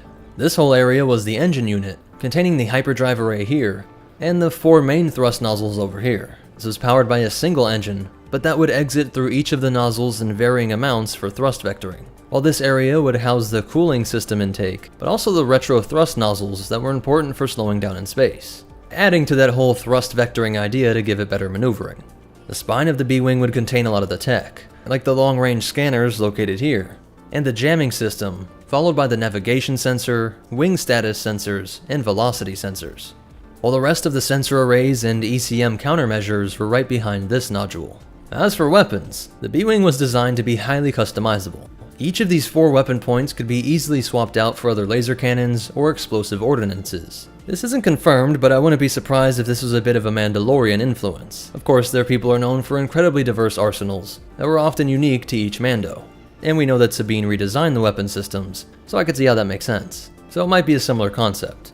It's also great for a rebellion that didn't have the same steady supply lines of a proper army. If they were running low on Tabana gas for the laser cannons, or the opposite and torpedoes were harder to find, you can swap out your weapon systems based on the restrictions of supply, or just for mission-specific roles, allowing you to focus on any combo of ion, laser, or explosive weaponry. But the standard loadout was what we see here in the cross-section. On the end of each wing and at the base of the body are the Armec SW-7A ion cannons. These used a precision targeting laser, the thin cylinder located right next to it, which gave the B-Wing accuracy that drove the Imperials insane. Remember, this was hoped to replace the Y-Wing bomber, and it packed 2 separate proton torpedo launchers, one at the base and one right below the cockpit, with a total payload of 12 standard or 8 heavy torpedoes. Then we have the RX-9 heavy laser cannon also at the base. And we're actually not done. Attached to the cockpit is the Girl 72 twin auto blasters. This worked like a sort of chain gun, in the sense that it would just spray a ton of plasma rounds downrange in rapid fire. They weren't that powerful and had terrible accuracy with no targeting at all. But with this standard loadout, you had an incredible variety of weaponry to take on anything. While it is hard to forget the composite laser of the prototype, you can see why this was considered a worthy replacement to the Y-Wing, and pound for pound would be one of the most powerful ships out there. As the Arquitens being melted through in a few beams was impressive, but a ship like this was more reliable. And with a barrage from those 3 ion cannons, followed by 8 heavy torpedoes on board, this could easily bring down a cruiser-sized vessel. And as you'll see when we talk about the history, it could even take on some bigger targets, while the autocannons could rip through the unshielded TIE fighters. Though it's definitely more dependable than the prototype, and with those modular features, it was perfect for the Rebel Alliance. And if you're going to be a main starfighter/bomber, you really gotta have the ion cannons, the laser cannons, and the explosives. While as the prototype was just one very deadly, but not very versatile weapon. But we haven't even talked about the positives and negatives of 2 of its most famous features. The first one starts with those wings. The wings extend from the body and contain the anti-gravity repulsor field generators that help to get this thing off the ground. Cruising, these wings would just stay folded up, but in attack mode they would open, giving you a wider firing arc, but also making it more stable when flying through atmosphere. One of the problems was that this S-foil feature could lock up, which could be deadly if you were trying to exit worlds and they couldn't open, or make it nearly impossible to land if you couldn't fold them back down. You'd have to force a really dangerous crash landing, coming down on that lower torpedo magazine. And then there were the complaints from many mechanics that said that even when it was properly parked in a hangar, it was too hard to service the areas underneath these folding wing sections. But to defend this ship from one critique, many believe that it took up too much room in the hangar, but if you look at the footprint of other ships, this isn't really true. At a length of 16.9 meters or 55 feet 5 inches, and a width of 2.9 meters or 9 feet 6 inches, it actually took up less area than the X-Wing or Y-Wing. The length was of course wider than the A-Wing, but it's pretty crazy to think that a heavy starfighter bomber like the B-Wing is actually thinner than that tiny Rebel interceptor. And so as we talk about that second main feature, let's take a look at the cockpit. Starting with the good. The main body can rotate a full 360 degrees around the cockpit, which would allow for a variable firing zone, as you could move your weapons around you without having to change your flight path. In a sense, this made it more agile, because you could move all the rest of the ship around while you were trying to make it through debris or terrain, again without having to change your path. Perhaps more importantly, is that this works as just another targeting countermeasure. You had your ECMs to electronically jam enemy targeting equipment, but because they all worked by zeroing in on the profile of the ship, when the B-Wing effectively changed shape, many targeting computers had a hard time coding if this was the same vessel. Right behind the seat was the life support systems and gyroscope that would make sure that the cockpit remained stable while the body was rotating. And then the cockpit has its own sublight engines, allowing the whole thing to act as an escape pod, with this nodule ejecting from the body in case of emergency. You wouldn't have your hyperdrive systems, so you couldn't get that far, but this concept was to address the shortcoming of the Y-Wing, because the Y-Wing couldn't re-enter atmospheres to make a landing. But with this whole cockpit doubling as an emergency shuttle, you could survive for a while with the attached life support, and use those sublight engines to hopefully navigate towards a friendly ship, or safely down to a planet's surface. So yes, spinning really is a good trick, and the feature was great for both offensive and defensive reasons. But for most pilots, this was a great idea, but simply too overwhelming. Only top Rebel Ace pilots could handle the 360-degree rotating body, and all of the numerous and diverse weaponry, along with the complicated array of sensors and jammers. It also had no astromech support. This was something that the Verpine engineers pushed for, but Quarry insisted that this would both increase the price, but also tax the electrical systems. For hyperspace calculations, there was a navigation computer integrated into the controls, but this still required more input from the pilot than most other fighters. Luckily for the Rebellion though, there were enough excellent pilots to make several B-Wing squadrons. With enough flights, they were able to master this odd beast, and got comfortable working in their own customizations. The most divisive feature was the R9X targeting laser system. Some loved it, and some hated it. What was so genius about this system was that it would fire a very low power bolt at the enemy. It wasn't even enough to damage the enemy vessel, but the computer would be able to use the data gained from these shots to create one of the tightest lock-ons of any starfighter. Using this method, the B-Wing had a 97% accuracy rating, with both its ion cannons and torpedoes. That is ridiculously high, and remember it was hard to hit this thing back with its ECM and rotation countermeasures. But the downside was that it revealed your position. Again, if it hit it, that targeting laser wouldn't do any structural damage to enemy ships, but astute Imperial pilots would see their sensors alerting them to some pinging in a certain direction. And so if they were fast ships like almost all TIE Fighter variants, they might have just scared it away with these low power shots. Many pilots preferred to just come in guns blazing with the incredible arsenal that it had, and actually remove the targeting laser entirely to put that energy toward other mounted weapons, often just being a simple medium laser cannon.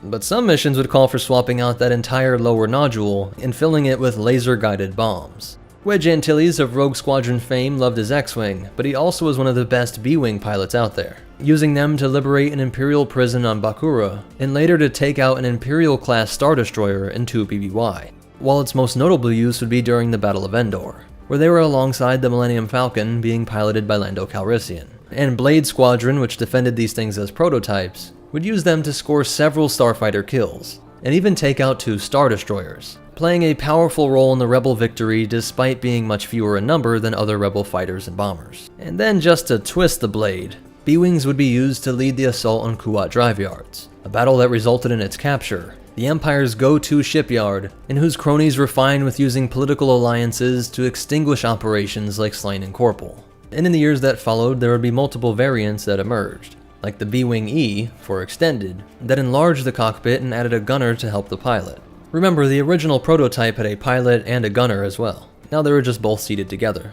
And it was this model that Admiral Akbar used often. And then there was the B-Wing shuttle. Same idea, but allowed for a pilot and 2 passengers. But this was more aimed at civilians, and only armed with light ion cannons. A year after Endor, they would be seen in the final battle against the Empire, over the desert world of Jakku. And once the Imperial leadership was completely fractured and their leaders reduced to simple warlords, the B-Wing would continue to fight against these disparate groups, sometimes including the forces of Warlord Zinj, other times defending the world Mon Calamari, and even have to protect their home when the fight came to the Verpine colonies in the Roche asteroid field. And they would be crucial to the liberation of Coruscant, going on to be an official part of the New Republic fleets, where they would then fight off the Yuuzhan Vong. After this, the galaxy was finally seeing long periods of peace, and many B-Wings would have their weapon points replaced with firefighting equipment. some returning to Endor to prevent the spread of forest fires, while others would be used in the dense urban environments like Coruscant. By 34 BBY, the First Order had made its introduction to the galaxy, and just 1 year later, the Resistance would rally several of these now older fighters to bring the fight to the revived Emperor's fleet on Exegol. In the memory of his father, Colonel Aftab Akbar would pilot one of these B-Wings, a ship that his late father helped to produce all those years ago. And its legacy would live on for several forms after this, like the AHS-1 Heavy Assault Airspeeder that was created from the wreckage of a B-Wing, and things like the Besh-type personal starfighter that was released by Slane & Corporal more than 100 years after the B-Wing was introduced. So that's it for the history and breakdown of the B-Wing, but you definitely want to hear these cool facts and behind-the-scenes stuff. The ship was created for Return of the Jedi by Joe Johnston and Bill George. Bill was so involved with it that they often called it the Bill Wing, but it gets its name from the fact that these two new Rebel fighters were named A Fighter and B Fighter, and that's how they became A-Wing and B-Wing. But funny enough, they also resemble those letters. At least the B-Wing looks like a lowercase b, much like how the X and Y-Wing look like their letters. In the original version of the film, there were a lot less scenes with the B-Wings, as its strange shape was hard for the blue screen technology of the time, and so we got more scenes added with later versions, and there's still some great cut scenes. But most important of all, remember, when you have to pick the flashy prototype or the reliable starfighter, always go with the more dependable one, especially if it's still bringing down Star Destroyers. And the Force will be with you. Always. Have you ever wondered what the Fishfolk starfighter would look like? What's up, MetaNerdz? This video is going to be really short, but I just wanted to cover a couple of Mon Calamari fighters that I think most people have never heard of. We all know that their capital ships are some of, if not the best capital ships in the entire galaxy, with their shield generators in particular being highly sought after. They were known to be some of the greatest shipwrights of all time, but we never saw their fighters. Actually, we did, but they're just really obscure.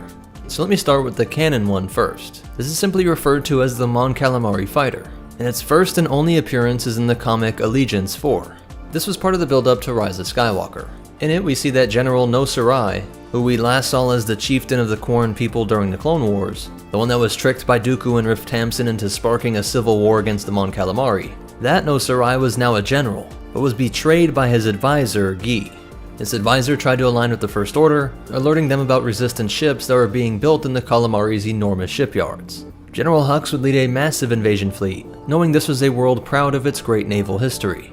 As they all feared the looming threat in orbit, No Sarai offers to atone for his traitorous man, taking a Mon Calamari fighter and weaving through the First Order fleet until he is finally shot down. But it was a sacrifice that brought precious seconds for the Calamari fleets to flee the planet before the FO could engage in orbital bombardment. Now if we take a closer look at the fighter, we can see that it has at least 2 laser cannons, one on each side, and it looks like only room for a single pilot.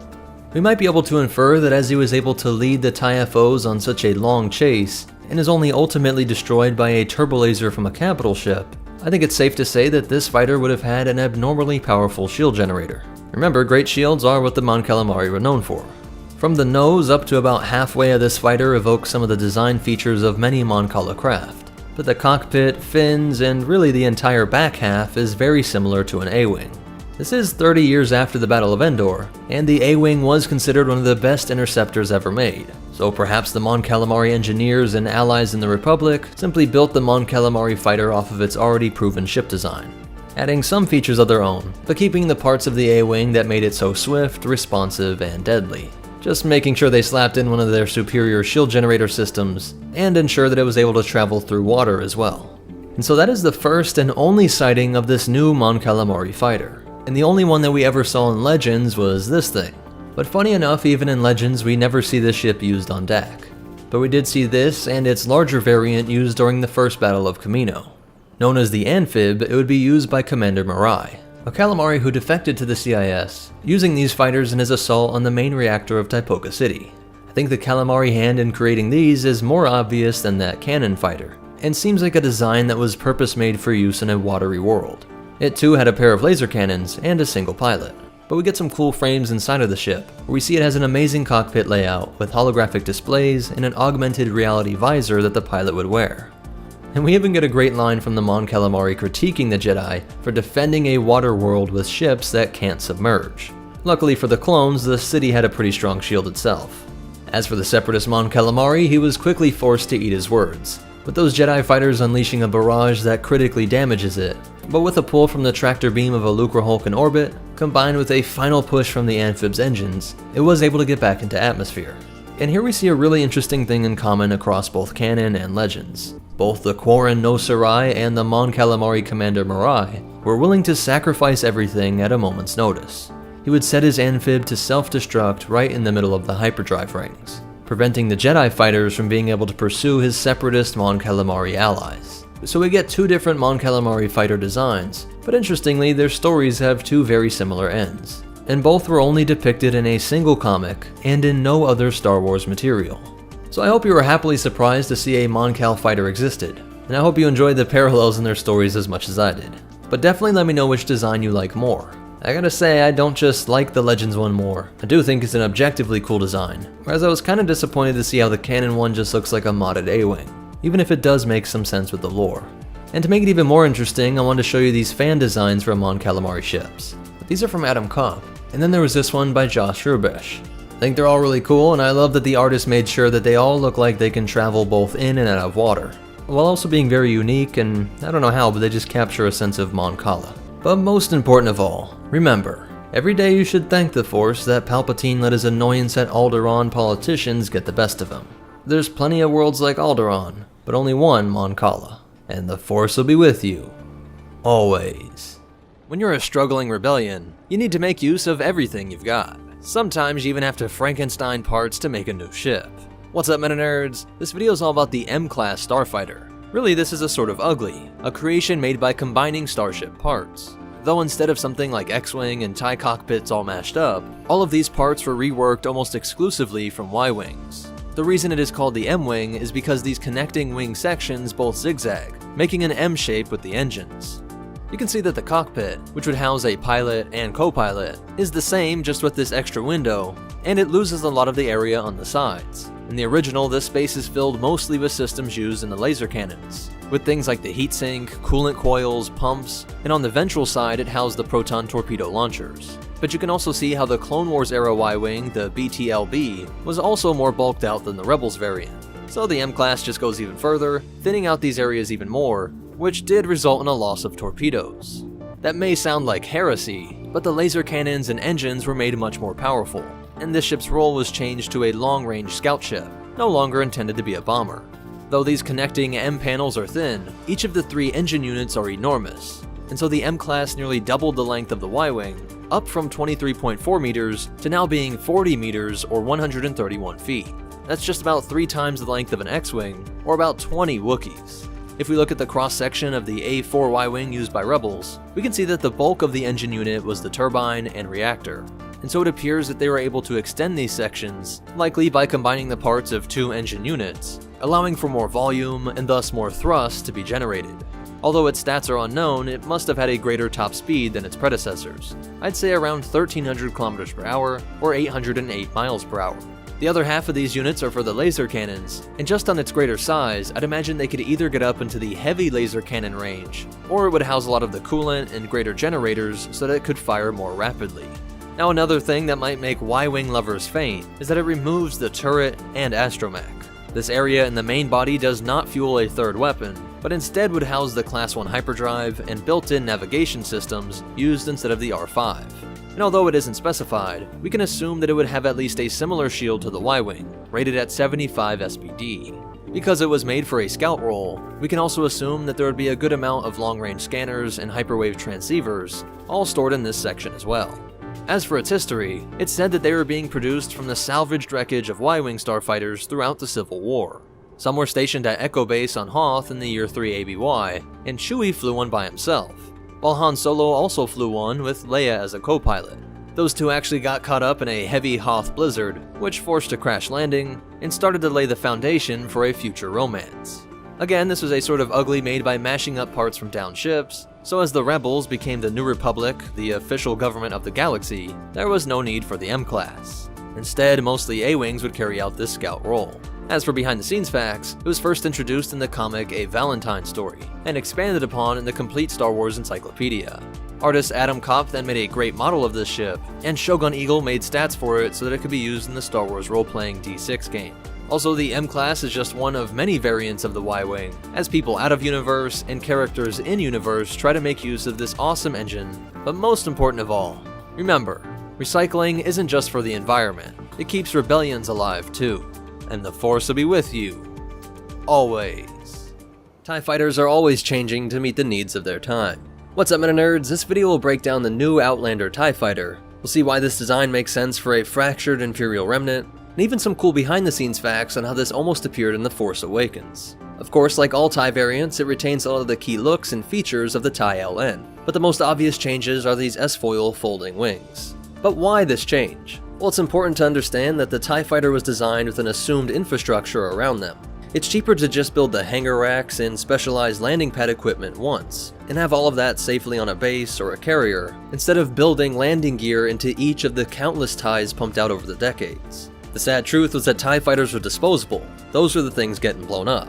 It's much cheaper to build these permanent catwalk structures in Star Destroyers and Death Stars, or just have a simple set of stairs on wheels that you can roll into place. This low cost, just 3 times of Ultra Droid, and less than half an X-Wing, allowed them to be pumped out at such a rate that any destroyed by rebels would be quickly and effortlessly replaced, which had a very demoralizing effect. They are famously weak, and there were even popular TIE fighter slogans like "No shields, all guts." But I think there's some strong evidence that the Outlander TIE was upgraded. When the Mando latches onto the TIE, it seems like he thought he could just fire through the glass. It would be odd if he didn't think that this was transparasteel. He must have some reason to think that this would work, so perhaps this TIE was reinforced. If not, I think that certainly the hull was reinforced. One is simply the fact that a Moff wouldn't be riding around in a flimsy TIE fighter of the line, it's just too risky. And proof of this is that these 2 explosives don't set the whole TIE fighter ablaze. It doesn't even sever the wing, it just blows apart some of the top half, as if it didn't penetrate the whole armor, but instead the blast was directed up and outward and tore up the more fragile solar collector array. You also get a glimpse at a really useful detection method new to this model, which shows you when something is placed on the hull, and most likely would have provided other damage reports and tactical information. As the TIE falls to the ground, we see that apparently the ejector seat mechanism was removed. Perhaps this was done to clear out some room for the landing gear. Interestingly, the 3 legs of this landing gear, 2 to the sides and 1 out the rear, are very similar to those of the X-Wing. Some speculate that this, combined with the S-foils, which bring its landed position into this X shape, may point to the Outland TIE being a retrofit that incorporated some X-Wing parts, perhaps captured by Imperial remnant forces. That or Incom Corporation had worked with Sinar Fleet Systems to create this variant. Incom originally made the X-Wings for the Empire, so I could see this being the case. Shields and hyperdrives are often the most expensive parts of a ship, and so your standard TIE fighter has neither. And although those might be useful, I don't see any evidence to think that this variant has any either. We don't know for sure how large a force the Moff has, but he must at least have some large transports, if not a capital ship. There's various troops like regular stormtroopers, scout troopers, and death troopers, and even vehicles like speeder bikes and ITTs, all of which points to some sort of carrier. And so this Outlander TIE may still just be a short-range fighter. But remember, the TIE LN was never supposed to be setting down on strange terrain. They were most often in escort and patrol roles, with only occasionally ever engaging enemies. Once the Empire was killed and that well-oiled war machine started to fracture, things had to change. The TIE still had good firepower and excellent speed, so they were still really valuable. But now you would need TIEs that could land on worlds that you wanted to bring under your particular rule, as Imperial warlords took a more direct role in holding on to regional power. So hopefully you see how these small changes really do make a big difference in a time of a fractured empire. As for the behind-the-scenes facts, I just wanted to point out that there is some mechanism that lifts him out of the cockpit for dramatic flair, and conveniently we don't see him actually do the less graceful slide off onto the ground. Also, this design was first seen in concept art for The Force Awakens, created by the amazing Doug Chiang, who was responsible for a lot of the best stuff of the prequels, stuff like the Naboo Starfighter and pod racers. And in this episode we saw that of course the Darksaber, a form of lightsaber, can cut through the hull, which would be true even if it has the thicker hull plating that I think it has. And this is connected to Gideon's past on Mandalore. He was in the Imperial Security Bureau and helped with the siege of Mandalore, and later would become the Marshal of Mandalorian space. But most important of all, remember, if this really is a combo of TIE Fighter and X-Wing, then it has brought balance to the Starfighters. And the Force will be with you, always. The RZ-2 A-Wing is a design that went from Imperial reject to the bane of the First Order. What's up, MetaNerdz? This video is all about the successor to the Rebel A-Wing. We will do a complete ship breakdown, including a comparison to its predecessor, and behind-the-scenes facts, but let's start with its history. While the RZ-2 is actually based on the R-22 Spearhead, a ship that was supposed to replace the Republic's Aethersprite starfighter. It was one of the rare times that the Empire rejected a Kuat drive yard's design. The Empire would actually go a long time before getting their TIE Interceptor, around 2 BBY. That's about 17 years after the Clone Wars. Kuat was permitted to sell them off to the planetary government of Tamuz-On, a remote planet in the Outer Rim. Here, the R-22 Spearhead would languish for nearly 2 decades, before being picked up by the Rebellion. Commander Jun Sato's Phoenix Cell went to work streamlining these R-22s by taking out armor plating, removing safety equipment like the shield generator, and dropped the heavy weaponry, all in order to give them greater acceleration and a higher top speed. The reject had returned to be the direct competitor to the TIE Interceptor, and would be renamed the RZ-1 A-Wing, as these modifications became roughly standard across the Rebel Alliance. Some were used by the Spectres, but they would gain the most notoriety during the Galactic Civil War. Interestingly, none were said to be present during the Battle of Scarif or the Battle of Yavin, but they would certainly close out the war with a bang.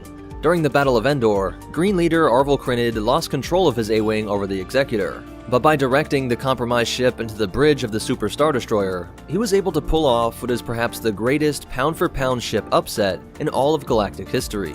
This hurtled the A-Wing into a legendary, almost mythological status, and Kuat Drive Yards was quick to capitalize on the success of its old forgotten prototype. The RZ-2 would incorporate a lot of the Rebel modifications that made the RZ-1 different from the R-22. But most importantly, it would implement top-of-the-line equipment and weaponry. As essentially a tuner ship, the RZ-1 could boast great numbers, but was unreliable, almost always breaking down, and a lot of the internal components and weaponry were all jerry-rigged. That's what happens when you're a struggling rebellion trying to get the most out of a 20-year-old prototype from an Outer Rim backwater. Don't get me wrong though, that's what makes the RZ-1 even more impressive, but for the successor, everything would be purpose-built around the latest and greatest tech. First off, the overall size was reduced, from a length of 9.6 meters to 7.68 meters. Nearly a whole Wookiee shorter than its predecessor, and about half the size of the T-65B X-Wing. At a width of 4.62 meters or 15 feet, it was about a Wookiee thinner than the RZ-1, or a quarter the width of the ARC-170. At a height of 2 meters or 6 feet, it was a child Wookiee shorter than its predecessor, or about a quarter the height of a TIE fighter. This was possible because technological upgrades over the years made everything more compact and even more efficient. A liquid-cooled flight computer took up this small space just forward of the cockpit. These boxes here contain medical supplies and survival gear, including rations, in case the pilot ever has to make a crash landing. This whole forward section in the nose of the A-Wing is completely dedicated to sensor tech and maneuverability. At the very tip are a pair of repulsors, which flank this slot in the middle here that was used to tow the interceptor around in a hangar. The repulsors helped to get it off the ground, but also made it as easy to move around as a cargo trolley. The repulsors also help the A-Wing maneuver by pushing off of space or objects around it. Directly behind these are the navigational sensors, and over here is the targeting sensor array. This leads to the Cloak Eye sensor jammer and its dedicated processor. The whole system was top of the line, and created so much heat that it required its own dedicated heatsink venting duct. But remember, it was worth it, as the RZ-2 proved to be one of the best data-collecting scouts in the New Republic, and later with the Resistance. The cockpit was just about form-fitting, being as small as humanly possible, and actually excluding some species from ever being able to fly this thing. Just after the pilot seat, we can see the Rasik hull-space shield generator. A great placement, making the pilot and engines the most heavily protected, but we can also see a deflector shield projector nodule just above the cockpit, and in each of these raised nodules towards the center of the A-Wing. Some larger craft, like capital ships, can have multiple deflector shield generators, but when you hear a starfighter talking about engaging their forward deflector shields, usually it means engaging the projectors at the front, drawing the shield strength to protect that area the most. Right under the shield generator there is this hyperdrive, which is likely rated as a Class 1. To power all this, we see the relatively small miniaturized fusion reactor. Some of the larger ships use things like solar ionization reactors or hypermatter annihilation reactors, or perhaps scale better than fusion in the Star Wars universe. However, although even fusion does eventually require fuel, we can assume that this compact little reactor provided enough power to keep it going for a long time. A reactant injector is seen in a lot of other starfighters, but is usually connected to some sort of ion engine. The Novel Dex K-88 Event Horizon sublight engines act and appear like ion engines, but their exact nature is still unclear. They are attached to these adjustable stabilizers, and this purplish ball is the gyro stabilizers, which were mirrored on the other side. But what's really interesting are the Zidja Geo-4 laser cannons. People often say that ships and weapons in Star Wars fire lasers, but they really are balls of plasma. Even things named turbo lasers are actually firing a bolt of ionized gas, a sort of plasma bullet.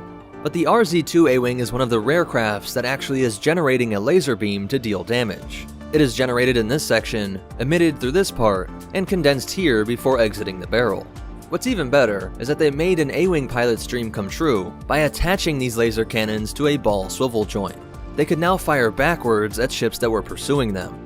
But when you need even more firepower to take out ground targets or larger ships, it packed a pair of concussion missile launchers, for a total of 12 missiles on board.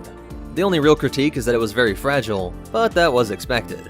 A-Wings could never take much of a hit to begin with, so Kuat decided just to go all in and produced the panels that covered the RZ-2 out of carboplast, a sort of bioplastic.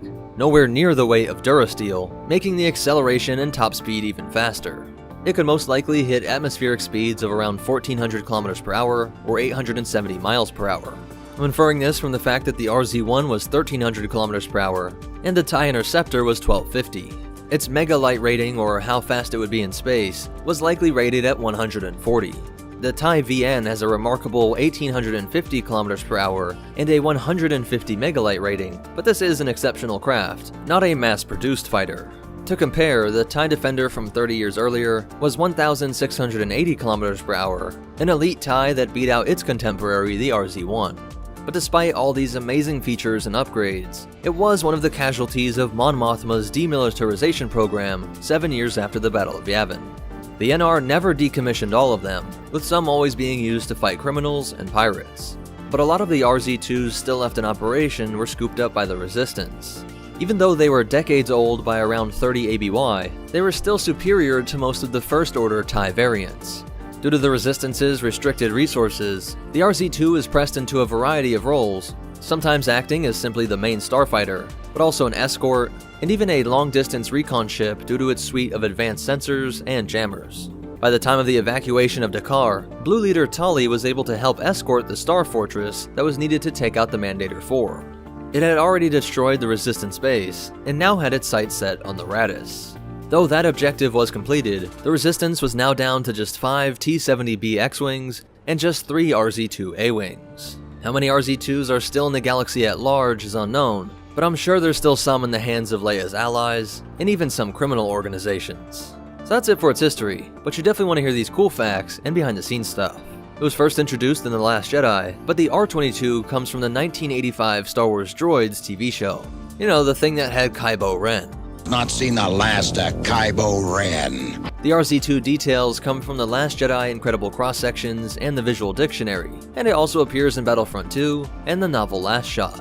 But most important of all, remember, with starfighters, the customer is often wrong, and Kuat is always right in the end. And the Force will be with you. Always. Sorry, Star Fortress, the Y-Wing strikes back. What's up, MetaNerds? This video is all about the BTA NR2 Y-Wing. Of course, it's very similar to the classic bomber that dates back to the Clone Wars, but we'll cover its history and interesting stat differences. Let's start with the price. It costs 50,001 credits more, reflecting the increase in size and tech. Its length and width were both increased by about a Wookiee, up to 18.17 meters or 59 feet long, making it about the same length as 1.5 X-Wings. The width was 8.78 meters or 28 feet, making it about a Wookiee thinner than the X-Wing. And at 2.85 meters or 9 feet tall, its height was about 1.5 Wookiees, or about half that of the X-Wing. The top speed was increased by 50 kilometers per hour, now up to 1,050 kilometers per hour or 652 miles per hour. This makes the Resistance Y-Wing as fast as the Rebel X-Wing, but the hyperdrive and megalight speeds remain the same, a Class 1 and an 80 megalight rating. An R5 series astromech would help with calculating hyperspace jumps, and for just maintaining some of the ship's systems during flight. The weapons are the same, 2 fixed forward laser cannons, 2 ion cannons, and 2 launchers that could be filled with a pair of proton bombs or torpedoes. This is much less than the 8 in Legends, but how much the old Y-Wing could hold in cannon is still unknown. Now these new Y-Wings were often sold without weapons, or just very light weaponry. You see, Coinsair Manufacturing capitalized on the fame of the Y-Wing from its use in the Rebellion, and was marketed as the starfighter that broke the Empire's back. Similar things were done with the A-Wing over at Kuat. The Republic allowed them to be sold to enthusiasts without any weapons, for those who just really wanted to fly around in a Y-Wing, and you could pay for the option of replica armor plating so that it resembled a Clone Wars era Y-Wing. But some with weapons were sold to planetary defense forces, though they still had to comply with peacekeeping regulations. These regulations actually banned proton torpedoes and bombs to be used in this bomber, something that just shows how silly these policies were, but also how much those organizations really wanted to own this iconic ship, even if it came in this neutered form. But as reports of the First Order started trickling in, Leia and the Resistance had their Y-Wings upgraded. First thing was just to fill the bomb bays with bombs, but also they upgraded the ion turret, giving it much more of a punch. This way they could capture members of the FO and interrogate them to learn more about this shadowy organization hiding in the unknown regions. Apparently, some of these Y-Wings have responded to Leia's distress call that was sent out on Crate, and we see that at least one of them will be dealing out a whole lot of damage in this epic space battle to come. So that's it for the Resistance Y-Wing. Not too much new info, so I didn't feel like it should be dragged out, but I wanted to quickly cover some of the differences and tell the really interesting story of how the galaxy loved the Y-Wing after the Civil War, and really how Leia evades Mon Mothma's ridiculous peacetime policies. Remember, even companies in-universe are cashing in on the love of their old designs. And the Force will be with you. Always.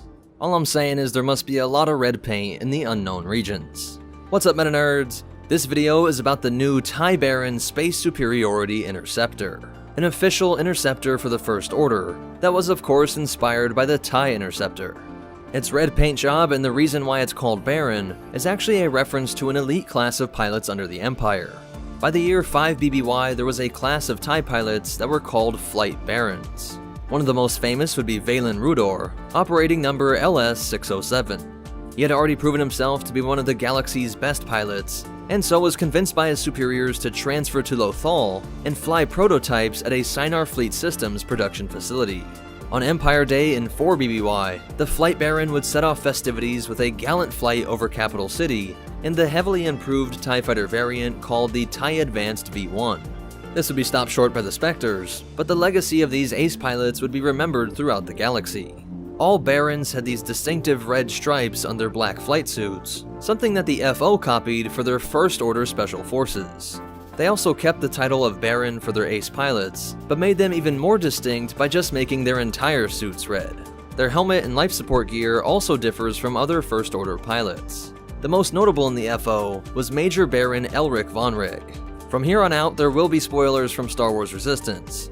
I haven't watched a lot of it, but just by grabbing these clips, I saw a lot of very interesting and truly exciting ship and starfighter battles, so this might be a series to check out. But back to the Baron. He led a squadron of other TIE fighters and was entrusted with the Order's most sensitive missions. This had Vonreg often working with Captain Phasma, and the first time we meet him, he is trying to shoot down a couple of New Republic pilots. Two are chased away, but Kazuda remains until Poe Dameron and his reinforcements arrive. This actually gets into a really cool point in the new canon lore, something that I want to explore more in a separate video, where essentially the military branch of the New Republic gets fed up with the Senator's inaction towards the growing First Order and is using its pilots to transmit information to the Resistance. Remember that at this time, the Resistance really is a kind of illegal paramilitary force. The Baron's TIE Interceptor was driven off, but would continue to haunt Kazuda. These assaults showed some of the ship's amazing capabilities. First off is just the raw speed. There are no official stats, but I would imagine that it is faster than its predecessor, which topped out at an atmospheric speed of 1,250 km per hour and a speed in empty space of 110 megalights. Other TIE variants from the FO range from 130 megalights to 150, so I would imagine this interceptor to be the fastest of all of them. By the way, that makes it more than twice the speed of the Slave 1. The 4 wingtip laser cannons are pretty standard, and like more advanced TIEs, it was equipped with a hyperdrive, and I would assume some shielding. But what's really interesting is the variable munitions weapons. Some shots look like a charged energy bolt, but it can also fire proton missiles and mag pulse warheads. These warheads work a lot like ion shots, but with the quicker acceleration and lock-on abilities you get when firing it in a rocket, instead of just as an ionized ball of plasma. Now I should point out that when this thing is destroyed, it doesn't appear like it has any shields, but if we're honest, almost all Star Wars starfighters are just taken out in a couple shots, even if they are listed as having shields, so we can't really deduce much from this. Now from the time that we first see it to when the TIE Baron is eventually killed, it is 6 months before the destruction of Hosnian Prime, up to a couple months past this event. Whether or not the TIE Baron will play an important role under Kylo Ren's rule is as of yet still unknown. But you definitely want to hear these cool facts and behind the scenes stuff. This ship and almost all First Order ships are made by Sinar Jamis Fleet Systems, a merger that happened after the fall of the Empire and the last that remains of Sinar Fleet Systems, who made all of the Emperor's TIEs. The TIE Baron was first introduced in October of 2018 in the show Resistance, and Season 2 of Resistance is set for this October. Some of the additional information comes from an expansion of X-Wing that just released this month. And in Legends, there was the 181st Imperial Fighter Wing, also known as Saber Squadron. Ships inspired by them also appear in the X-Wing's miniature game. And the real-world inspiration for the rank of Baron and the TIE Baron's red paint job is the famous World War I pilot described as the Aces of Aces, nicknamed the Red Baron. I couldn't find the exact reason why he painted it red, and I assume that a lot of people will think it is silly to have a red starfighter in space, especially when you can so easily blend into the black background.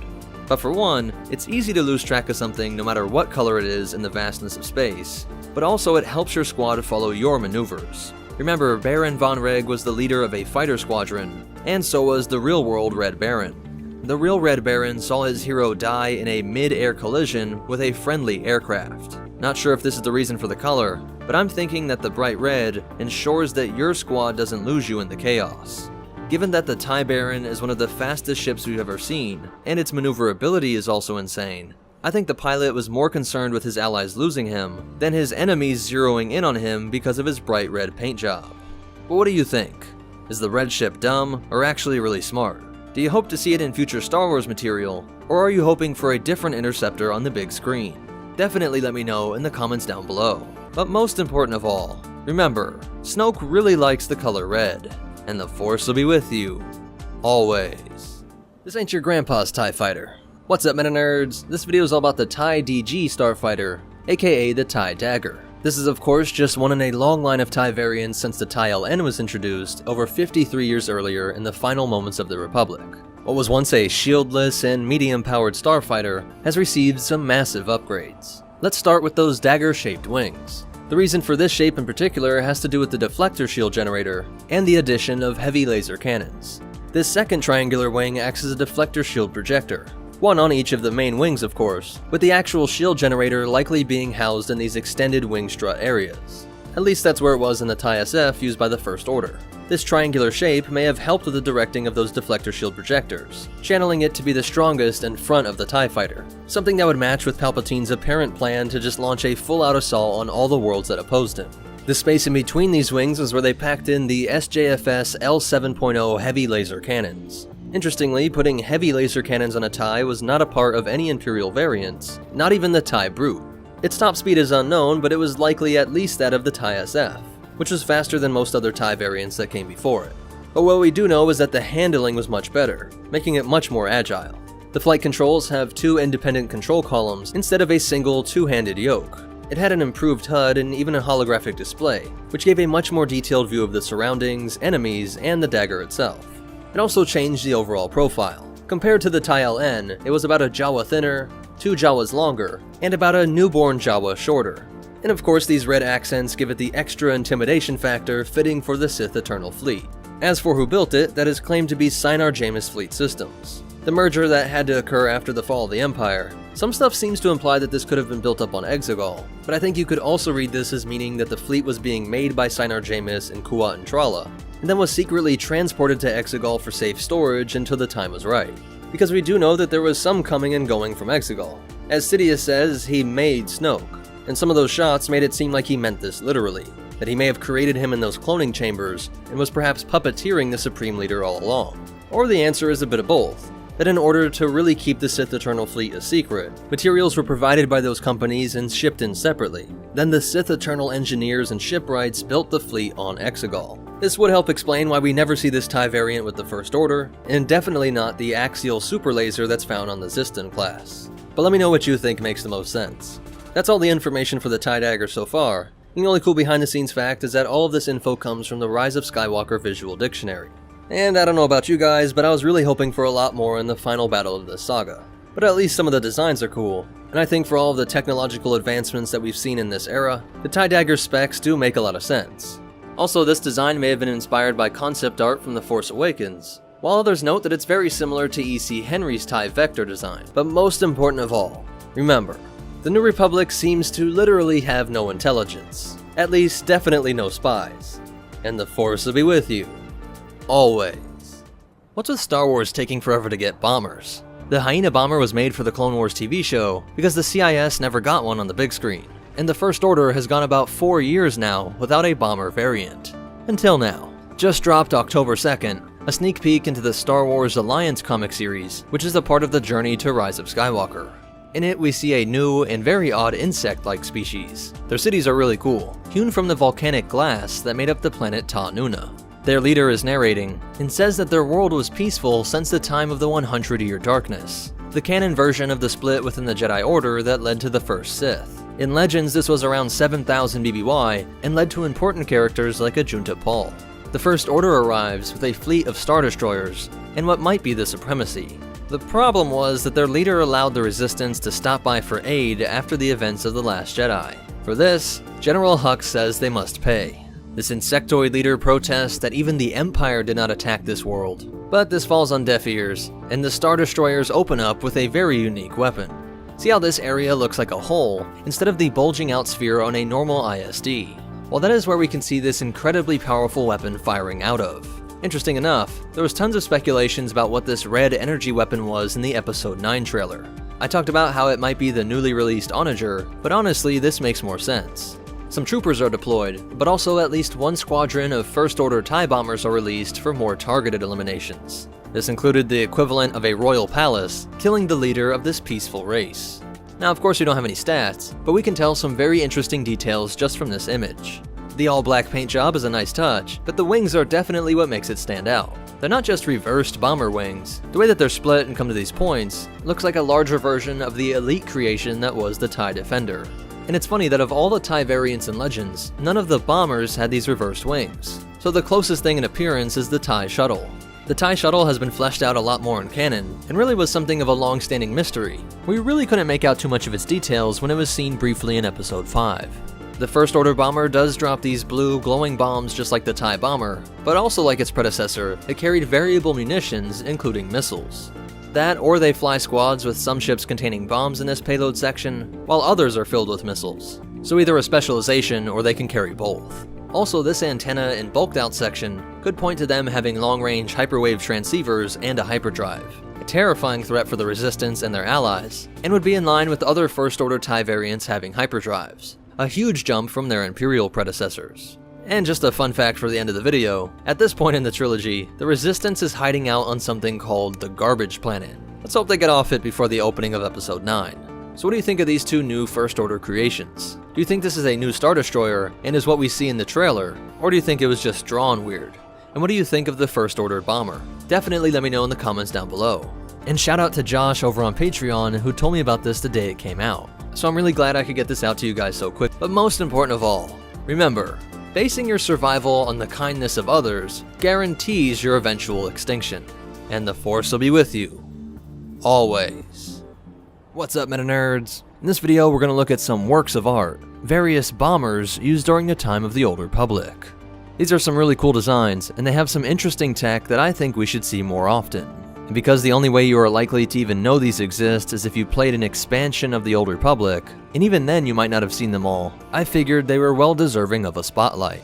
Specifically, these bombers were used between the years 3653 and 3630, and we will look at those used by both the Republic and Sith Empire. Let's start with the GX-1. It was produced by the Nar Shaddaa-based company Galactic Solutions Industries, and though it was intended for exclusive use by the Republic, you can't really trust a company that hails from the seediest place in the galaxy. Pilots quickly came to love this machine. The Empire bought up countless GX-1s, so it wasn't long before they were used by both sides of the conflict. The exact size of all of these ships is unknown, but take a note of the massive engine-to-ship ratio, something that provided extreme power even when hauling enormous payloads. Like all of these ships, it was highly customizable, with different loadouts of slow-powered heavy laser cannons, or fast light laser cannons, as well as a mine-laying option in addition to many types of bomb payloads. But while this ship could pack a punch, the Sith also decided to augment their bomber capabilities with drone ships. The B-4D Legion was a drone bomber that was still packed full of proton bombs, torpedoes, and concussion missiles, but without the risk of pilot error. Being able to be remotely operated, it could take full advantage of that massive single engine at the rear that worked in concert with these wings to perform maneuvers in atmosphere that would make most organics black out.